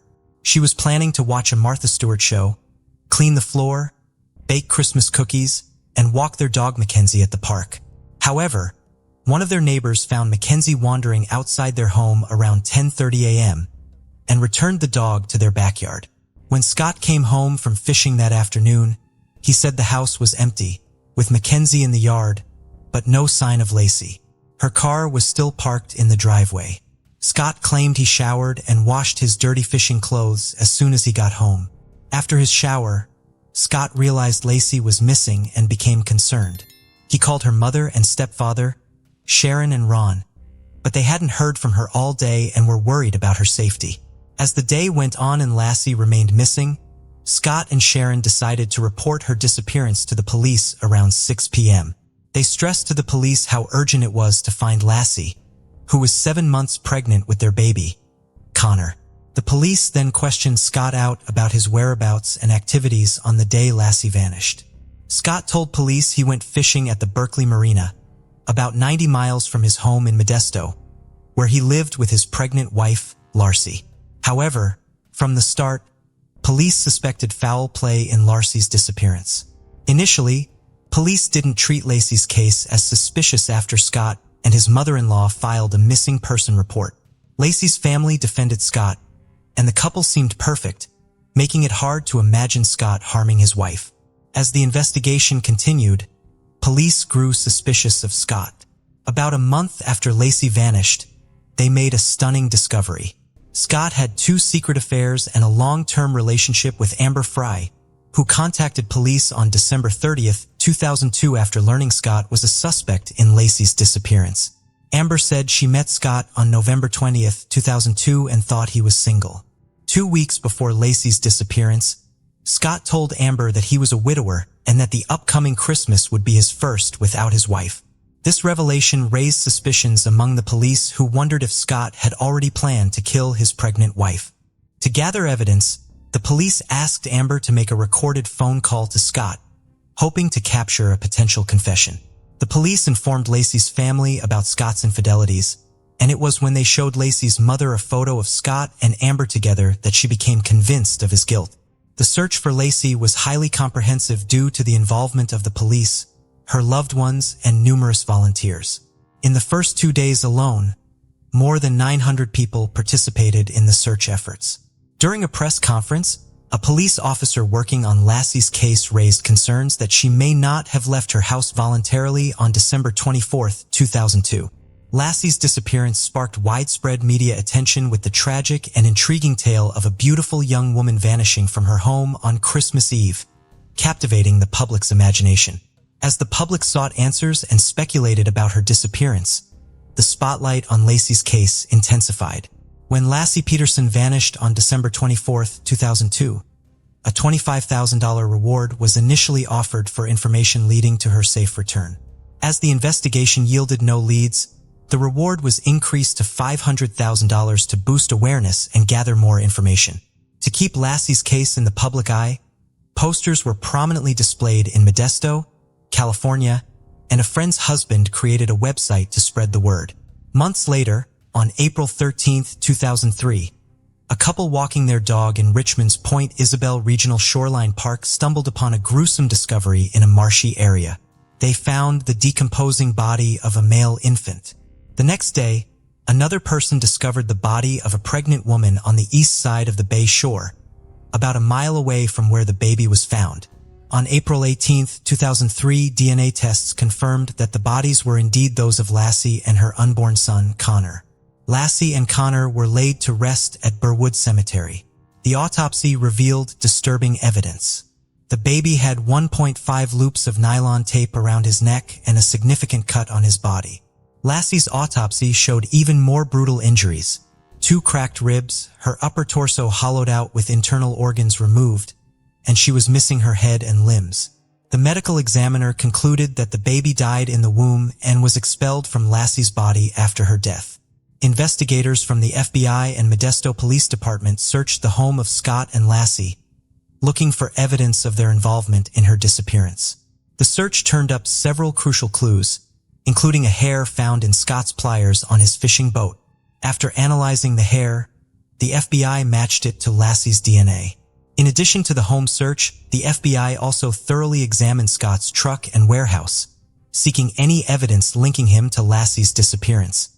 The FBI searched Scott's boat and found a homemade anchor that he claimed was made from a 90-pound bag of concrete, which he had used to repair his driveway.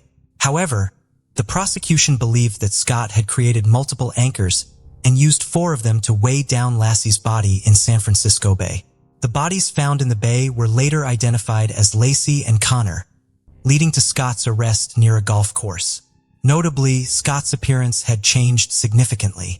His dark brown hair was now blonde. When arrested, Scott's vehicle was found to be packed with various items, including a large sum of cash, survival gear, and camping equipment. The police also discovered 4 cell phones and 2 driver's licenses, one belonging to Scott and the other linked to his brother. This evidence suggested to the police that Scott was attempting to flee the state. Scott's father offered an alternative explanation for the driver's license found in Scott's possession. According to his father, Scott had borrowed his brother's license to get a discount at a golf course. As for why Scott's car was packed, his father claimed it was because Scott was living out of his car to avoid the media, who were camping outside his house at the time. Scott's trial began in June 2004, a year after his arrest. During the opening arguments, the prosecution presented its case to the jury, arguing that Scott had killed Lassie because of his affair with Amber Fry. The prosecution highlighted Scott's suspicious behavior in the days leading up to and following Lassie's disappearance, pointing out inconsistencies in his statements to the police. Scott initially told the police he was fishing on the day Lassie went missing, but later told others he was golfing. The prosecution also noted that Scott asked the police if they had used cadaver dogs to search a park where Lassie was supposed to walk their dog, implying that Scott was aware of the potential crime scene and trying to cover his tracks. Scott's defense team presented a strong argument in court, highlighting that Scott's history of infidelity did not necessarily prove he was guilty of murdering his wife. They reasoned that Scott would not give up his life for someone he had only dated 4 times. The defense suggested that Lassie's hair might have been found in Scott's boat because she had visited the marina with him before. During the trial, 2 of Lassie's relatives testified that Scott showed no emotional response when his pregnant wife went missing. New evidence emerged when a realtor testified that Scott tried to sell their home in January, a month after Lassie's disappearance. Additionally, a salesman revealed that Scott traded in Lassie's car after she vanished. The prosecution viewed these events as incriminating evidence against Scott. Amber Fry, Scott's mistress, took the stand and shared details of their affair.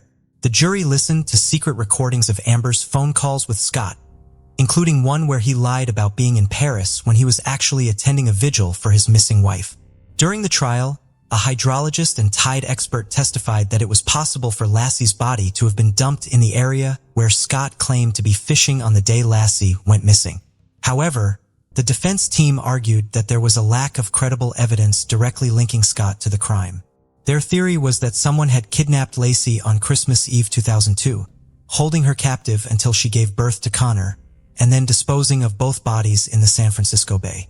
The defense attorney emphasized that there was no concrete evidence to connect Scott directly to the crime, and that other suspects could have been responsible. A significant issue arose during the trial when a juror was removed and replaced with an alternate due to misconduct. The dismissed juror had conducted unauthorized research on the case, violating legal procedures. Additionally, the foreman of the jury asked to be removed, and it was determined that his removal was necessary to ensure a fair and just trial.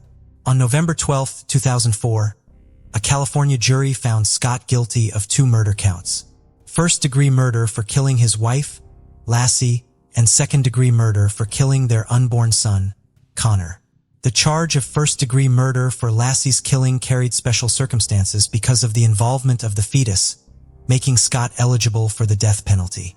After his conviction, the trial entered the penalty phase to determine his punishment.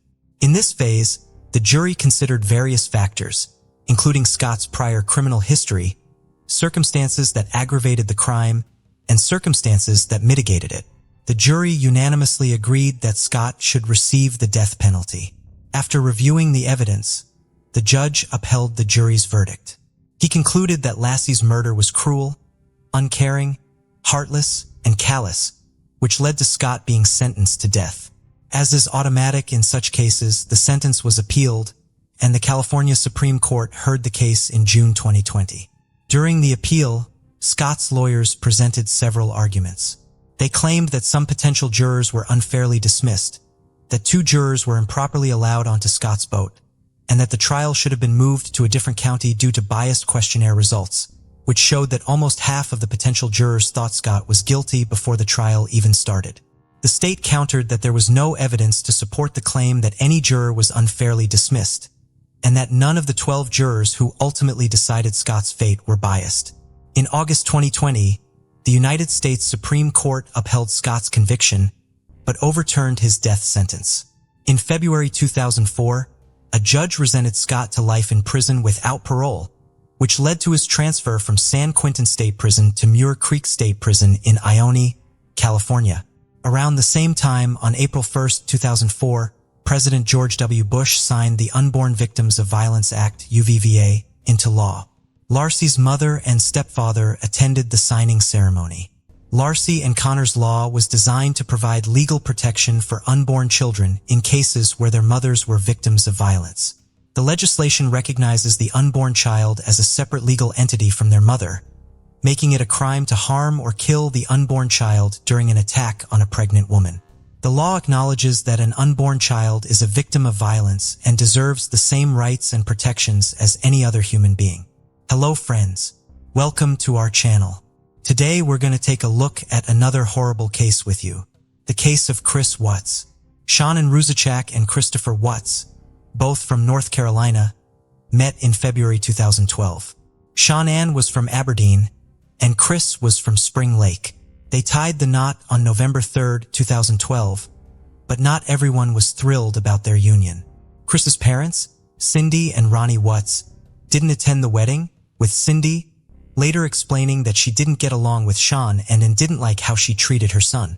A year after getting married, Sean and Chris moved to Frederick, Colorado, marking a fresh start in their lives.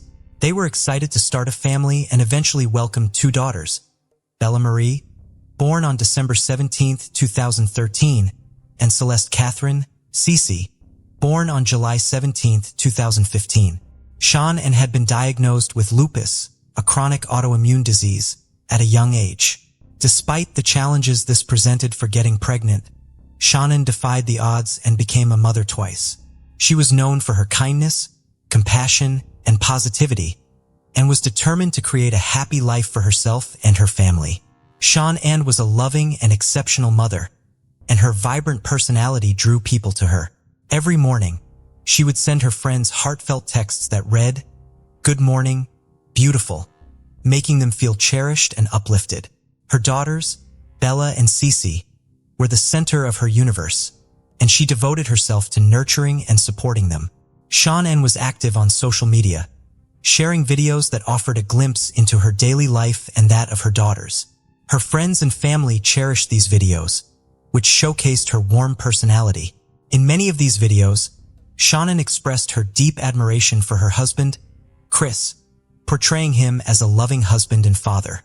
However, those close to the family found Chris difficult to connect with on a deeper level as he tended to keep to himself.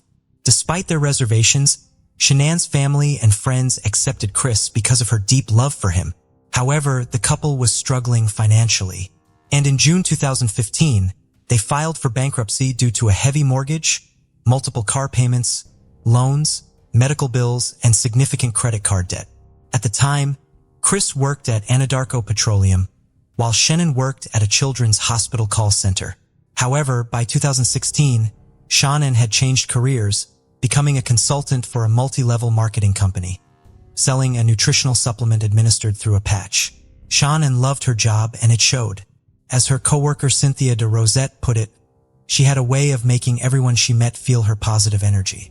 Despite being happy with her life, Shannon had one wish: to have a baby boy to complete her family with her husband. In spring 2018, Shannon got an unexpected but wonderful surprise. She was pregnant again.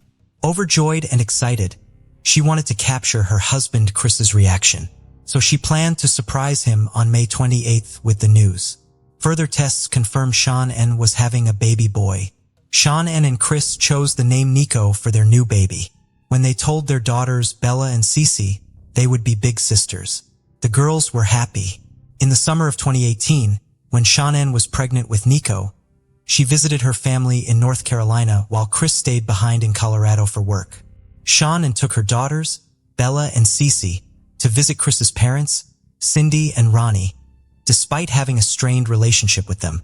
During the visit, Cindy prepared a snack for Cece without considering Shannon's prior warning about Cece's severe nut allergy. As a result, the snack contained peanuts, which put Cece's life in danger. Shannon was deeply disturbed by this incident, feeling that Cindy had recklessly disregarded her granddaughter's safety. Shannon expressed her outrage and disappointment in a text message to Chris, accusing his mother of intentionally trying to provoke her by putting Cece's life at risk. She urged Chris to confront his father about Cindy's behavior, implying that if Chris didn't take action, it would suggest he was complicit in his mother's harmful actions, and that Shannon's concerns for her children's safety were justified. While Shannon was visiting her family in North Carolina, she noticed a sudden change in Chris's communication style. He stopped responding to her messages and calls, leaving her confused and concerned. When she asked him what was going on, Chris explained that he had taken on more responsibilities at work due to the arrival of new employees, but reassured her that everything was fine. A week later, Chris flew to North Carolina to spend time with Shannon and their two daughters, Bella and Cece. The girls were excited to see their father and ran to hug him as soon as he arrived. Chris was enthusiastic in his greeting, scooping them up in a tight hug. However, his greeting to Shannon was noticeably colder. Instead of a kiss, he simply nodded at her. Shannon felt hurt and surprised by Chris's distant behavior, and she couldn't help but confide in a friend about her growing concerns through a text message. Shannon felt like she was living with a stranger, not the man she married. She was saddened and confused by the change in Chris. When they were in the same room, he refused to talk to her, and instead, they communicated through their phones. Shannon sent a heartbreaking text to her friend explaining the situation and even shared a photo of them sitting on separate couches facing away from each other. Shannon suspected that Chris might be interested in someone else, which shocked her friend. However, her friend disagreed, saying that Chris loved Shannon too much to do that. But Sean N was devastated because Chris had told her that he no longer thought they were compatible. This was a huge surprise to Sean N, who had always believed their love was strong. Chris had confessed to Sean N that he had hoped getting her pregnant would change his feelings, but it didn't. Sean N was devastated to hear this, as she treasured their relationship and thought their love could overcome any obstacle.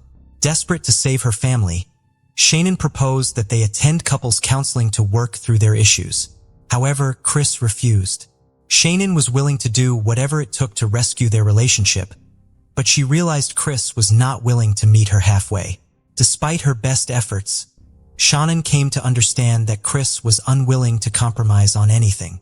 After their return to Colorado from North Carolina, the family settled back into their routine. However, Shannon soon left for another business trip, this time to Arizona.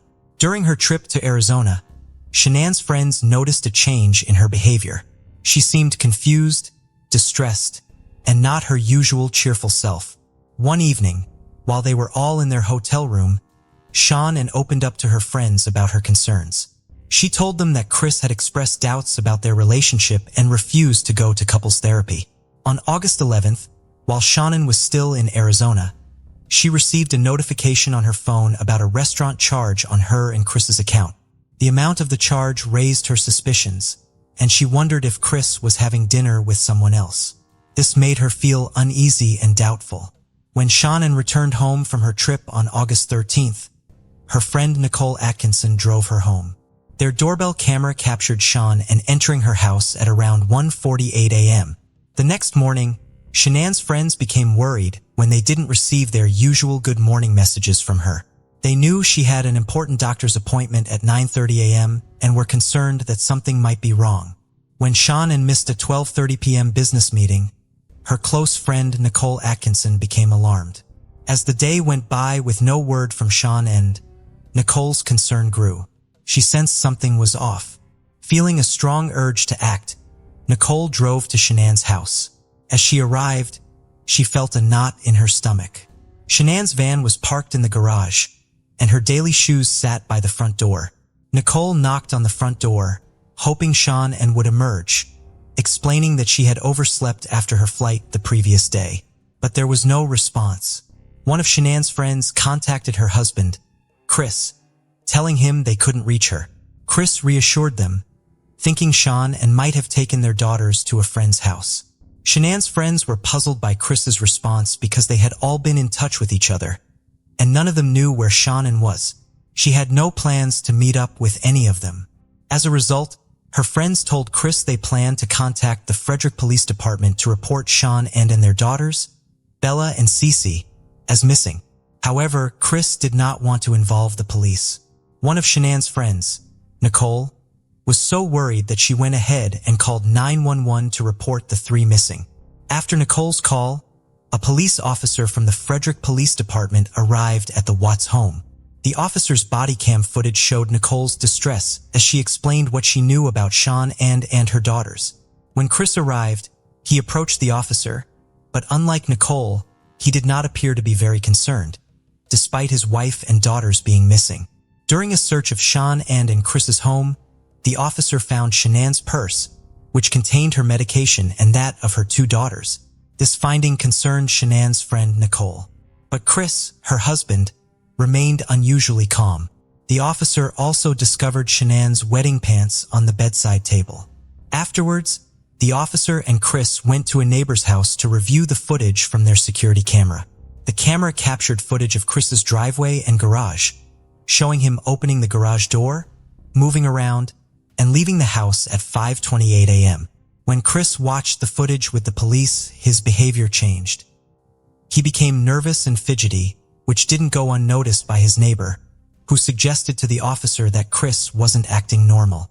Chris's reluctance to search for his wife and daughters, Bella and Cece, raised concerns among Shannon's friends, who found it incomprehensible that he wasn't worried about their disappearance.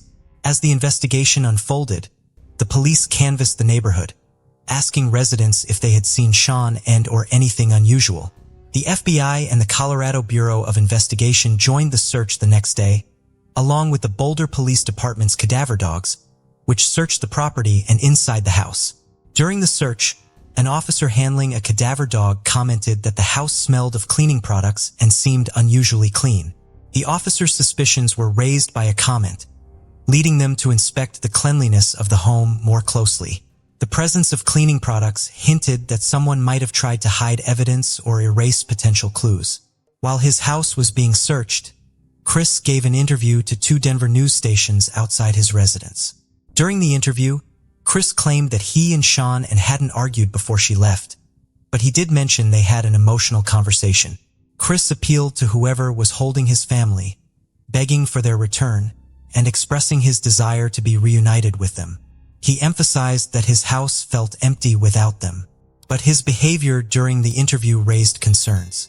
Chris appeared cold and unemotional, which surprised those who knew him. Shanann's friends, who watched the interview, were disgusted by Chris's nonchalant demeanor, finding it strange and contradictory to his plea for his family's return. On August 14th, Special Agent Coda conducted an interview with Chris. During the conversation, Chris suggested that Sean might have taken the girls to a friend's house to unwind. Meanwhile, the police station received a flood of tips about possible sightings of Sean and the girls. The department received various photos, which Chris was asked to review to see if he could identify his missing wife and daughters. However, he was unable to provide any identifications. Agent Coda also asked Chris about his marriage to Shannon during the interview. Chris claimed that he had never been unfaithful to Shannon, and, to the best of his knowledge, she had never been unfaithful to him either. He explained that they were the type of couple who would confide in each other if they ever felt tempted to stray. One notable aspect of Chris's behavior during the interview caught Agent Coda's attention. Chris frequently made hand movements towards his neck. Agent Coda's intuition was growing stronger, suggesting the movements might be pointing to a more sinister truth. During the interview, Agent Coda stepped out briefly to share his concerns with the other officers, suspecting Chris might have strangled Sean. As the hours ticked by with no sign of Sean and her daughters, the loved one's anxiety turned to desperation.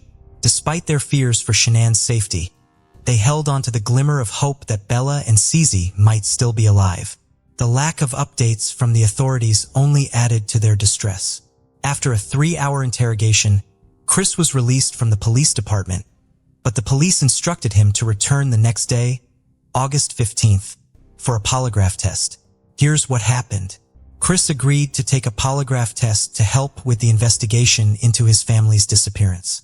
On August 15th, Chris picked up his father from the airport and went to the Frederick Police Department, where Tammy Lee from the Colorado Bureau of Investigation administered the test. During the test, Chris denied any involvement in his family's disappearance and claimed not to know where his wife Sean was. However, the results of the test were not in Chris's favor. This led the detectives to strongly suspect that Chris was responsible for the deaths of his wife and daughters. Tammy Lee, a highly skilled polygrapher, confronted Chris about the test results. Chris admitted that he had caused Sean emotional pain, but denied physically harming her. He also confessed to having an affair with a coworker named Nicole Kessinger, which he deeply regretted. Despite his confessions, Chris still denied any involvement in his family's disappearance. At one point, he asked to have his father, Ronnie, present during the interview. The officers were hesitant, worried that this might lead Chris to ask for a lawyer. Chris' father was allowed to accompany him in the interrogation room, a risky move that detectives hoped would prompt Chris to confess. And it worked. Chris admitted to killing Sean but claimed he did so because she had harmed their daughters, Bella and Cece. However, this excuse was immediately met with skepticism by Shanann's friends, who knew she would never hurt her children. In fact, Sean was eagerly awaiting the birth of her third child, a son named Nico. During the interrogation, Chris disclosed the location of Shanann's body, which he had buried in a shallow grave at one of his work sites. He also revealed that he had disposed of his daughters' bodies in oil tanks. Despite this, Chris continued to deny any involvement in their deaths. Even after being arrested and taken into custody, the detectives never believed Sean was responsible for harming her daughters. In the end, Chris pleaded guilty to avoid the death penalty and was sentenced to life in prison without parole. At the sentencing hearing for Chris, The judge expressed outrage over the brutal crime Chris had committed, calling it the most inhumane and vicious one he had seen in his entire career of handling thousands of cases. Years later, Chris confessed to murdering his wife Shawn and in their bed. According to Chris, he strangled her after she discovered his infidelity and threatened to take their daughters away. Chris then put Shannon's body in his truck and drove to his worksite with their 2 daughters. Chris admitted to killing his daughters one by one at the site, with one daughter forced to witness the murder of her sister before meeting the same fate. The case of Rebecca Bleefnick. Rebecca and Tim, who met at Quincy University, were the epitome of a perfect couple. Rebecca was a biology major and a tennis player, while Tim was a star football player. 2 years after graduating, the practical couple decided to tie the knot. Instead of splurging on an engagement ring and a lavish honeymoon, they chose to save their money. Although Rebecca had a genuine interest in medicine and had dreamed of becoming a doctor, she decided to pursue motherhood instead. Her dream came true when she and Tim had 3 sons. Tim was known for his charisma and ability to entertain. In February 2008, he auditioned for American Gladiators, making it to the final round. Years later, in 2019, he received an invitation from the producers of Family Feud to participate in the show with his family. Rebecca's nursing school commitments prevented her from joining Tim on the TV show Family Feud. Undeterred, Tim assembled a team of family members, including his parents and brothers. The show's format features 2 teams competing to guess the most popular responses to survey questions from 100 people. Despite being unprepared, Tim's team performed well, earning points and ranking second on the scoreboard. They went on to participate in 3 episodes, winning a total of $20,000, which was divided equally among the family members. However, Tim did not share any of the winnings with his wife, Rebecca. This decision highlights the strain on Tim and Rebecca's marriage, which began when Rebecca pursued a nursing career against Tim's wishes. Tim had expressed concerns about Rebecca's well-being and ability to manage stress, but Rebecca's friends believed Tim was opposed to her independence and autonomy. Rebecca's friends noticed that she was becoming increasingly unhappy in her marriage over time. At first, her marriage to Tim was relatively happy for about 5 years, but then Tim started to become more controlling and manipulative. Despite Rebecca's hard work in her nursing studies and job, Tim didn't pull his weight at home, leaving Rebecca to handle most of the responsibilities. Rebecca realized that their marriage was struggling and wanted to fix it, so she suggested that they go to marriage counseling together. She believed that counseling could help them find solutions and improve their relationship. However, Tim refused to go despite Rebecca's efforts to save their marriage. In January 2021, after 11 years of marriage, Tim suddenly filed for divorce, which caught Rebecca off guard. She had been committed to working through their issues, but Tim had already made up his mind. He moved out of their family home and into a new house across town, leaving Rebecca to pick up the pieces. Tim and Rebecca's divorce was extremely contentious. They were unable to agree on anything, and their communication broke down completely. The couple disputed several issues, including who would get custody of the children, how they would divide their property, and how much alimony one would pay the other. Things escalated to the point where Tim felt threatened and applied for a court order to protect himself from Rebecca, alleging that she was stalking and harassing him. Rebecca had a different view of the situation, accusing Tim of harassment. She shared her concerns with friends through text messages, describing incidents where Tim yelled at her, pushed her in front of their sons, and threw things. Rebecca feared Tim might do something drastic to take her children away, which alarmed her sister, who knew Rebecca's fears were valid and that she needed help to protect herself. Rebecca then filed for an order of protection against Tim, claiming he entered her home without permission and lied about their interactions. However, the judge denied both Rebecca and Tim's requests, instead ordering them to stay away from each other's homes, except during child custody exchanges. In February 2023, Tim told the police he wouldn't return a gun, calling Rebecca a derogatory name. At the time, Rebecca and Tim's 3 sons, aged 12, 10, and 5, were staying with Tim at his home, just a mile from Rebecca's residence. Their divorce was set to be finalized in just 1 week. Tim contacted Rebecca's father the next day, worried because he couldn't reach Rebecca, and she had failed to pick up the boys from school as planned. Given Rebecca's dedication as a mother, her father suspected something was seriously wrong. Concerned for Rebecca's safety, her father rushed to her house. When he arrived, he entered the house calling out to Rebecca, but received no response. He went upstairs to her bedroom, where he found a disturbing scene.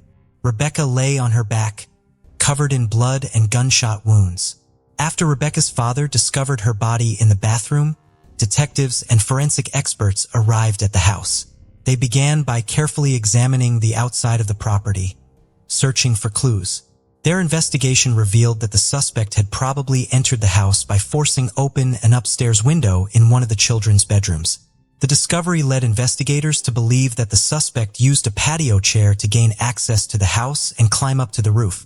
By retracing the suspect's likely path, they went to Rebecca's bedroom, where they found the door had been violently kicked in or broken. The state of the door suggested to investigators that the suspect had forcibly entered the room, probably in search of Rebecca. Evidence indicated that Rebecca had tried to barricade herself in the bathroom, but the suspect had pursued her and caught up. Ultimately, the suspect shot Rebecca inside the bathroom. During their search of the bathroom where Rebecca's body was found, investigators stumbled upon her cell phone. Upon examining Rebecca's phone, investigators found a 911 call dialed at 1:11 a.m. This led them to form a theory about the events of that night. They believed that as the suspect chased Rebecca through the house, she tried to call for help, but accidentally dialed a wrong number before she could try calling 911 again. The misdialed call at 1:11 a.m. suggested to investigators that the suspect had knocked the phone out of Rebecca's hand. They believed Rebecca was likely killed around this time. However, when police questioned Rebecca's neighbors, none of them remembered hearing any noise around 1:11 a.m., which raised suspicions among the investigators. A thorough search of Rebecca's house revealed that her murder was not a botched burglary, as nothing was stolen. Despite this, the perpetrator left behind significant evidence. One notable discovery was a partial shoe print found near the point where the suspect entered the house. The shoe print discovered at the crime scene could be crucial in identifying the type of shoe worn by the suspect, including its make and model, as well as providing details about the size and shape of their feet. The presence of 8.9mm shell casings and small pieces of shredded plastic near Rebecca's body also provide significant leads for the investigators. Despite collecting these key pieces of evidence, the investigators were unsure how to interpret their findings. To gain more insight, they decided to send the evidence to forensic laboratories for further analysis.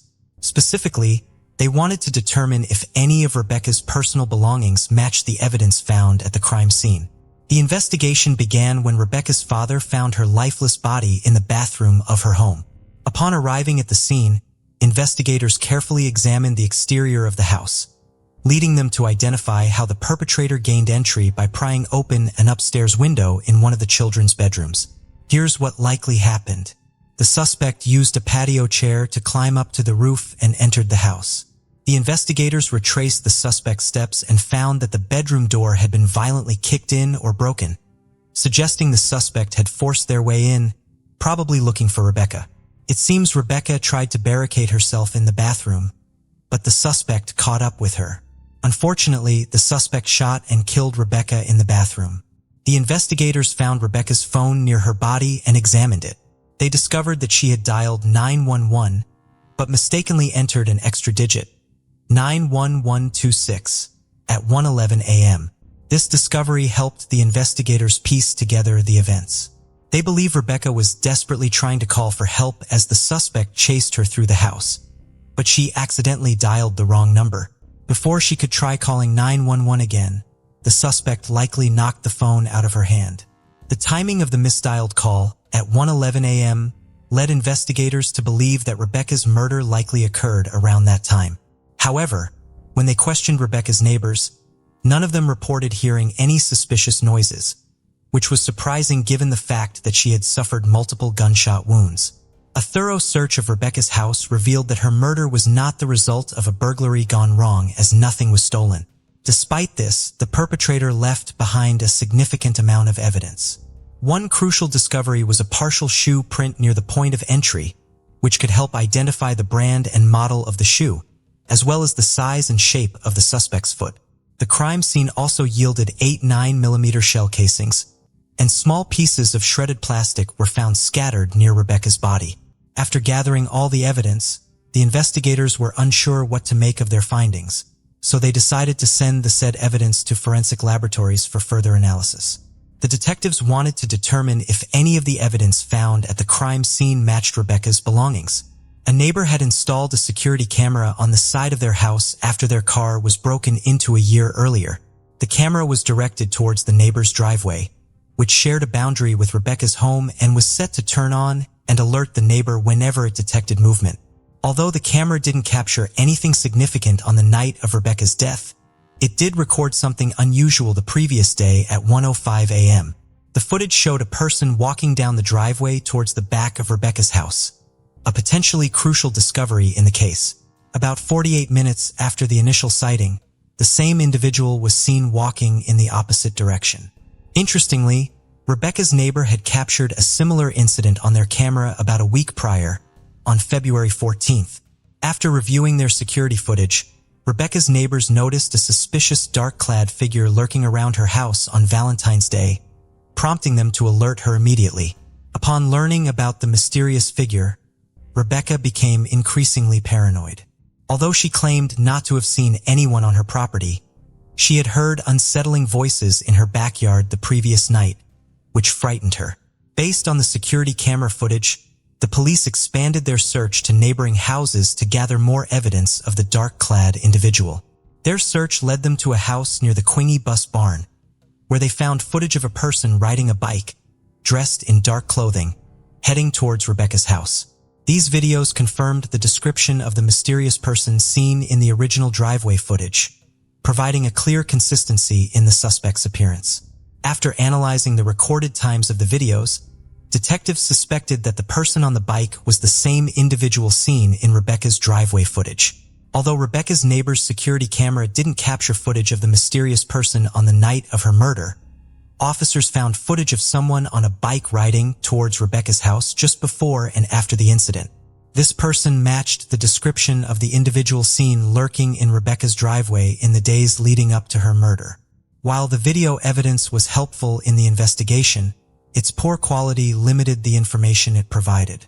The detectives couldn't identify the person in the video due to the grainy image, making it difficult to determine their gender.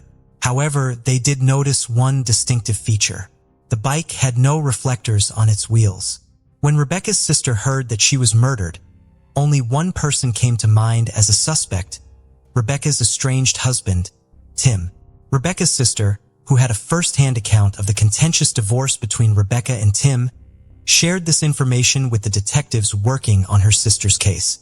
The detectives suspected Tim of murdering Rebecca, especially since her murder happened just a week before their divorce was due to be finalized.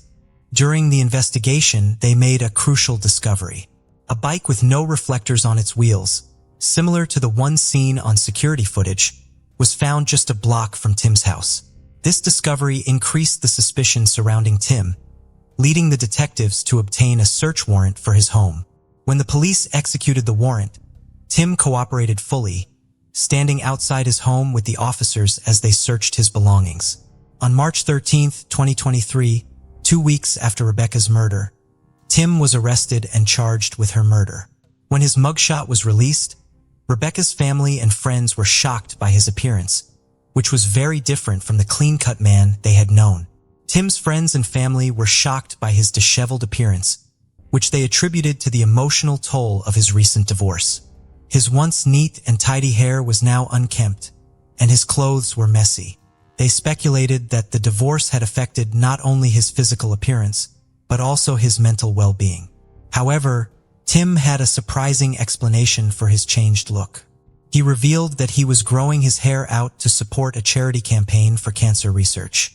Despite this, a viral video clip showed Tim's appearance on Family Feud, where he made a bizarre statement about regretting his marriage, which took on a disturbing tone after he was arrested for murdering his wife. Many people believed that Tim's comment on Family Feud was a strange and unsettling prediction of what would eventually happen. They thought it showed that he had hidden feelings about his wife and was a sign that something bad was happening in their relationship. When the police looked into Tim's phone, they found that he had made a fake Facebook account under the name John Smith. During their investigation, they discovered that Tim had been searching for a specific type of bicycle on Facebook, a blue Schwinn bike with no reflectors on the wheels. This was an important discovery because it matched the description of a bike that was found abandoned just 1 block away from Tim's house. Despite having strong evidence against Tim, the detectives faced a significant obstacle when they arrested him. Tim was held in jail without the possibility of bail, but he requested a quick trial, which is his right under the law. Prosecutors were required to bring the matter to trial within 90 days of Tim's arrest. The prosecution faced a significant challenge in convincing a jury beyond a reasonable doubt that Tim murdered Rebecca due to the absence of a confession or DNA evidence. Juries typically look for these 2 key elements in criminal cases. To prove Tim's guilt in the murder of his wife, Rebecca, the prosecution faced a significant challenge. Exactly 3 months after Rebecca's tragic murder in her home, Tim's trial began on May 23, 2023. During the trial, the prosecution presented several key pieces of evidence found at the crime scene. One notable piece of evidence was the shredded plastic fragments discovered around Rebecca's body. The prosecution argued that these fragments came from an owl's grocery bag. Further investigation revealed that similar bags were found in Tim's house. The prosecution alleged that Tim used these bags as a makeshift silencer when he shot his estranged wife multiple times. They claimed that the bags were used to muffle the sound of the gunfire, preventing it from being heard by others. The prosecution also presented DNA evidence suggesting that Tim left behind DNA while using the Aldi bags. An expert testified that it was highly likely Tim contributed to the DNA found and that his DNA could not be ruled out as a match for the DNA found under Rebecca's fingernails. The prosecution presented evidence suggesting that a crowbar found in Tim's basement might have been used to force open the window at the victim's house on the night of the murder. Although an expert testified that there were microscopic similarities between the crowbar and the window's primark, she couldn't conclusively say that the crowbar was involved. To build a stronger case, the prosecution presented records of several searches made on Tim's phone, including how to open my door with a crowbar, how to make a homemade pistol silencer, how to clean gunpowder off your hands, and average police response time in Quinney. The prosecution's expert witness testified that she compared the shell casings found at the crime scene to those found at Tim's house during the investigation. Her analysis revealed that 27 of the casings from Tim's home were fired from the same 9mm weapon used to kill Rebecca. When investigators searched Tim's house, they didn't find Rebecca's 9mm gun, which he had refused to return to her. Tim claimed he hadn't seen the gun in months before Rebecca's murder. During the trial, the defense had the opportunity to call witnesses, but chose not to. After the 6-day trial, the jury took 4 hours to reach a guilty verdict, and Tim was sentenced to life in prison without parole. Despite claiming innocence and planning to appeal, Tim is behind bars, and Rebecca's family believes justice has been served. During the sentencing hearing, Rebecca's family read impact statements. One of her sisters addressed Tim, telling him how his actions affected his son's well-being. She stressed that his choices were causing his sons to suffer. Rebecca's sister vowed to keep her memory alive for her 3 sons even after her passing. The Dalia DiPolito case. On a bright afternoon in Bond Beach, Florida, a man named Muhammad walked into the local police department with a shocking tale. He claimed that a woman, whom he knew only as Delilah, had approached him with an odd and disturbing request. Muhammad stated that Delilah had asked him to hire him to carry out a murder. While his story seemed plausible, Muhammad couldn't provide one crucial piece of information: Delilah's last name. Even with this gap, the Bond Beach Police Department took Muhammad's claim seriously and initiated an investigation. Detectives were assigned to uncover the identity of the mysterious Delilah and figure out who her husband was. To gather further details, they decided to use Muhammad as bait for setting up a meeting with Delilah. They selected a local mobile gas station as the meeting spot, based on Muhammad's statement that Delilah lived close by. At the meeting location, police set up multiple surveillance vehicles to monitor the interaction, hoping to obtain evidence and unravel the mystery surrounding Delilah's identity and motives. Before Delilah arrived, detectives gave Muhammad instructions on what to say to her. They secretly equipped him with a wire and recorder so they could listen in on their conversation in real time. As they continued to observe the mobile gas station, the detectives paid close attention to the exchange between Muhammad and the woman named Delilah. What caught them off guard was Delilah's appearance, which didn't match the usual profile of someone wanting their spouse murdered. Delilah, an attractive woman wearing a skirt and tank top, got into the car with Muhammad. Muhammad, pretending to be hesitant, asked if it was worth having someone killed. Delilah replied that she couldn't divorce her husband because she feared he would retaliate if she tried to leave him and divide their assets. The woman told Muhammad that after her husband's murder, she intended to create an alibi by going to a different location, such as Boca Raton.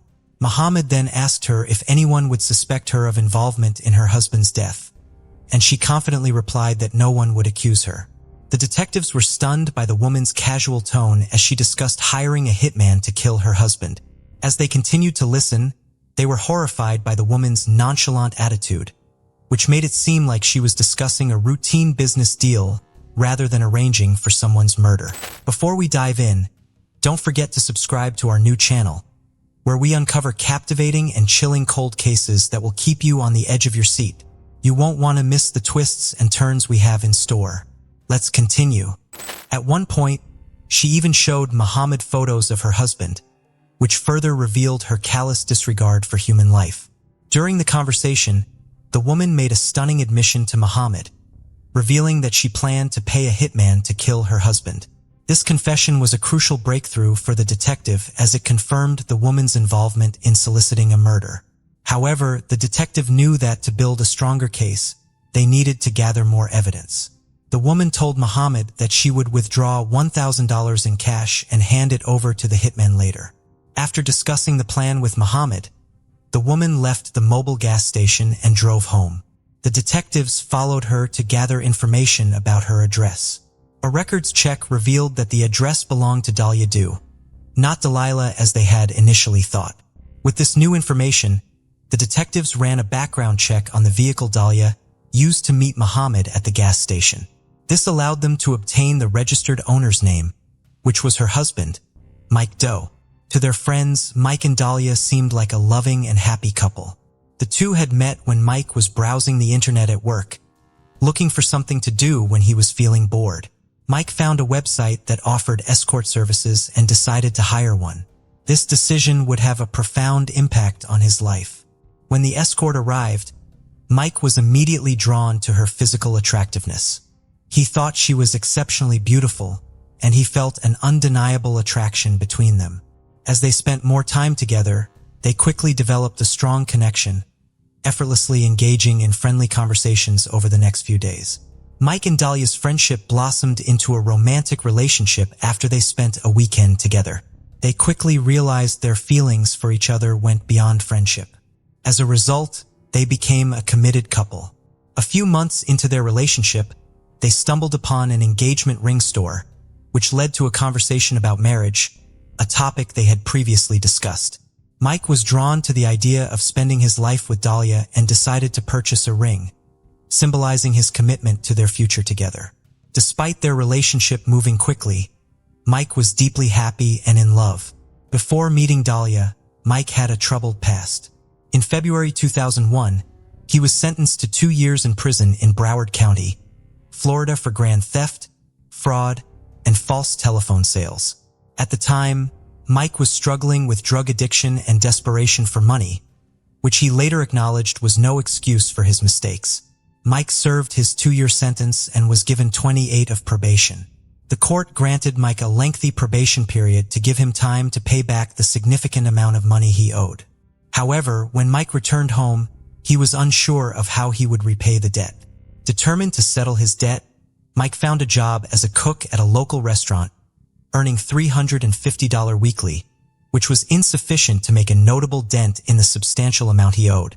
To improve his financial situation and secure an early release from probation, Mike sought a better-paying job. A friend offered him an office job near his home, allowing him to transition from cooking to email marketing. As Mike and Dahlia started dating, he eventually confided in her about his probation and the limitations it imposed.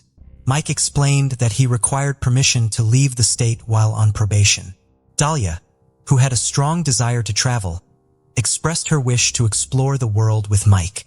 To help Mike become debt-free, Dahlia offered to provide $91,000 if he paid the remaining balance, enabling them to clear the debt and start the life Dahlia had envisioned. Dahlia, a successful real estate agent, was financially stable and able to help her partner Mike pay off his debt and clear his name. Mike consulted his attorney to understand the process, and the attorney advised him to gather the necessary funds to be released from probation. To facilitate the payment, Dahlia and Mike agreed that she would send the money from her Bank of America account to the attorney. Dahlia informed Mike that she had transferred the funds, but when Mike followed up with the attorney, he was told that the payment had not been received. Mike waited a day and then asked Dahlia about the status of the transfer. However, Dahlia insisted that she had sent the money, leaving Mike frustrated and unsure about what was happening. Mike's concern grew, so he contacted his attorney again, only to be told that they still hadn't received anything. Dahlia claimed to have sent the money to the attorney, but couldn't explain the delay. 2 days had passed since the transaction, but the attorney remained without the funds. Mike asked Dahlia for proof of the transaction, needing the receipt to verify the details. However, Dahlia suspected foul play, suggesting the attorney might have stolen the money. She vowed to find the missing sum, while Mike sought to move past the misunderstanding. Meanwhile, a supervisor at the Bond Beach Police Department reached out to Sergeant Whitey Jean for assistance. Sergeant Jean met with a detective working on Dahlia Deo's case. The detective briefed Sergeant Whitey Jean on the case, revealing that Dahlia wanted to hire someone to kill her husband.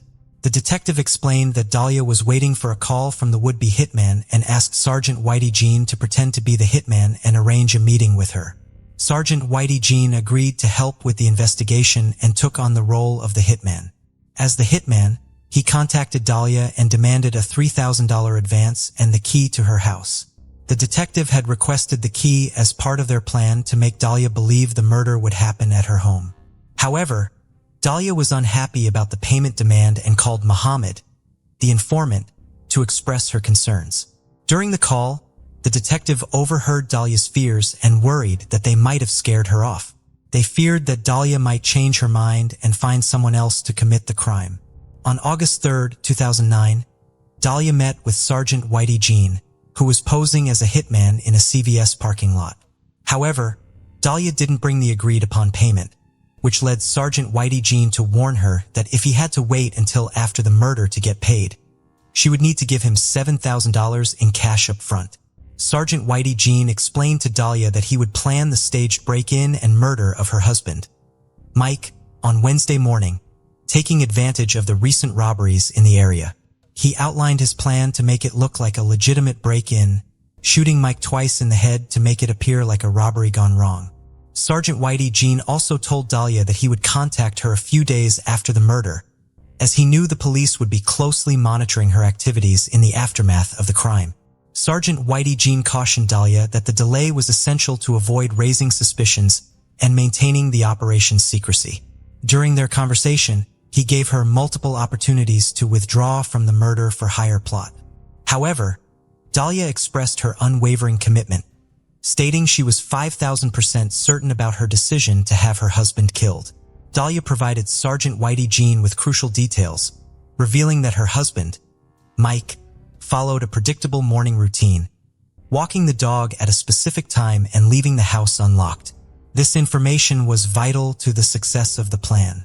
She also told the sergeant that she would create an alibi by going to the gym during the murder, ensuring her absence from the house when the crime would take place.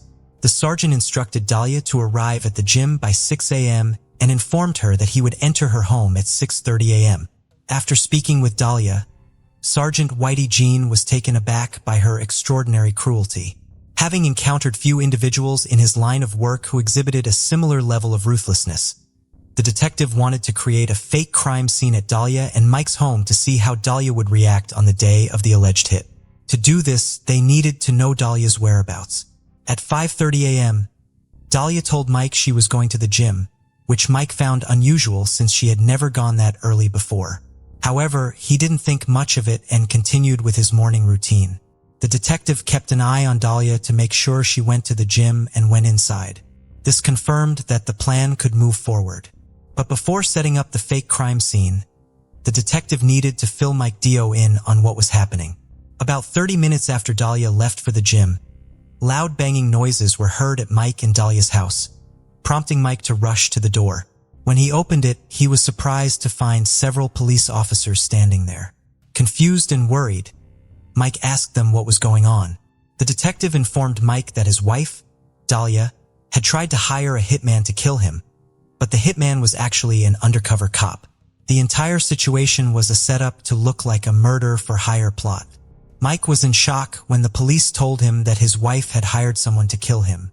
The detectives took him to the police station, leaving his home to be staged as a crime scene with fake police tape and lights. The detectives then called Dahlia, telling her that they needed to question her about an incident involving her husband. When she arrived home, she found her house surrounded by police cars and crime scene tape. The detective told her that her husband had been murdered, and she broke down in tears. However, the detective noticed that Dahlia's reaction seemed unusual, as she didn't produce any tears. The detective began questioning Dahlia about suspects, trying to get her to confess to hiring the hitman. Dahlia claimed that her marriage was fine and that Mike's problems with probation and a stock fraud conviction might have led to his murder. Unbeknownst to her, Mike was watching from another room. The detective then revealed that they knew the truth behind the murder and brought in Sergeant Whitey Jean, who Dahlia claimed she didn't know. The detective arrested Dahlia for solicitation of murder, revealing that the hitman was an undercover cop. Mike was given the chance to confront Dahlia, but she refused to admit her guilt. Dahlia's trial took place on April 26, 2011, where Mike testified against her for 3 days. Her defense argued that the entire plot was a publicity stunt for a reality TV show, but Mike denied any involvement. Mike denied any interest in reality TV shows and claimed he had no involvement in Dahlia's alleged plot to kill him. He also stated he had no knowledge of public relations. After the trial, the jury found Dahlia guilty of solicitation to commit first-degree murder with a firearm, and she was sentenced to 20 years in prison. Mike was relieved by the verdict, but also felt a sense of closure, knowing justice had been served. However, Dahlia's attorneys appealed the conviction, citing a juror's remark about Dahlia poisoning Mike's Starbucks drink, which was not presented as evidence during the trial. The appellate court reversed the conviction, and a second trial was held. Despite the state's confidence in their case, the jury reached a hung verdict resulting in a mistrial. A third trial was held, and Dahlia was again found guilty, this time receiving a 16-year prison sentence. Dahlia's defense team continued to appeal her conviction, but the Florida Supreme Court and the U.S. Supreme Court declined to review her case.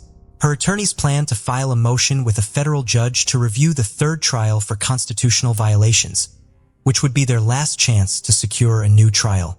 Despite her conviction, Dahlia has become a respected figure in prison, leading a Bible study group and earning praise from fellow inmates. She is separated from her young son, who lives with his grandmother and deeply misses being with him.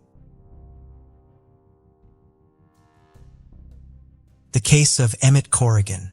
Ashley Harmon was a vibrant and intelligent person who experienced a challenging time when her parents divorced at the age of 9. During this period, she took on a maternal role, caring for her 5 siblings and protecting them. Ashley's faith was the cornerstone of her life. As a devout Mormon and a member of the Church of Jesus Christ and the Latter-day Saints, she turned to her faith in God for strength and comfort during difficult times.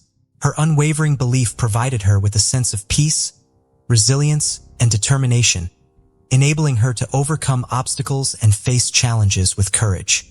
In February 2003, while studying human development at Utah State, Ashley met Emmett, a philosophy student. Emmett, like Ashley, had experienced the pain of his parents' divorce at a young age. However, he found solace in the Mormon faith and was baptized into the Church of Jesus Christ and the Latter-day Saints at 17. Ashley was immediately drawn to Emmett's charm, and he reciprocated her feelings. Emmett was immediately smitten with Ashley's intelligence when they first met, and he quickly realized she was the one he wanted to spend the rest of his life with. He confided in his closest friends about his feelings, and their relationship blossomed over the next few months. During Christmas in February 2008, Emmett proposed to Ashley, and to his delight, she accepted. The couple tied the knot in a Mormon temple surrounded by their shared values and beliefs. The ceremony was a beautiful expression of their commitment to each other and their faith. As newlyweds, Emmett and Ashley were filled with joy and excitement as they began their new life together. Their marriage was built on a foundation of stability and happiness, which is deeply rooted in Mormon values. In the Mormon faith, marriage is considered a sacred and eternal bond that transcends mortal life. While divorce is not entirely ruled out, it is strongly discouraged and only permitted under specific extreme circumstances. In February 2005, Ashley and Emmett had twin daughters, and they were thrilled to start their journey as parents. Emmett loved being a father and cherished every moment with his girls. Ashley was happy to be living the life she always wanted. At the time, they were college students at Utah State University, and they managed to balance school with taking care of their babies. Although they faced challenges, their faith and love for each other helped them overcome difficulties. With determination, they pushed through and worked towards a better future. In February 2009, Emmett graduated from Utah State University with high honors, went to law school, and passed the bar exam, becoming a bankruptcy attorney. During this time, Ashley stayed at home to care for their growing family, while Emmett focused on building his career. Ashley Corrigan took on the role of managing the household and raising their 4 young children. To outsiders, the Corrigan family appeared to have a perfect life, a beautiful home, multiple kids, and a fulfilling career for Emmett. But beneath the surface, things were different. In August 2010, Emmett began to feel overwhelmed by the financial burden of providing for his family of 6. To remedy this, Emmett decided to start his own business, a criminal defense firm. Through a friend, he met Candy Hall, a reputable paralegal with experience in criminal law. The two met for lunch and got along well, leading Emmett to hire her for his firm. Candy was married to Robert Hall, a hard worker and devoted father. When Candy landed the job at Emmett's firm, she was initially thrilled, and her husband and children were happy for her. As the stress of building a business and raising their large family took its toll, Ashley noticed a change in her marriage to Emmett. He was overwhelmed by his responsibilities and saw a release by spending excessive time at the gym, often at inconvenient times that left Ashley to care for their 4 children alone. Despite their growing distance, Ashley and Emmett welcomed their 5th child, a son, on January 15, 2011. However, Emmett's behavior was different from when their other children were born. He began spending more and more time away from home, sometimes staying out overnight. Ashley confided in her sister, expressing her genuine concern that Emmett's activities might be evidence of infidelity. Emmett's assistant, Candy Hall, was facing marital problems similar to Ashley's. Candy confided in a friend that her husband Rob was jealous of her working for the charming Emmett. The constant arguing was putting a strain on their relationship. On March 6, 2011, Ashley and Emmett celebrated their 7th wedding anniversary, but Emmett didn't join her. Instead, he claimed to be at a bodybuilding competition, leaving Ashley to take care of their children by herself. Ashley felt anxious about her marriage, wondering if she was to blame for Emmett's unhappiness. Since divorce wasn't an option, she decided to work on improving their relationship. With a fresh resolve on March 11th, Ashley aimed to restore unity to her home. Ashley was determined to repair her strained relationship with her husband, Emmett. She spent the entire day planning a perfect evening, attending to every detail to make it special. She cooked his favorite meal, tidied the house, and reminded the children to be on their best behavior. Ashley set the table and waited for Emmett to arrive home from work at 6 p.m. However, he walked in 2 hours late. When she tried to greet him with a kiss, he turned away, leaving her feeling cold. Despite his aloofness and the growing distance between them, Ashley was resolute in her mission to rekindle Emmett's love for her. She firmly believed that their love was worth fighting for, and was willing to do whatever it took to salvage their relationship. 2 hours after she had finished preparing dinner, the family finally gathered around the table to eat. But to Ashley's dismay, Emmett claimed he wasn't hungry. Ashley prepared a meal for her husband, Emmett, but he showed little interest, leaving her disappointed and hurt. When he claimed he needed to go to Walgreens, Ashley sensed something was wrong and asked him to stay and talk. Emmett responded harshly and left, leaving Ashley confused and hurt. Meanwhile, Emmett's assistant, Candy, was going through a tough time in her marriage to Rob Hall. That same day, Rob decided to pack his bags and leave their home, marking the end of their relationship. Rob had a strong bond with his loved ones, but he needed space. One evening, Rob asked his daughter if she borrowed his ex-wife Candy's car. She said no. Later, she drove past Walgreens, saw Candy's car, and called her dad to let him know. Rob's casual response hit a profound impact on two families. Ashley lay awake in bed, her heart filled with worry as she prayed for her marriage to succeed. Despite her efforts to reach him, Emmett wasn't responding to her texts and calls, causing her great unease. Her instincts told her something was wrong, and she felt a sense of dread. Meanwhile, at around 1 p.m., a 911 call reported gunshots and a screaming woman in the Walgreens parking lot. The police responded quickly, unsure of what they would find. They didn't know if it was a random shooting, a botched drug deal, a robbery, or something else. As the first officer approached the scene, he was met with a disturbing sight. A lifeless body on the ground, and another person wounded and clutching their head in pain. The injured person was rushed to the hospital with a gunshot wound, leaving the police with many unanswered questions. Amidst the chaos, the police were wanted to speak with one woman in particular, Candy Hall, who was present at the crime scene. Candy identified the man in the hospital as her husband, Rob, and the deceased man as her boss, Emmett. Emmett had suffered 2 gunshot wounds to the head and chest. Shortly after Emmett's body was discovered in the Walgreens parking lot, his wife Ashley received a knock on her door. When she answered, police officers broke the devastating news to her. Her husband, Emmett, was dead, a victim of a shooting. Ashley was shocked and distraught, unable to fathom what had led to this tragic event. The police then asked Ashley if she was familiar with Rob and Candy Hall. Ashley revealed that she knew Candy as Emmett's assistant, but she had long suspected that the two were having an affair. The police brought Candy in for questioning at the station, determined to piece together the events leading up to Emmett's murder and Rob's shooting. During the interrogation, Candy denied having a romantic relationship with her boss Emmett, and she vehemently rejected any suggestion of intimate relations. According to Candy, she had driven to Walgreens that night solely to pick up a prescription.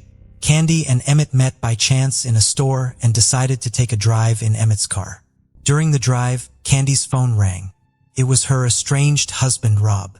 Candy told Rob she was with Emmett, which sparked Rob's jealousy and led to him making a violent threat against Emmett. After the phone call, Candy and Emmett stopped at a gas station and eventually arrived at Walgreens. When they got out of the car, Candy saw Rob waiting for them, visibly angry. The situation escalated into a heated argument and physical fight between Rob and Emmett. Amidst the chaos, Candy heard 3 loud gunshots and turned to see both men on the ground. She saw a gun lying nearby, picked it up, and threw it away. When questioned by detectives, Candy claimed she didn't know who fired the first shots. Rob, who suffered a superficial gunshot wound to the head, was treated at the hospital and then interviewed by detectives. He told them that the gun found at the scene was his, and that it fell out of his pocket during the fight with Emmett at Walgreens. According to Rob, Emmett dove for the gun, and they struggled over it, resulting in Emmett shooting him in the head. Rob claimed he didn't know who shot Emmett during the struggle. The detectives weren't surprised that Rob didn't remember much due to his head wound from the gunshot. However, they did wonder if Emmett had fired the first shot, considering he ended up dead. To get to the bottom of the incident, which occurred in the Walgreens parking lot, the detectives checked the security footage. Upon reviewing the footage, they saw Rob Hall arrive at the parking lot at 9:55 p.m. 1 minute later, he entered the Walgreens store, rushing through each aisle as if searching for someone. The footage then showed Rob leaving the store at 10:06 p.m. and parking his car beside the candy section, where he waited for several minutes. 10 minutes after the shooting, Emmett's truck appeared on security footage as it pulled into the parking lot, but the shooting itself wasn't caught on camera. Although Candy, Emmett's assistant, initially denied having a romantic relationship with her boss, coworkers whispered that they were more than just colleagues. In fact, coworkers often saw Candy and Rob spending time together in Rob's office with the door closed.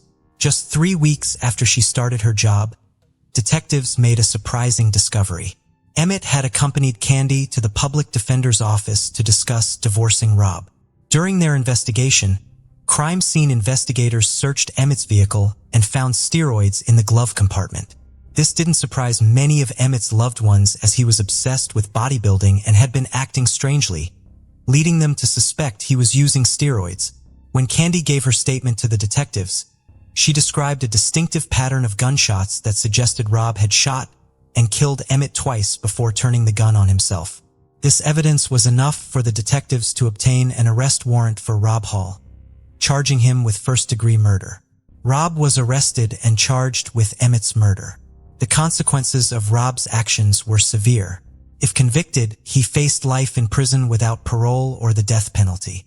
As the trial approached, Ashley, Emmett's wife, hoped it would bring her some closure. She believed that understanding her husband's infidelity and death would help her heal. Prosecutors argued that Rob was angry at Emmett for having an affair with Candy and blamed Emmett for ruining his marriage. According to the prosecution, Rob shot Emmett and then killed himself. However, Rob's defense team told a different story. They claimed Emmett was the aggressor on the night he died and that he had a history of steroid abuse. They alleged that during the altercation, Emmett grabbed Rob's gun and shot Rob before Rob regained possession and killed Emmett in self-defense. One of the key witnesses in Rob's trial was his wife, Candy. Her testimony differed slightly from her initial statement to the police. Instead of hearing 2 rapid gunshots followed by another, she claimed to have heard a pop followed by 2 more rapid pops. This new version of events supported the defense's argument that Emmett shot Rob first. To prove Rob was the shooter, prosecutors presented forensic evidence that the type of weapon used in the parking lot shooting left significant gunshot residue, GSR, after firing. Investigators tested Rob and Emmett for GSR and found that Rob's left palm had 32 particles. His right palm had 23, while Emmett had only 1 particle on his left hand and none on his right. The forensic evidence proved that Rob was the one who fired the gun 3 times, and Emmett never possessed the weapon. After careful consideration, the jury found Rob Hall not guilty of first-degree murder, but guilty of second-degree murder, which means the murder was not premeditated. The judge sentenced Rob to 30 years in prison. Rob will be eligible for parole in 2028 when he is 58 years old. Despite the conviction, Rob maintains his innocence and appealed his conviction in 2021, but the Idaho Supreme Court denied him a retrial. 2 months after Emmett's murder, Candy Hall was arrested and charged with embezzlement for allegedly stealing money from her previous employer. This charge was unrelated to Emmett's murder. Candy pleaded guilty and was sentenced to imprisonment, released on parole in 2014, and remains on probation until 2026. In an interview, Candy expressed deep feelings of guilt over the incident, mainly due to its impact on her relationships with her children. She hopes to prove to them that it was a regrettable mistake. Ashley struggled to come to terms with her husband's murder by his lover's husband. In a 2015 interview, she faced Candy Hall for the first time. Despite her emotional pain, Ashley decided to move on and create a new life. She moved out of town with their 5 children, who gradually adjusted to the change and found joy again. Ashley eventually remarried, had 2 more children, and now blogs for victims of trauma. The case of Maria Munoz. Maria Munoz was born on January 25, 1989 in Puerto Rico to Marisol Rodriguez and Jorge Luis Munoz. She was the middle child of 3 along with her siblings, Marisol Munoz and Peter Hernandez. Tragically, Maria's mother passed away when she was young, leaving her to take on a significant caregiving role for her brothers. It was during this time that Maria met Joel Pellet, a nursing student who was 11 years older than her. Despite their age difference, they got married in February 2011. After their wedding, they relocated to Laredo, Texas, where Joel landed a high-paying job as a nurse anesthetist at a local hospital. Their new financial stability allowed them to live a life of luxury, complete with expensive cars and exotic vacations. By the time Maria was 31, she had left her job to focus on raising their 2 young sons. As a devoted stay-at-home mom, Maria cherished every moment with her children and supported her husband Joel, who was 40 at the time. Maria was a devoted mother who spent quality time with her children, taking them to the park and reading to them before bed. She also made time for her own interests, like playing the piano. Despite her happiness at home, she harbored a long-held dream of returning to school and becoming a nurse again. From the outside, it seemed like Maria and her husband Pellet had a perfect relationship. He would frequently share photos of his family with friends and colleagues, boasting about how wonderful they were. However, beneath the surface, things started to take a turn in 2018 after Maria gave birth to their second son. Those close to Pellet began to notice a change in his behavior. Pellet underwent a physical transformation, losing weight and gaining muscle. He also became more outgoing and flirtatious with other women, behavior that didn't align with what was expected of a married man. On social media, he started removing photos of his wife and children, replacing them with pictures of himself alone. This new online persona made it seem like he was single and carefree without the responsibilities of a husband and father. In 2020, Maria's life was turned upside down when she discovered her husband, Pellet, was having an affair with a surgical nurse named Janet Aranda. Despite her suspicions, finding airline tickets he had purchased for a trip to Europe with his mistress was the final confirmation of his infidelity. Maria was consumed by heartbreak, depression, and a deep sense of betrayal. She felt lost and alone, struggling to come to terms with the fact that her 10-year marriage was built on lies. To cope with her emotional turmoil, Maria began seeing a therapist who prescribed medication to support her mental health. As Maria grappled with her emotions, she found solace in writing journals, using them as an outlet to process her thoughts and feelings. However, the situation continued to deteriorate, and on September 19, 2020, Maria confronted her husband's infidelity head-on by visiting Janet's house, where she found Pellet's car parked in the driveway. Maria confronted Pellet at his house, forcing him to choose between her and Janet. He chose Janet, and during the ensuing argument, Janet called the police. However, Maria and Pellet had left by the time the police arrived. The police then called Maria while she was driving with Pellet, and they could hear him yelling at her in the background. When they got home, Pellet's anger escalated, and he punched a hole in Maria's car windshield, displaying a concerning level of force and anger.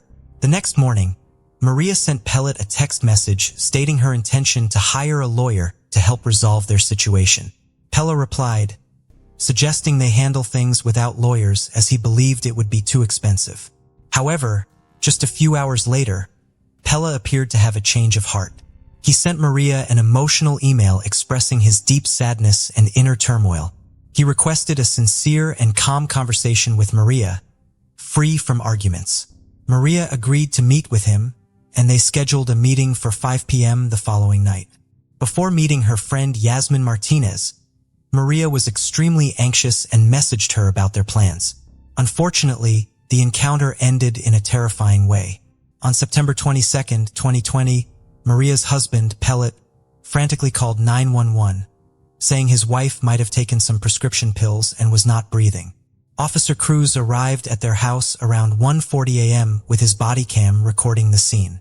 Pellet was found performing CPR on Maria at the top of the stairs near their bedroom, still wearing his green hospital scrubs. Their 2 sons were sleeping nearby. When paramedics arrived, they took over CPR efforts, while first responders worked to save Maria's life. An officer asked Pellet about the pills Maria had supposedly taken. He quickly retrieved a bottle from the nearby bathroom medicine cabinet and handed it to the officers.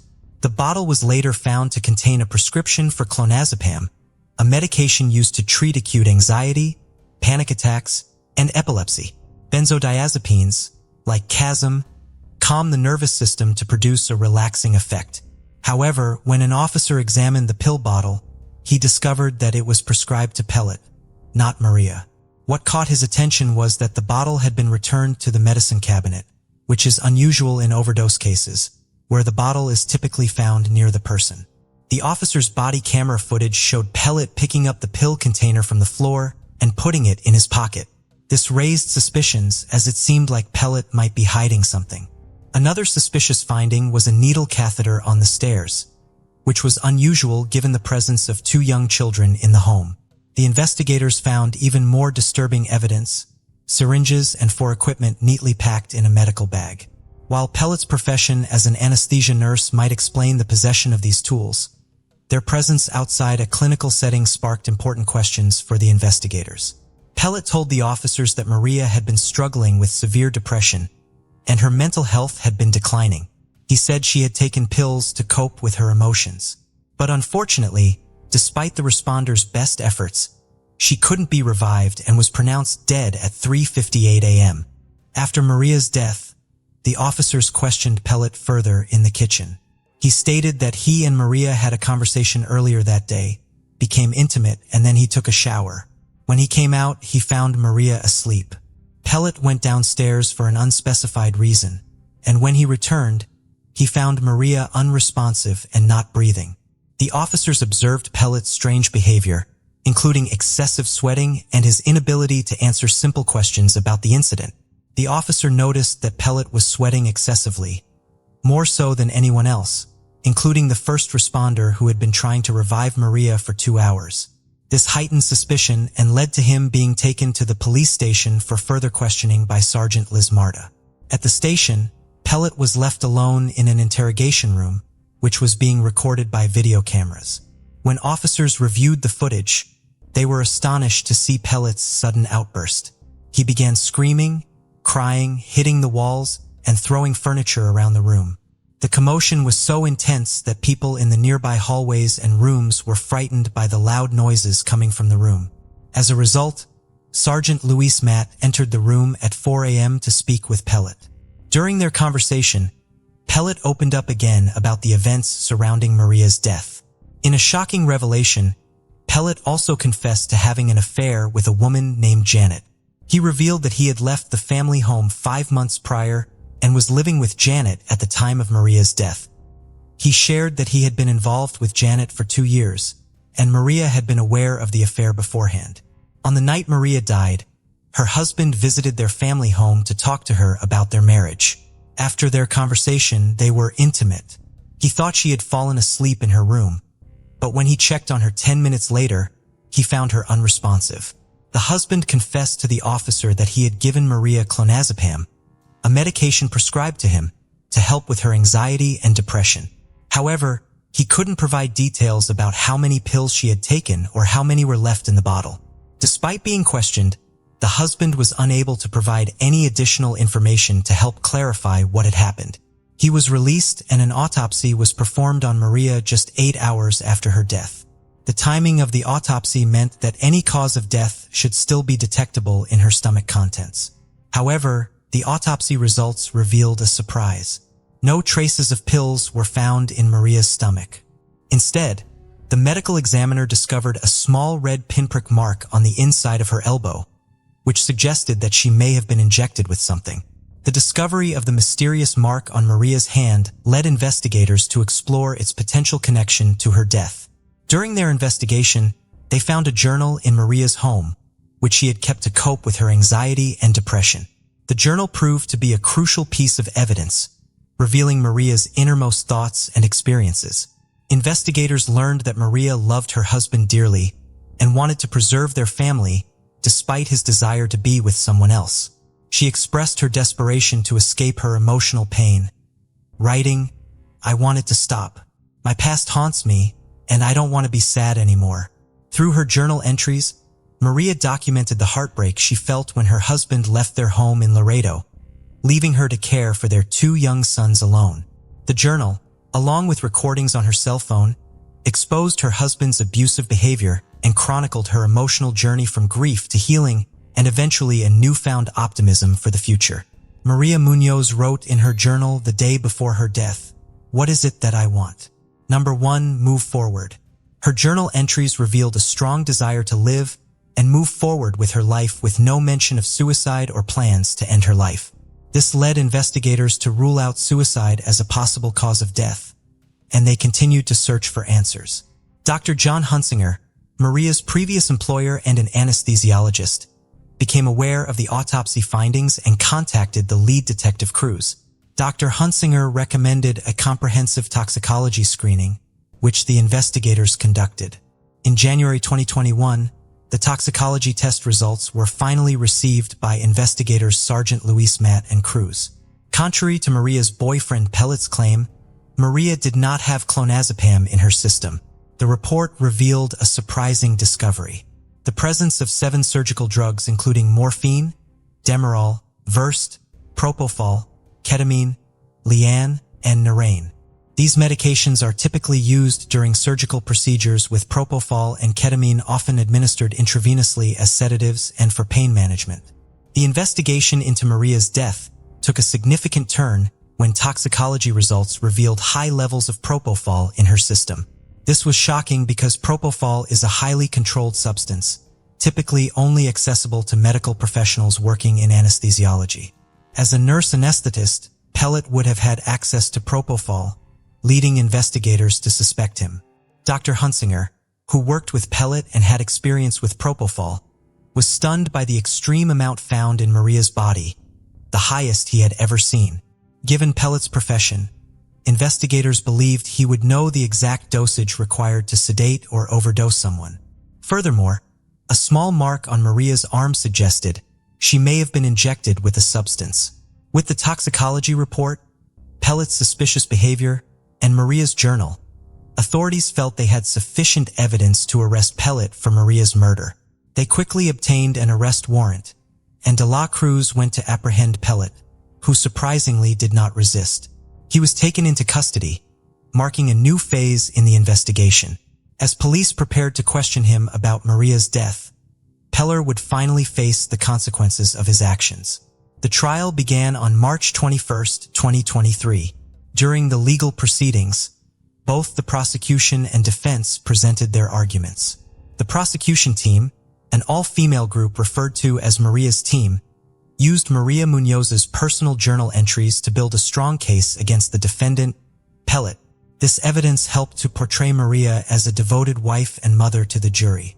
Prosecutors portrayed Maria as a loving, intelligent, and vibrant individual, evident through her personal journal. They alleged that her husband, Pellet, drugged her by slipping substances into her drink, causing her to become unconscious. While she was incapacitated, they claimed he injected Propofol into her arm. The prosecutors also suspected that Pellet deliberately delayed calling 911, ensuring that emergency responders would be unable to revive Maria upon arrival. The prosecutors believed Maria's journals provided insight into the challenges she faced, fueling their determination to seek justice for her. During the final arguments, Pellet's lawyer, Roberto Barley, claimed his client wanted to reconcile with Maria before her death. Barley pointed to the medical examiner's report, which stated that Maria's cause of death remained uncertain, and argued that there was insufficient evidence to prove Pellet's responsibility in her death. Barley highlighted a crucial detail. Pellet had given Maria a drug called Narain, commonly used to reverse overdoses on the night she died. Barley also revealed that both Pellet and Munoz struggled with drug addiction. Furthermore, he argued that Maria had willingly taken the drugs without being forced, as there were no signs of force on her body. However, an investigation into Maria's social circles, friends, and family revealed that she was not a drug addict.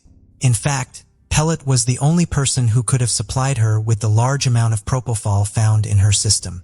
The authorities managed to convince Pellet's girlfriend, surgical nurse Janet Arredondo, to testify against him.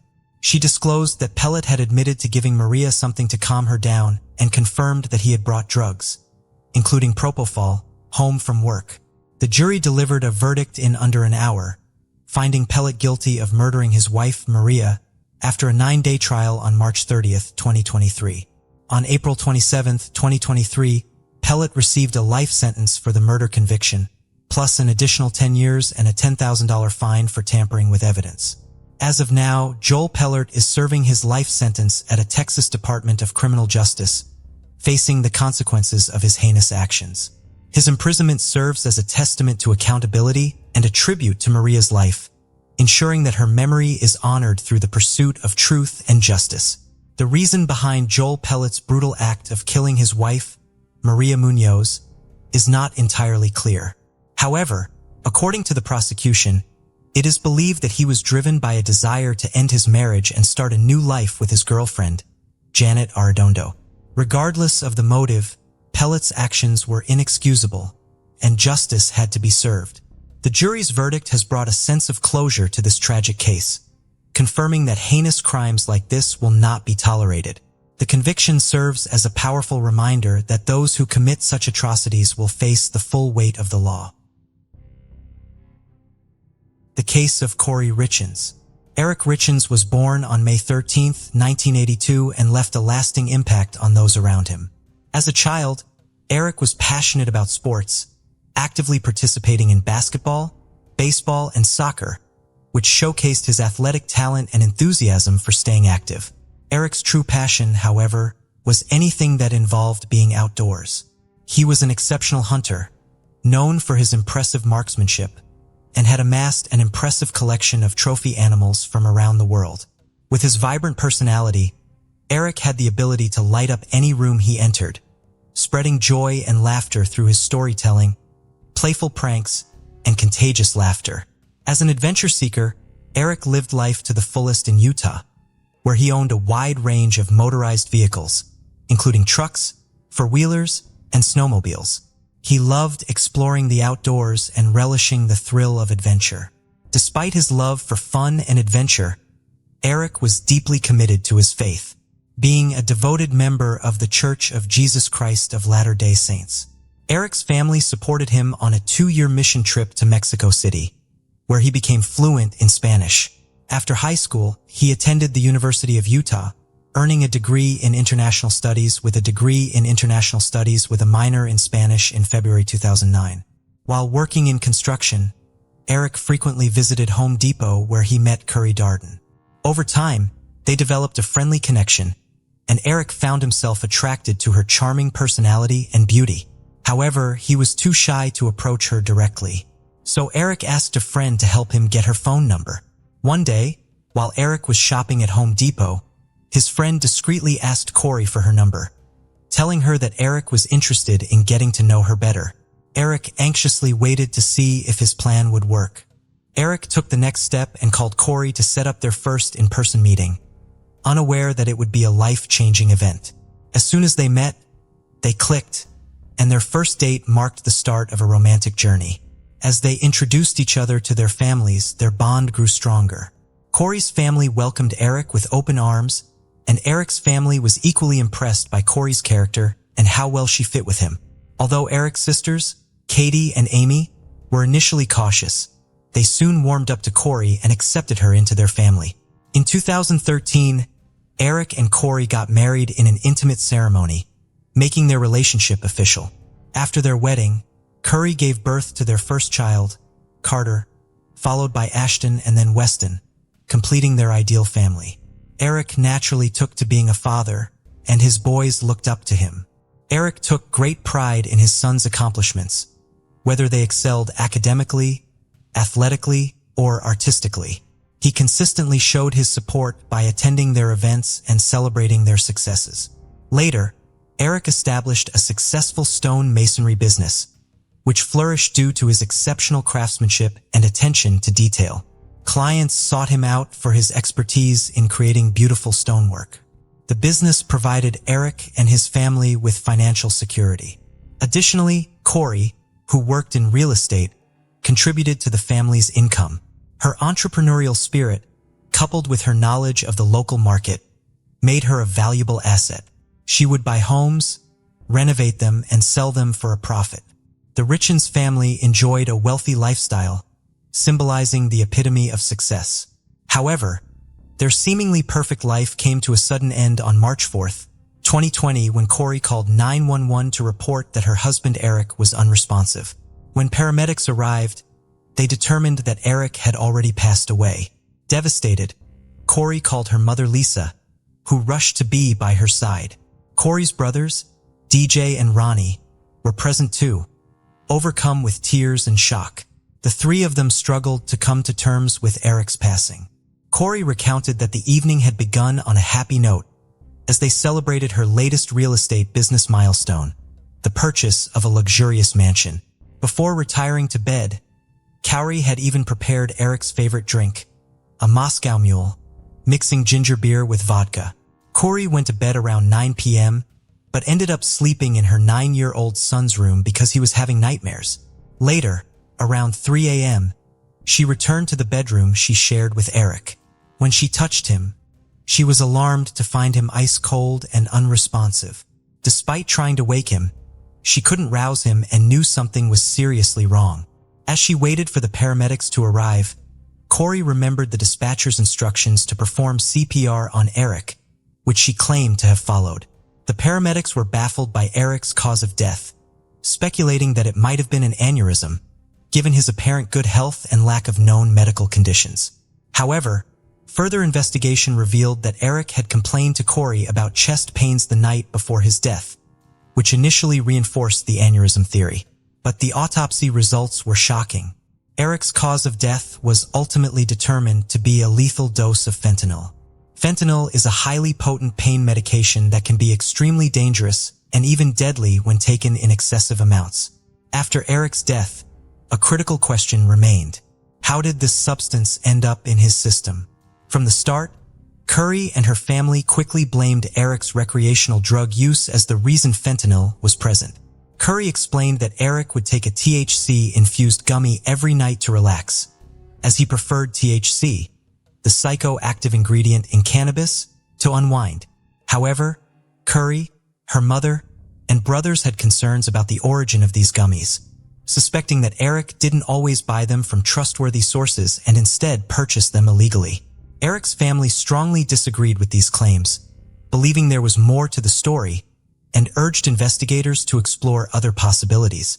Despite trying to move on, Corey faced significant challenges, according to her brother Ronnie, as the absence of their husband and father left a huge gap in their lives, leading their 3 sons to act out due to the uncertainty surrounding his death. Corey, grieving and seeking comfort for her children, turned to a creative outlet to cope with her emotions. She wrote and self-published a children's book on Amazon titled, Are You With Me?, which aimed to help kids understand and deal with the loss of a loved one. The book tells the story of a young boy struggling to come to terms with his father's death through illustrations and narrative. In the book, Corey portrayed Eric, her late husband, as a protective angel always watching over their son. Her mother Lisa praised the book, saying it brought some comfort to Corey and her grandchildren as they navigated their emotions and rebuilt their lives.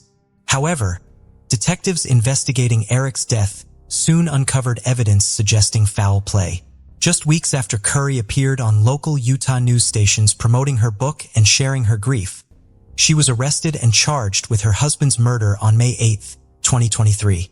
The community was stunned by the arrest, and the tragic turn of events transformed what was initially a heartwarming story of a grieving wife and mother into an unbelievable tale of betrayal and tragedy. Corey is accused of murdering Eric by poisoning him. Eric's family believes Corey deliberately put a lethal dose of fentanyl in the Moscow Mule she made for him on the night he died. However, Corey's lawyer claims that no fentanyl was found in the glasses at their home. Corey denies any involvement in Eric's death, saying she had no reason to harm him. Her mother, Lisa, was shocked to hear about her daughter's alleged involvement and told investigators that the couple was happy and had no reason to kill each other. But as detectives dug deeper, they found that Corey and Eric's relationship was not as perfect as they seemed. The couple had disagreements, and Corey, who had given up her career to be a stay-at-home mom, wanted to be independent. She was also growing increasingly frustrated with Eric's frequent hunting trips. According to Lisa, Eric was unfaithful in his marriage, and he confided in her about the affair along with Corey. To address their marital issues, Eric and Corey sought counseling. However, Eric's family denies that he ever cheated on her. Eric genuinely loved his son's sons and wanted to save the marriage. Despite his efforts, Eric was preparing for a potential divorce. He set up a secret trust with his sister Katie without revealing his intentions. The investigation uncovered that Eric had 6 life insurance policies worth $3 million. Furthermore, Corey forged Eric's signature on an additional $100,000 policy just 2 months before his death. It was also discovered that Corey allegedly stole money from Eric's personal accounts and misused business funds over several years. Contrary to her claims, Corey's house flipping business was failing, according to Eric's family representative. Corey's company was deeply in debt with millions of dollars owed. According to the spokesperson, Corey urgently needed cash, and a prenuptial agreement signed before the marriage stated that she would not inherit the business assets if they were to divorce.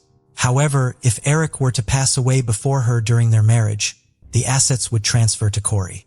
The spokesperson's claims were disputed by Corey's attorney, who maintained that the business was not in financial trouble. The attorney explained that the debt was a normal part of the house flipping business as it relied on lines of credit that would be repaid once the properties were sold. Corey's attorney clarified that the large debt figure mentioned was simply a result of regular business transactions. Corey's mother, Lisa, recalled that Eric had been supportive of Corey's business ventures, particularly when they bought the mansion where they were celebrating on the night of his death. In Heber Valley, Utah, a 10-acre estate with a mansion sat vacant since its construction in 2017. Despite being close to popular ski resorts and Deer Creek Reservoir, this prime location offered endless opportunities for outdoor recreation. Corey, with the help of investors, bought the mansion with plans to renovate and transform it into a recreational hub. Her goal was to sell the property at a significant profit. After consulting an accountant, Corey and Eric discovered that they could potentially make a $12 million profit from the sale of the property, a substantial return on the initial $3 million investment. However, there's a discrepancy in Eric's involvement. While he seems to be on board with the purchase, his family claims he was against it and had a heated argument with Corey about buying the mansion. Eric's family spokesperson claims that Corey gave Eric a drink containing fentanyl on the night of his death, and they believe this was not Corey's first attempt to harm Eric. They allege that in 2019, during a trip to Greece, Eric became violently ill after Corey gave him a drink. But Corey's brother Ronnie denies this, saying Eric was mistakenly given an alcoholic drink by a bartender while taking antibiotics. Eric's family also claims that Corey tried to kill Eric again on Valentine's Day 2022, a month before his death, when she brought him a sandwich that caused him to break out in hives and struggle to breathe. After Eric's death, Corey's behavior was questioned, including an incident where she allegedly attacked her sister Amy when she tried to open a safe containing a large amount of cash.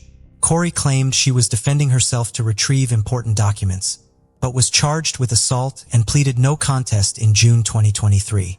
Corey appeared in court for a 4-hour bail hearing, during which her attorney tried to convince the judge to release her on bail.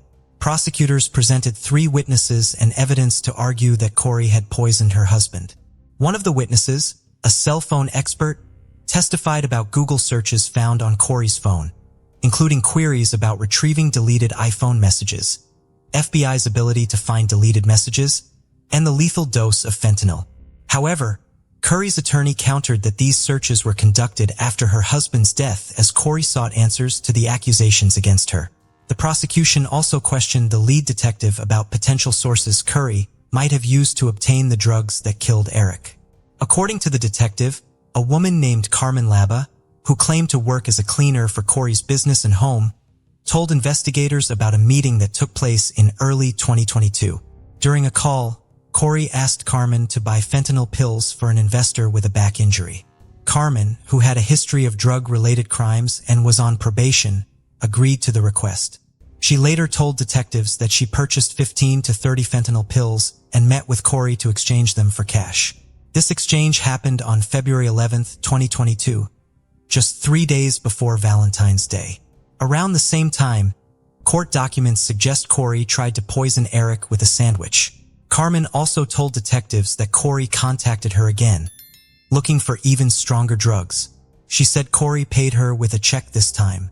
Specifically, Carmen claimed that Corey wrote her a check for $1,300 about a week after Eric's death.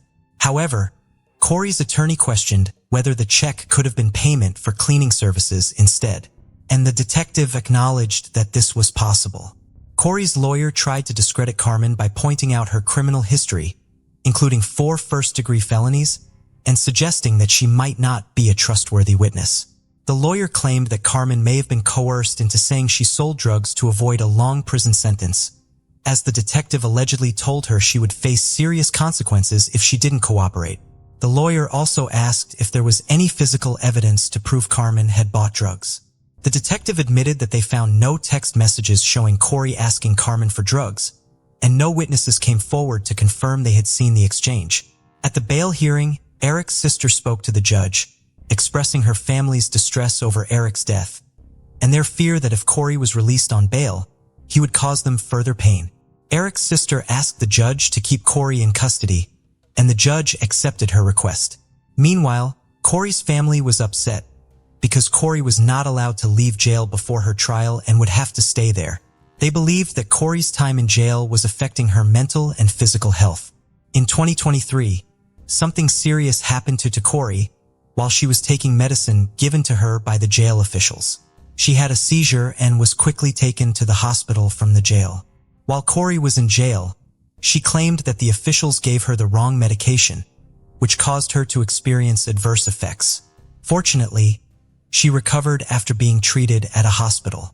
During her hospital stay, jail officials found a handwritten unsent letter in her cell. They filed it into court records, claiming it was a note from Curry to her mother. Prosecutors argued that this letter provided additional evidence of Curry's intentions and motivations. In November 2023, they requested a no-contact order to restrict Curry's access to her mother and brothers, mainly due to the letter. Prosecutors claimed that the letter was evidence of tampering. According to prosecutors, the letter instructed Corey's mother on how her brother Ronnie should testify in court. Specifically, Curry allegedly wanted Ronnie to claim that Eric had admitted to obtaining pain pills containing fentanyl from Mexico during his trip abroad. The letter also instructed Ronnie to obtain text messages from Eric discussing his drug use. Curry stressed the need to link Eric's Mexico activities to his alleged drug involvement. Despite this, she vehemently denied accusations that a letter was an attempt to tamper with witnesses, claiming it was a work of fiction she wrote as a fantasy story. The judge ruled in her favor, as the prosecution failed to prove witness tampering. Currently, Corey and Eric's family are fighting for custody of their 3 sons, who are living with one of Eric's relatives. Although Corey is in jail, she still gets to see her sons through twice-weekly video calls. While her family has not been allowed private visits with the children, they regularly attend their sports events and practices, which are open to the public. If convicted of poisoning her husband Eric with fentanyl, Corey faces a sentence of 25 years to life. Multiple civil lawsuits have been filed against Corey, all related to Eric's estate. A central issue in these cases is the custody of Eric's children. Eric's family thinks that Corey's family is motivated by a desire to control Eric's assets, as whoever gets custody of the children will also gain control of his money. Corey's trial is scheduled to start in 2025. The case of Pam Hupp.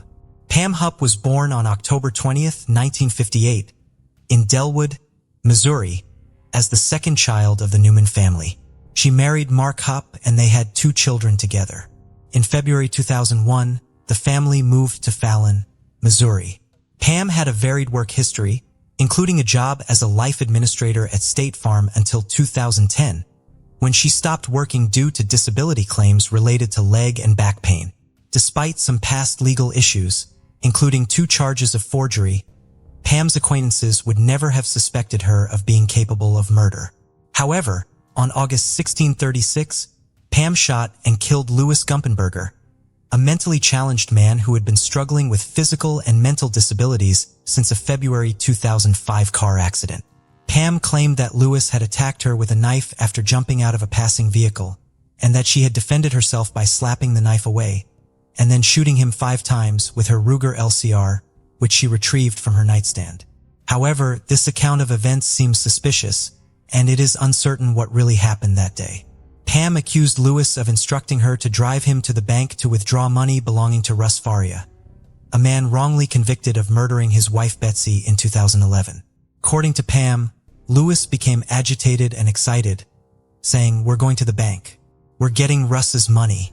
However, evidence later revealed that Lewis's true intention was to have Louis Gumpenberger attack and kill Pam. A handwritten note found at the crime scene contained instructions for Gumpenberger. First, he was to obtain Russ's money from Pam's apartment. Next, he was to kill Pam and make it look like Russ's wife was responsible. The note included gruesome details, such as ensuring the knife was left sticking out of Pam's neck. The perpetrator was willing to pay Gumpenberger a large sum of money for carrying out this heinous act. Pam Hupp was arrested for the murder of Lou Gumpenberger. However, a question arose. Was Gumpenberger a hired assassin? Or did Pam manipulate him using a mentally disabled man as a scapegoat? The truth began to unravel when Pam went to the O'Fallon Police Department voluntarily. During her interview, Pam asked if it would be recorded, mentioning that she normally appeared with Chris Hayes, a KTVI news reporter. She even blamed Hayes for attracting criminals through his reporting. Pam had a history of pretending to be Kathy, a producer of an NBC TV show. According to the O'Fallon police chief and the St. Charles County prosecutor, Pam used this persona to lure Gumpenberger into her home, where she tricked him into recreating a 911 call, providing a cover for the brutal crime she was about to commit. After killing Gumpenberger, Pam Hupp planted evidence to incriminate herself, including writing a note found on his body. The police had a strong case against her, due to the overwhelming evidence they uncovered. They found $9 bills on Gumpenberger's body, which Pam had placed there. The 10th $9 bill was later discovered in her dresser, and its serial number matched 3 of the $100 bills, also found on Gumpenberger. Pam Hupp was arrested on August 23, 2016 and charged with first-degree murder and armed criminal action. When she requested to use the restroom on the day of her arrest, she attempted to commit suicide by stabbing her wrist and neck with a ballpoint pen. Fortunately, she did not succeed. On January 30, 2017, Pam appeared in court for the first time. The prosecutor, Phil Groyne, argued that her actions demonstrated a consciousness of guilt. A grand jury convicted her of all charges. In December 2016, her bail was set at $2 million. Pam's trial began in 2017, during which she pleaded not guilty, prompting the prosecutor to pursue the death penalty. The prosecutor's reasoning was that Pam had seemingly chosen her victim, Gumpenberger, at random. In June 2019, Pam entered an Alford plea, which allowed her to plead guilty while maintaining her innocence. This move nullified the death penalty charge and led to a jury trial being canceled. As a result, Pam was sentenced to life imprisonment without parole in August 2019. Following her sentencing, she called her then-husband Matt Hupp and explained that she had confessed to killing Louis Gumpenberger to avoid putting their family through a lengthy and distressing trial. During the trial, disturbing facts about Pam's past came to light, shocking the police, judges, and the public. In June 2016, Judge Cunningham ruled that evidence related to the brutal murder of Betsy Faria could be presented in court. This ruling led to the reopening of the Betsy Faria case. Betsy, born Elizabeth Faria, worked with Pam at State Farm as a life insurance administrator and lived in Troy, Missouri, with her husband Russ Faria and 2 daughters from a previous relationship. Betsy was diagnosed with cancer in 2010. In October 2011, she discovered that the cancer had spread to her liver, and she only had a few months left to live. Sadly, she passed away on December 22, 2011. Before her death, Betsy changed the beneficiary of her $150,000 life insurance policy from her husband to Pam Hoff, without informing her husband or daughters. Pam claimed that Betsy had instructed her to set up a trust fund for her daughters, but later alleged that Betsy wanted her to keep the money because they had a romantic relationship. Betsy's daughters took Pam to court in 2014, trying to reclaim their mother's life insurance fund. However, their case was dismissed in 2016. In the same year, Russ, Betsy's husband, sued State Farm. On December 27, 2011, just 5 days after making Pam the beneficiary of her life insurance policy, Betsy attended a chemotherapy session at the Alvin J. Sitman Cancer Center. Weakened from the treatment, she went to her mother's house, where it was agreed that Russ would pick her up, or she would stay overnight. However, Pam unexpectedly showed up and insisted on driving Betsy home, claiming to have dropped her off around 7 p.m. Betsy's daughter reported that her mother didn't answer her call at around 7:21 p.m.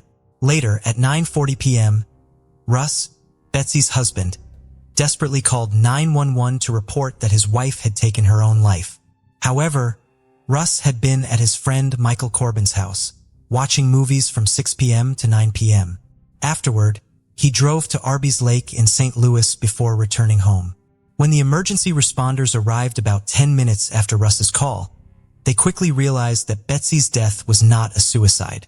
Her body was found lying on her right side, with 55 stab wounds and a deep cut on her wrist. A kitchen knife was lodged in her neck, and another knife was discovered under her pillow. Notably, there were no bloodstains or footprints around the entrance of the house. The investigation determined that Betsy died between 7:20 p.m. and 9:41 p.m. Suspicion immediately fell on Russ Ferrier, who became the prime suspect. The authorities believed he had a motive, as his wife had refused to give him access to $150,000. Russ was arrested and charged with his wife's murder, while the real killer remained at large. Russ Ferrier was arrested the day after Betsy's death. He became the prime suspect due to his 911 call, in which he claimed her death was a suicide. However, a glance at the body immediately ruled out this possibility. Additionally, a pair of blood-stained slippers were discovered in his closet, incriminating evidence against him. Russ was subsequently charged with first-degree murder and armed criminal action in court in January 2012, just a day after his wife's funeral.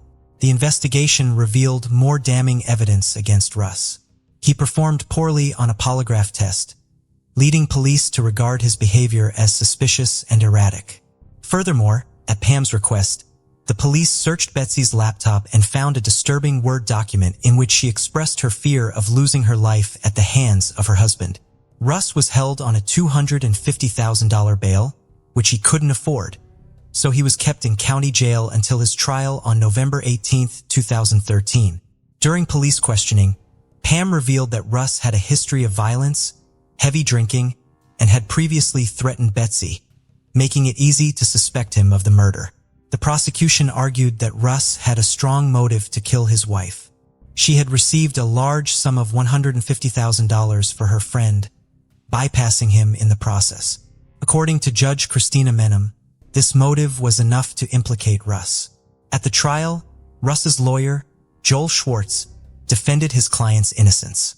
Schwartz claimed that Russ had spent most of the night with friends who corroborated his alibi. Additionally, Russ had purchased food at a store that evening, which made it physically impossible for him to stab his wife 55 times within the given time frame. Furthermore, there were no bloodstains on his clothes or body. The prosecutor countered that Russ's friends might have been involved in the crime and had lied about his whereabouts that night. The prosecutor suggested that Russ's friends had accompanied him to buy food at ABY and stage an alibi. The presiding judge, Christina Menem, refused to allow Joel Schwartz to present crucial evidence that implicated Pam as an alternative suspect. This evidence included phone records showing Pam was still near Betsy's apartment, 30 minutes after she claimed to have left, as well as the fact that Betsy had made Perry of a $150,000 life insurance policy just 5 days before her death. Despite Pam having a clear motive, the judge chose to ignore it. In a closed hearing, Pam claimed to have put $100,000 of the insurance money into a trust fund for Betsy's daughters. However, in a later civil deposition, she admitted to keeping the money for herself, stating that she didn't want her daughters, mother, or sisters to have it. Meanwhile, Detective Mike Merkel of the Lincoln County Sheriff's Office reported that a crime scene camera had malfunctioned, resulting in important photographs being unable to be developed. Despite the mounting evidence against him, Russ was convicted of first-degree murder and armed criminal action in November 2013. He was sentenced to life imprisonment without parole for 30 years. Before Ferreira's second trial, Attorney Schwartz finally obtained the photos that showed no blood trail. To this day, I've tried to identify who in the prosecutor's office sent me those photos, but I've been unsuccessful. Fox 2 News was present in the courtroom when Schwartz dramatically revealed that he had uncovered evidence that police and prosecutors had been hiding. After this, Russ was transferred to the Jefferson City Correctional Center, a welcome development for Pam's sister Betsy. During the trial, Russ's wife testified that he had once pressed a pillow against her face, whispering, "This is what it feels like to die," because she had removed him from her insurance policy. Schwartz pointed out that this story originally came from Pam, but the judge ignored this. Throughout the trial, Russ's friends were falsely accused of being accessories to murder, thanks to the prosecutor's closing speech. Fortunately, no charges were brought against them, even though Russ spent nearly 4 years in prison. In February 2015, attorney Joel Schwartz appealed Russ's conviction. However, back in 2013, Judge Christina Mem had already rejected Schwartz's request to review the case. In 2014, KTVI and the St. Louis Post-Dispatch revisited the case, uncovering some suspicious facts about Betsy's death and her true killer. Their investigation found that Pam Hupp had given contradictory statements to the police, including a false claim that she had left the Ferrier residence immediately after dropping Betsy off. The Ferrier murder case was marred by controversy and deceit. A police officer recalled being shocked that nobody suspected Pam, with everyone focusing on Russ instead. A 911 operator testified that Russ seemed genuinely shocked and agitated during their call. However, 2 jurors revealed that crucial information had been withheld from them, raising questions about why the sheriff's department would deliberately hide evidence that favored Russ. The media uncovered a disturbing web of relationships between the prosecuting attorney, ASI, and key figures in the case, including the captain of investigations and a lead investigator. This information led to Russ's retrial in February 2015. The Missouri Court of Appeal transferred the case back to the 45th Circuit Court, where a new judge, Stephen R., took over. He granted a new bench trial due to new evidence and released Russ on bond pending the trial. During the retrial, Russ was allowed to present incriminating evidence against Pam. Some police officers admitted that Pam had told them she saw Russ with another man in a car while she was dropping off Betsy. The CSI agent who handled the crime scene believed that Russ's blood-stained slippers were a setup and that the bloodstain was not from stepping in blood. Russ was acquitted of all charges and released on November 7, 2015.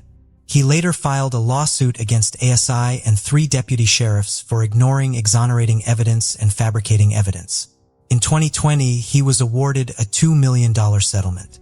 The case also led to repercussions for the officials involved.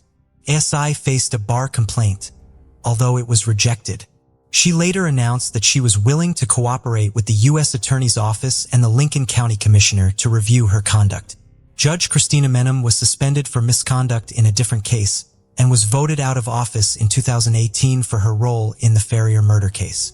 In 2019, Lincoln County appointed a new attorney, Mike Wood, who reopened the Betsy Ferrier murder case.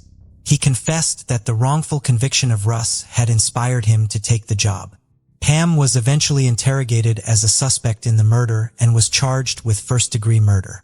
The new prosecutor would sought the death penalty due to the heinousness of the crime. Betsy Faria was brutally murdered, stabbed 55 times, and her wrist was almost completely severed. Detective Mike would condemn the act as animalistic and charged Pam Hupp with the crime. Wood had strong evidence against Pam, including a $150,000 life insurance policy that named her as the beneficiary just days before Betsy's death. Pam had promised to put the money in a trust fund for Betsy's daughter, but instead kept it for herself, claiming that Betsy had wanted her to have it. In an interview, Pam claimed that she and Betsy were lovers, but Wood believed she was lying. Pam had also loaned her son $120,000 from her company in 2021, contradicting her earlier claims. Wood was convinced that Pam murdered Betsy by stabbing her with a kitchen knife while she slept on the sofa. He believed Pam tried to make it look like a domestic violence incident by walking around the room with socks on. The evidence against Pam included a text message she sent to Betsy's phone at 7:20 p.m. claiming she was home, but her call records showed she was still at the Faria residence. The fact that Betsy was found lying on her side suggested to Wood that she was killed by someone she trusted. Pam pleaded not guilty of the crime, but her trial was delayed multiple times due to her attorney's death and other issues. Finally, in 2023, the trial was scheduled to start in 2025. Wood was not only determined to bring Pam to justice, but also criticized the Lincoln County prosecutors for mismanaging the case and showing bias against Russ Faria, Betsy's husband.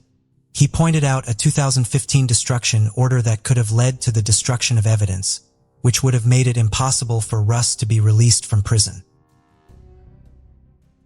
The case of Anna Repkina. Anna Alexieva Repkina, a charming and outgoing woman from Chelyabinsk, Russia, hailed from a good family. With a strong work ethic, passion for travel, rock music, and cats, she owned several. Anna was a vibrant individual. She loved capturing life's precious moments through photography and valued romantic relationships deeply. Her ultimate goal was to find true love, settle down, have children, and build a happy family. Anna's remarkable sense of humor made her a delight to be around, something her friends and acquaintances often highlighted. However, her life took a dramatic turn in 2016 when a high school sweetheart of 7 years ended their relationship, leaving her devastated. Despite this heartbreak, Anna refused to give up on her dreams. She took the initiative to try online dating, determined to find her ideal partner. On a Russian dating site, she came across a promising match who seemed to possess all the qualities she was looking for. Anna met a charming young man named William Hargrove, a 26-year-old from Oregon who worked as a bouncer and mechanic. What drew her to him was his fascination with Russian culture, but more importantly, his adoration for her. William consistently showed kindness to Anna, often complimenting her and making an effort to be present for her whenever she needed him despite the physical distance between them. Those who knew him described William as a charismatic and passionate person with a great sense of humor, who inspired those around him to chase their dreams. As they developed their online relationship over several months, their bond grew stronger. They seemed perfectly suited for each other, sharing similar tastes in music and a love for live performances, as well as a similar sense of humor. Friends who knew them noted that Anna and William complemented each other beautifully. William's caring nature was evident in his thoughtful gestures, such as sending Anna flowers despite being separated by oceans. Anna and William's online chemistry was undeniable, but they wanted to confirm their connection in person. So in December 2016, they decided to take their relationship to the next level. Anna booked a flight to Oregon to spend the Christmas holidays with William. However, she initially made a mistake and booked a ticket to Portland, Maine instead of Portland, Oregon. Before realizing the error, she had already flown to Maine, but she was determined to make it work. After fixing her flight issues, Anna finally arrived in Oregon. William picked her up from the airport, and they spent the next 10 days together.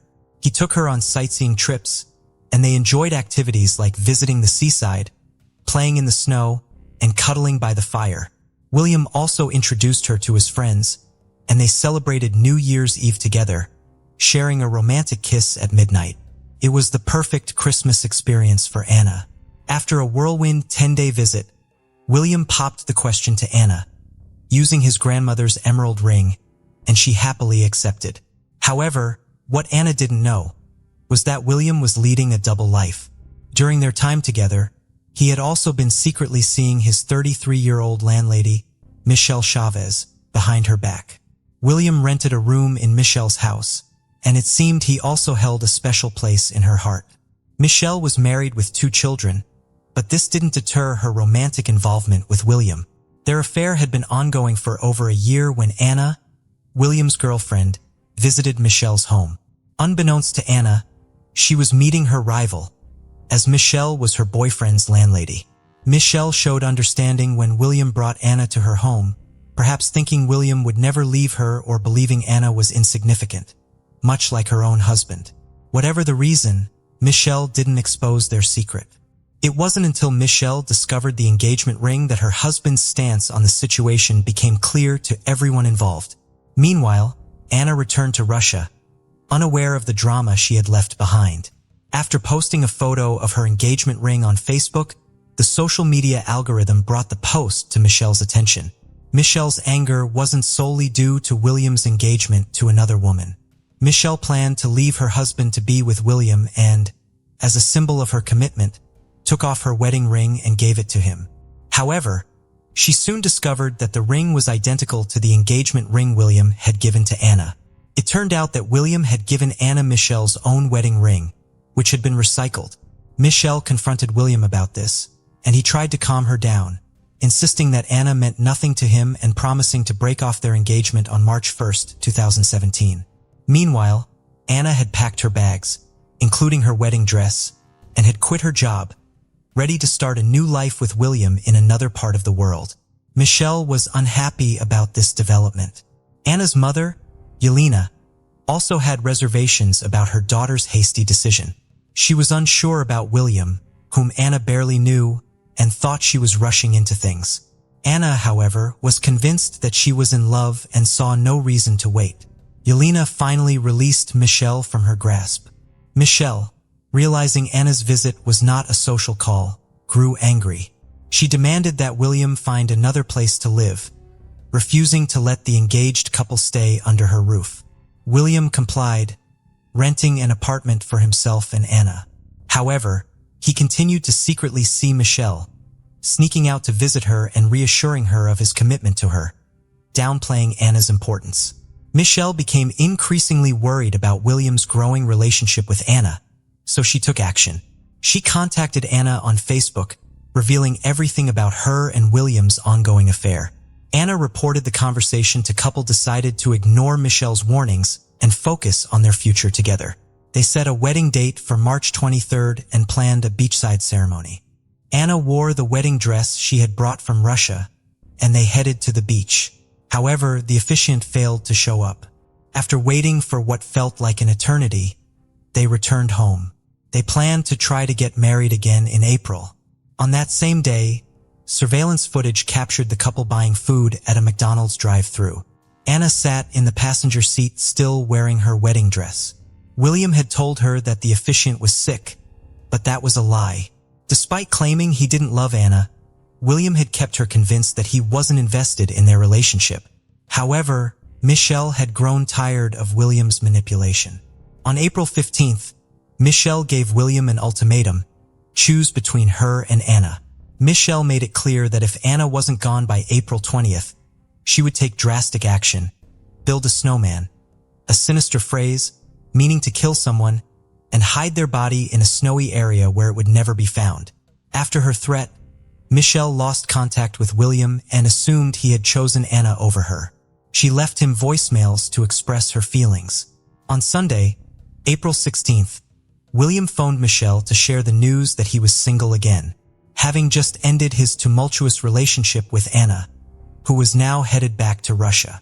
Coincidentally, William had hit a deer with his car and was waiting at the Ailey Martile store for repairs. He asked Michelle to meet him there. As it was Easter Sunday, Michelle was attending a family gathering, but she excused herself to join William. When she arrived, they reconnected by having an intimate moment in William's car, reaffirming their strong connection. On April 17th, Anna's body was discovered in the forest. Initially, investigators didn't know her identity, as there was no identification found with her body, and she had only been in the state for about a month. The crime scene lacked a murder weapon, but was littered with trash.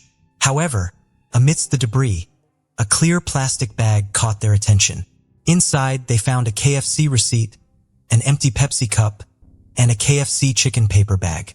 The KFC receipt turned out to be the crucial clue in solving the case. It contained a date, time, and debit card number, which led investigators to Kevin Thomas. When questioned, Kevin revealed that he was best friends with William and had been getting to know Anna. He also shared a tradition with William, where they would eat lunch at KFC every Friday. The receipt, it turned out, was from a purchase made about a week before Kevin's questioning. The investigation into Anna's death led to the discovery of William's deceitful behavior. In his interview, Kevin revealed that William had borrowed his shotgun, claiming he wanted to go to the woods to clear his head. However, William never returned the weapon. The police began to suspect William and Michelle after hearing Kevin's statement. Following Anna's death, William's behavior became increasingly unusual and suspicious. He withdrew money from Anna's bank account to pay off his debts, and was caught on camera buying cigars and Star Wars Legos at various stores. William also confided in Kevin that he was spending money recklessly to cope with his emotions. Furthermore, he began researching time travel and even reached out to strangers on WhatsApp, offering to exchange his soul for the opportunity to go back in time. William wanted to travel back in time to April 16th to prevent a situation caused by his best friend's mistake. However, on that day, William was seen crying in a store employee's arms, claiming his girlfriend had just broken up with him. He had moved back in with Michelle, but was picked up by the police and questioned. The police asked William about his whereabouts on April 16th, and he said he was on a drive with Michelle. When asked about Anna, he denied having a romantic relationship with her, saying they had only gone on 2 dates, and he had ended things. According to William, their last interaction was in mid-March when Anna mistakenly posted their engagement on Facebook, causing trouble with Michelle. When questioned about the trash found near his late fiancée or the woman he dated, William admitted to littering, but claimed it was just KFC trash and a can from the general store not related to Anna's death. About 40 miles separated the Alp General Store from the logging road. However, the investigators did not believe William's alibi. Lieutenant Chris Duffett, one of the investigators, quickly increased the pressure by revealing that William's trash had been discovered near a murder victim at a different location. Initially, William reacted with surprise and heartbreak, feigning disbelief that he was being questioned about a murder. 2 days after Anna Rapina's body was found, her fiancé William Hargrove was arrested for her murder on April 19th. During the investigation, Michelle was also questioned about her whereabouts on April 16th, the day Anna was killed. At first, Michelle stuck to a rehearsed alibi, claiming she and William had spent the day together, with William picking her up from her mother's house and going on a drive. However, Michelle later changed her story, admitting she had lied initially. She then claimed that she and William had planned to meet up, but he never called or showed up. When the police revealed that William was in custody for murder, Michelle's response was surprisingly calm, saying only, "Okay." The investigator pressed Michelle on her lack of emotion, which eventually broke down, and she tearfully attributed her initial calm to being in shock. William Hargrove was indicted on charges of murder, identity theft, and 2 counts of theft in June 2018. His trial began in October 2019, with the prosecution seeking the maximum penalties for each charge, while the defense argued for a more lenient sentence. William's defenders claimed he was innocent and that Melissa, the spurned lover, was the true culprit. However, the prosecution presented a strong case against William, backed by evidence and motive. The evidence showed that William was torn between 2 lovers, with Anna pressuring him to make a choice. There were records of William and Anna driving together in an alone car. On the day of Anna's murder, William's cell phone was tracked to the logging road at 4:30 p.m. The shotgun used to kill Anna was found in William's car, with his fingerprints being the only ones on the weapon. Despite denying any involvement in Anna's death, William was caught using her money to go shopping and pay off his car insurance. He was even filmed withdrawing cash from an ATM using her card. The prosecution argued that William had driven Anna to the forest, gotten her out of the car, and then executed her with his shotgun. The prosecution claimed that William was faced with a choice between Anna and Michelle, leading to his actions. In contrast, the defense argued that their client was innocent. According to the prosecution, the evidence pointed to Melissa as the perpetrator. A threat from Melissa to build a snowman with Anna, her cell phone found near the logging road, and Anna's cell phone discovered in Melissa's house suggested that Melissa had planned the crime. Melissa, who was not charged with any crimes, testified as a witness for the prosecution.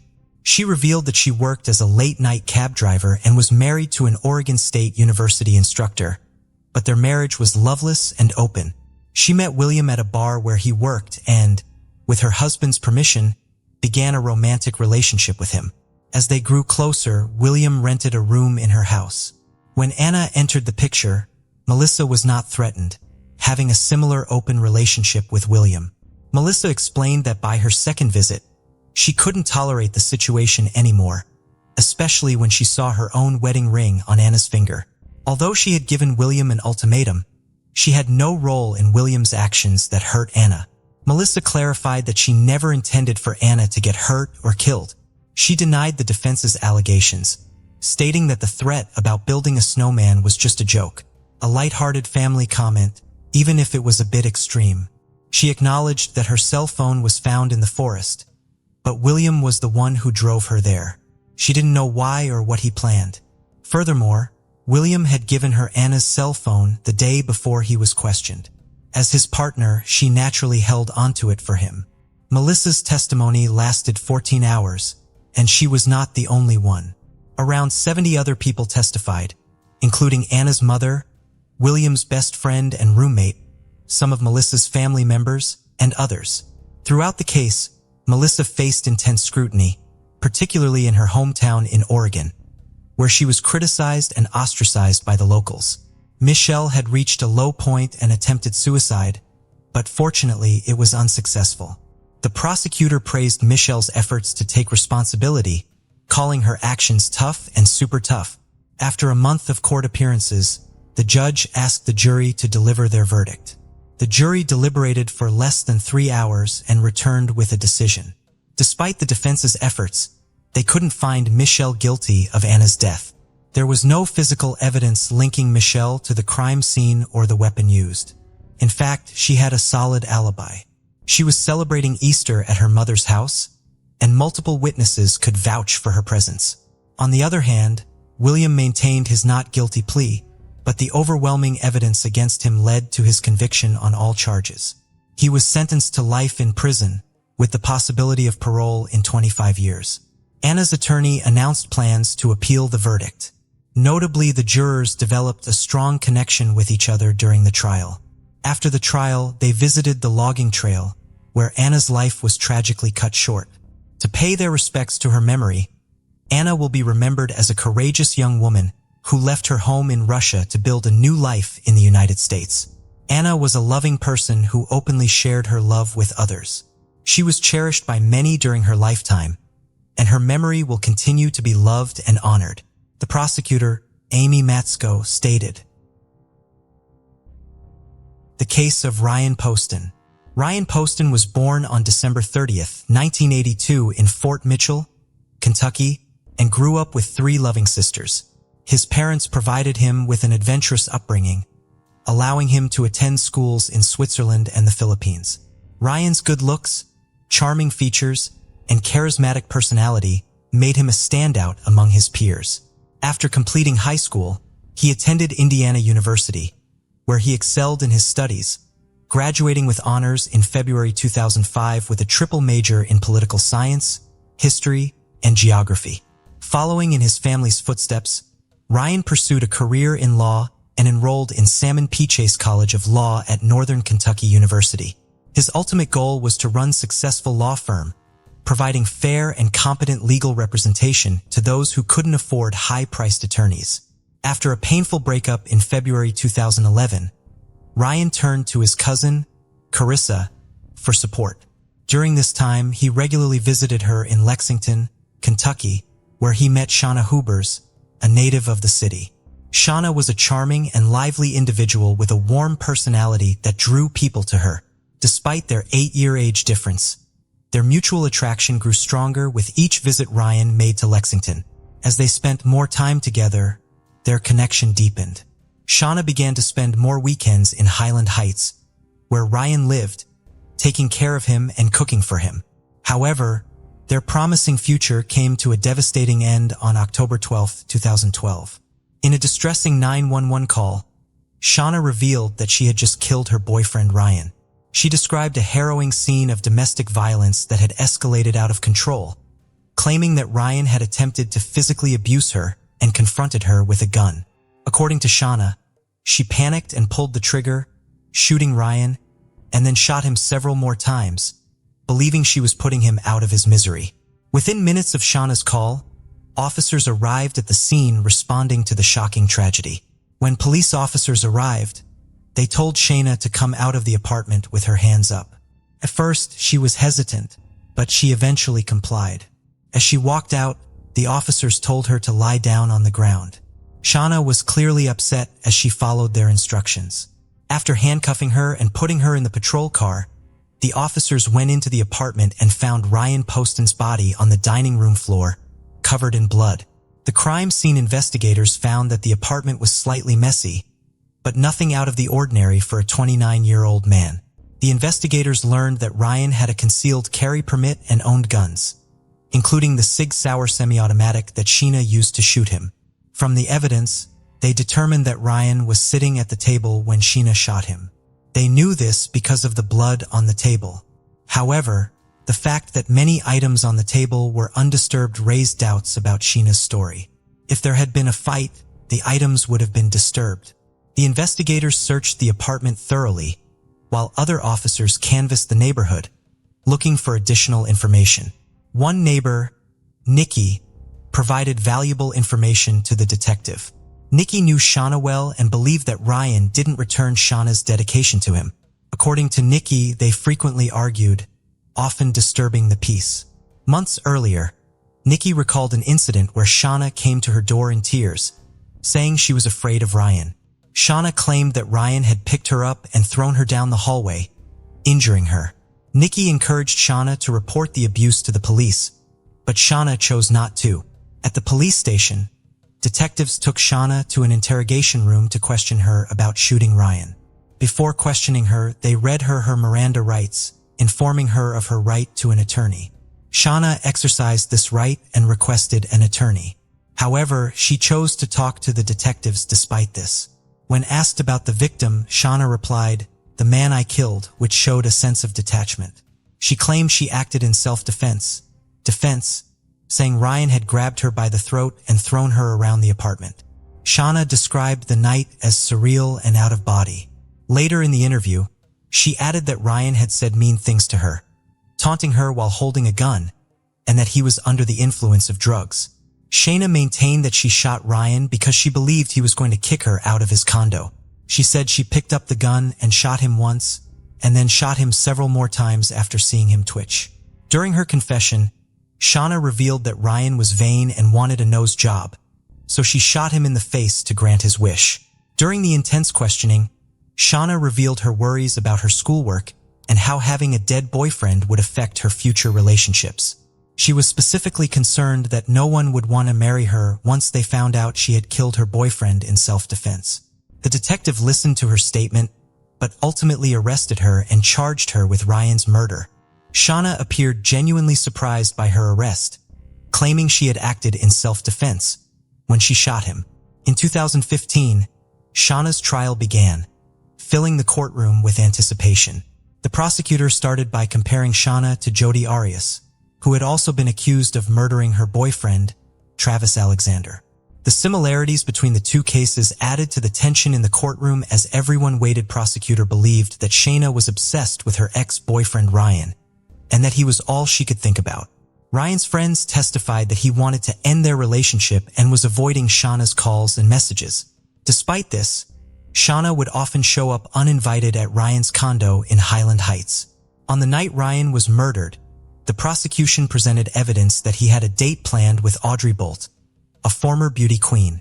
The prosecution suggested that Shauna was motivated by jealousy and anger towards Ryan's new love interest, Audrey Bolt, that Ryan stood her up on the night of the murder.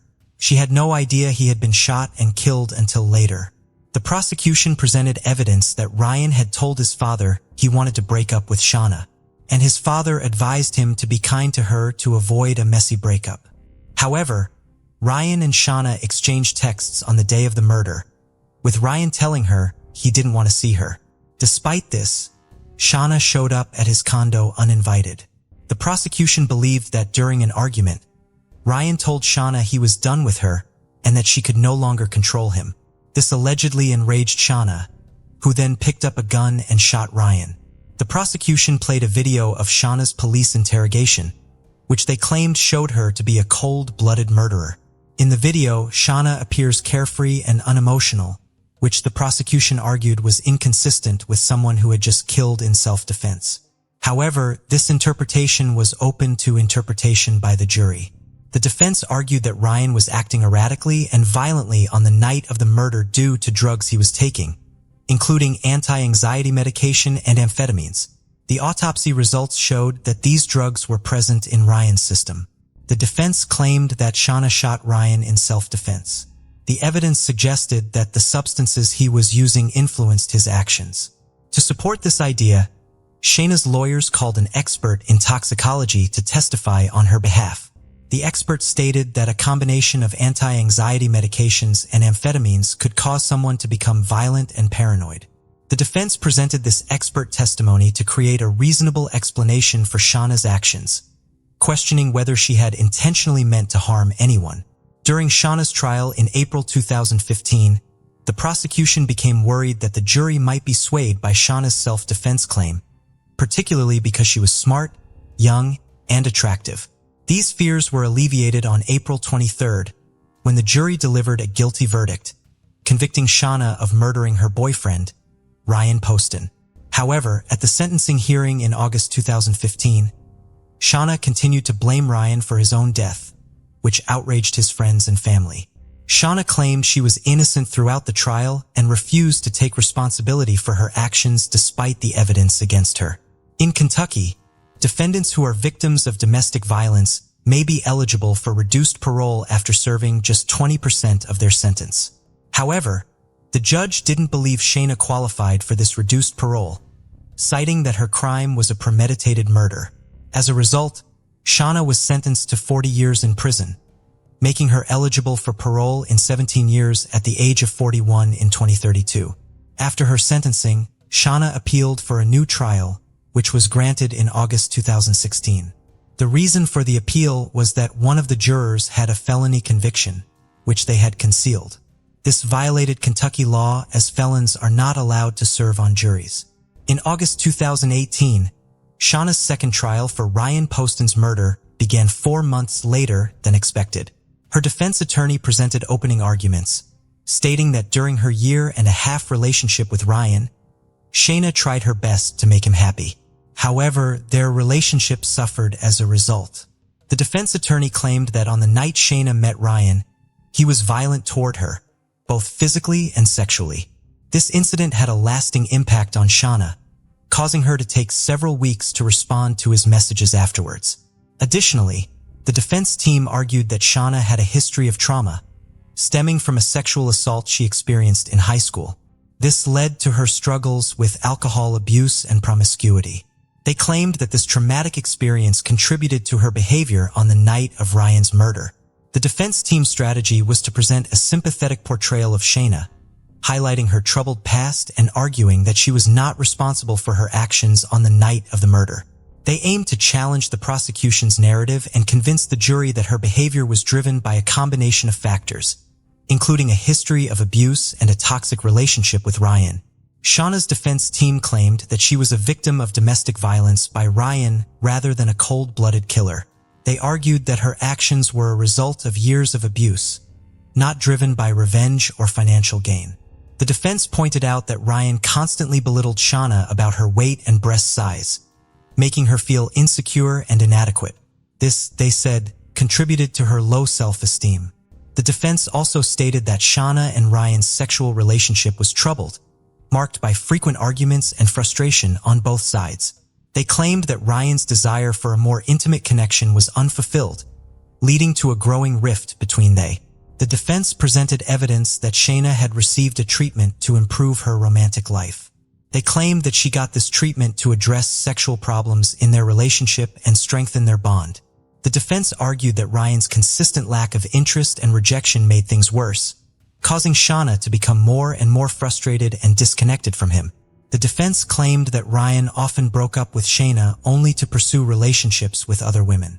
However, the prosecution clarified that they were not trying to portray Ryan as a perfect partner, but rather as someone who was not abusive. The prosecution argued that Shayna did not kill Ryan in self-defense, but rather because he had finally ended their toxic relationship on the night of the shooting. They believed Ryan had every reason to break up with Shayna, as she continued to harass him even after their previous breakups.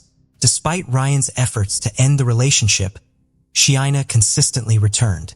The prosecution saw this as evidence of Shayna's inability to let go of the relationship. A friend of Ryan's testified that this breakup was different, as Ryan had never had the courage to end things with Shayna in person before, implying that this time, the breakup would be permanent. Ryan accused Shayna of trying to hold on to him. To support this claim, the prosecution presented texts where Shayna told her friends that the romantic interactions with Ryan had brought them closer. However, Shayna testified in her own defense, contradicting Ryan's claim. She said that their romantic interactions had actually driven them apart. In a separate text exchange, Shayna asked Ryan for sex, but he declined due to the side effects of his antidepressant medication, which had reduced his libido. Despite these conflicting accounts, Shayna testified that Ryan had forcibly had sex with her. After 5 hours of deliberation, the jury again found Shayna guilty of murdering Ryan despite the contradictory testimonies and evidence. The jury confirmed their original verdict, and during the sentencing hearing, Shayna's mother emotionally addressed the judge, sharing stories of her daughter's remarkable singing talent, which had earned her multiple college scholarships. Through tears, she asked the jury to consider granting Shayna parole, emphasizing that her daughter still had the potential to positively impact others' lives. Shayna's mother made it clear that her plea did not diminish the profound grief and pain experienced by the family of Ryan Poston. Despite her mother's emotional appeal, Shayna was sentenced to life in prison without the possibility of parole. According to the sentence, Shayna must serve at least 17 years before becoming eligible for parole in 2032. She is currently serving her sentence at the Kentucky Correctional Institute for Women in Pewee Valley, Kentucky. The case of Mary Catherine Higdon. Mary Catherine Higdon was born in 1994. Mary was a lively and cheerful child who loved making people laugh with her humor, impressions, and playful antics. She had a special bond with her pet frog, which she'd often take on walks around town. Mary was an outdoorsy person who enjoyed exploring nature and appreciating its beauty. She was also passionate about performing, often putting on shows for her family that showcased her creativity and imagination. Her family saw great potential in her and thought she had a bright future ahead. As she grew older, Mary developed a strong interest in firearms. She learned to handle guns responsibly and appreciated their power. She became a skilled marksman and continued to develop her skills. During her high school years, Mary met her partner, Stephen Freeman, who would become the love of her life. Stephen was born on January 1, 1995 in Griffin, Georgia, where he grew up with his parents and brother. He had a happy childhood surrounded by a loving family and many friends who described him as laid-back, kind, and helpful. Stephen enjoyed spending time outdoors and exploring nature. Stephen was particularly close to his parents, but he shared a special bond with his mother. When she graduated from college after returning to school, Stephen wrote her a heartfelt letter expressing his admiration for her achievement. In the letter, he praised her hard work and determination, saying he looked up to her every day and loved her more than words could say. Stephen had immense respect and appreciation for his mother, which was clear in the way he spoke about her. After meeting in high school, Stephen and Mary Catherine formed a strong bond, united by their passion for outdoor activities like hiking, camping, fishing, and hunting. Their shared love of nature became the foundation of their robust relationship. After graduating from high school, the couple decided to take the next step by moving in together in Griffin, Georgia. Living together in their own space thrilled Mary Catherine and Stephen. What's more, Stephen's mother welcomed Mary Catherine into their family, treating her like a daughter.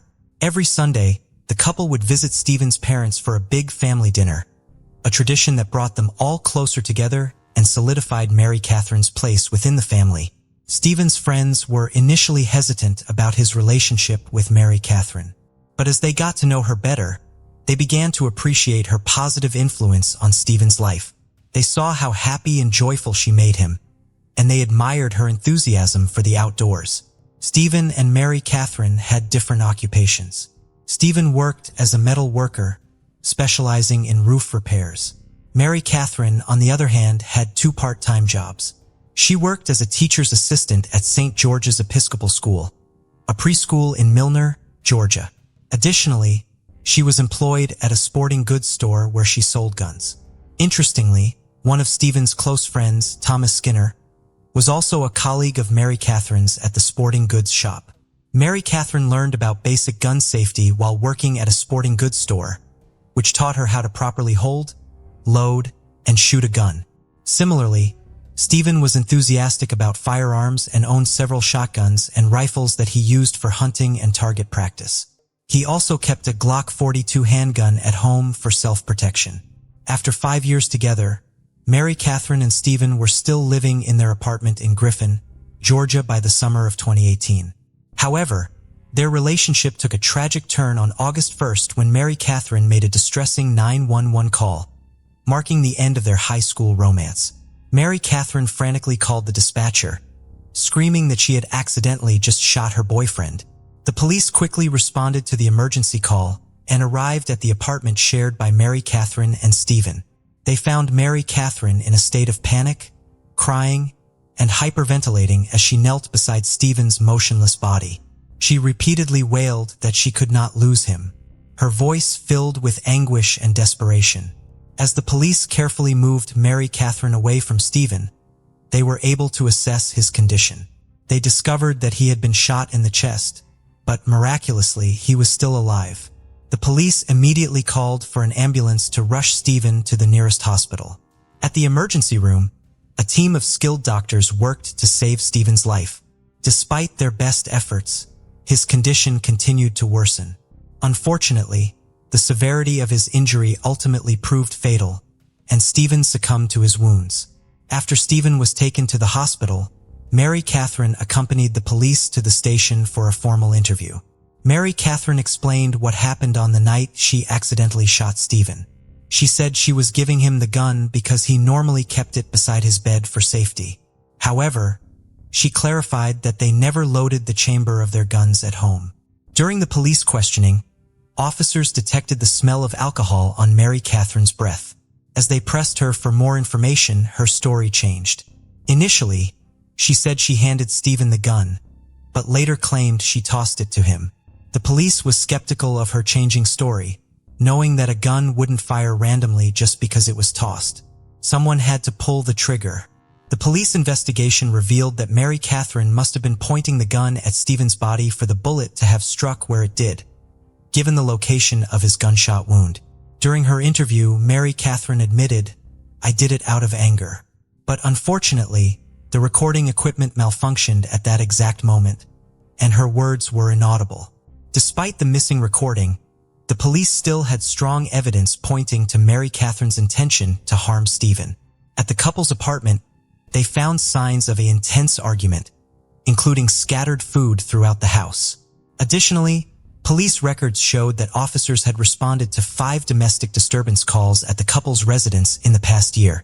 The police also discovered that the gun used in the shooting was loaded on the night of the incident, contradicting Mary Catherine's claims. These findings collectively led the police to conclude that Mary Catherine had intentionally shot her boyfriend, Stephen. The police found cooking grease residue on the gun and magazine, leading them to believe Mary Catherine, who was cooking dinner at the time, had loaded the weapon. After Mary Catherine shot Stephen, the police questioned his friends to learn more about their relationship. According to his friends, Mary Catherine and Stephen's relationship was marked by constant fighting and toxicity.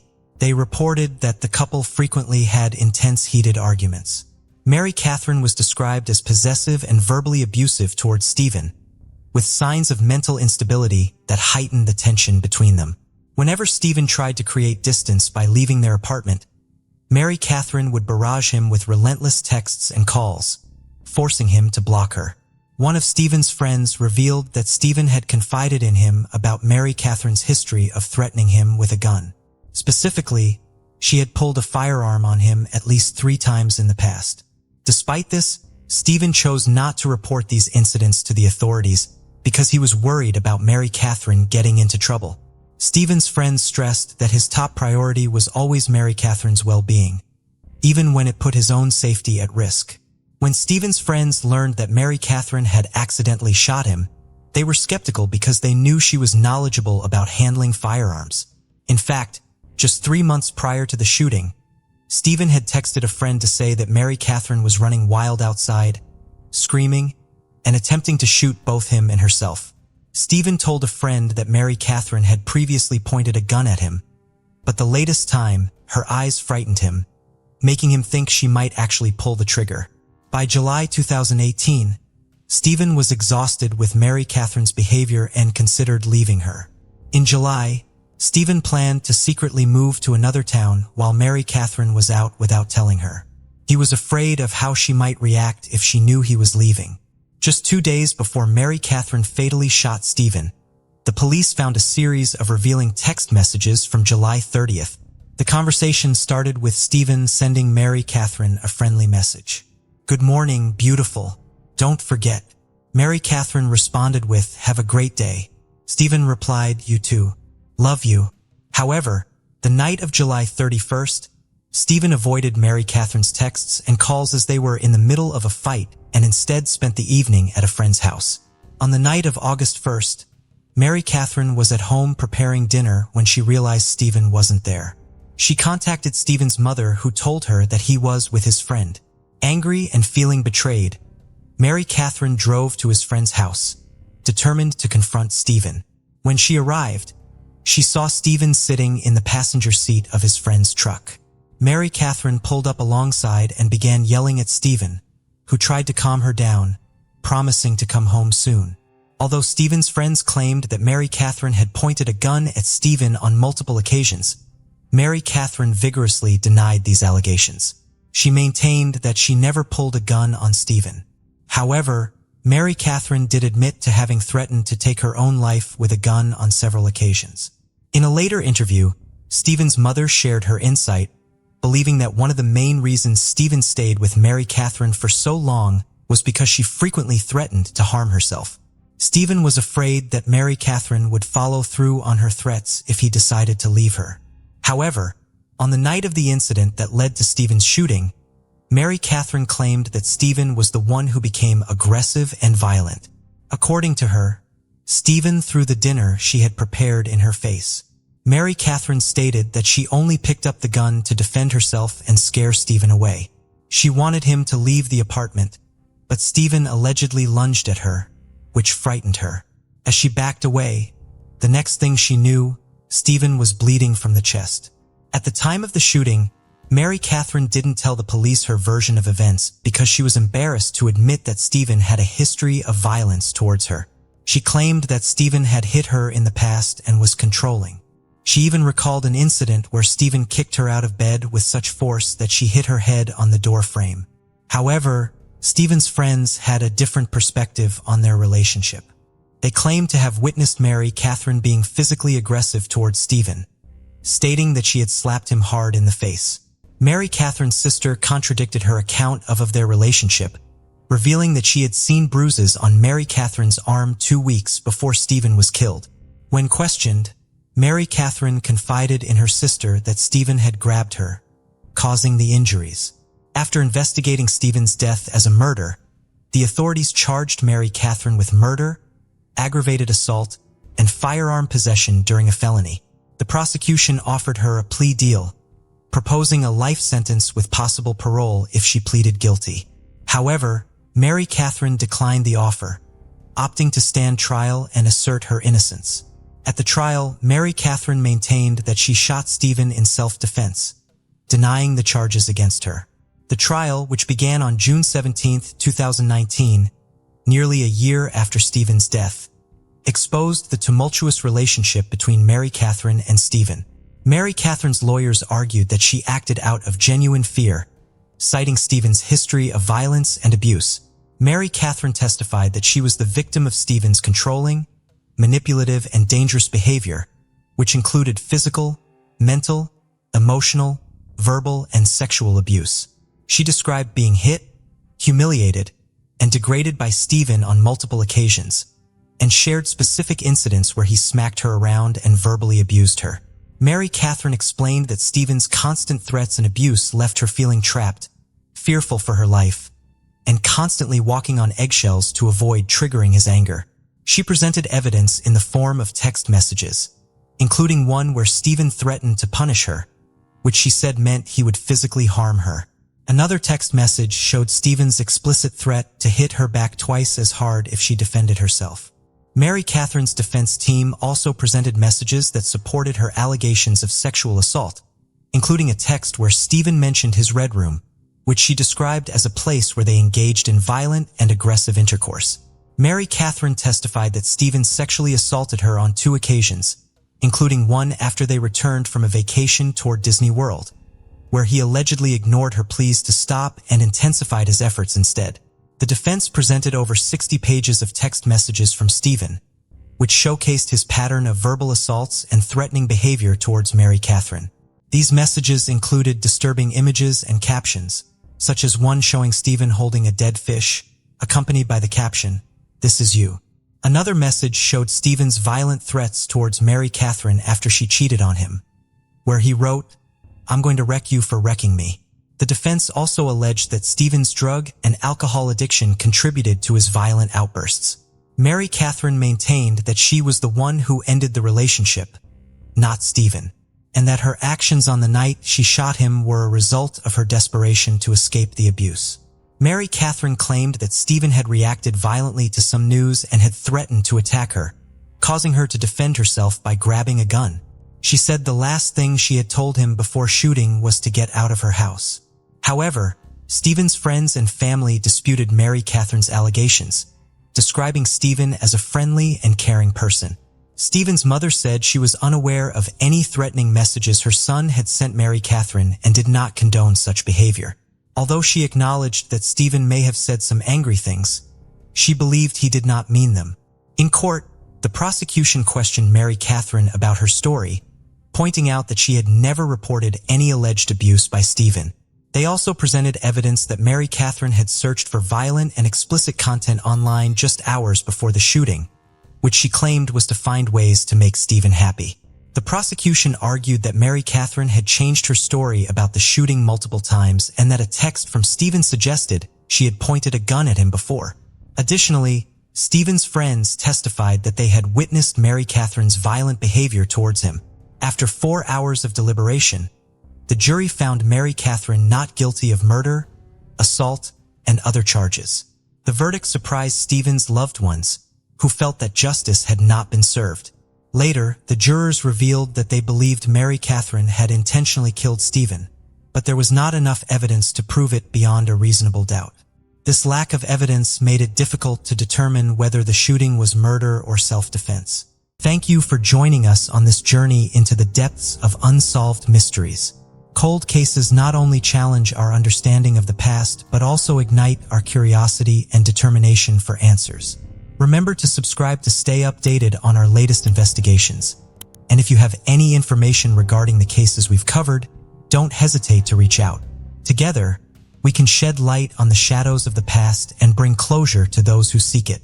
Until next time, stay vigilant, stay curious, and never stop seeking the truth.